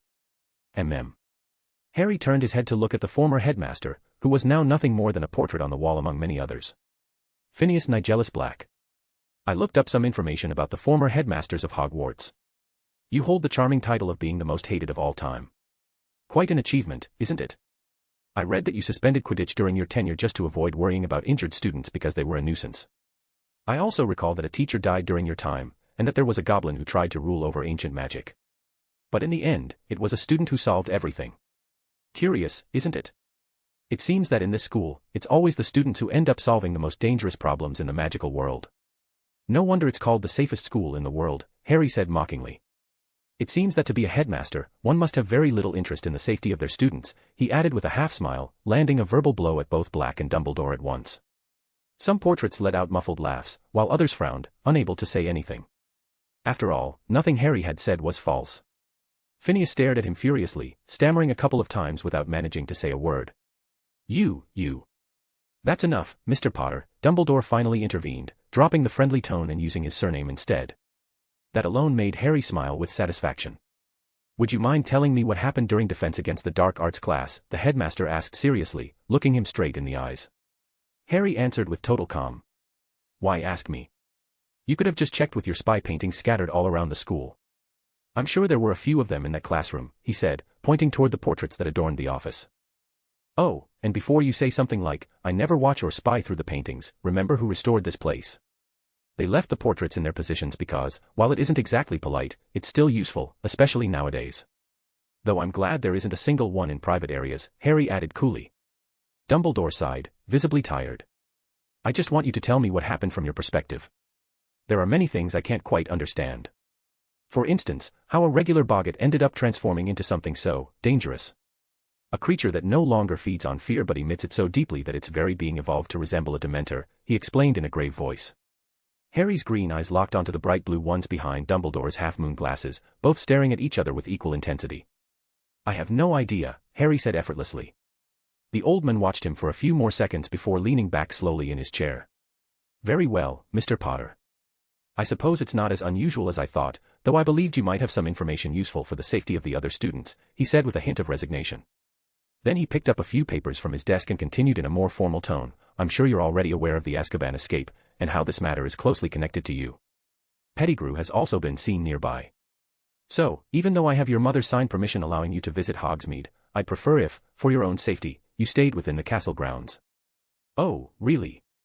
Harry replied with a calm smile. In my first year, there was a teacher with Voldemort living on the back of his head, walking freely among the students, and only now you're worried about my safety.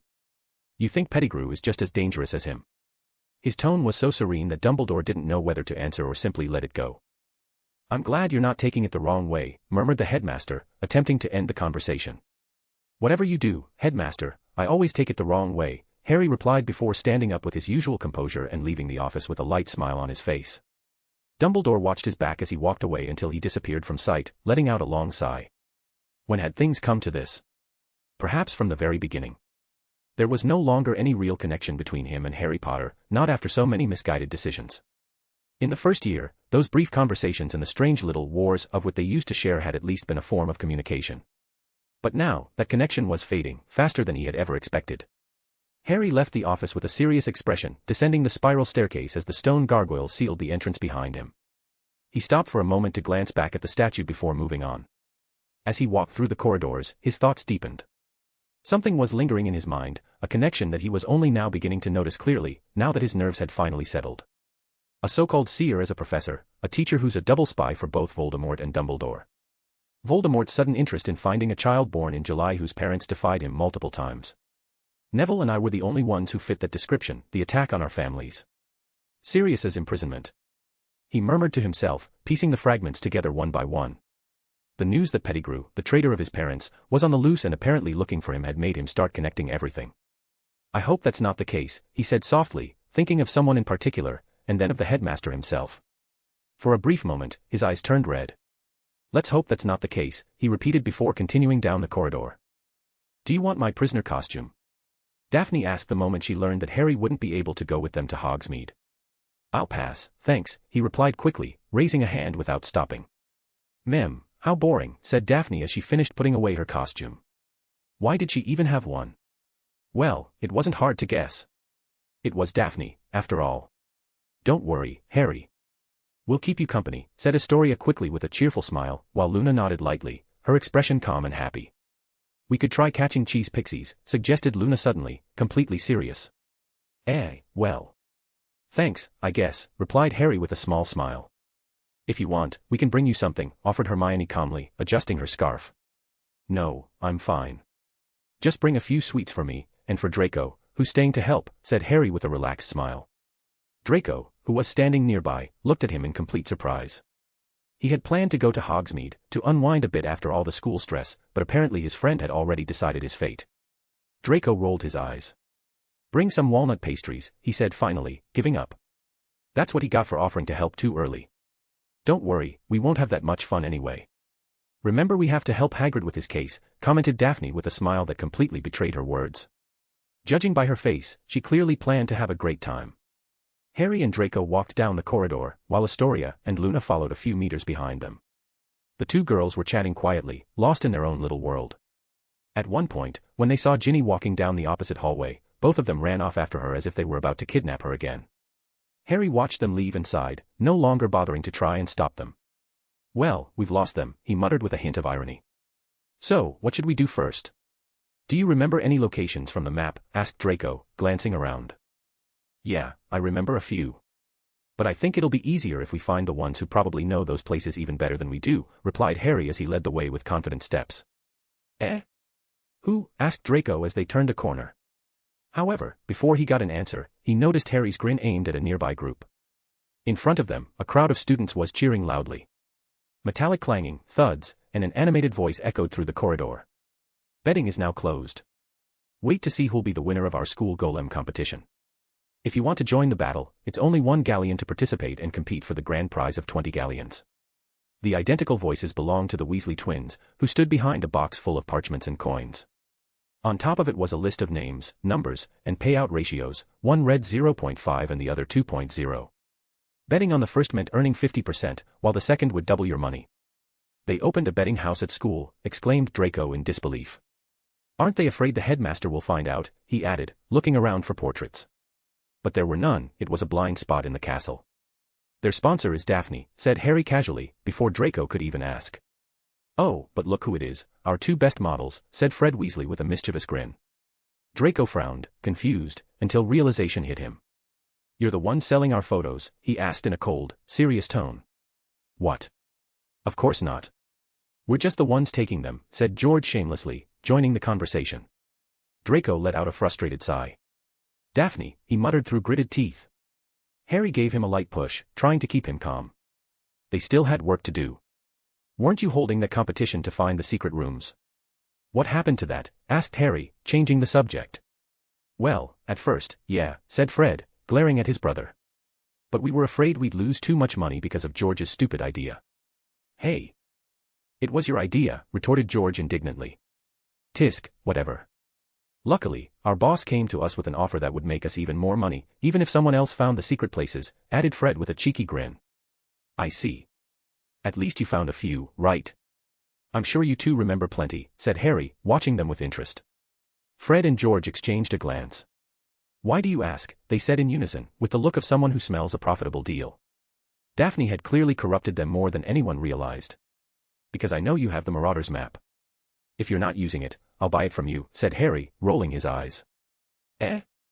How do you know about that?" asked Fred, surprised. "It's the map my father created with his friends.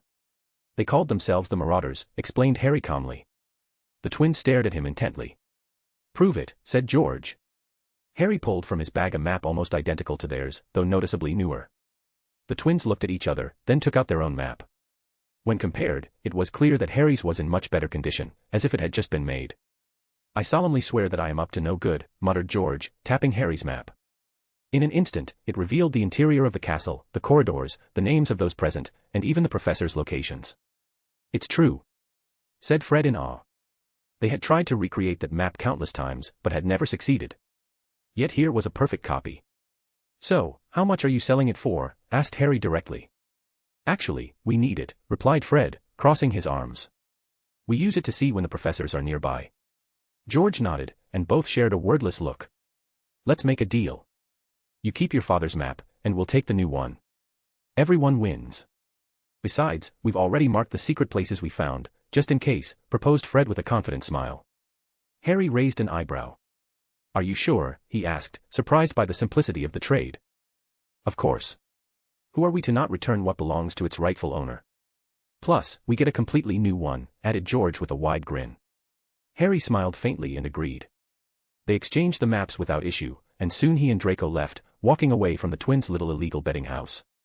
"Daphne really is as meddlesome as ever," said Draco as they walked, his expression serious. Harry smiled. They both knew Daphne didn't need money to make deals with the twins, she simply did it for fun. Still, it bothers me that my photos are going around all over Hogwarts, added Draco, clenching his fists, clearly waiting for the moment to confront Daphne and give her a proper scolding. Harry just smiled again. After all, that was their group, chaotic, clever, and far too entertaining for anyone to ever be bored at Hogwarts. Chapter 171, The Trap in Hogsmeade. The Trap in Hogsmeade. All right, this is the last place for today. I'll leave a few. Harry stopped mid-sentence as he and Draco approached the enormous tree growing behind the castle. It was known as the Whomping Willow, famous for using its branches like giant fists to strike anyone who got too close. It wasn't exactly the kind of tree you wanted to meet on a bad day. However, it wasn't the tree that made Harry fall silent. Draco, noticing his expression, frowned and turned his gaze toward the base of the willow. There, beneath its roots, something quite peculiar was happening. Nearly half a dozen pairs of eyes were staring at them from the shadows beneath the tree. Red, Fluffy, Destructor, Terra, Buckbeak, and what seemed to be none other than Dumbledore's Phoenix, Fawkes, were all gathered under the tree as if holding some kind of secret assembly. The sight resembled a covert intelligence meeting or strategic council, and the silence that hung in the air only made it more absurd. Once discovered, it was the animals who reacted first. Fawkes vanished in a flash of red flames, leaving behind a faint scent of sulfur. Buckbeak immediately turned around and bolted toward the forest with a speed few hippogriffs could match.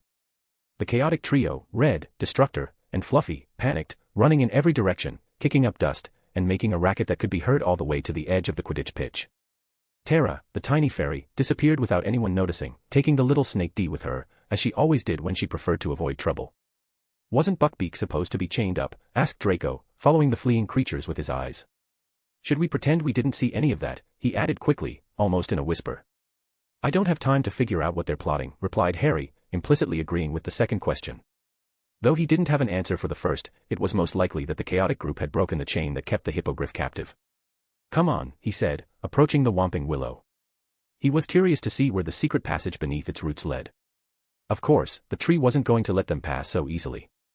As soon as they came closer, the willow's branches began to move threateningly, cracking through the air like whips. Harry raised his hands and channeled his chaos magic, wrapping the tree in a red aura that froze it instantly. The branches halted mid-swing, as if time itself had stopped around the trunk. Hurry, he told Draco, keeping his focus while the tree trembled, trying to break free from the spell. Draco ran around the trunk, searching among the roots until his eyes caught a specific spot, a knot with a faint marking.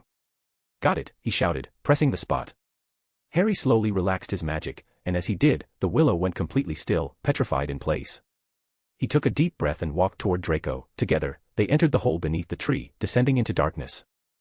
The tunnel was narrow and damp, its walls packed earth with thick roots jutting out from the ceiling. The light from their wands illuminated a long passageway clearly carved out by magic. After several minutes, they reached a wooden trapdoor. When they opened it and peered through, they found themselves inside what looked like an old, abandoned mansion. The entire structure creaked and swayed slightly with the wind seeping through the cracks. The air was heavy with dust and a faint scent of mold. Around them, broken furniture, torn drapes, and shattered remnants of objects gave the impression the place had been deserted for decades. Draco peered through a cobweb-covered window and recognized the silhouette of the village in the distance. This is the Shrieking Shack, in Hogsmeade, he said, a mix of surprise and reverence in his tone. Uncle Lupin told me about this place, said Harry, scanning the room.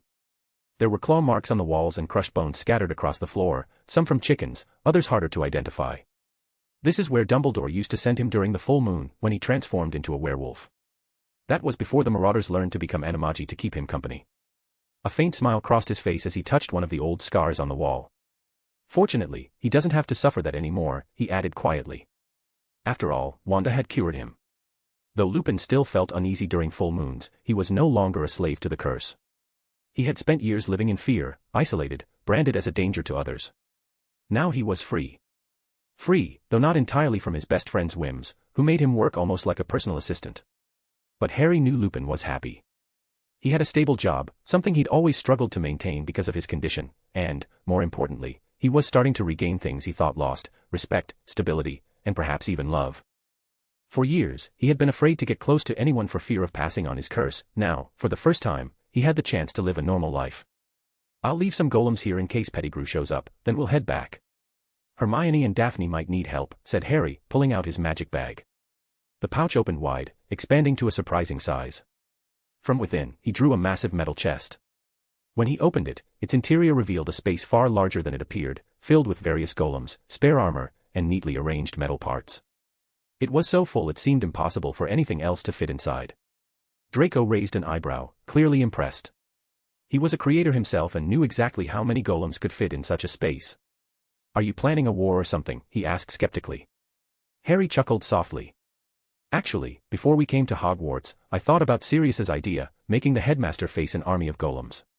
But well, not yet. Maybe someday." As he spoke, he placed several small golems around the house, positioning them like magical surveillance sentinels. Each one activated with a faint blue flash, standing watch, alert for any movement. After finishing, Harry stored the trunk containing his small army of miniature golems and placed it inside his magic bag. Once he made sure everything was properly sealed, he and Draco exited through the front door of the old, supposedly haunted house. Of course, he already knew that Daphne and Hermione hadn't returned to Hogwarts. He had confirmed it through the Marauder's map, which even showed Hagrid's hut in one of the corners. Both girls were still in Hogsmeade, and even though the headmaster had never given them permission to leave the castle, Harry decided to ignore that little detail. The two walked through the village, observing the lively bustle of students running between shops, carrying bags filled with sweets, books, and curious trinkets. Laughter and chatter filled the air. Harry and Draco took advantage of the atmosphere to buy some snacks while they searched for their friends. It didn't take them long to find them. In the middle of the main square, a crowd had gathered around a group of Hogwarts students. At the center, Hermione and Daphne were in a heated argument with several Slytherin girls. Draco and Harry exchanged a quick glance before hurrying forward. Hermione's irritated voice rang clearly above the murmur of the onlookers. When they finally managed to push their way through the crowd, they saw Daphne with a look of restrained fury, ready to lunge at half a dozen Slytherin students. Among them was Pansy Parkinson, looking as arrogant as ever, surrounded by her entourage. Hermione was holding her friend back, trying to prevent the situation from spiraling out of control. "Why are you so upset?" asked Pansy with feigned innocence, tilting her head with a mocking smile. "I only said the truth, didn't I? Potter is a danger to the school. Who's to say he won't turn into a dark wizard soon? After all, you've all seen it, he turned that boggart into a nightmare. Into what he truly wants to become." Her voice carried a strange excitement, as if she were enjoying the way her words fueled the anger of the girls she despised so much. "Shut up. Harry isn't going to become anything like what you're saying. Take it back, or I'll smash your mouth," Daphne warned, her tone filled with genuine fury. After all, they were talking about one of her closest friends, someone she had considered part of her family for years. Pansy and her group burst into laughter, clearly enjoying the scene. A mudblood, a blood traitor, a psychopath, and a poor boy who, after losing his father, ended up licking the boots of the first people he met just to have friends, Pansy said, raising her voice so everyone could hear. "How amusing." The air grew tense. A cold voice cut through the murmuring crowd. And who's the psychopath?" "Me." Harry stepped forward, walking with calm but firm strides beside Draco. The blonde's expression was unusually serious. He normally didn't get involved in these kinds of disputes, but insulting his friends was another matter. Pansy froze for an instant, but her surprise quickly faded. Her grin returned, even wider, as several Slytherin students began gathering behind her. Within seconds, at least a dozen of them had formed a wall of support around her. Pansy straightened up with a triumphant air. "Oh, looks like they've arrived," she said, clearly enjoying the attention. Before she could add another word, Harry lifted his hand slightly. The effect was immediate. Pansy's mouth snapped shut as if an invisible spell had sealed it. No matter how hard she tried to shout, no sound came out. "If you truly believe I'm a psychopath, you must be quite brave to mock my friends," said Harry, stepping forward slowly, his tone calm but laced with quiet menace. The Slytherins reacted at once, drawing their wands. Some were from upper years, and they watched him with a mix of contempt and confidence. Harry noticed something in their faces. They were waiting. Waiting for him to make the first move. This wasn't just a random provocation, it looked like a carefully planned trap. None of them attacked. All kept their wands raised, their eyes fixed on him with that same expectant look. Harry stopped. His expression turned thoughtful. He slowly turned his head, taking in the number of students forming a circle around them. Then he looked up toward the rooftops. There, hidden among the shadows, several students were positioned, holding what appeared to be magical cameras. Interesting. Harry thought silently. Looks like the Slytherins are planning something more elaborate than it seems.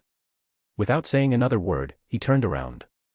"Let's go," he murmured to his friends, his tone calm and steady. "What's wrong, Potter?" "Scared," shouted one of the Slytherins. Harry didn't even look back. His steps remained calm, almost indifferent. Hermione, Daphne, and Draco understood immediately. There was something bigger behind that confrontation. The rival group wanted a reaction, one they could record and later use against them. Draco cast a quick glance at the rooftops and nodded, confirming the suspicion. Daphne, still furious, took a deep breath and followed them, not without first giving the Slytherins a look so cold that even Pansy, still unable to speak, shivered. "Bah, cowards. You're a disgrace to every pureblood in England," shouted another Slytherin, trying to provoke one last reaction. But when no one responded, he only clicked his tongue in frustration. As the group walked away, Harry led in silence, his mind replaying everything he had just seen. "What do you think that was?" Draco asked in a low voice, his brow furrowed. "At least half their house," Harry replied. "Didn't matter the year, there were students from 1st to 7th.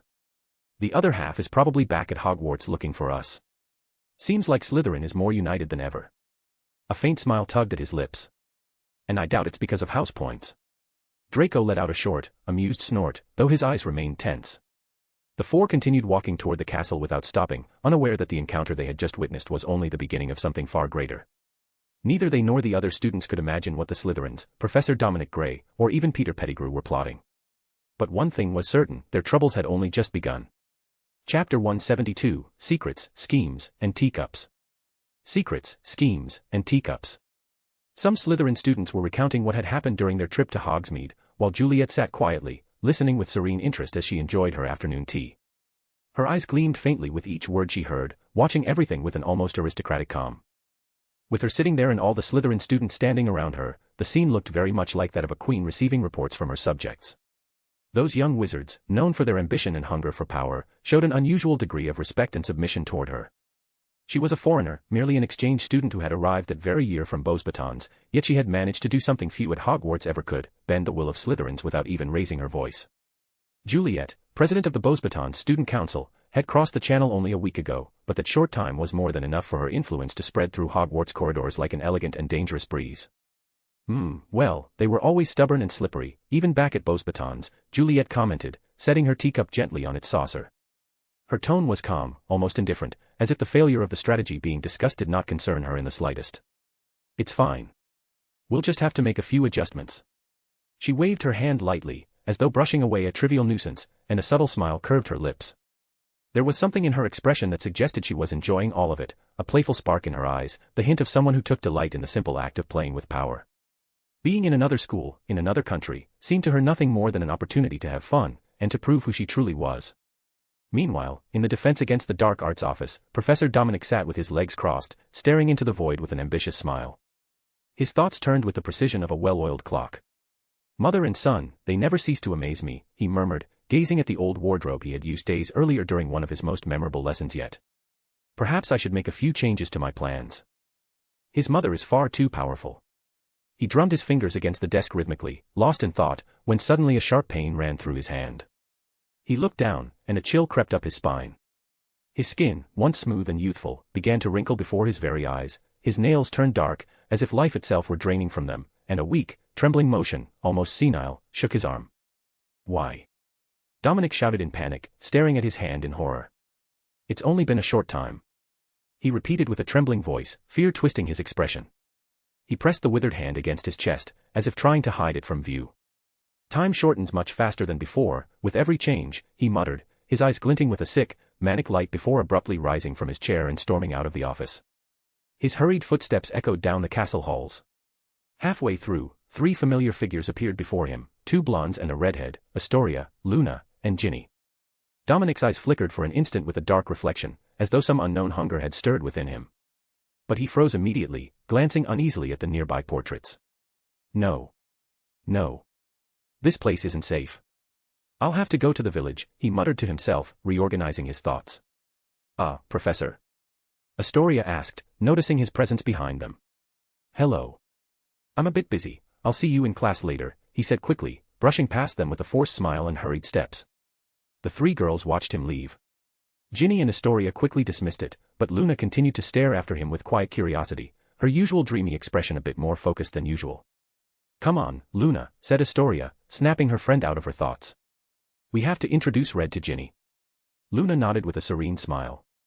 "I'm sure they'll get along." "They're both Red," she said in her usual dreamy, cheerful tone.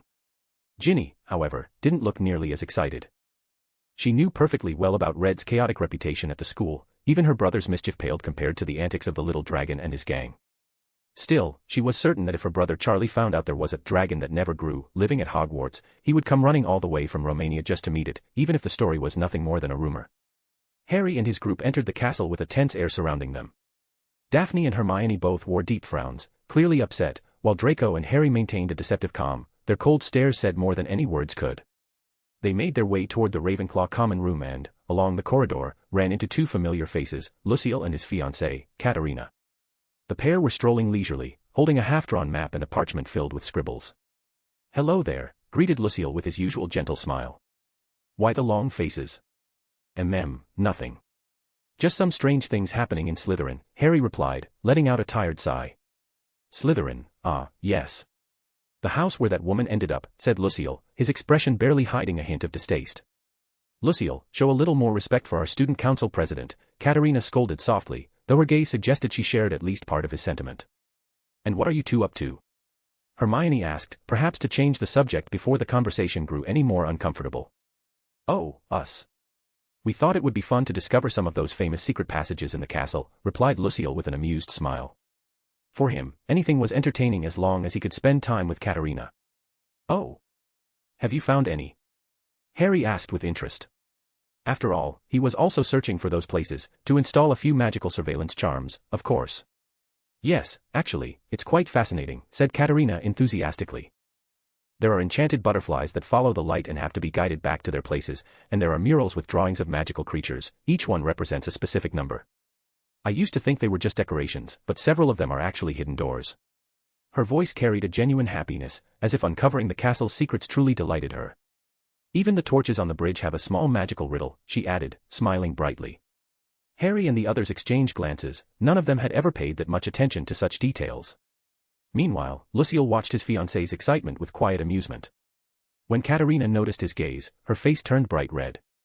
She usually carried herself with a calm and composed aura, but right now she looked like a little girl discovering something wonderful for the first time. To spare her from further teasing, Lucille cleared his throat and spoke again with a light smile. "It's interesting, though we probably look ridiculous casting Revelio every 5 steps," he said, with a hint of gentle sarcasm. Harry rested his hand on his chin, thinking. "The bell tower, some of its bells are slightly out of place. Maybe there's another puzzle hidden there," he said. Katerina's eyes widened with excitement. "Really? Then we have to go there," she exclaimed, clearly eager for the adventure. "Are you two also searching for the secret places?" asked Lucille, casting a duplication charm over the map they had been working on. "We could exchange information," he offered, smiling as he noticed how happy it made his fiancée. "Sure," Harry replied, taking the map to mark down the locations they had found during the day, along with the ones the Weasley twins had shared with him. Lucille, seeing that Katerina was already eager to head out before nightfall, bid farewell with a polite smile. Harry watched them walk away and, for a moment, couldn't help but laugh softly. He had gained several new points of interest without much effort, which helped lighten the bad mood the day had left him in. "Why didn't you tell us you were looking for the secret places?" Hermione asked in a reproachful tone, crossing her arms. "Because you said you were going to help Hagrid," Harry replied with a calm smile. "You're the one who sent us to help him," she retorted, narrowing her eyes at him. "And you didn't even do that, you just find ways to start arguments everywhere." "By Merlin," he muttered exasperatedly, shaking his head as he walked away at a brisk pace.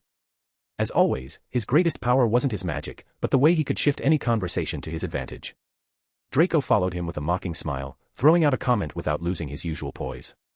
"There must be plenty of stupid laws to study, written by the Ministry of Idiots," he said in a tone of fake sympathy, catching up to Harry before Hermione could respond. Daphne looked at Hermione, then at the two boys walking away, and let out a long sigh. "Can I quit?" she asked, resigned. "No. You're helping me," Hermione replied immediately, grabbing her by the arm before she could escape. Daphne groaned in frustration. Her initial annoyance faded into pure exasperation and disappointment. She had thought they would be coming up with an escape plan for Buckbeak and Hagrid, complete with disguises and daring ideas, not spending the afternoon studying archaic wizarding laws. And those laws, honestly, seemed written just because they could. Some didn't make any sense at all, and the few that did were completely contradictory. For example, the prohibition on using love charms, while several shops in Diagon Alley sold them openly to the public, and anyone could brew one easily since the recipes were everywhere. There wasn't even a clear unit or guideline defined to regulate that sort of thing. All Daphne could do was let herself be dragged away by her friend, frowning and looking utterly bored the entire way. Chapter 173, Echoes Beneath the Bridge. Echoes beneath the bridge. Terry burst into the Ravenclaw common room with his usual enthusiasm for breaking news. "Hey! Did you hear what happened?" he exclaimed urgently. Harry and the others were gathered around a table in the middle of a strategy session. Hermione had asked for help since Harry and Draco had progressed too quickly in locating key sites, while she and Daphne were overwhelmed by the number of laws they had to review. That was why the two boys had agreed to assist. Fleur, sitting to the side, looked somewhat irritated. She occasionally cast quick glances toward the group, trying to hide her discomfort, though not very successfully. The four of them tried to ignore her, but it was clear that her presence disrupted the atmosphere a bit. When Terry appeared with his trademark tone of someone bringing a fresh rumor, even Fleur looked up, intrigued. "And what now? Did they bribe you again to spread propaganda?" Draco asked without looking up from the thick law book open before him. "It's not that. This time it's serious," Terry replied, his expression so grave that it immediately drew everyone's attention. "They found 2 witches dead in Hogsmeade." Silence fell instantly. Everyone's eyes lifted from their books and fixed on him. "What?" said Harry, frowning. "What exactly happened?" Hermione asked with visible concern. Even Fleur leaned closer to listen. "No one knows for sure," Terry explained, lowering his voice. "Madame Rosmerta, the bartender at the Three Broomsticks, was returning home early this morning. They say she worked all night, as she usually does on weekends. When she crossed the small bridge over the river, she noticed something odd underneath. At first, she didn't think much of it, since vagabonds sometimes sleep there. But this time, something felt off. She looked down and saw them." He swallowed hard before continuing. 2 women, mummified. She recognized their clothes, they were her neighbors. They say they were young, but their bodies looked as if time itself had completely consumed them." "Mummified?" Daphne repeated in surprise. "And do they know who did it?" Fleur asked, now entirely focused on the story. Terry shook his head. "No, but many suspect the one who escaped from Azkaban, Peter Pettigrew. A few days ago, someone claimed to have seen him near Hogsmeade, but no one believed it. Now, after this, it's hard not to fear the worst. Only dark curses could cause something like that. If he really is one of you-know-who's followers, it might be possible." The investigators from the Department for the Regulation and Control of Magical Creatures ruled out any creature involvement. "There's nothing living that could cause that kind of effect," Terry added. Harry, who had remained silent, frowned thoughtfully. There was something about that description that didn't sit right with him. Finally, he looked up at Hermione and Daphne. "Just in case, don't leave the castle until they find out who's responsible," he warned firmly. Then he gave a brief glance toward Fleur, making it clear that she should also be cautious. Satisfied after dropping his explosive piece of news, Terry hurried out of the room to keep spreading it among the students. Harry watched him go with a mix of exasperation and resignation. He'd definitely get along with Aunt Celine, he thought wryly. "So," Harry said, turning his attention back to the group and fixing his eyes on Fleur, who had now fully joined them. "What's going on with you?" Fleur sighed with visible annoyance before answering. "I was abandoned." All 4 exchanged confused looks. Lucille and Katerina spend all their time solving riddles and enjoying each other's company. "I can't be the third wheel. So I'll join you," she declared proudly, as if granting them a privilege. The 4 stared back without much enthusiasm, which immediately made Fleur soften her tone. "Please," she added with a hint of pleading. Since arriving at Hogwarts, Fleur had learned that her beauty was both a blessing and a curse. She was popular among the boys for obvious reasons but despised by many girls for the same ones. Most who approached her did so to curry favor with her cousin, not with her. It was exhausting. Normally, she would be accompanied by Katerina and Lucille, her cousin and childhood friend, but the 2 of them were currently in that romantic phase where every moment seemed reserved for each other. Fleur felt out of place, and though she didn't like to admit it, being alone in a foreign school wasn't pleasant. That was why seeing this group of Ravenclaws, who, unlike the rest, treated her like a normal person, was a small relief. She also noticed that these 4 seemed utterly incapable of staying still for more than a minute. They were always investigating, planning, or getting into trouble, and, for some reason, that amused her. Harry looked at his friends, who simply shrugged indifferently. "Well," he said with a smile so polite it looked suspiciously fake, "Draco and I have to continue our investigation. Why don't you help Daphne and Hermione with theirs?" Fleur, not noticing the trap, nodded happily. "Of course, I can help a lot," she said with a bright smile. Daphne and Hermione exchanged a look that clearly said, "Poor innocent soul." "Perfect," added Harry with a satisfied air, placing the heavy volumes in front of her. "You just have to read all the English magical laws and find one that helps our friend Hagrid save his hippogriff, Buckbeak." Draco did the same, stacking a few more books in front of her. "Then, good luck," Harry said cheerfully, leaving at a brisk pace. Draco paused for a moment, giving her a teasing smile and a slight shake of his head, as if pitying her fate, before heading in another direction. Fleur watched them leave, puzzled, then looked at the towering pile of books in front of her. She glanced up at Daphne and Hermione, who had dark circles under their eyes and weary expressions. Both gave her a look that silently said, "Welcome to our nightmare." Daphne even patted her shoulder with solemn compassion. Fleur let out a deep sigh and looked at the first tome. She didn't even know all the laws of her own country, and now she was buried under another's. Still, she took a breath, opened the book, and began to read with a mix of indignation and resignation. Even if reluctantly, at least she was helping. Meanwhile, a brief meeting was taking place in the headmaster's office. Professor McGonagall, as deputy headmistress, stood beside Dumbledore's desk. The old wizard remained seated in his armchair, hands clasped together, his gaze fixed on the guest before him. Across from them sat Celine Greengrass, composed and elegant, her legs crossed. She wore a neat dress made of light yet finely crafted fabric that emphasized her noble bearing without seeming ostentatious. Her blonde hair was gathered in a style that highlighted her refined features, and her expression, serene, with only the faintest hint of a smile, radiated quiet authority. Celine was the first to hold the new position of student caretaker or guardian. An official title had yet to be decided, but the role was clear: one of the students' parents would take turns with other representatives to act as a bridge between the school board and the students, ensuring their well-being, safety, and that their concerns were heard. It was a measure introduced after Hogwarts' recent reorganization. During inspections, several dangerous areas had been discovered within the castle, and many students had taken the opportunity to voice their complaints, grievances about Professor Snape, protests over the constant changes in the Defense Against the Dark Arts post, which had gone years without a coherent curriculum, and even remarks about Filch's excessive strictness. All of this had led to the creation of the new position. In truth, however, the initiative had been born from the mothers of Wanda's group, eager to observe more closely the environment in which their children were studying. "I apologize for arriving several days late since the start of term," Celine said calmly, folding her hands over her lap. "But as you can imagine, being a member of the Wisengamot has kept us rather busy with those meetings." Dumbledore watched her intently, his blue eyes gleaming behind his half-moon spectacles. "Yes, I understand," he replied quietly. "And I fear those meetings will continue, at least until Peter Pettigrew is found." "Indeed," Celine agreed, without losing her composure.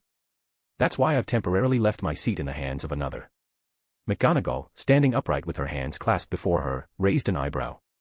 "Is it wise to leave your position in the Wisengamot just to come to Hogwarts?" she asked seriously. "Of course," Celine replied without hesitation. "And I'm certain my replacement will do a fine job." Then, in a barely audible murmur, she added, "provided he doesn't get too distracted." "Then we are delighted to welcome a former student among the staff," Dumbledore intervened with his usual courtesy. He knew he couldn't oppose the creation of this new role, as it had been established by direct decision of the school board. In other words, it was meant to oversee him. It was clear that the true intent behind it was to reduce his authority within the school, something even he could not overturn. Hogwarts had always answered only to its headmaster. Not even the board could alter the ancient magic binding him to the castle, that authority remained solely with whoever held the office. But the creation of this new role served as a reminder that the board now wished to involve itself far more in life within the school walls. "I'm also glad to be back," Celine said with a gentle smile. "It's nice to see my old professors, and some old classmates." She looked at McGonagall with respect, remembering her days as a student under her guidance, and silently hinted at the other classmate she referred to, Severus Snape, who had been in the same house as she was, alongside her husband. As the meeting ended, Celine rose gracefully, inclined her head in polite farewell, and exited the office.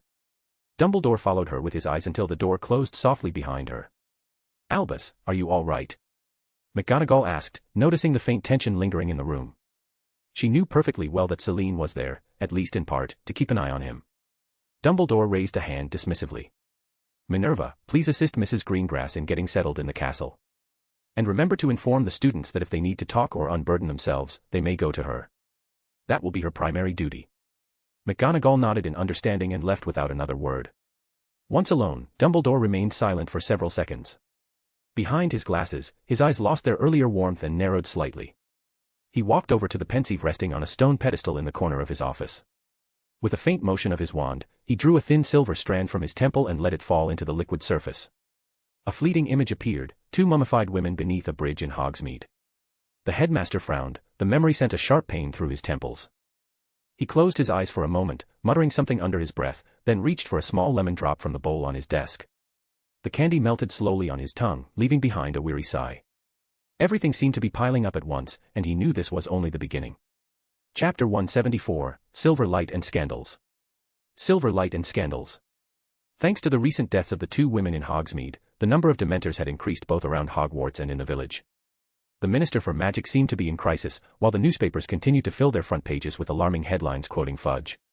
Even the most sensationalist editions led with phrases such as Peter Pettigrew, the former follower who wants to become the new Dark Lord. Harry Potter in danger. Who helped Peter Pettigrew escape? Minister for Magic on the verge of declaring martial law to capture him. Is Hogwarts still a safe place? The castle's corridors were filled with nervous whispers. The tension could be felt everywhere, even the air seemed colder and heavier. The Dementors, who patrolled nearby, occasionally drifted too close to the castle windows, causing an empty, hollow sensation in the chests of those who saw them. It was as though happiness itself was slipping away from the place. First-year students were the most affected. Many of them, Muggleborns or half-bloods, had arrived at Hogwarts full of dreams, expecting a magical life filled with wonder. But now they found themselves in a castle that felt more like a prison, surrounded by creatures that devoured hope, and with a presumed murderer lurking beyond the walls. It was hardly the warm welcome they had imagined to the wizarding world. Amid that grim atmosphere, one figure stood out with a different kind of radiance, Celine Greengrass. She was often seen walking through the corridors, offering help to first-year students with a warm smile and soothing words. Her presence radiated calm, she spoke softly but with the firm tone of a mother protecting everyone equally. On more than one occasion, Celine cast her Patronus to relieve the invisible weight the Dementors placed upon the children. From her wand emerged a silver swan, majestic, fluttering around the students and spreading a gentle light that brought color back to their faces. Laughter would return for a brief moment, and a sense of safety flowed through the corridor like a refreshing breeze. It wasn't long before several students began asking her to teach them the spell. Celine, with her usual patience, agreed without hesitation. Her impromptu Expecto Patronum lessons became a small legend among the younger students, and little by little, the castle's atmosphere began to feel lighter. Her arrival had brought a breath of fresh air to Hogwarts. She easily won the affection of the students, as well as that of several teachers like Flitwick and Sprout, who seemed to enjoy her company. Snape, on the other hand, did everything possible to vanish whenever he saw her coming. Because of that, Celine became surprisingly popular among the Gryffindor students, who saw in her a protective and approachable figure. Meanwhile, Daphne watched her mother from a balcony, surrounded by a group of first-years who followed her through the halls like ducklings trailing their mother goose. Among them, she spotted Luna and Astoria, laughing happily as the silver swan twirled above their heads. Daphne frowned, crossing her arms. "What's wrong?" Hermione asked, noticing her expression. "I have a feeling my mother is planning something." Daphne sighed. She knew her mother too well, that calm smile was usually a warning sign. Hermione looked in the same direction. Celine walked with natural grace, speaking to the children and smiling sweetly. Though Hermione didn't know her as well as Daphne did, she had spent enough time with her during childhood. In fact, both she and Harry, as well as Draco and Luna, used to call her Aunt Celine. They had grown up seeing her alongside their parents and uncles, and they knew perfectly well that behind that serene demeanor hid a rather dangerous sense of humor. Hermione frowned as well. "Yes, there's something suspicious about that smile," she murmured, watching her carefully. Celine seemed to feel their gazes. She lifted her hand and waved at them with a kind smile. In the other hand, however, she held something partly hidden beneath her cloak, a very familiar camera. It was the same camera Wanda had used during her time at Beauxbatons, the one she used to take embarrassing pictures at the least opportune moments. Apparently, Celine had inherited the tradition, and judging by the small notebook sticking out of her bag, she even had a list of requests from the other mothers. Daphne placed a hand over her face in resignation. "I knew it," she muttered. As they had once said, adults could be incredibly childish when it came to their children. "Girls, I found something that might help," Fleur exclaimed, hurrying toward them. She carried a thick law book in her hands and wore a triumphant smile. "Really?" Hermione asked, stepping closer with Daphne to look at the page Fleur was pointing to excitedly. "Brilliant. Hagrid might actually get off the hook, and Buckbeak too," Hermione said with sudden joy. She grabbed the book and, without wasting a second, dashed toward the half-giant's hut. Fleur and Daphne followed right behind her. Meanwhile, Harry emerged from a secret hatch hidden behind a large portrait beside the main door of the corridor leading to the bridge of the West Wing. The painting closed behind him with a soft click, concealing the passageway as if it had never existed. Just then, a Ravenclaw student came running from the other end of the hall. She was impossible not to recognize, Cho Chang, seeker for Ravenclaw's Quidditch team, well known among her housemates both for her skill and for her graceful Eastern beauty. She seemed in a hurry and nearly ran straight into Harry. "Oh, I'm so sorry," she exclaimed, stopping abruptly and bowing her head slightly in apology. "It's fine, nothing happened," Harry replied calmly, giving a small nod before turning to continue on his way. "Wait, Potter." Cho called quickly as she saw him walking off so easily. Harry stopped, raising an eyebrow before turning around. "What is it?" Cho hesitated for a few seconds, looking a bit nervous under his direct gaze. Well, today's the Quidditch match between Ravenclaw and Gryffindor," she explained with a small smile. "Yes, I think I heard about that," Harry said, touching his chin thoughtfully. "Will you come to watch me? I mean, us," she corrected herself quickly, blushing. "After all, you're in Ravenclaw, and I don't think I've ever seen you in the stands." She paused briefly before adding, almost stumbling over her words, "Not you or your friends, of course." Harry looked at her for a moment, his expression calm yet curious. "Well, when you put it that way, we really haven't gone to any match," he admitted. Then he nodded with a faint smile. "I suppose it wouldn't be a bad idea to support our team, right?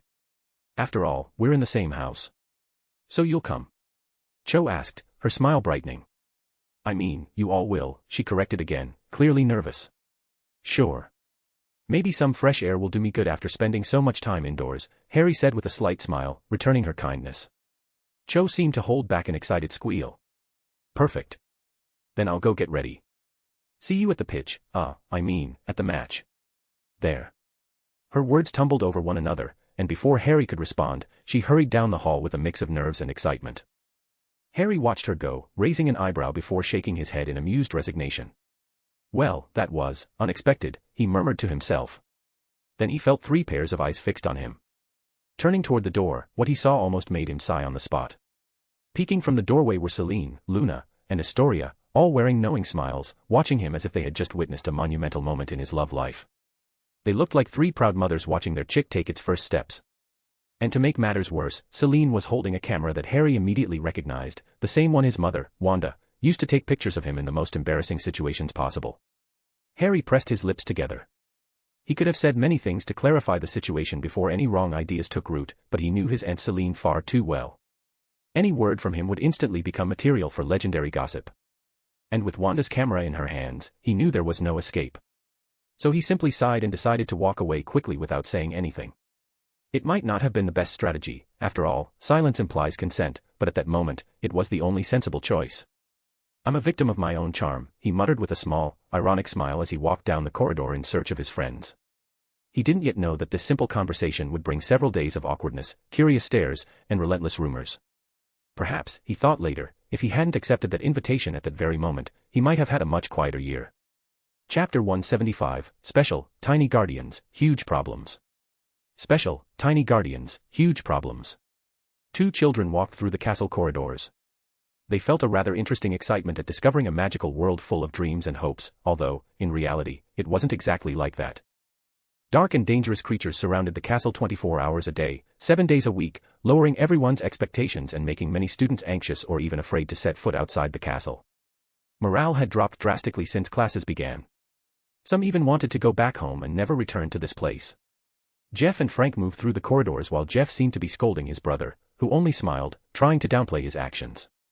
"Why do you keep trying to enter the forest? You don't know how dangerous it is right now. Do you want those monsters to take you?" Jeff said, clearly angry at his younger brother. "Don't worry, I'll be fine. I'm pretty fast," Frank replied calmly, increasing Jeff's irritation even further. "No. When I say no, it's no. If you try again, I'll tell Professor McGonagall," Jeff said quickly, torn between worry and frustration over Frank's reckless attitude. All right. I hear you. I won't enter the Forbidden Forest," Frank said, lifting both hands in a gesture of surrender. But Jeff narrowed his eyes, staring at him. "Well, I better get going. I heard the Weasley twins are looking for helpers for something," Frank said, eyeing his brother's face before turning around and running off so quickly Jeff had no time to stop him. "Wait." Jeff didn't even get to finish. His brother was already gone. But just as Jeff was about to follow him, he stopped abruptly because he almost bumped into something. Something floating right at his eye level, a tiny fairy wearing a red dress.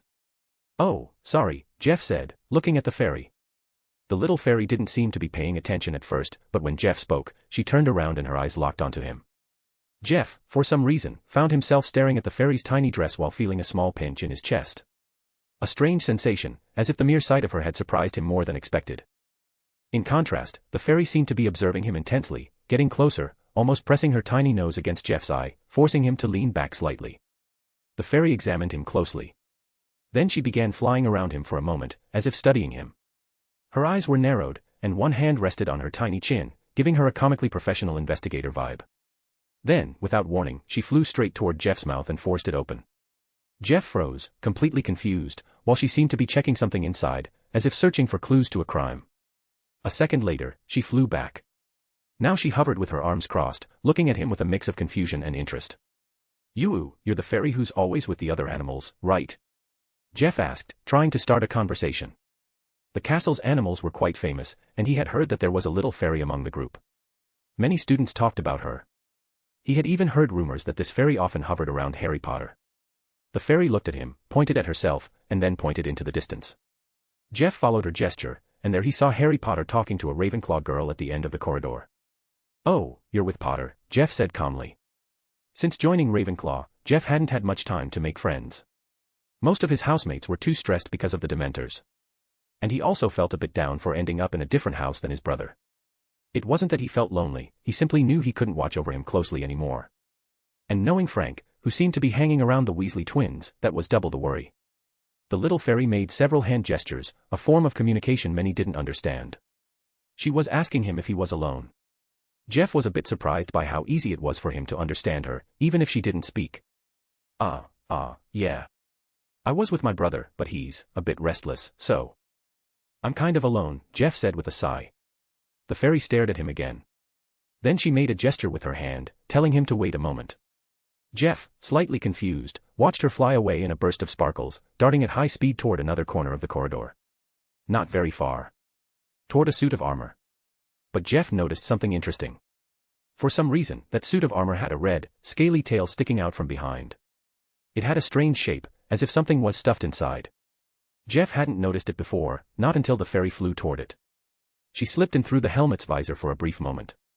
The armor jerked suddenly and then fell over with a loud, crashing noise that should have alerted half the castle. But only Jeff heard it. When Jeff turned around, he saw that Harry Potter had slightly glanced in his direction, before continuing his conversation with Cho Chang. It almost seemed like he had heard it too. Other students were also in the corridor, but none reacted to the noise. Almost as if the sound had been filtered. Jeff looked again at the fallen armor and finally understood why it had that red tail and such a strange shape. Red the dragon, one of the animals roaming the castle, was struggling desperately to pull the helmet off his mouth. Jeff wondered three things at once. First, how he got in there. Second, why his mouth was inside the helmet. And third, how he had managed to hide so well, considering that the last time Jeff saw him, he was trying to camouflage himself behind a twig the size of his thumb. At that moment, he wondered if maybe the dragon had been watching him or something. But he shook that thought off immediately. Meanwhile, the little fairy, who if Jeff remembered correctly was named Tara, was helping Red pull the helmet off his head, pushing against it with her tiny legs as if she were lifting a giant boulder. At last, it came off. Then Jeff saw how the fairy seemed to be communicating with the dragon. She pointed at him for a moment and then pointed at the dragon. Red stared at him suspiciously, as if Jeff were part of some strange conspiracy. Then Red shook his head. The fairy pointed toward Harry Potter and then, once again, at the dragon. Immediately, Red stood up as straight as he could and, for some reason, adopted an expression resembling that of a knight receiving a sacred mission to protect his lord and master. This made Jeff let out a short laugh, because the creature looked far too amusing. The fairy gestured again, and Red happily began running in the direction Harry Potter had gone after talking with Cho Chang. Although, for some reason, it looked like Potter was running away from something. Then the fairy approached Jeff. She pointed at him, then at herself.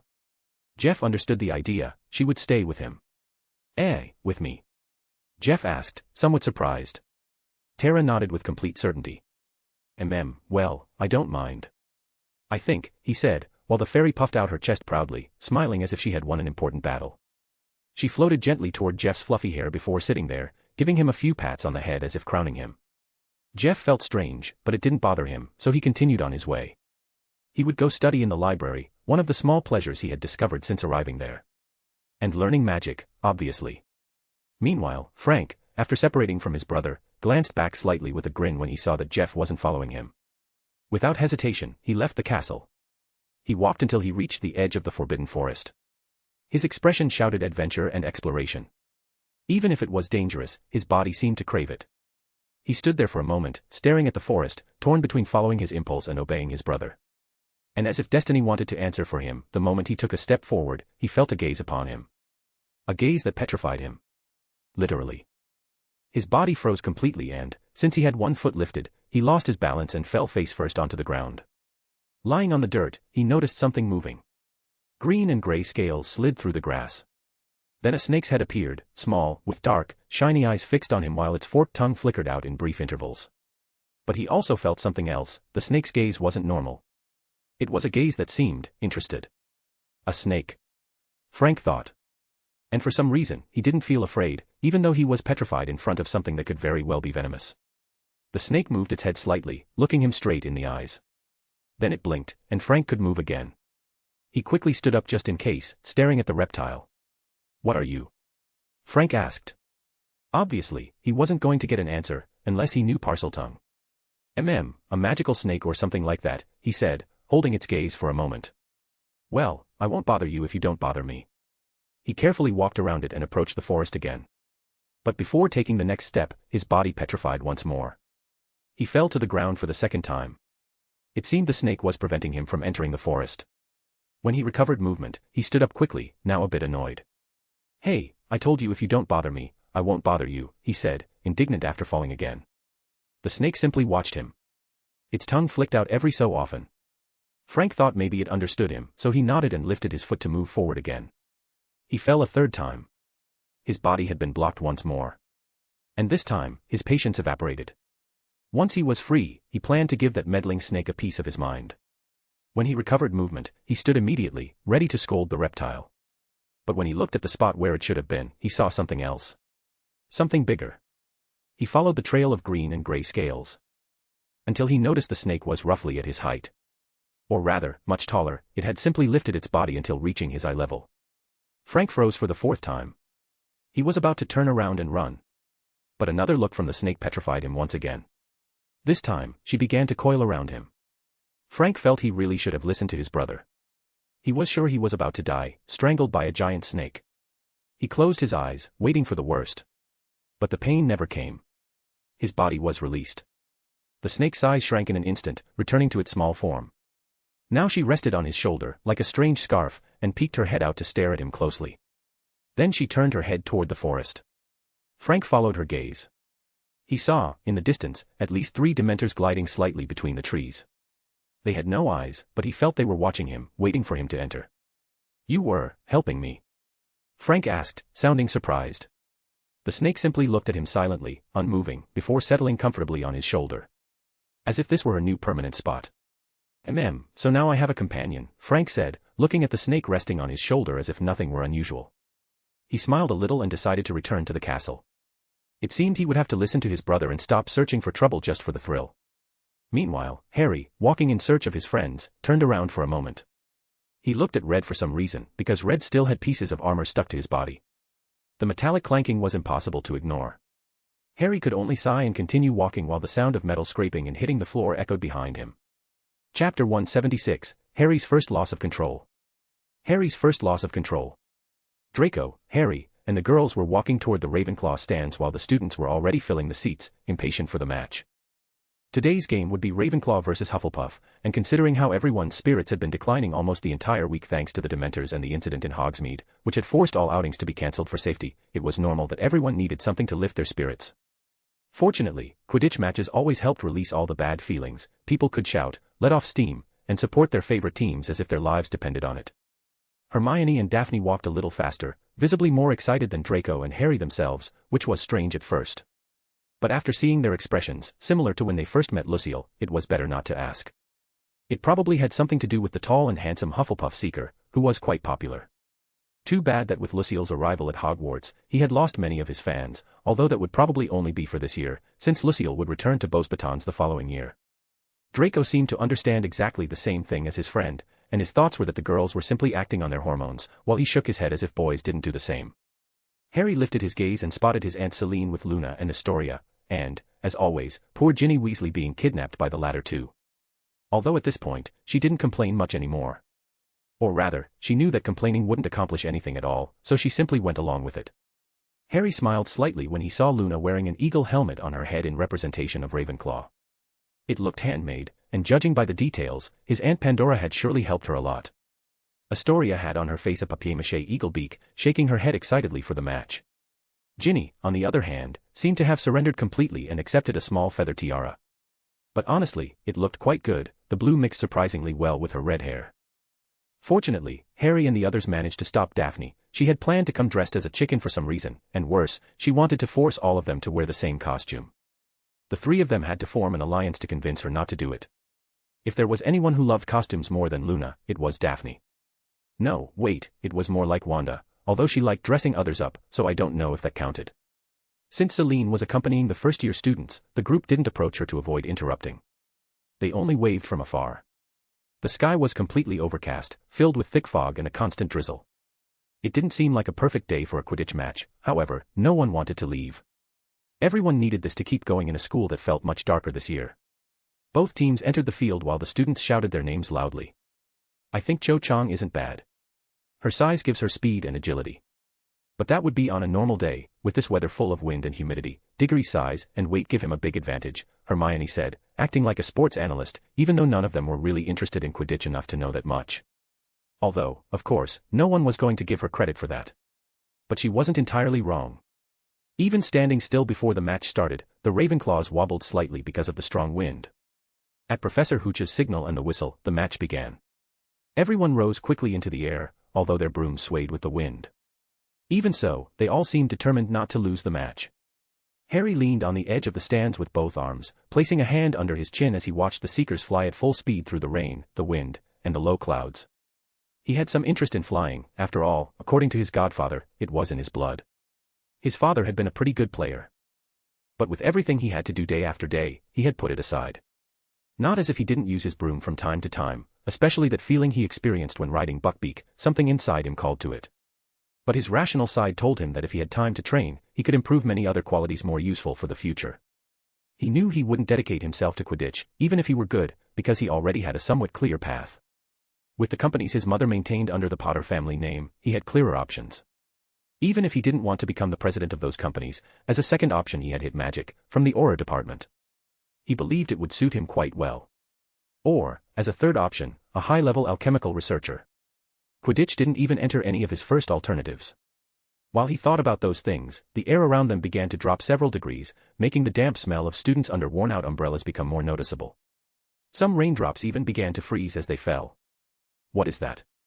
Hermione said instantly, pointing toward the sky and snapping Harry out of his thoughts. Harry looked up and widened his eyes slightly. Cho Chang and Cedric Diggory were flying at top speed toward the stands, their faces pale and full of terror. Behind them, an insane number of Dementors, at least hundreds, were chasing them, completely ignoring the golden snitch. The other players froze in the air for barely a second before flying away from the field. Harry saw how one of the Dementors absorbed something from Cho and Cedric as it passed them, stealing their happiness. Both of them released their brooms, and fell. The remaining hundreds of Dementors flew toward the stands instantly, as if the concentrated happiness in that place had attracted them all at once. Harry saw Dumbledore raise his hand and point toward the two players who were falling, stopping them in the air before they crashed into the ground. But that act left an opening. In that very second the Dementors took advantage and slipped between the rows of seats. Harry suddenly felt as if something inside him was about to explode. His eyes moved toward his Aunt Celine, who had already conjured her Patronus in the shape of a silver swan, spreading its protective wings around the first-year students. The children pressed themselves around her with terrified faces while the Dementors descended to devour them without mercy. Chaos erupted completely. Students ran in every direction, screaming, some fell to the ground and were stepped on by accident, others crashed into each other in a desperate attempt to escape. The fog, the rain, and the cold only amplified the general terror. Harry could see several Dementors absorbing the happiness of some students, their bodies shrank, their expressions went hollow, and a sort of black cloud seemed to sink over the entire stand like a tide of death. It all happened in an instant. An instant that felt eternal. Dumbledore already had his wand in hand, prepared to expel all the Dementors, but then a dozen of them launched directly at Harry, Draco, Daphne, and Hermione. The four of them took out their wands, but fear hit them like a wave of ice. Even they, who had faced more than usual for their age, were paralyzed by the presence of the creatures so close. They lost their chance to raise a defense. Harry saw one of the Dementors absorb the happiness of Daphne and Hermione in a single movement. And, for a brief second, he also saw what they were seeing, a bright, warm, beautiful memory. There they were as children, in that Muggle amusement park. Running, laughing, playing with their families. All together. That memory, that light, was what shattered the containment inside Harry. What had been about to explode, exploded. Harry's eyes turned red like rubies. His black hair shifted to a reddish color, just like his mother's, and his face filled with fury in an instant. His magic burst out with him, a red aura expanded around him like a silent shockwave. "Stop!" Harry shouted, with a rage so intense that it seemed time itself had stopped at his furious command. And, in fact, it did. The Dementors froze in the air. The students who had been running skidded to a halt, some fell due to the sudden stop, but everyone, absolutely everyone, turned their gaze toward Harry. The air around them vibrated. A strange fear, not toward the Dementors, but toward him, spread through the chests of those nearby. Many remembered the defense class, that red hair, those eyes, it wasn't exactly normal. But Harry paid no attention to the stares. He turned toward the Dementors with an expression full of fury. How dared those things attack his friends? How dared they enter the castle? How dared they endanger the lives of the people he cared about? How dared they stand in front of him? Those thoughts appeared like sharp knives inside his mind, and with them came words. Words that seemed to form on their own, as if they came from deep within his blood. "All of you die." Before he could finish, a soft hand covered his mouth. A warm hand. A hand he knew better than any other. Harry turned instantly, and when he saw the person who had stopped him, all his fury collapsed as if it had never existed. His mother was there. Wanda had arrived. And although her presence calmed Harry, her eyes showed exactly the same anger he had felt, directed at the Dementors. She lifted her gaze toward the frozen creatures and moved her lips slowly. "All Dementors present, die." She said it as if giving a trivial order. In an instant, the Dementors began shrieking with a horrible, sharp, unnatural sound, their bodies twisted, cracked, and exploded into red particles. All in a single second. Only glowing remnants floated like dust. Wanda then looked at her son and gave him a gentle smile. "If you do it, you'll get in trouble. They won't accomplish anything, but they'll bother you day after day," she said calmly, removing her hand from his mouth. She had stopped him for that reason. If Harry showed he had the same power as Wanda, even if more immature, the Ministry would become a constant nuisance, and Wanda would have to destroy them completely. It was better to keep things as they were, making it clear that the only threat to the Ministry was her. Meanwhile, Dumbledore, who had arrived with his wand raised and ready to intervene, widened his eyes at the sight of the red particles floating in the air. His expression became serious, very serious, before he put his wand away without saying a word. In another part of the stands, Juliet opened her eyes with overflowing excitement at what she had just witnessed. Her gaze followed Harry first, and then Wanda. As if she had just found a new and fascinating source of entertainment during her stay in England. Meanwhile, Jeff and Frank felt something strange as they lifted their heads, trying to see the person who had arrived, but being stuck among all the first-year students, they could do little. By the time they managed to push their way through, the person they felt they needed to see was already gone. Chapter 177, Rumors, Shadows, and a Dangerous Smile. Rumors, Shadows, and a Dangerous Smile. The days following what had happened on the Quidditch pitch marked a before and after in Hogwarts. A before because before all that, everyone felt oppressed by the Dementors. Now, suddenly, they had vanished from the surroundings of the school as if the very air had been cleansed. Students could breathe calmly again, even stepping outside the castle to get some fresh air whenever they needed. But that wasn't exactly the case for Harry, now that everyone seemed to be avoiding him as if he were the next Dark Lord. Many whispers spread about the defense against the dark arts class and how Harry's appearance was almost identical to what had come out of the wardrobe. They also talked about how he stopped all the Dementors as if he were their master. Some even claimed he had controlled them himself so they would attack the players, but then lost control completely, causing all the chaos. The Slytherins were boasting while spreading these supposed theories. Some claimed they had seen Harry entering the Forbidden Forest and making deals for the souls of students in exchange for more power, and that afterward everyone would have to serve him as their master. It was as if a faucet had been opened all the way. Every Slytherin seemed to have taken the chance to spill absurd theories. Some even said he controlled all his friends, and that he was the new Dark Lord who, as a baby, killed you-know-who just so he could take his place. A 1-year-old planning to become the future Dark Lord. There were truly idiots who believed that. But apparently, yes, the magical world was not exactly known for thinking coherently. And at the same time, it seemed that someone from the shadows was pulling the strings to worsen Harry's reputation in Hogwarts. Harry walked through the corridors while some students whispered as he passed by. Harry, walking beside Hermione, sighed. "It's really always so adorable to return to our school," he said with sarcasm. "Don't pay attention to them, Harry," Hermione said, giving a sharp look to the people who kept whispering under their breath. The moment they noticed Hermione's glare, they quickly stepped away. "They're just fools who believe foolish rumors. They should be thanking you for saving everyone from those Dementors," she added, clearly annoyed.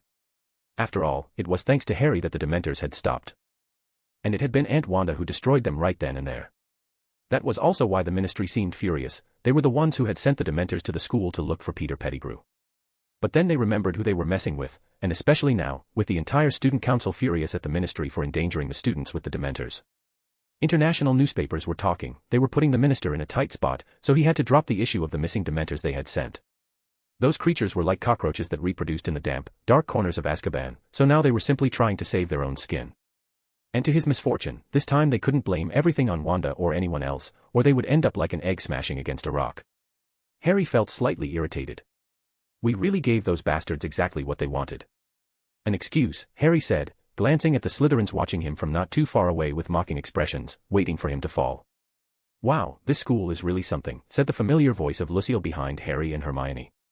When they turned around, it was indeed him. He seemed to have come from training by the riverbank, with a towel around his neck and his sword at his waist.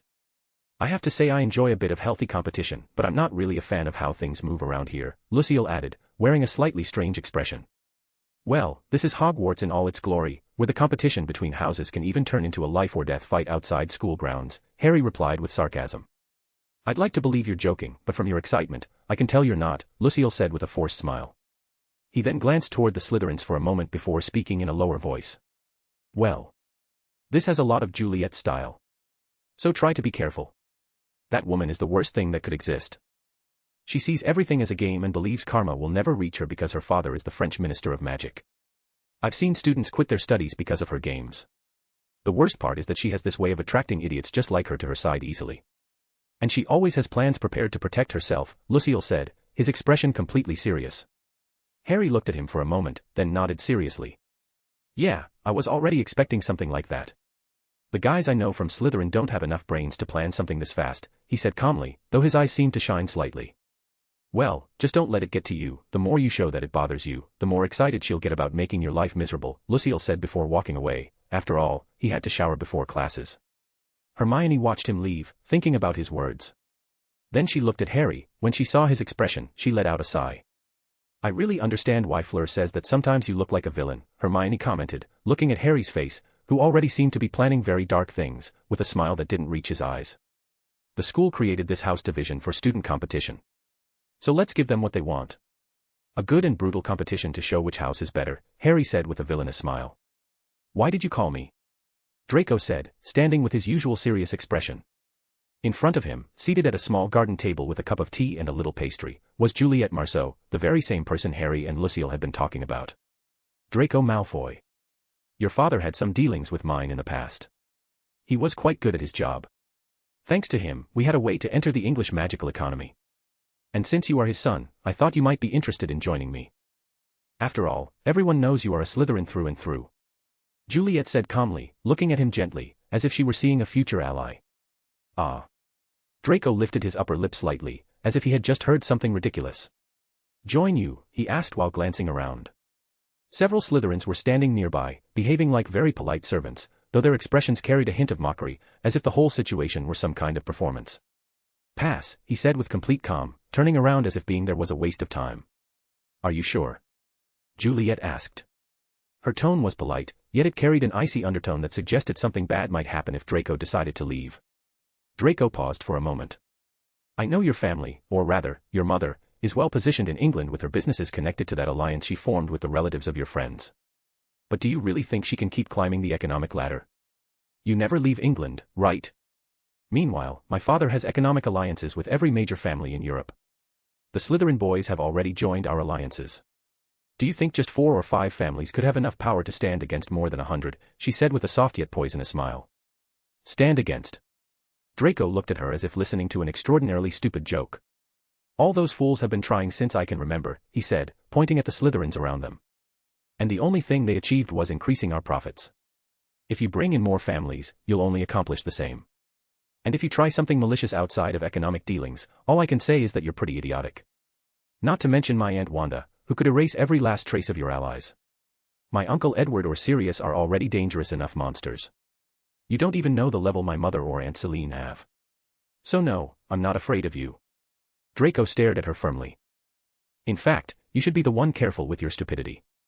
To him, it was already obvious that Juliet was behind the attacks on Harry's reputation. It was too clear, seeing how she seemed to control the Slytherin idiots and how she tried to recruit him. She surely wanted to divide the group so Draco would betray Harry. Draco wasn't stupid. You should be careful who you're messing with. Harry may seem harmless, but if you keep poking the underside of a dragon long enough, it will spit fire in your face.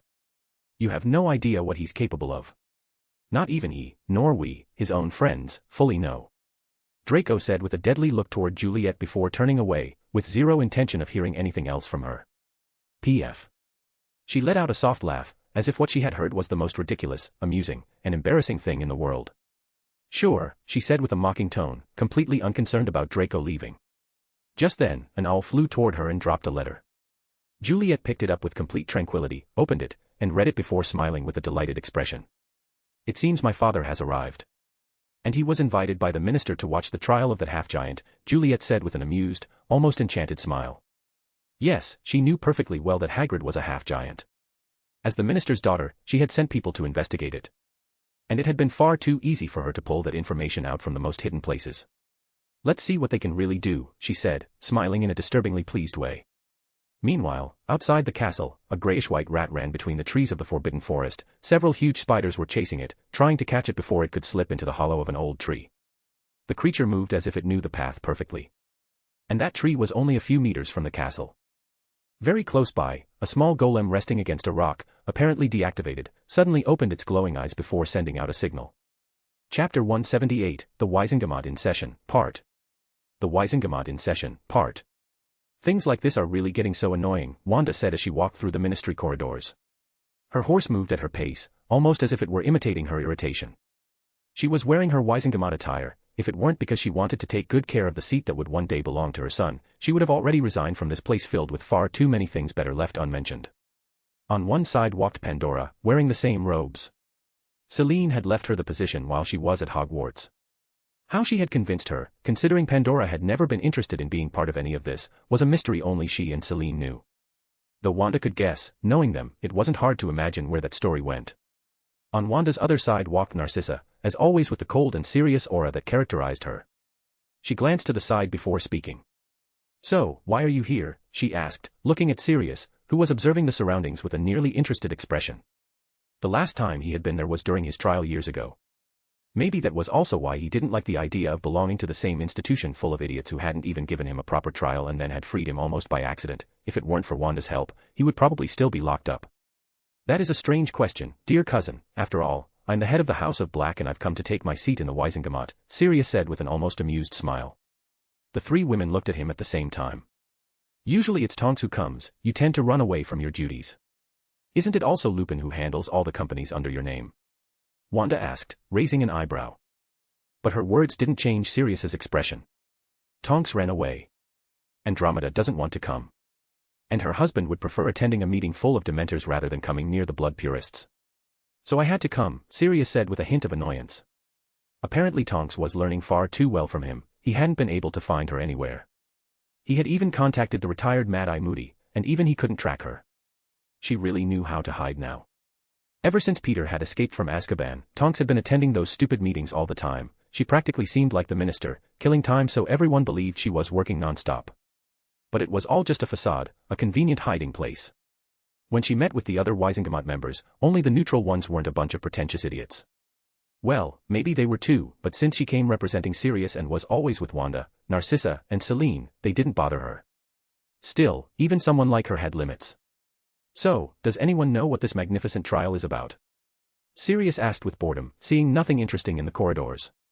You didn't even read the schedule? Narcissa asked, lifting an eyebrow with clear annoyance. What? I'm not the only one. Surely. He said, pointing toward Pandora. She lifted her head as if she had just realized they were talking, with a slight expression of confusion and a soft smile. Narcissa could only sigh. I'm sure the kids must have sent you some information. But basically it's a semi-trial for what happened with Hagrid, the Hippogriff, and the Carrow boy, Narcissa said. Oh, that.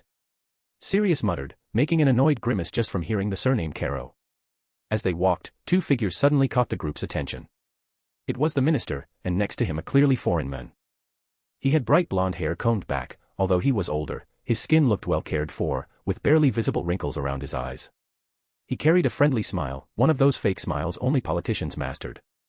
He was dressed neatly, in a tailored blue suit, truly dressed like a modern politician, without that particularly magical fashion that, for example, Fudge had with his grayish robe, the shirt and tie visible underneath, and his characteristic bowler hat.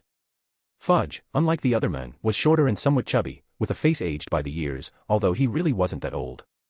The two contrasted like completely different creatures and yet held the same political rank. Yes, the man beside him was also a minister. To be exact, the French Minister of Magic, Pierre Marceau, the minister who had won his office with an overwhelming landslide of votes. An almost exaggerated amount, which demonstrated the enormous support he had in France, also thanks to his contacts across Europe. Both ministers spoke with those cordial smiles that never reached their eyes as they shook hands. Fudge looked almost excited by whatever Pierre had just told him. Both noticed the group arriving. Fudge frowned slightly upon seeing Sirius, but his fear toward Wanda was far more noticeable, something that seemed to catch Pierre's attention. Then Cornelius, I will be delighted to see with my own eyes how a trial is conducted in another country, Pierre said with a smile, giving a slight greeting to those present. Of course, Fudge replied with a jovial smile as he gestured toward the entrance, entering after him. Narcissa spoke first, shaking her head. As always, our ministry kissing the boots of anyone who shows up willing to throw a bit of money at them, she said with clear disdain. After all, she more than anyone knew how the British Ministry of Magic actually worked. It was no coincidence that Lucius had been spared, just like so many other Death Eaters, from being sent to Azkaban by claiming it was so easy to say they had all been under the Cruciatus curse. There were plenty of ways to find out if they were telling the truth. And especially Fudge, who had obtained his position thanks to Dumbledore's support. Although he had long since begun biting off far more than he could chew, he was drifting away from Dumbledore and starting to form connections with blood purity supporters. Caro and his group of bastards among them. Fudge, after all, was a man with great aspirations, and with a disloyalty so obvious that he would always end up siding with whoever threw him the biggest bone. Let's just get this over with, help the kids and go back, I have many things to do, Wanda said, as if none of that mattered to her. Well, she was the Scarlet Witch, politics and pretentious idiots who believed they had power when she was present were like watching worms crawl. Obviously a nuisance to her. If this had happened before meeting her son, she didn't even want to think about how this world would look right now. That was why she always tried to do things the right way, meaning, not overusing her powers and solving everything in an instant. Sometimes living like that made the world lose a bit of excitement. The four entered the courtroom and took their seats. Of course, they were among the neutral members of the Wisengamot. The others were already there, seated in expectant silence. Upon seeing Sirius sit, several members of the Dark faction, such as Caro, Flint and Parkinson, looked at him with surprise before giving him mocking smiles along with several others. After all, Sirius really was like a rabid dog and a very powerful wizard. But for them, who had controlled the political sphere for as long as they could remember, that place was their stage. If they already despised the girl he sent to take his place, they were even less likely to fear Sirius now, when he didn't even seem interested in understanding what was going on. Another set of eyes landed on Pandora. Many knew her, the wife of Xenophilius Lovegood, belonging to the famous family of lunatics. Some even remembered her from her time at Hogwarts. Sirius looked at the others with annoyance, while Pandora didn't even acknowledge them. She was far too focused on talking with Wanda, asking excitedly if she had used the portal spell and how well it worked. She was also pulling out a dozen photos Celine had sent her of Luna at Hogwarts. Wanda smiled as she talked with her, as if nothing else existed. The Wisengamot is now in session on this day. Fudge announced with a grave voice, as if he were personally saving the wizarding world from a new disaster. Then he cleared his throat, a habit of his whenever he wanted everyone's attention on his words. Today we will hear the case regarding the dangerous assault committed by Buckbeak, a hippogriff, against young Lewis Caro, son of the distinguished member of this court, Corvin Caro, as well as the irresponsible behavior of Hogwarts gamekeeper and new care of magical creatures professor, Rubius Hagrid, who allowed such an incident to occur. Murmurs filled the courtroom while Sirius rolled his eyes at the entire performance, already regretting having come. Before continuing, Fudge lifted his gaze toward a distinguished guest seated in the visitors section, in a place of honor. And we also wish to extend a warm welcome to the Honorable French Minister of Magic, Pierre Marceau, who is with us today as an international observer. His presence reflects the mutual effort between magical governments to uphold justice and security in our community. Fudge smiled broadly, more than necessary. It is always a pleasure to collaborate with our neighbors across the channel. Pierre Marceau nodded with French courtesy, never losing his diplomatic composure.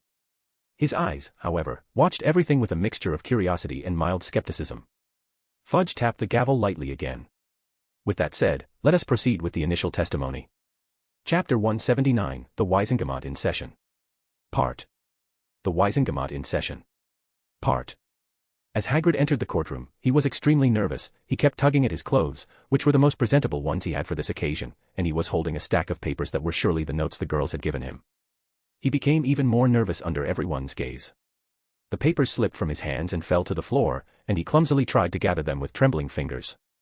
Meanwhile, the minister called for the initial testimony, and none other than Mr. Crabbe, the father, stood up from his seat in the Wizengamot. His face showed great worry and seriousness as he glared at Hagrid, before quickly glancing lightly toward Caro, who gave him a small nod. "Honorable members of the Wizengamot, I come here not as a member of this tribunal, but as a concerned father. My son, Vincent, was brutally attacked by a wild creature under the supervision of Mr. Hagrid, the professor of care of magical creatures, and during his very presence. My son, the poor boy, who is far too weak to face such an animal, was nearly gravely injured. According to information written in the books of Newt Scamander himself, hippogriffs are classified as dangerous XXX beasts. As a father, how am I supposed to trust in the safety of my child when faced with a professor who, obviously, places them before such a dangerous creature without proper safety measures? I believe there was no responsible oversight." "Thank you very much for listening to me," said Crabbe Sr., before looking toward the French Minister of Magic for a moment and nodding at him. Truly, a first-class actor, as if his son really were a poor innocent child who had fallen victim to the bad teachings of a terrible professor. Sirius, who had been watching the others, made a slight mocking face upon seeing how the dark faction nodded with apparent solemnity, while Caro smiled with such pride that he looked as if he had already won. Others stared at Hagrid with a particularly striking hatred. It didn't go unnoticed, it wasn't only the dark faction. Even some members of Dumbledore's own side wore similar expressions. "It seems someone made sure they all knew, right?" Narcissa said suddenly to Wanda, who had a calm but serious expression as she nodded. "What are you talking about?" asked Sirius, confused. "The professor of care of magical creatures, do you have any words?" Fudge suddenly said, looking toward Hagrid with sharp intent, while everyone's stares made Hagrid even more nervous. Hagrid opened his mouth, trying to speak, only for strange sounds to come out, completely mute. "It seems he doesn't have many words to say," Fudge said as he looked at Hagrid as if the trial were already decided. "If I may speak, Minister," Dumbledore said suddenly. He had been silent until now but rose slightly to make his presence known. Fudge showed, for just an instant, a look full of annoyance, as if being forced to say yes. Obviously, he had to appear polite. "Please, Headmaster," he said nevertheless, with false courtesy. "Thank you," Dumbledore said before looking toward Hagrid with total calm, meeting his eyes directly. "Hagrid, relax, don't be nervous. Here in the Wizengamot we also exist to help you explain your side, that is the purpose of a trial. You must say what you prepared. I am sure that will help the members and jurors understand your point of view as a professor," Dumbledore said softly. Hagrid nodded quickly toward Dumbledore, then began preparing his papers and cleared his throat. "How fake," Sirius muttered, looking toward Dumbledore.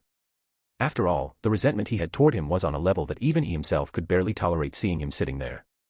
But even if they were enemies, Hagrid was a friend of Harry and the others, and if they were asking him to help, even if it meant a slight alliance with Dumbledore's faction, he would have to endure it.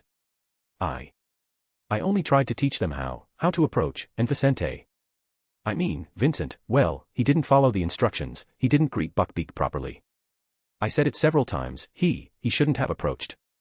Harry, yes, Harry was happily riding Buckbeak, and he did it correctly, Hagrid said, stammering at first, but upon mentioning Harry, almost as if he suddenly felt calmer, and with a smile remembering the boy's happiness riding Buckbeak, he relaxed and was able to continue. As the care of magical creatures professor, I did my job, I put my own body in the way to protect the student. I didn't let him get hurt. I told him several times, I shouted for him to step back, but he still kept moving forward, wanting to touch Buckbeak, Hagrid added, remembering everything the girls taught him. Hermione told him several times not to forget to mention that Crabbe had been warned, but he ignored it anyway. Are you saying my son threw himself to his death on his own? Do you think he's an idiot? Crabbe Sr. suddenly shouted, standing up furiously. I don't think your son is an idiot, sir, but I do think he lacks discipline to listen to his professors, Hagrid added, completely nervous, but as if he had the exact words recorded in his mind, exactly what Daphne had told him to say in case Crabbe Sr. reacted this way, which he now had. This greatly surprised Hagrid, as it seemed Daphne had truly predicted this would happen. And Daphne really was very intelligent, even if she didn't like showing it and always acted so carefree. After all, she was the daughter of Celine and Edward Greengrass, two truly powerful figures in the political and business world. What? Crabbe shouted, even more furious at Hagrid's response, he even looked like he was about to draw his wand at such blasphemy. Ah, yes, I have. Hagrid dug through his papers until he finally found the one he needed. These are complaints from other students about the student's ongoing bullying. Someone told me it might help, since it really shows he needs discipline. Many of these cases of bullying are bordering on criminal behavior. Although I know this won't help defend Buckbeak, I would also like to show that the student is quite. Hagrid forgot the word he was supposed to use, so he fell silent for a moment as he tried to remember, but couldn't. Thick as a troll, he added. These reports had been obtained by Fleur to help Hagrid even further, since she reminded him quite a bit of Madame Maxime from Beauxbatons. Many people, especially members of Dumbledore's faction who were determined to help Hagrid, held back laughter, while Crabbe Sr.'s face turned black with rage, since out of the whole room, Sirius was the only one openly laughing, loud enough to be heard in every direction. PPFF. Sirius kept laughing, seeming to want his laughter to echo even more just to further infuriate Crabbe. Meanwhile, Wanda, Pandora, and Narcissa shifted a little away from him so they wouldn't be directly associated with such a loud display. Order! Fudge shouted while striking his gavel. This made Sirius stop laughing so loudly, though he still wore a mocking smile directed at Crabbe Sr. and Caro. Even so, that didn't seem to bother Caro for some reason. "May I say a few words, Minister?" suddenly asked a woman at Fudge's side. She had a shrill voice. Fudge turned slightly toward her and looked at her for a moment before nodding. "Dolores, you may speak," Fudge said. "Thank you, Minister. And welcome to the French Minister. It is an honor for us to have you here," she said, looking toward the men seated on the opposite side, who raised a hand, smiling and nodding with a courteous greeting. Then she directed her gaze toward Hagrid for a moment, displaying clear disdain. "Hagrid, correct," she said, without giving him the respect of calling him Mr. Yes," Hagrid replied, not realizing the slight. "Aren't you the son of Fridwulfa, a giantess?" she said suddenly, which truly unsettled Hagrid as some people even stood from their seats with obvious expressions of shock upon hearing such information laid out so openly.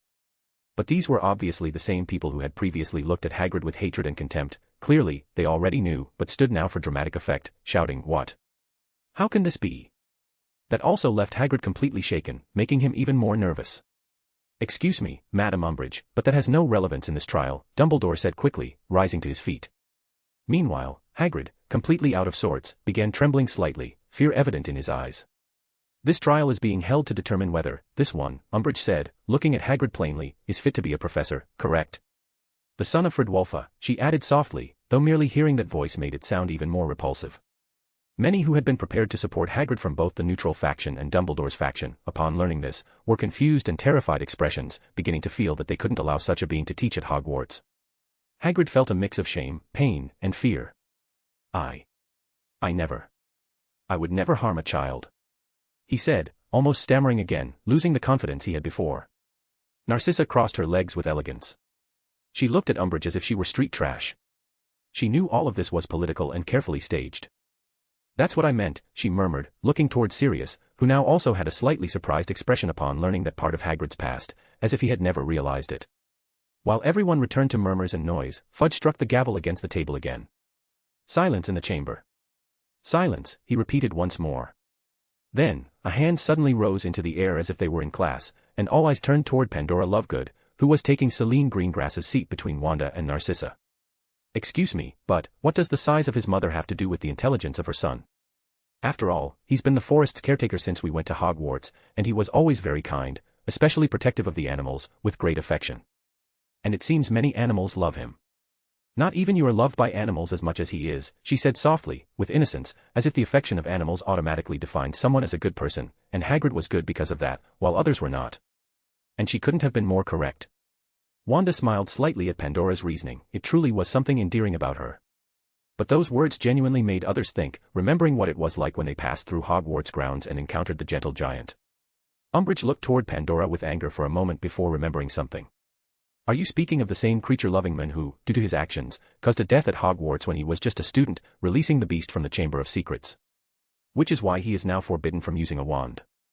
Who's to say he couldn't do it again?" she said, with that disgustingly sweet tone directed at Pandora, who looked at her calmly, as if she didn't feel the venom in her words. "Ah, now that I think about it," Sirius said suddenly, as he rose slightly with exaggerated noble manners, as if mocking the entire courtroom. "Wasn't the creature actually a basilisk? And wasn't it the young lady here, Wanda, who found it and destroyed it completely? So in that case, the trial that found him guilty was also wrong, wasn't it?" he said suddenly. The worst part was that, coming from Sirius, those words carried even more weight. "What do you mean, Mr. Black?" Umbridge asked, slight nervousness showing in her eyes. "Oh, could it be you didn't see the information I, as representative of the Student Council, sent to the Wisengamot months ago? The reason for the castle's reconstruction was due to the dangers hidden within, where the creature from the Chamber of Secrets was found. As the representative of the school board, I expected a new trial to be held to pardon Hagrid. We found plenty of evidence that pointed clearly to the real culprit. And now that we're here, and you yourself mentioned it, perhaps we can also bring out that information, Sirius added with a mocking smile. Caro and several others immediately turned their eyes toward Umbridge with anger, for having used the tactic poorly and now causing it to backfire. At that moment, Fudge struck the gavel again, having completely lost control. Especially because information had just been revealed that the Ministry itself had been hiding to avoid appearing incompetent, just like what happened with Sirius Black and his release. And now the same men who embarrassed them last time had done it again, and in front of the French minister no less. Who was now watching Sirius with interest and careful attention. Meanwhile, Sirius glanced subtly at the palm of his hand, where he had written the information Harry told him to use. He checked it one last time to make sure he had done it right. I'm sure Celine will be upset for missing such a trial full of twists and excitement, Pandora said suddenly with a smile, while Wanda felt that she definitely would be. Chapter 180, A Pause in the Court. A pause in the court. Well, it's better if we take a short break, and we can continue with the trial in 20 minutes, Fudge said, striking the gavel. He had lost control of the entire situation several times, and barely an hour had passed since Hagrid's trial had begun. Sirius shot a furious glare toward Fudge. For a moment, it made the minister feel a cold sweat run down his back. But he quickly straightened himself and struck the gavel once more before turning around and stepping down from the podium. Other members of the Wisengamot stood up as well, and some began discussing all the information that had been presented in what was only the beginning of the trial. Meanwhile, Hagrid didn't really know what to do, so he simply approached Dumbledore. I did pretty well, right? Sirius asked with a hint of arrogance, looking toward Wanda, Narcissa, and Pandora. Pandora made an almost gesture. Wanda didn't even look at him. Narcissa, however, said something harsher. If you hadn't been looking at your hand every 5 seconds while you talked, maybe. But you can't be such an idiot that you forget and reread it over and over. Oh, right, yes, you can, she said with her venomous tone. If you think you can do it better, why don't you do it? Sirius replied to his cousin, clearly annoyed. I was prepared to fix it if you ruined it, she said calmly. What do you mean? Sirius asked, but Narcissa ignored him, glancing around without wanting to explain. The other women didn't seem inclined to say what she meant either. In any case, we're following the kids' strategies to test them. But really, if it doesn't work, what will you do? Sirius asked, giving them a serious look. It was true, every strategy they were using had come from Harry and the group, and the women were sticking to that plan. Obviously, if it doesn't work, we'll help them, Wanda said calmly. Sirius let out a light laugh. Wasn't the point of this to test what they're made of and see if they're ready, he said, still laughing. But the women didn't reply anymore. After all, they were mothers, of course they didn't want their children to think they weren't good at something. By the way, Sirius said suddenly, looking toward the section where those supporting Dumbledore were sitting. Why is Alice there? He asked seriously. Narcissa glanced subtly toward Alice. When Alice noticed she was being watched, she grew nervous and gave a quick wave. It's better if you don't know, Narcissa said to her cousin. Sirius felt irritated, he felt they were undervaluing him in the group. He was an adult and a mature man, why hide things from him as if he were a child? But, of course, he would never say that to any of the women present. He was far too scared of them to do that. Jeff walked through the halls, unintentionally drawing attention because of his hair, although it wasn't exactly his hair that caught people's eyes, but rather the tiny fairy lying on top of it, making little braids in it with a very cheerful smile. That made some passing girls smile at how cute he looked, which embarrassed Jeff enough to make him speed up his pace. Just at a corner of the hallway, since he was looking quickly to the side, he didn't see the person who suddenly appeared, and he bumped straight into them. He almost fell backwards, and Tara, the little fairy, grabbed onto his hair tightly so she wouldn't fall as well. Ouch! Jeff said as he rubbed his face, it felt like he had crashed into something really hard. Oh, I'm sorry, young man, said the person. It was Dominic, the Defense Against the Dark Arts professor. Oh no, I'm the one who's sorry, Professor. I wasn't looking where I was going, Jeff said quickly in an apologetic tone. If you're all right, then it's not a problem, the professor said with a gentle, friendly smile as he lifted his hand to ruffle Jeff's hair. But he stopped when he noticed Tara on top of Jeff's head, staring at him intently. He was only now realizing she was there. Well, aren't you a lovely young lady, he said to the fairy with a smile. But Tara's expression didn't change, she kept staring at him. Dominic didn't pay much attention. Then I'll take my leave. Sorry about that, he said before continuing on his way, greeting some students as he walked. The girls squealed like fangirls upon receiving a greeting from Hogwarts' most popular professor. Jeff watched Dominic with a sense of unease he couldn't explain. At the moment of impact, it had felt as if he'd collided with a mannequin skeleton, completely rigid. But seeing the professor looking completely normal, not even slightly ill, made him wonder if it had all been his imagination. At that moment, Tara flew up to his face and began to communicate using gestures. Jeff had learned quite a bit of Tara's way of communicating. He understood most of it, though he could still make mistakes sometimes. You think he's really strange? Why do you think that? Jeff asked, trying to interpret her gestures. Mask. Jeff asked after seeing Tara's movements, but she shook her head quickly before making gestures on her own face, pulling at her cheeks. Fake. Jeff asked again. Tara nodded immediately, confirming that this was what she meant. Jeff turned around, looking down the hallway where Dominic had walked away, now more confused than before. Tara then gestured and began flying off, following the direction he had taken. Wait, where are you going? Jeff said, rushing after her. Meanwhile, on Harry's side, the group was basically taking a break after all their investigation. Well, at least Hermione, Daphne, and Fleur were. Draco and Harry had taken a break from searching for hidden places. They already had almost all of them marked on the Marauders map. Lucille had told them he might have found another secret place, but he wasn't very sure yet about how the entrance worked. He promised to tell them once he figured it out. Since Harry had filled most of those places with alerts for when Pettigrew appeared, he was confident he would be able to catch him quickly. A few days ago, one of the golems he had left active sent a signal, but when they arrived, there was nothing there. Still, that gave Harry a certainty. Pettigrew was already roaming somewhere near the Forbidden Forest. A bit of anxiety started to rise in his chest, but Harry suppressed it quickly. He still didn't know what Peter wanted, and more than anyone, he wanted to find out. His head was completely distracted while the others were talking. How do you think Hagrid is doing at the trial? Hermione asked. She was also nervous about whether all her help had been useful. She had searched for the right words, legal information, and how Hagrid should behave. But her biggest fear was that he would freeze from fear and not use anything they had prepared for him. He'll be fine. I gave him some information that might help, Daphne said with confidence. And I gave him some testimonies I managed to get from the students, Fleur added with a slightly mischievous smile, honestly. Normally, that smile would have earned a teasing comment from Harry, and the fact that he didn't say anything caught everyone's attention at the table. What's wrong, Harry? Hermione asked, looking at him. Harry lifted his head for a moment. What? Sorry, I was distracted, he said. We noticed, Draco said sarcastically, looking at his friend. He more or less knew what was worrying Harry, but there wasn't much they could do until Peter was caught or showed himself. Nothing, I was just thinking about something, Harry said. What were you talking about? Hagrid, Draco replied. Oh, right. I gave Sirius some notes to help him just in case. And just to be safe, I told Aunt Narcissa and my mother to keep an eye on him to make sure he did it well, Harry said with a small smile. Then why didn't they just use the notes themselves? Draco asked. Well, yeah. But Sirius wanted to feel useful, Harry answered calmly. By the way, Fleur interrupted, as she was looking toward a corner of the Ravenclaw common room. Under one of the rugs, there was an obvious lump and a red-scaled tail twitching slightly. What is he doing? She asked, easily recognizing Red. Well, there wasn't a single person in the castle who couldn't recognize him. I think he switched places with Tara to watch me for some reason, Harry said, letting out a sigh.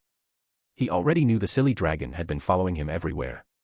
Red, as if realizing he had just been discovered, jumped up at once. But since he was under a rug, when he tried to run and hide somewhere else, he tripped over the rug and rolled across the entire room, crashing into tables and sofas, causing a tremendous noise.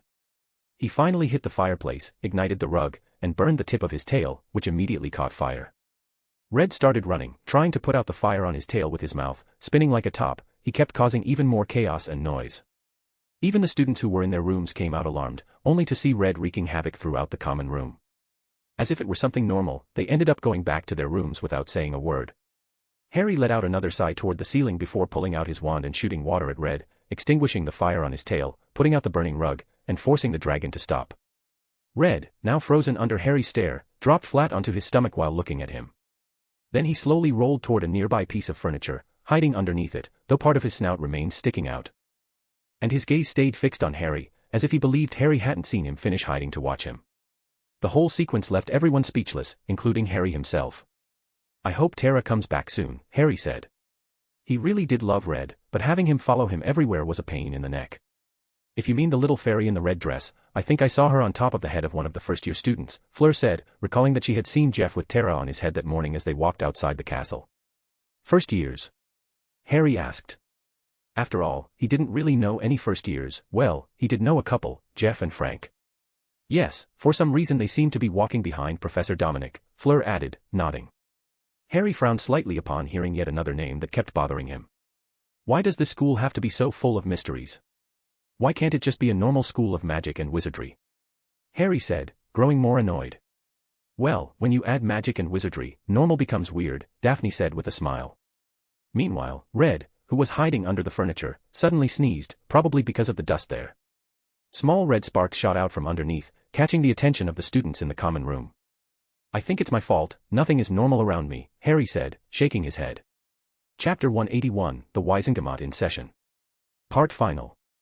The Wizengamot in Session. Part Final. Not applicable, like always, trial chapters are a pain in the ass. I'm not doing them anymore, they're really boring.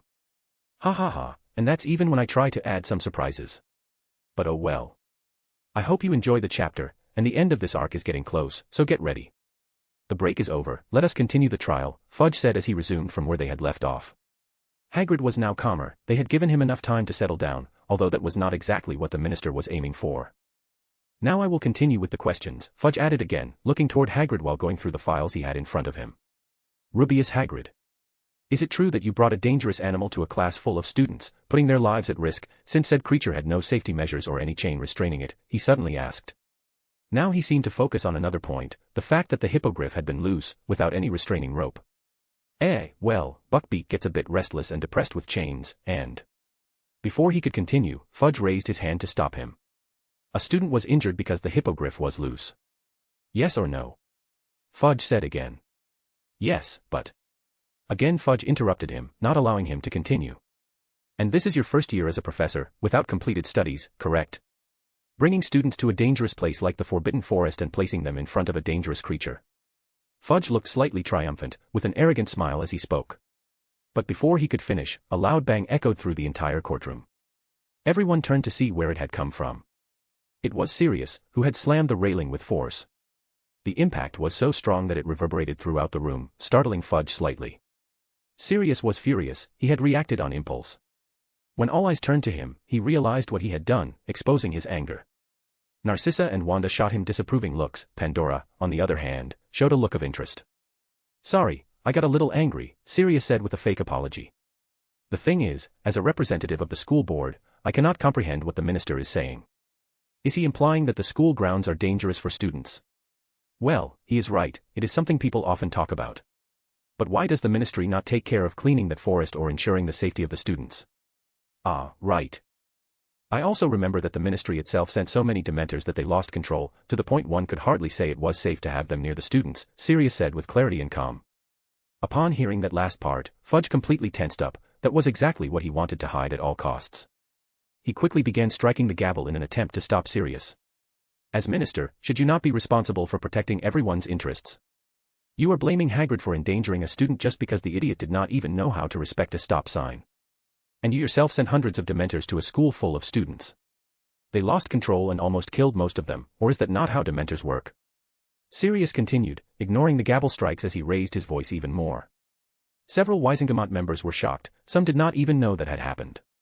Silence.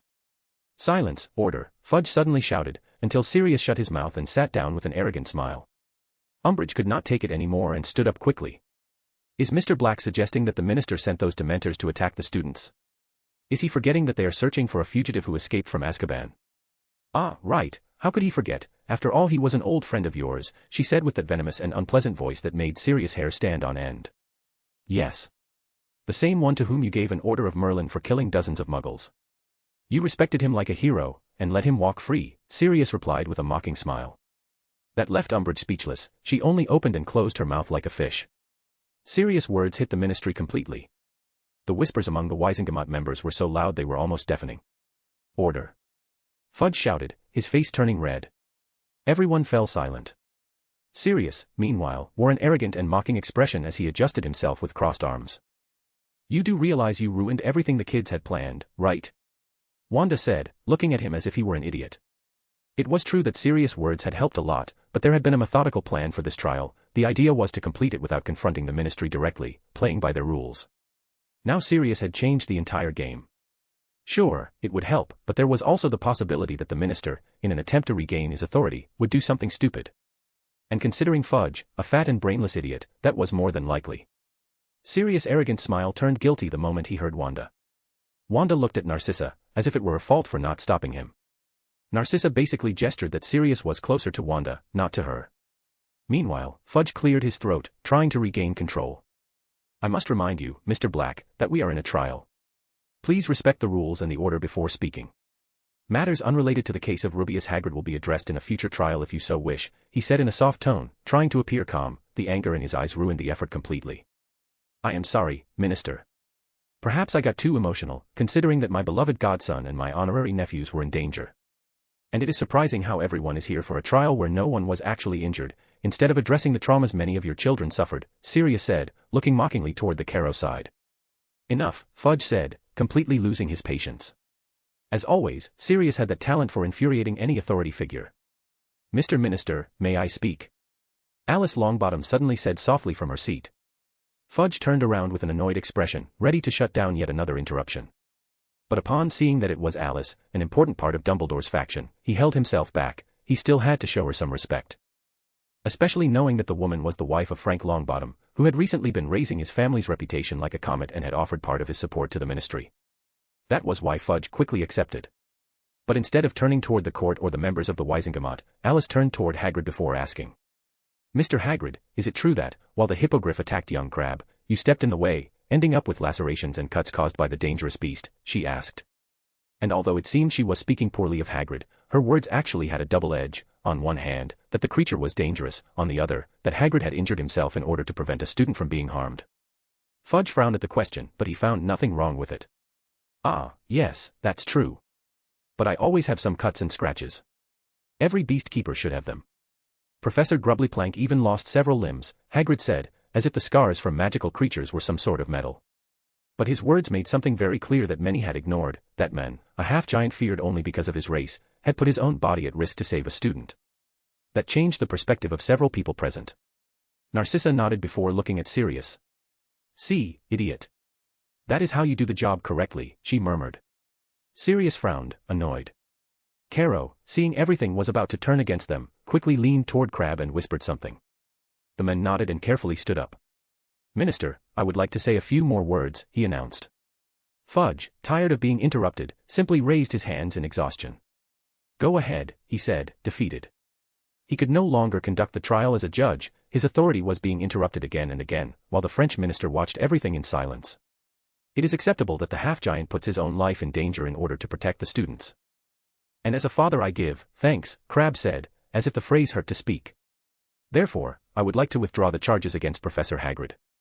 However, in exchange, I want the hippogriff creature, known as Buckbeak, to be properly dispatched according to the law. Hagrid took a second to understand. When his eyes opened wide and he inhaled deeply, he understood. You want to kill Buckbeak? No. Of course not, he said quickly, growing nervous as he took a step forward. Several people flinched. An Auror, who was stationed as a guard, just in case, grabbed his wand instantly. Carrow smiled mockingly. In the end, even if they said they accepted a giant, he only needed to move a bit too abruptly for everyone to show their fear. Exactly what he wanted. I will not let you hurt him, Hagrid said quickly. And how will you do that, Mr. Hagrid? Are you going to attack the ministry? Umbridge suddenly said, feeling that she could finally get her revenge. That stopped Hagrid cold. Eh? No, of course not, he said with a confused look as he halted. Why would I attack the ministry, he asked with complete innocence. Everyone froze at the sudden shift, from furious to, well, Hagrid being Hagrid. Narcissa looked toward Wanda, who had a hand slightly directed at Hagrid, channeling a touch of magic that calmed his mind. Her hand remained hidden behind the railing. Even Carrow was surprised. It was well known that Hagrid adored animals and that a violent outburst was possible, but now he simply did not erupt. Now it's your turn, idiot, Wanda said toward Sirius. Sirius straightened himself, understanding the signal. Since Mr. Crabbe is asking for justice for a creature that put his son in danger, I would like to request justice for all the Hogwarts students who were put in danger by the Dementors. And since my bench partner, Wanda Maximoff, caretaker of the Potter household, found a spell to destroy them completely, we have the power to, according to the law, wipe such dark creatures out of existence.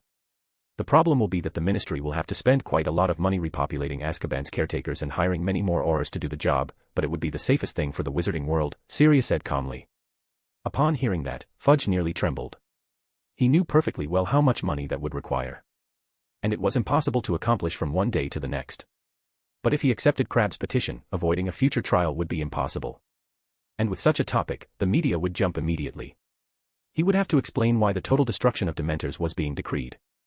Furthermore, that expense would not fall solely on him. Many Wisengamot members had their pockets tied to these decisions. Being part of the council was not cheap, and a lot of money moved around to secure a vote.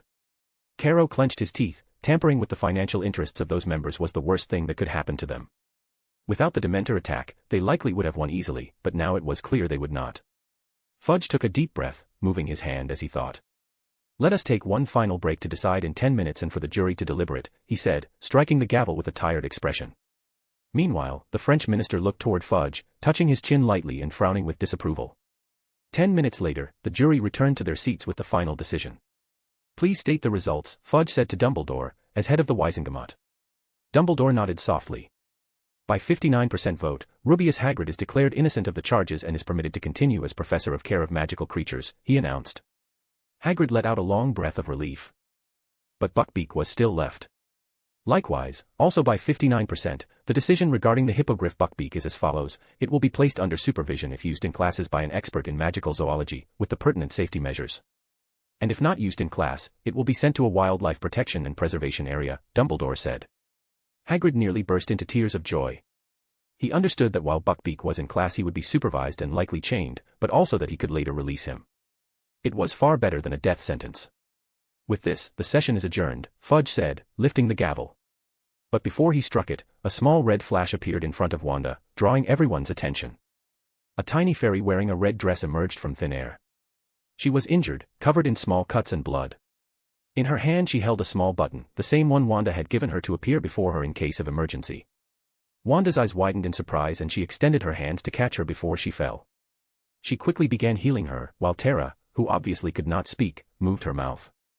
Though no sound came out, Wanda understood her perfectly. "Your son, Danger," she managed to say before fainting as she was healed. Chapter 182, Meanwhile, at Hogwarts Point. Meanwhile, at Hogwarts Point. Jeff was trying to keep up with Tara as he ran after her, but the tiny fairy was quite fast. Without realizing it, he had followed her all the way outside the castle. "Hey, wait," Jeff shouted, trying to stop her as he saw her slip between the trees for some reason. Jeff stopped right at the edge of the Forbidden Forest. Knowing himself, he knew he shouldn't go in. Even so, the darkness inside was strangely captivating. Sunlight barely managed to pierce through the countless trees, making the place look gloomy and sinister. According to what he had heard, it was full of dangerous creatures. The Dementors had already left, well, if left meant stopping existing. But many creatures still remained there. According to old tales, many of them had been born in that forest. Jeff had even heard that a pack of werewolves lived there, along with several dangerous acromantulas. He also found out that a few years ago, a troll had sneaked into the castle. Obviously it had come from the forest. Jeff hesitated, unsure whether to step inside or not, but right at that moment, a voice startled him slightly. "Brother, what are you doing here?" said the voice not far away, or rather, just a few meters ahead, lying on the ground. It was Frank. For some reason, he was lying right at the entrance of the forest, and on his chest rested a small snake. What are you doing?"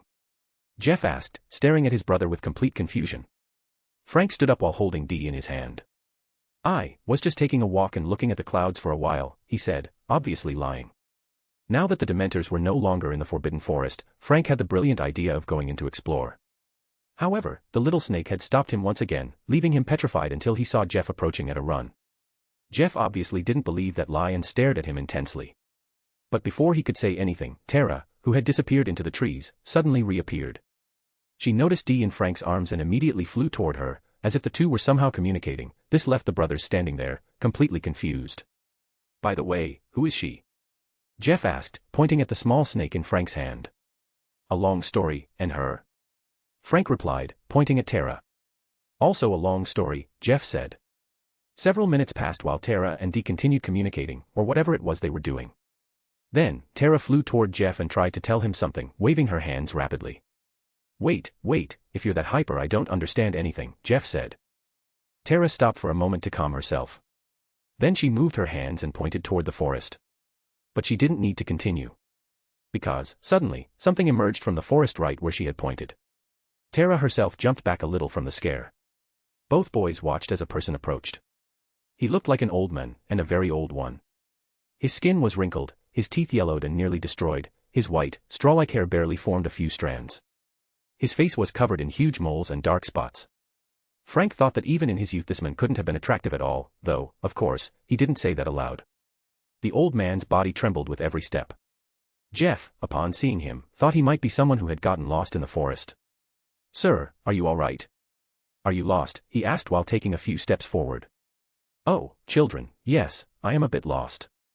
I need a little help," the old man said with a surprisingly soft and gentle voice, like a sweet, helpless grandfather. But his eyes hid something difficult to describe. Jeff thought about approaching to help him, but the moment he took a step, Tara stood in front of him with her arms crossed to stop him. Her expression was filled with caution.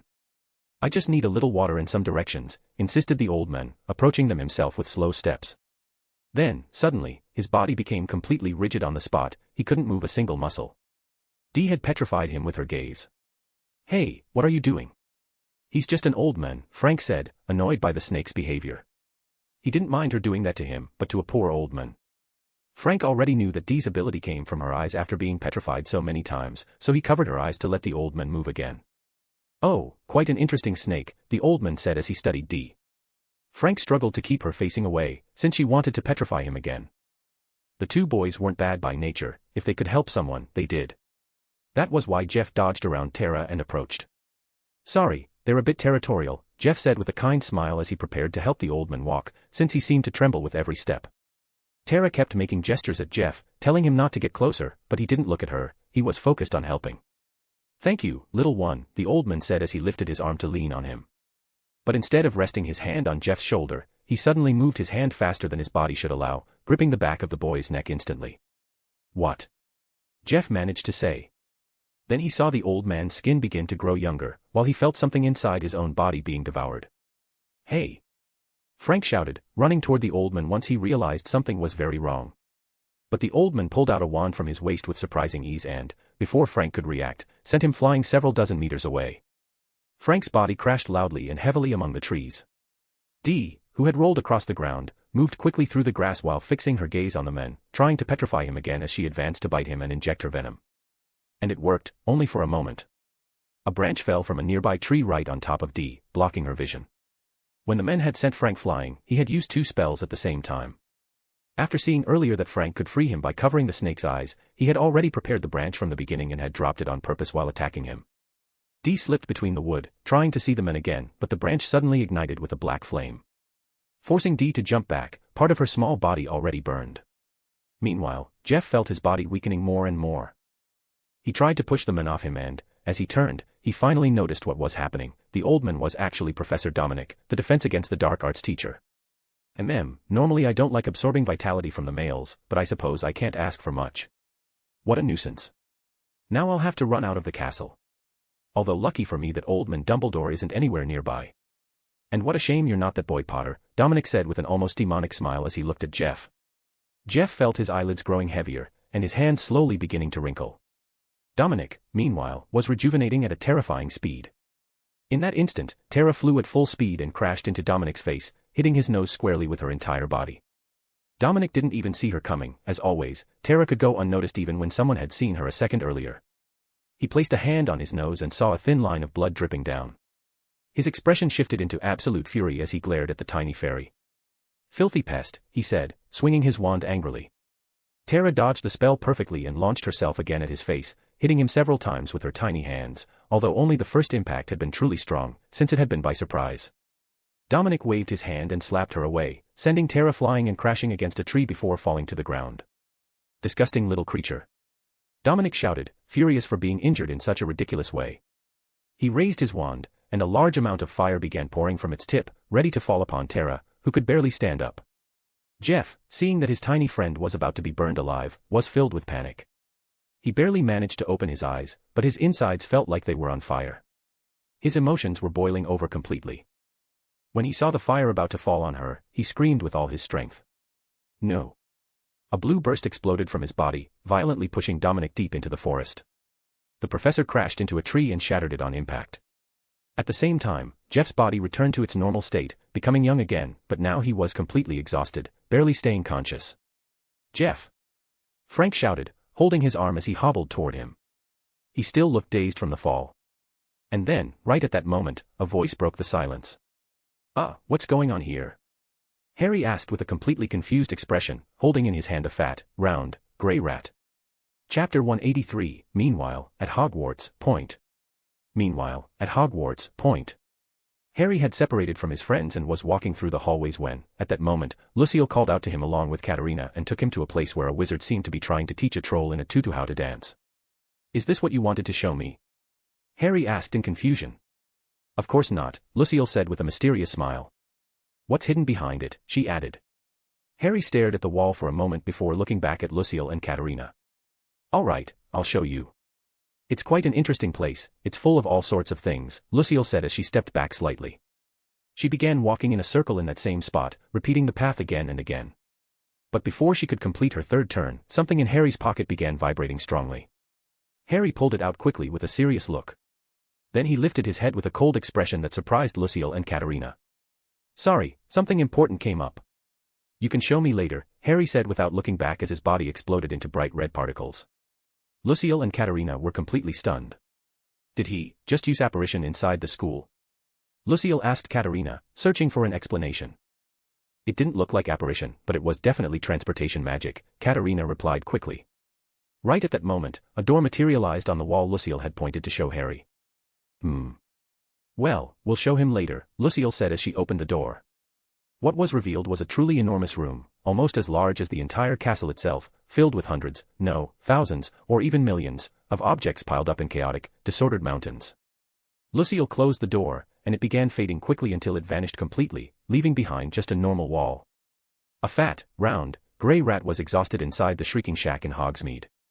Its gaze held an unsettling intelligence as its eyes darted nervously to every corner. Every tiny noise made it jump and spin around quickly, as if someone could appear at any moment to catch it and send it to the worst place imaginable. After hearing for the fifth time a noise that ended up being just the creaking of old wood, the rat began to calm down and rested for a moment. Another creak echoed, but this time it chose to ignore it, closing its eyes slightly, until it felt a stare fixed on its back. It jumped backward immediately and, as it lifted its gaze, it saw a pair of legs in front of it. It followed the sight upward slowly.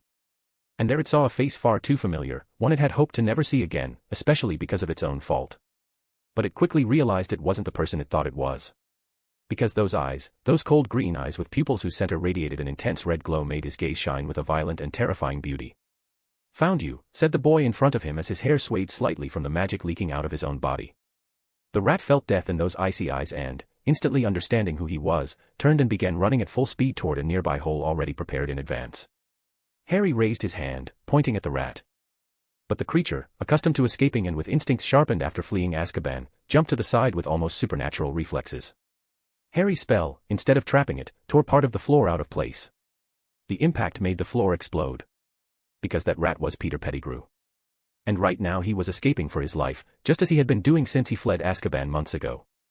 Harry moved both hands and everything in his path began lifting into the air, tearing apart the floor and walls of the shrieking shack.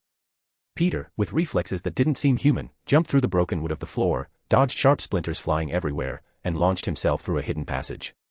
Harry stopped his hands and the entire structure collapsed with a crash, his body, wrapped in a bright red aura, moved like a flash. It was as if his body had become red smoke that passed through the same hole, following Pettigrew.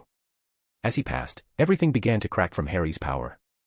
The rat ran with all its strength without daring to look back, it didn't need to, because the sounds of destruction came from every direction.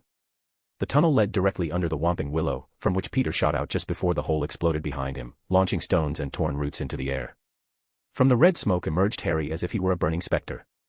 The tree, furious at being wounded, tried to strike the smoke with all its branches, but only managed to disperse it for an instant before it came together again. That tiny delay gave Peter a few more seconds of life. But he didn't get far. The red smoke surrounded him suddenly. Peter stopped as he realized he was cornered with nowhere to run. The smoke wrapped around him quickly, lifting him from the ground, and began to materialize until Harry held him in his hand, staring at him with a deadly expression. "Got you," Harry said.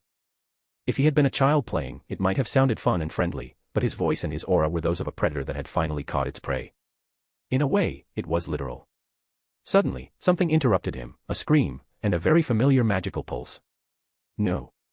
That blue pulse traveled through Harry's body for an instant as if recognizing a friend, and it made him stop for a moment, realizing he was close to what seemed like chaos. A branch burning with black flames. His mother's pet, Dee, with burns on her scales. Frank with an arm bent in an unnatural direction, completely covered in dirt. Tara floating weakly, clearly injured, approaching to check on Jeff protectively.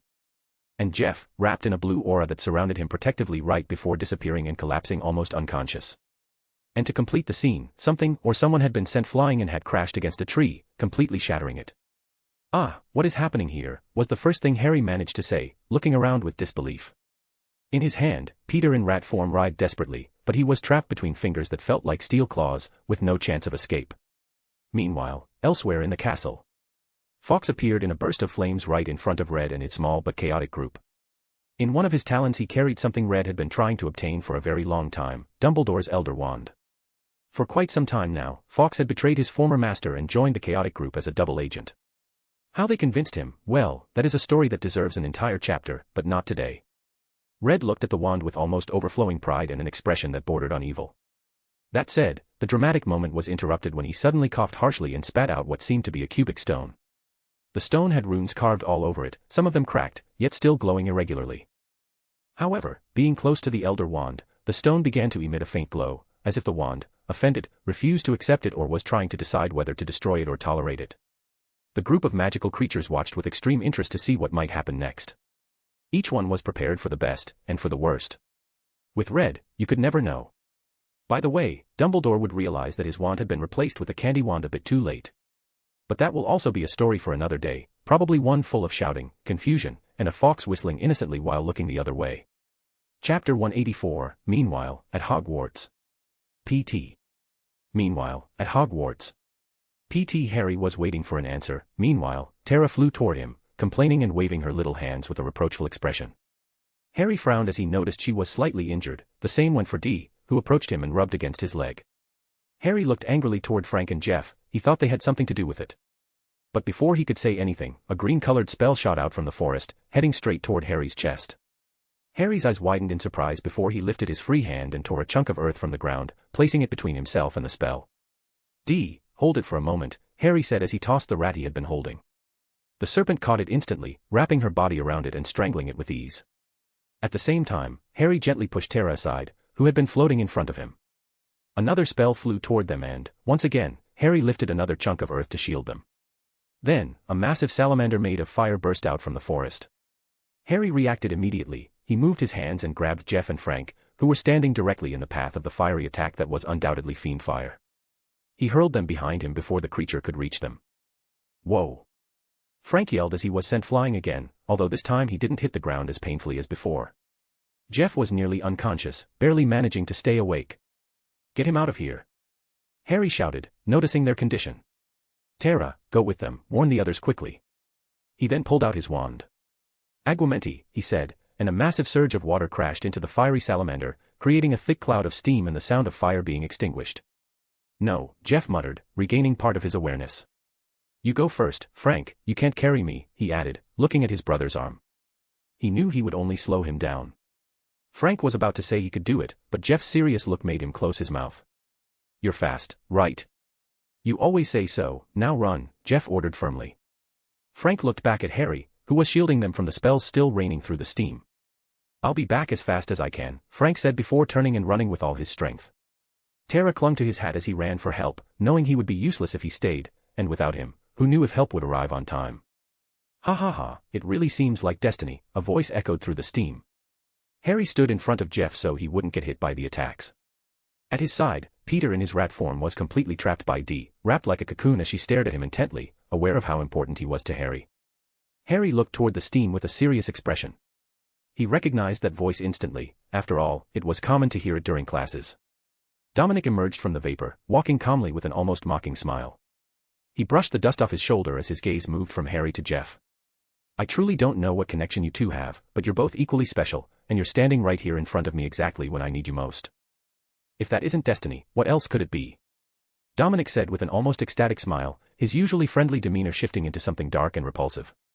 His face shifted every few seconds, sometimes young, then suddenly wrinkled, only to revert again.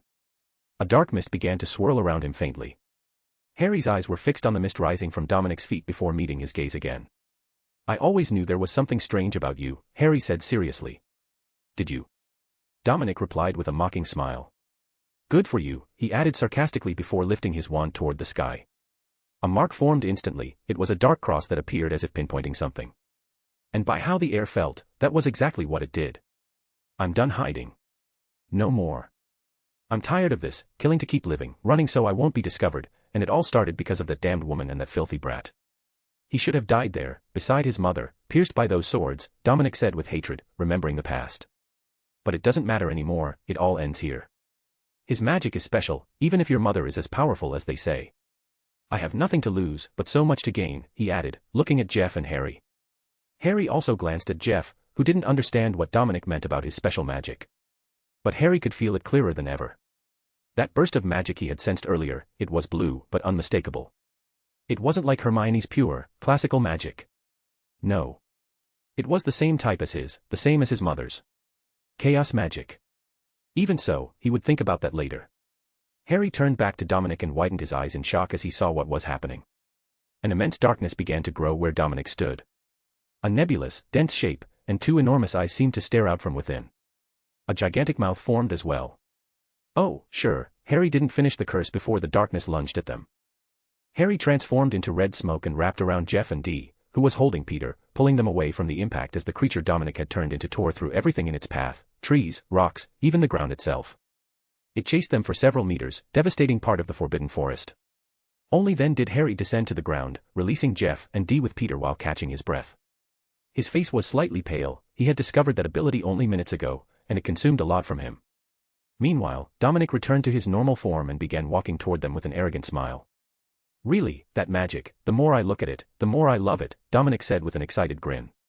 What are you? Harry asked, fully serious. This man was far stronger than he had ever shown, and that form, that pure destruction. Harry had only ever heard, or read, about something like that long ago. I'd be considered something like an obscurial, maybe, Dominic replied calmly. But at the same time, not exactly, after all, this isn't mine. It took me a lot of effort to make a child obtain it, and I had to switch halfway through because the first one caused me far too many problems, he added with annoyance. Well, in any case, he was the only one who survived, so, yes, he was lucky, he added coldly. Harry frowned as he listened. What Dominic had just said implied many things. But in simple terms, it meant this man had killed children. Obviously. By the way, here's the one I'm talking about, Dominic said with a smile as he turned slightly. Standing there, with a cold expression and gripping two swords so tightly that his knuckles were white, was Lucille. His eyes were fixed on Dominic. Hello, son, Dominic said with an amused smile. Seems you finally remembered me. Well, my face changed a little, he added mockingly. Lucille said nothing. He simply stared at him with determination, ready to kill the men before him. This time without fear, not like in the past, when that man mistreated him and his mother. But what he had just heard had struck him deeply, and carried a terrible meaning. Everyone knew what an obscurial was and how they were created. And according to that man's words, he had done it on purpose. He had literally raised a child just to extract what he wanted from him. But Lucille would not ask him anything. He did not want to have a conversation or even a single word with him. At that moment, Harry watched everything and remembered the information he had found about Lucille and his father, Armand Dorian de Valier. Then he understood that Professor Dominic Gray was that same man. Harry lifted his gaze toward the sky. The dark mark Dominic had created was beginning to draw figures down from above. Dark wizards descended on brooms or directly with their bodies transformed into black smoke. They landed around the castle, surrounding it. And as if already prepared, a huge barrier began to form, sealing all entrance and escape. From the forest, more figures began to emerge. Harry stared at them. They had clear lycanthropic features, cruel smiles, and one of them even had fresh blood on his mouth as if he had just eaten. Seeing them made Harry remember something. During his year at Beauxbatons, the professor originally chosen for this position had been attacked by a werewolf. That professor was meant to replace the one who had nearly attacked Fleur. But Dominic had taken the position instead. This just keeps getting better, Harry muttered as he watched the dozen figures appearing from between the trees. They must have been there the whole time, or at least since the Dementors had left. Had the Dementors stayed, these men wouldn't have been able to enter. A necessary nuisance that didn't do its job. Meanwhile, Frank was running with all his strength. He could finally see the castle's entrance. On the way, he had been lucky enough to run into Lucille, though the latter had rushed off to help Harry, telling Frank to continue and find a professor. He was just about to reach the doors when suddenly a spell exploded right where he stepped, sending him flying. Terror was launched from his hat as well. What an idiot, said a playful voice as a man stepped out of nowhere from the side. He was dressed like a homeless vagrant, filthy clothes, yellowed teeth, and eyes that looked both amused and completely insane. Sorry, kid, but I was hired to buy time. And killing one or two of you is a fun way to do it, the men said with a crooked smile. Frank barely managed to get up, gripping his wand with little strength. He knew that as first-year students, all they could probably cast were a few sparks. Tara, who had fallen, floated in front of Frank, trying to protect him with her tiny body. This only made the men burst into laughter. Crucio, he shouted, aiming at Tara, his smile so wide his tongue nearly hung out of his mouth. Tara writhed in the air until she fell to the ground. Stop! Frank yelled, running at the men. He didn't know how, but suddenly his body moved with such speed that he rammed into the men, sending him flying into the wall. Frank collapsed to the ground as well. The man, although surprised, wasn't hurt enough. He stood up quickly. What the hell was that, kid? He growled before firing another cruciatus curse at Frank in revenge. Ah! Frank screamed in pain. Tara, half recovered, flew immediately toward the men, crashing into his face and jamming her little hand directly into his eye. Arg, what an annoying little thing, he shouted furiously. With a flick of his wand he tore a chunk of the ground and flung it at Tara, knocking her down. Then he swished his wand again and the ground transformed into two enormous stone palms that clapped together with Tara in the middle. Then the hands sank into the earth. Done. Dead, the men said easily before turning toward Frank, licking his lips with amusement. Now it's your turn. I wonder if those legs of yours are special or something. I'll know once I rip them off, he murmured. Frank was in shock. He had just seen what they did to Tara. And now he was paralyzed with fear. Then you should be prepared to have your entire skin ripped off for daring to even touch one of this castle's students, said an icy voice. The air instantly turned frigid, as if winter itself had fallen upon them. The men frowned and turned around. Frost was starting to form around him. His breath came out as vapor with every exhale. Following the source of the voice, he saw a beautiful woman walking out from the castle doors, her platinum blonde hair flowing elegantly, her outfit both refined and practical. Her gaze was lethally cold. In her right hand she held a pale blue wand. Every step she took froze the ground beneath her. Celine Greengrass. In the past, known as the Ice Queen. A title her daughter would have inherited if Celine had died years ago at Flint's hands. Many had forgotten that title when she married Edward and became a happy housewife. Oh, what a beauty. I'm liking this job more and more, the men said, eyeing her up and down shamelessly. While Celine only saw a dead man. Chapter 185, Meanwhile, at Hogwarts. P.T. Meanwhile, at Hogwarts. P.T., where did Harry go? Hermione asked with a frown. Lately Harry was disappearing every now and then, looking for those dark rooms. She more or less knew why he was doing it, but even so, it worried her, since Harry could get too obsessed with something. And that was never good for anyone. Draco had also disappeared, while Daphne and Fleur stood beside her, lifting their arms helplessly without knowing how to answer. Harry had been with them just moments ago. Hey, isn't that Red? Or his head? Daphne suddenly said, pointing toward one of the hallways coming from the Ravenclaw Tower. There, Red was running at full speed. Well, his head was moving at full speed, because the lower half of his body looked completely invisible. And considering where he was coming from, it was obvious he had just left the Ravenclaw common room. I think he found Harry's invisibility cloak, Hermione said as the three of them watched the chaotic dragon rush forward until disappearing around a corner. For some reason, only his head was visible beneath the cloak. Even though they had plenty of questions, it was probably better to ask Harry later. It doesn't matter, where are we going? Hermione asked, turning to Daphne, since they were following her. Supposedly, she had a plan to help Harry against the Slytherins, who had recently become a real nuisance. He, Daphne laughed suspiciously, saying nothing before quickening her pace. The other two could only follow her, knowing that when she acted like that, they wouldn't get anything out of her. In the defense against the Dark Arts Tower, at the very bottom of the stairs, there was a huge clock embedded in the wall. When a specific point was pressed, the entire structure opened like a large hidden door. Daphne smiled and motioned for the girls to follow her inside. Once inside, they realized the place was enormous. Thick columns rose at the center, and around them were barrels, old furniture, and some artifacts tossed in the corners. Candles floated everywhere, illuminating the place with a warm and secretive glow. In the center of the room there was a table acting as a small improvised office. There, two very familiar boys, with mischievous smiles and, for some reason, glasses with no lenses, were sitting. In front of them, the desk was filled with all kinds of objects and artifacts, many under construction, others disassembled. It was clear they used the place to create their prank inventions. Yes, because they were none other than the Weasley twins. Welcome to the Undercroft, Daphne said with a proud smile. Although we call it the Prank Creation Hall, Fred added quickly. Hermione observed the place carefully. It was huge, hidden, and perfect for studying peacefully away from the teacher's eyes. Which explained why the twins used it to create their products. In fact, she had already suspected there had to be some kind of secret hideout. Great, right? Daphne said with renewed pride. We discovered this place thanks to some notes from someone named Sebastian Sallow, which Astoria and Luna found somewhere. Hermione and Fleur walked around the site. It wasn't incredible in appearance, but it was large and practical enough for anything they might plan. And it was accessible. Then both girls looked at the Weasley twins and their boxes full of half-finished objects. Many were clearly for pranks, but others were small suits of miniature golem armor. They were probably hoping to join the original creators to get funding. And there were also a couple of special armors, similar to the ones Harry and his friends had created in the last tournament.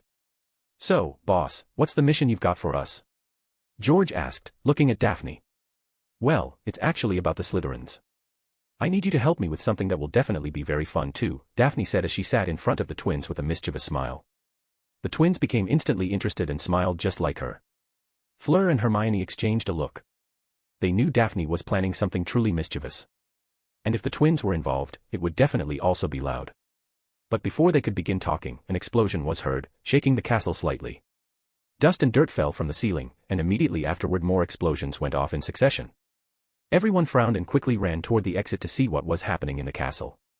Draco was in a corner, talking to a young man wrapped in shadows. It looked like the boy was handing him some papers. He was thin, pale, with a sharp face and dark eyes that hinted at a dangerous kind of intelligence. His body was slightly hunched, as if he wanted to go unnoticed. He wasn't ugly, in fact, he was quite handsome, almost at the level of Harry and Draco himself. His slightly long black hair fell forward covering part of his face, as if he did it on purpose to hide in plain sight. From his green tie, it was clear he was a Slytherin student. Something odd, considering Draco didn't usually have much sympathy for Slytherins, many of them reminded him of his past. Draco read the papers quickly before looking back at the other boy. Are you sure about this? Draco asked seriously. Yes, the boy replied simply, looking around with obvious nervousness. He didn't want to be seen near Draco, being a Slytherin, and considering how some of them were behaving lately, that could bring him a lot of trouble. Well, this will be useful. More than you think, Draco said with a slight smile as he flipped another page. But his expression shifted into one of deep disgust and annoyance. No wonder they're all so united, or rather, that fake unity. It's better if I leave, Malfoy. I don't want to be one of the names on that list, the boy said seriously. All right, Draco said calmly. Remember, don't tell anyone. Yes, I don't know you at all, Draco said quickly, cutting him off before he could finish, because he knew exactly what the boy was going to say. The boy looked at him with mild irritation before turning around and walking away quickly, as if simply being near Draco was a risk. Just as he was leaving, 3 second-year girls appeared down the hallway. They were chatting cheerfully about who knows what. 2 blondes and 1 with intense red hair, 3 little beauties who stopped when they saw Draco and the other boy, observing them with interest. Ah, Draco, I found you, Luna said, as if she had been playing hide-and-seek with him without him knowing. Theo is here too, Astoria said with a smile, recognizing the boy standing next to Draco. No, I'm not, Theo said, covering his face and running off as if that would make him invisible. Astoria and Luna made a strange expression as they watched him flee. They tilted their heads side to side, synchronized, trying to process his behavior, while Ginny watched attentively, recognizing the Slytherin student.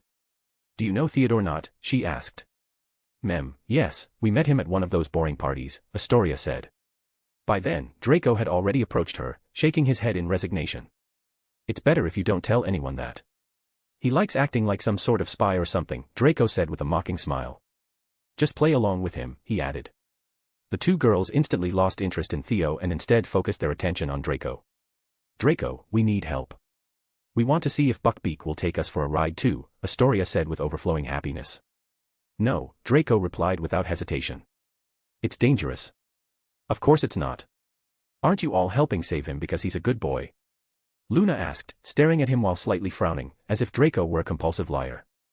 Hagrid needs to be there to make sure everything is safe, Draco said quickly, trying to sound firm. We can't do anything without his permission. Astoria and Luna pouted lightly, but ultimately accepted it, because what Draco said made sense. Ginny let out a sigh. Nothing she said would convince them it was dangerous. Then let's go look for Red. He'll let us ride him, Astoria said with immediate determination, while Luna nodded as if that were a universal truth. If you're talking about him, I saw him a moment ago. He was running with half his body invisible. He must have taken Harry's cloak, but he headed to, Draco didn't get to finish. A massive explosion boomed from the nearby door. Before the fire burst in and the door blasted toward the girls, Draco moved his hand. His wand, hidden in a special sheath on his wrist, shot out instantly. Protego Maxima, he shouted forcefully, stepping in front of the three girls and raising a magical shield. The door and the flames slammed against the shield, producing a crash that shook the hallway. All four felt the heat, but not the damage. Luna, Astoria, and Ginny covered their heads in fear. Draco, however, kept a cold, calculating gaze locked on the source of the explosion. When the flames dissipated, a man entered the hallway. He wore a completely shredded green trench coat, like that of a beggar. His clothing looked as if it had survived fires, battles, or even poorly made traps. He laughed with madness. The moment he stepped inside, he fired several bombarda spells at random, destroying columns, walls, and glass without any objective other than to cause chaos. The men stopped upon seeing Draco and the girls. His eyes gleamed with a sickening malice. Without hesitation, he pointed directly at them and unleashed another barrage of explosions. Draco remained firm in front of the girls and moved his wand swiftly, deflecting each attack. The blast struck the sides of the hallway, shattering statues and kicking up clouds of dust everywhere. "Run somewhere safe," Draco ordered seriously. He did not take his eyes off the attacker for even a moment. The men, seeing that the boy didn't back down, smiled crookedly. Well, and here I thought only the teachers would give me some entertainment. I'm liking this job more and more. I can kill and earn a few galleons," he said while tapping his wand against his palm, studying how to blow Draco up with his next attack. "Now," Draco said to Ginny and the others, lifting his wand to create a blinding flash that distracted the men for a second. Ginny grabbed Luna's and Astoria's hands and pulled them forcefully, knowing the three of them would only be dead weight for Draco. They had to leave, find a teacher, alert someone. As they ran down the hallway, they could see, through windows and balconies, flashes of spells coming from other parts of the castle. The sound of more explosions reverberated through the corridors. The three girls realized something horrifying. The school was possibly being attacked. Chapter 186, Meanwhile, at Hogwarts. P.T.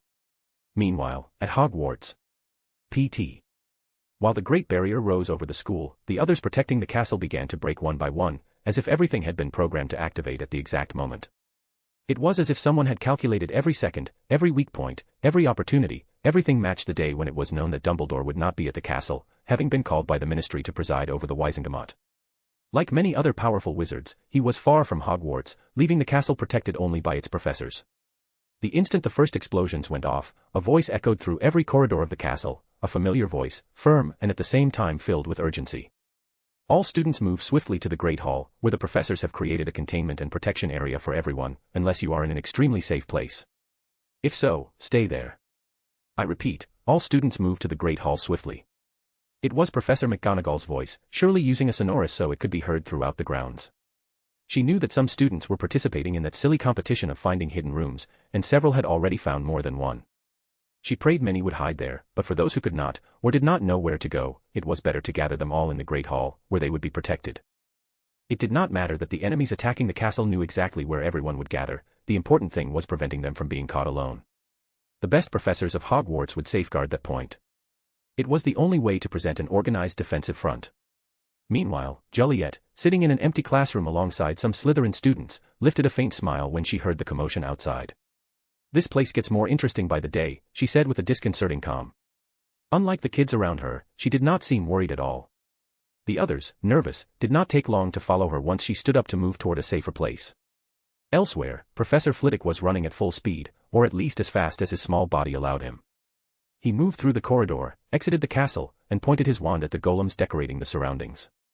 "McGonagall is going to be very jealous," he murmured with a smile before lifting both wands and pronouncing, "Pier totem locomotor." The golems, silent until that moment, shuddered and leapt off their pedestals. In seconds they formed a protective line around the castle. They had been crafted and placed there after the reconstruction of Hogwarts, as a defensive measure in case they were ever attacked. No professor truly thought something like that would actually happen, after all, it was a school. But today they proved how useful they could be. And above all, almost no one knew that those same golems protected the properties of the allied families, Potter, Black, Greengrass, Malfoy, and Longbottom. Now everyone would find out.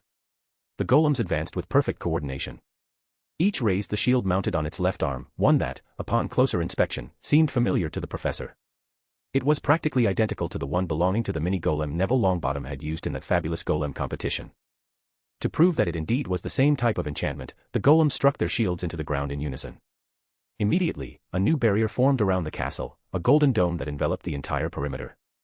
This barrier rose within the oppressive barrier the enemies had placed to prevent entry and exit. Flitwick opened his eyes wide in surprise and joy. If that childish shield Neville had created had been so impressive, what would it be like now with hundreds of golems invoking it at the same time? He did not allow himself to enjoy the sight for long. He immediately ran back inside the castle, where explosions and spells could be seen flying through hallways that evidently already housed enemies who had infiltrated earlier. Draco had a cold, calculating, lethal look in his eyes. He directed it toward the men who laughed with madness while casting explosive spells as if it were the best entertainment in the world. Draco moved his wand with precision and skill, deflecting some spells and dodging others by rolling on the ground. Then he counterattacked quickly, though the men defended himself perfectly. He was truly powerful, a complete wizard, skilled in multiple areas. And the strangest part was his appearance. He was dressed like a vagabond, which only made the scene even more disturbing for Draco. "Ha ha ha, that look, it reminds me of someone," the men said, stopping for a moment to observe him with interest. "Ah, yes. You're Lucius' son, right? I finally found you. I accepted this job just for that." The comment caught Draco off guard for an instant. "Bombarda," the men shouted, taking advantage of Draco's slightest hesitation. Draco jumped to the right, rolling on the floor as the spot where he had just been exploded violently.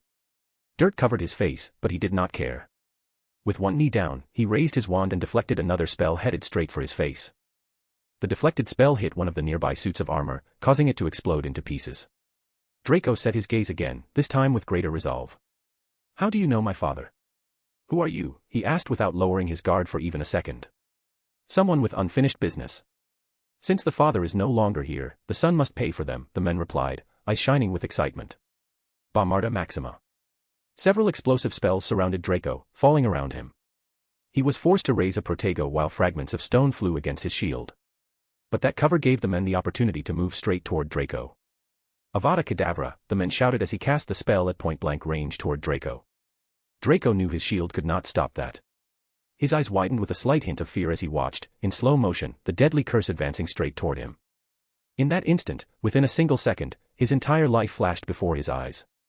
He remembered the day he tried to make friends with a boy in Diagon Alley.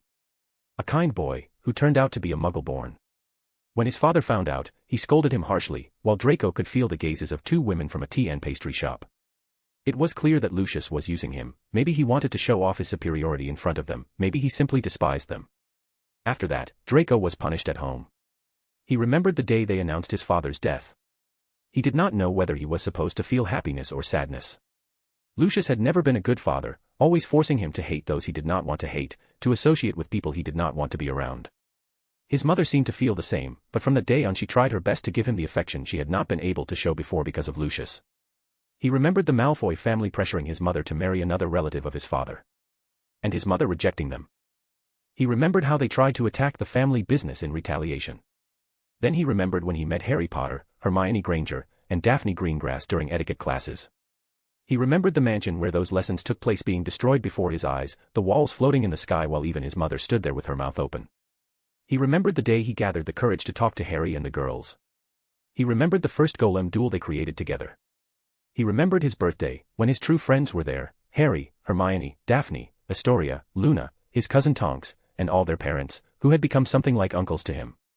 He also remembered the Boggart taking the form of his father, telling him he was disappointed in him. The Avada Kedavra touched his protego. It shattered it as if it were nothing. The green beam advanced. Draco barely glimpsed a piece of cobblestone lifting from the ground, held up by a blue aura. And then... Repulso. The spell struck Draco from the side and sent him flying. Draco felt the impact in the air. And he also felt something warm running down his head. Blood. When he hit the ground, he brought a hand to his scalp. Turning, he saw the two people who had arrived to save him, or to seriously injure him by accident. Hermione and Daphne. Oops.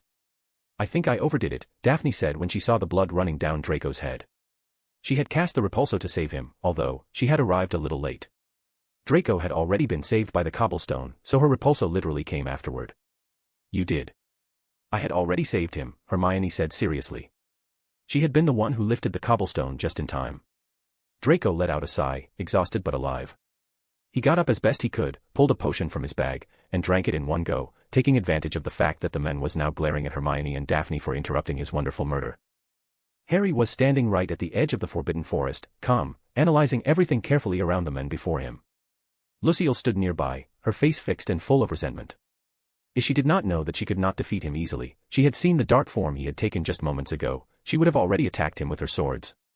But she had also seen the gesture Harry made for her to stop. Meanwhile, Professor Dominic watched Harry with interest. "It's strange. Aren't you supposed to try to defeat me to maybe save your school?" he asked with a genuine tone. Harry was not doing anything, as if he were buying time. Dominic wanted to capture him alive if possible, he could not kill him with a single blow. And knowing that Harry could turn into that red mist to escape, he wanted to be absolutely certain. If he failed, everything planned until now would fall apart. That was right, he had planned everything from the beginning, or rather since he attacked those two women in Hogsmeade. He knew he would be discovered at any moment and had little time. He needed to capture Harry and study that strange magic. Harry did not respond. He simply looked at him. Dominic shifted his gaze toward Lucille. Of course he knew how powerful that boy was. His swords, his enchanted armor, he was a prodigy. "It really is so ugly what they did to you, my son," he said, shaking his head in disappointment. "All my work, down the drain. Those girls really ruined you." By those girls he meant Fleur and Katerina. That was why he had their photos as his next targets when he was at Beauxbatons. But the existence of Wanda changed everything. The woman was stronger than he expected, so he did not dare attack them then. But now Wanda was not here. Maybe he could kill two birds with one stone. "Potter?" Lucille asked, impatient. She wanted to attack with all her strength, but she knew Harry was very good with strategies. After all, they had already worked together in the tournament. "I think that's enough time," Harry said with a smile. Dominic looked at him, confused. At that moment, part of the castle's entrance froze completely. The ice advanced so fast it almost reached them. "What? Are you waiting for that woman? Is that why you're buying time?" Dominic asked mockingly, convinced Harry was a fool. He did not think Celine was nearly as powerful as Wanda. He was not afraid of her at all. La tia Celine. "No," Harry said with a calm smile.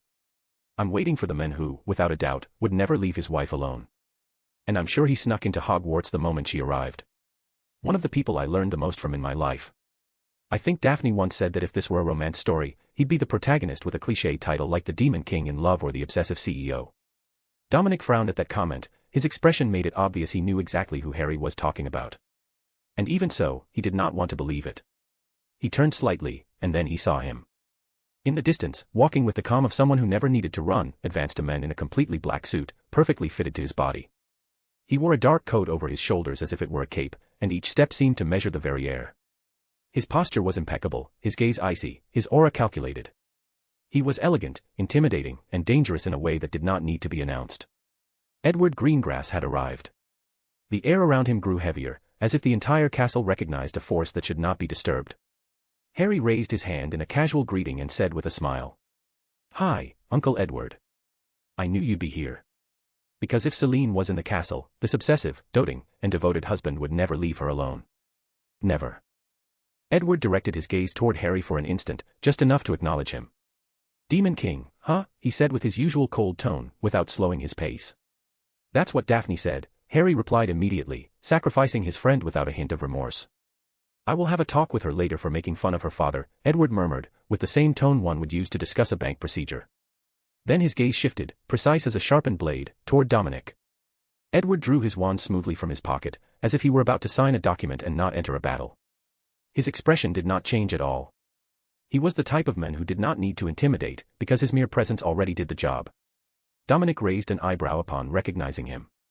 He could not help it. Edward Greengrass. Head of the Greengrass family. Known as a genius who, it was said, had learned all basic magic in his first year and had continued studying only because he had become infatuated with a classmate. Leader of the neutral faction. One of the few wizards who might have been on the same level as Dumbledore himself, yet always one step behind because he preferred his family and his business. The man Voldemort never dared to attack, even when Edward refused to join him. Dominic knew this. And facing him was not part of the plan.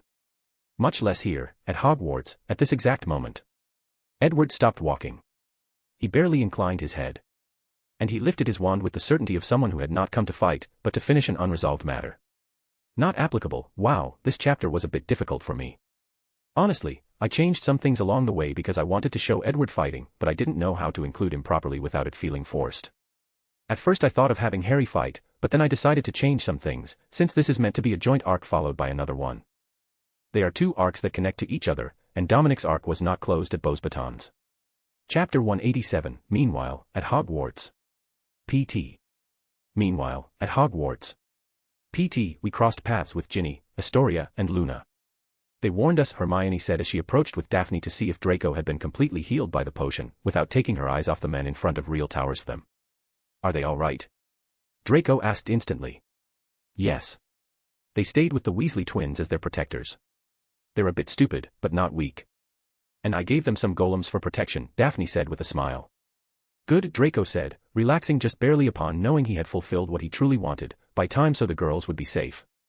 Who are these brats? The men growled, furious at seeing that they had interrupted him right when he was about to kill Lucius's son. Apparently, the saviors, Daphne said with a smile while looking at Draco, who instantly showed an annoyed expression. After all, the way she had saved him had been by pushing him against the wall, leaving him with a cut on his head. Crucio, the men shouted, aiming at Daphne the moment he received that answer that clearly displeased him. Draco reacted fast. He moved his wand, alert, while pushing Daphne away with his free arm. Stupefy. Draco cast, aiming at the attacker. The men deflected the spell with ease. But then a piece of debris flew straight toward his head, forcing him to dodge. He turned, surprised to see Hermione, whose attack had come from a silent movement. For some reason, a faint dark aura was wrapping around her hands. He had no time to analyze it, because Daphne was already casting her next spell. Glacius. The man reacted quickly, moving his wand as a large burst of fire erupted from it, burning the spell completely. Fiendfire. The three youths lifted their wands instantly. They knew that was a living spell, growing every second, impossible to contain completely without superior magical control. Trying to extinguish it directly was useless, so they aimed at the caster. Expelliarmus. 3 simultaneous disarming spells hit the man squarely, who was also blinded by his own fire. He never saw the spells rapidly approaching. The impact on his chest threw him backwards, crashing into the wall. He wasn't knocked out, but he was dizzy, writhing on the floor. And that was enough for him to lose control of the fiendfire. The flames writhed, twisted, and began consuming the surroundings. The man opened his eyes in horror, trying to swing his wand to extinguish the fire, but all he managed to do was unleash even more flames, burning walls, floors, and ceilings. He lifted his head just in time to realize he was completely surrounded by his own infernal creation. He tried to escape, but the fire reached him, devouring him as he let out a strangled scream. Meanwhile, Hermione, Draco and Daphne were already running through the corridors while the fire chased after them, twisting like a hungry beast. I think we did something wrong. Daphne shouted while running, feeling the heat on her back. Oh really? I hadn't noticed. Draco shouted with irony. They were supposed to aim at the wand, not at the wizard, that would have disarmed him instead of launching him through the air. But well, now it was too late. What is going on? A familiar voice was heard from the corner they were running toward. It was Professor Severus Snape, who widened his eyes in surprise at the sight of the fire chasing his godson and the 2 girls. What on earth did you do? He asked first, pulling out his wand. He moved his wrist in an extremely fast circle. The fire, as if being pulled, began forming a vortex following the tip of the wand. Snape directed it toward the nearest window, expelling it outside in a blazing whirlwind. Then, seeing the flames still growing in the hallway, he moved his wand again. As if the cobblestones and walls flipped in a wave, the entire corridor was left without a single flame, though most objects were destroyed or melted. Did you not hear Professor McGonagall? Go to the Great Hall immediately, Snape said with glacial seriousness. The 3 of them stood with their mouths open. They didn't know Snape was that powerful. Perhaps even comparable to Sirius or Edward. And that was saying a lot. Both were so strong that maybe only Dumbledore could face them. And well, obviously Wanda. Now, Snape repeated, looking at them in such a way that, if they delayed a second more, he seemed ready to deduct every point Ravenclaw had accumulated so far. Draco, seeing his godfather's expression, pulled Hermione and Daphne, and the 3 ran toward the Great Hall. Especially to check if Astoria and Luna were safe.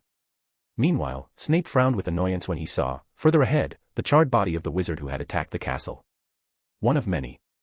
Then he turned in another direction to keep searching for students. Avada Kedavra. The green spell shot directly toward Celine, who stood like an ice queen. The ground around her was completely frozen, as well as the walls behind her. She moved her wand without speaking an incantation. A wall of water rose from the floor and, within seconds, froze completely, becoming a crystalline barrier that absorbed the killing curse without suffering any damage. Celine ran her free hand over the surface of the wall, which looked more like polished crystal than ice, while her wand in the other hand moved with speed and precision. Then, on the other side of the wall, spikes of ice began to form, sharp as spears. Celine tapped her wand twice against her side of the wall and, instantly, the spikes shot toward the attacker. He lifted a shield quickly, protecting himself as the projectiles struck one after another, making the magical barrier vibrate without giving him a moment's rest. Suddenly, Celine struck the wall forcefully with her wand. The entire structure detached from the floor, sliding forward like a living wall, before beginning to topple over the man. When he saw the massive ice wall coming down on him, the man opened his eyes wide and dropped his shield. The last remaining spikes still flying embedded themselves in one of his arms, but he didn't care. He jumped quickly to the side to avoid being crushed into paste by that gigantic mass of ice. With his injured arm he lifted his wand and aimed it at Celine. However, before he managed to cast any spell, he saw ice beginning to crawl up his skin, wrapping around every part of his body until it left him stiff, trapped. He tried to move the wand, but the tip glowed for an instant, and exploded. The blast wave threw him backwards, breaking the ice that imprisoned him. Yes. He had caused the explosion himself to free his body. He quickly threw away the wand, now useless, destroyed by the detonation, and pulled out another from the many he kept hidden under his cloak. They were clearly stolen wands. But when he lifted his gaze, holding his injured arm with the other hand, he saw something that left him bewildered. A massive tower, made of water and ice, was forming in front of him. It grew rapidly, almost as tall as one of the actual castle towers. For an instant, he thought it was just some unnecessary spectacle. But soon he understood what it was for. Celine raised both hands as if conducting an invisible choir and began moving them with absolute precision. Circular openings formed in the tower, and enormous jets of water shot out, soaking everything around. A frozen rain enveloped the area. Celine opened her hands to mark the end. The man looked down. His body, completely drenched, was beginning to freeze so quickly that he barely managed to try moving his hand. It hardened instantly. His face froze into a petrified expression of terror. He became an ice statue. And not just him. The surroundings also froze at the same speed, the humid air crystallized within seconds. Other attackers approaching to help their companion were caught in the same way, turned into frozen figures mid-movement. Meanwhile, Frank stood with his mouth wide open. Everything had happened so fast, and it had been so incredible, that the only thing he could do was remain in shock. Even though he had been running to try to save Tara, he could only look, paralyzed. Oh no, the little fairy. Frank suddenly shouted, dropping to his knees as he desperately began trying to dig into the frozen ground with his hands. Celine heard the shout and turned toward him, letting out a sigh. It's fine, she'll be fine. Maybe a bit hurt, but Wanda never leaves her dear little companions without a lifesaver. And with Wanda they will never die, Celine said calmly. To prove it to him, she moved her wand toward the place where Tara should have been crushed. A red, bright mark still remained there. Wanda's scarlet magic. Frank let out a sigh of relief upon hearing that. The little fairy was safe. But immediately something else caught his attention. Wanda, he repeated, feeling a slight headache when saying that name, as if something inside his mind were trying to wake up. Celine did not hear his murmur, because she had already turned toward another area of the garden, where a massive mass of black mist was taking a monstrous shape, fighting against a gigantic arm of fire rising from the ground. Oops. Looks like my dear husband couldn't hide for that long. Although I'm sure the kids already knew he had to be wandering around here, Celine said, with an expression so full of love that it contrasted brutally with the infernal scene in front of them. When she had arrived on the first day at the castle, Edward had literally appeared in her room ready to spend the night there. Celine had laughed. He was always like that. Every time she had to travel or was far away, Edward appeared to be with her, even if he was known as a cold demon king. He was always there to give her warmth, support, and what made her fall in love with him more every day. Well, he never really has time for himself, so I hope he enjoys himself, Celine said calmly as she turned around. Just then she saw Wanda standing in complete shock, with Tara sleeping on her shoulder. She was looking toward Frank with wide eyes. Celine had never seen her so emotionally frozen. Frank was also motionless, staring fixedly at Wanda. Tears were falling down his face. Memories, one after another, were returning to his mind, filling the voids he had carried since he arrived here. Or rather, since he was sent here. I remember everything, Frank said without taking his eyes off Wanda. The Lord was right. I could find who I was here. We could find our memories. He walked slowly toward Wanda as a big smile began forming on his face. Mom. I found you. Now it was Celine's turn to be completely frozen when hearing that. Oh my, she murmured, bringing a hand to her mouth with genuine interest. She really hadn't missed anything by skipping the ridiculous trial. There was plenty of emotion here too. And it kept getting better. Suddenly, where Edward and that dark creature were fighting, a red wave exploded and rapidly spread across the surroundings. The trees it touched began to change shape over and over again, and the wave kept moving toward them, deforming even the ground. It was as if reality itself were changing every second within that sea of pure red energy. Meanwhile, in another part of the castle, where Red and his chaotic group were gathered around something, or rather someone. They were all looking at him intently. A hand rested on Red's head. "Hey, thanks for that. You did it just in time," a friendly voice said.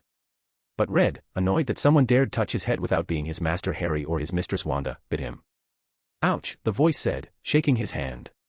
But upon feeling the red wave sweep over them, he stopped and looked toward the window. Red also looked at the crimson wave, feeling his own body resonate with Harry's power. His form began to shift slightly. Then, without hesitating even a second more, Red jumped through the window in the direction where his master needed him most. The dark silhouette sighed. "Their son is so troublesome." "Just like her," he said before leaving the place.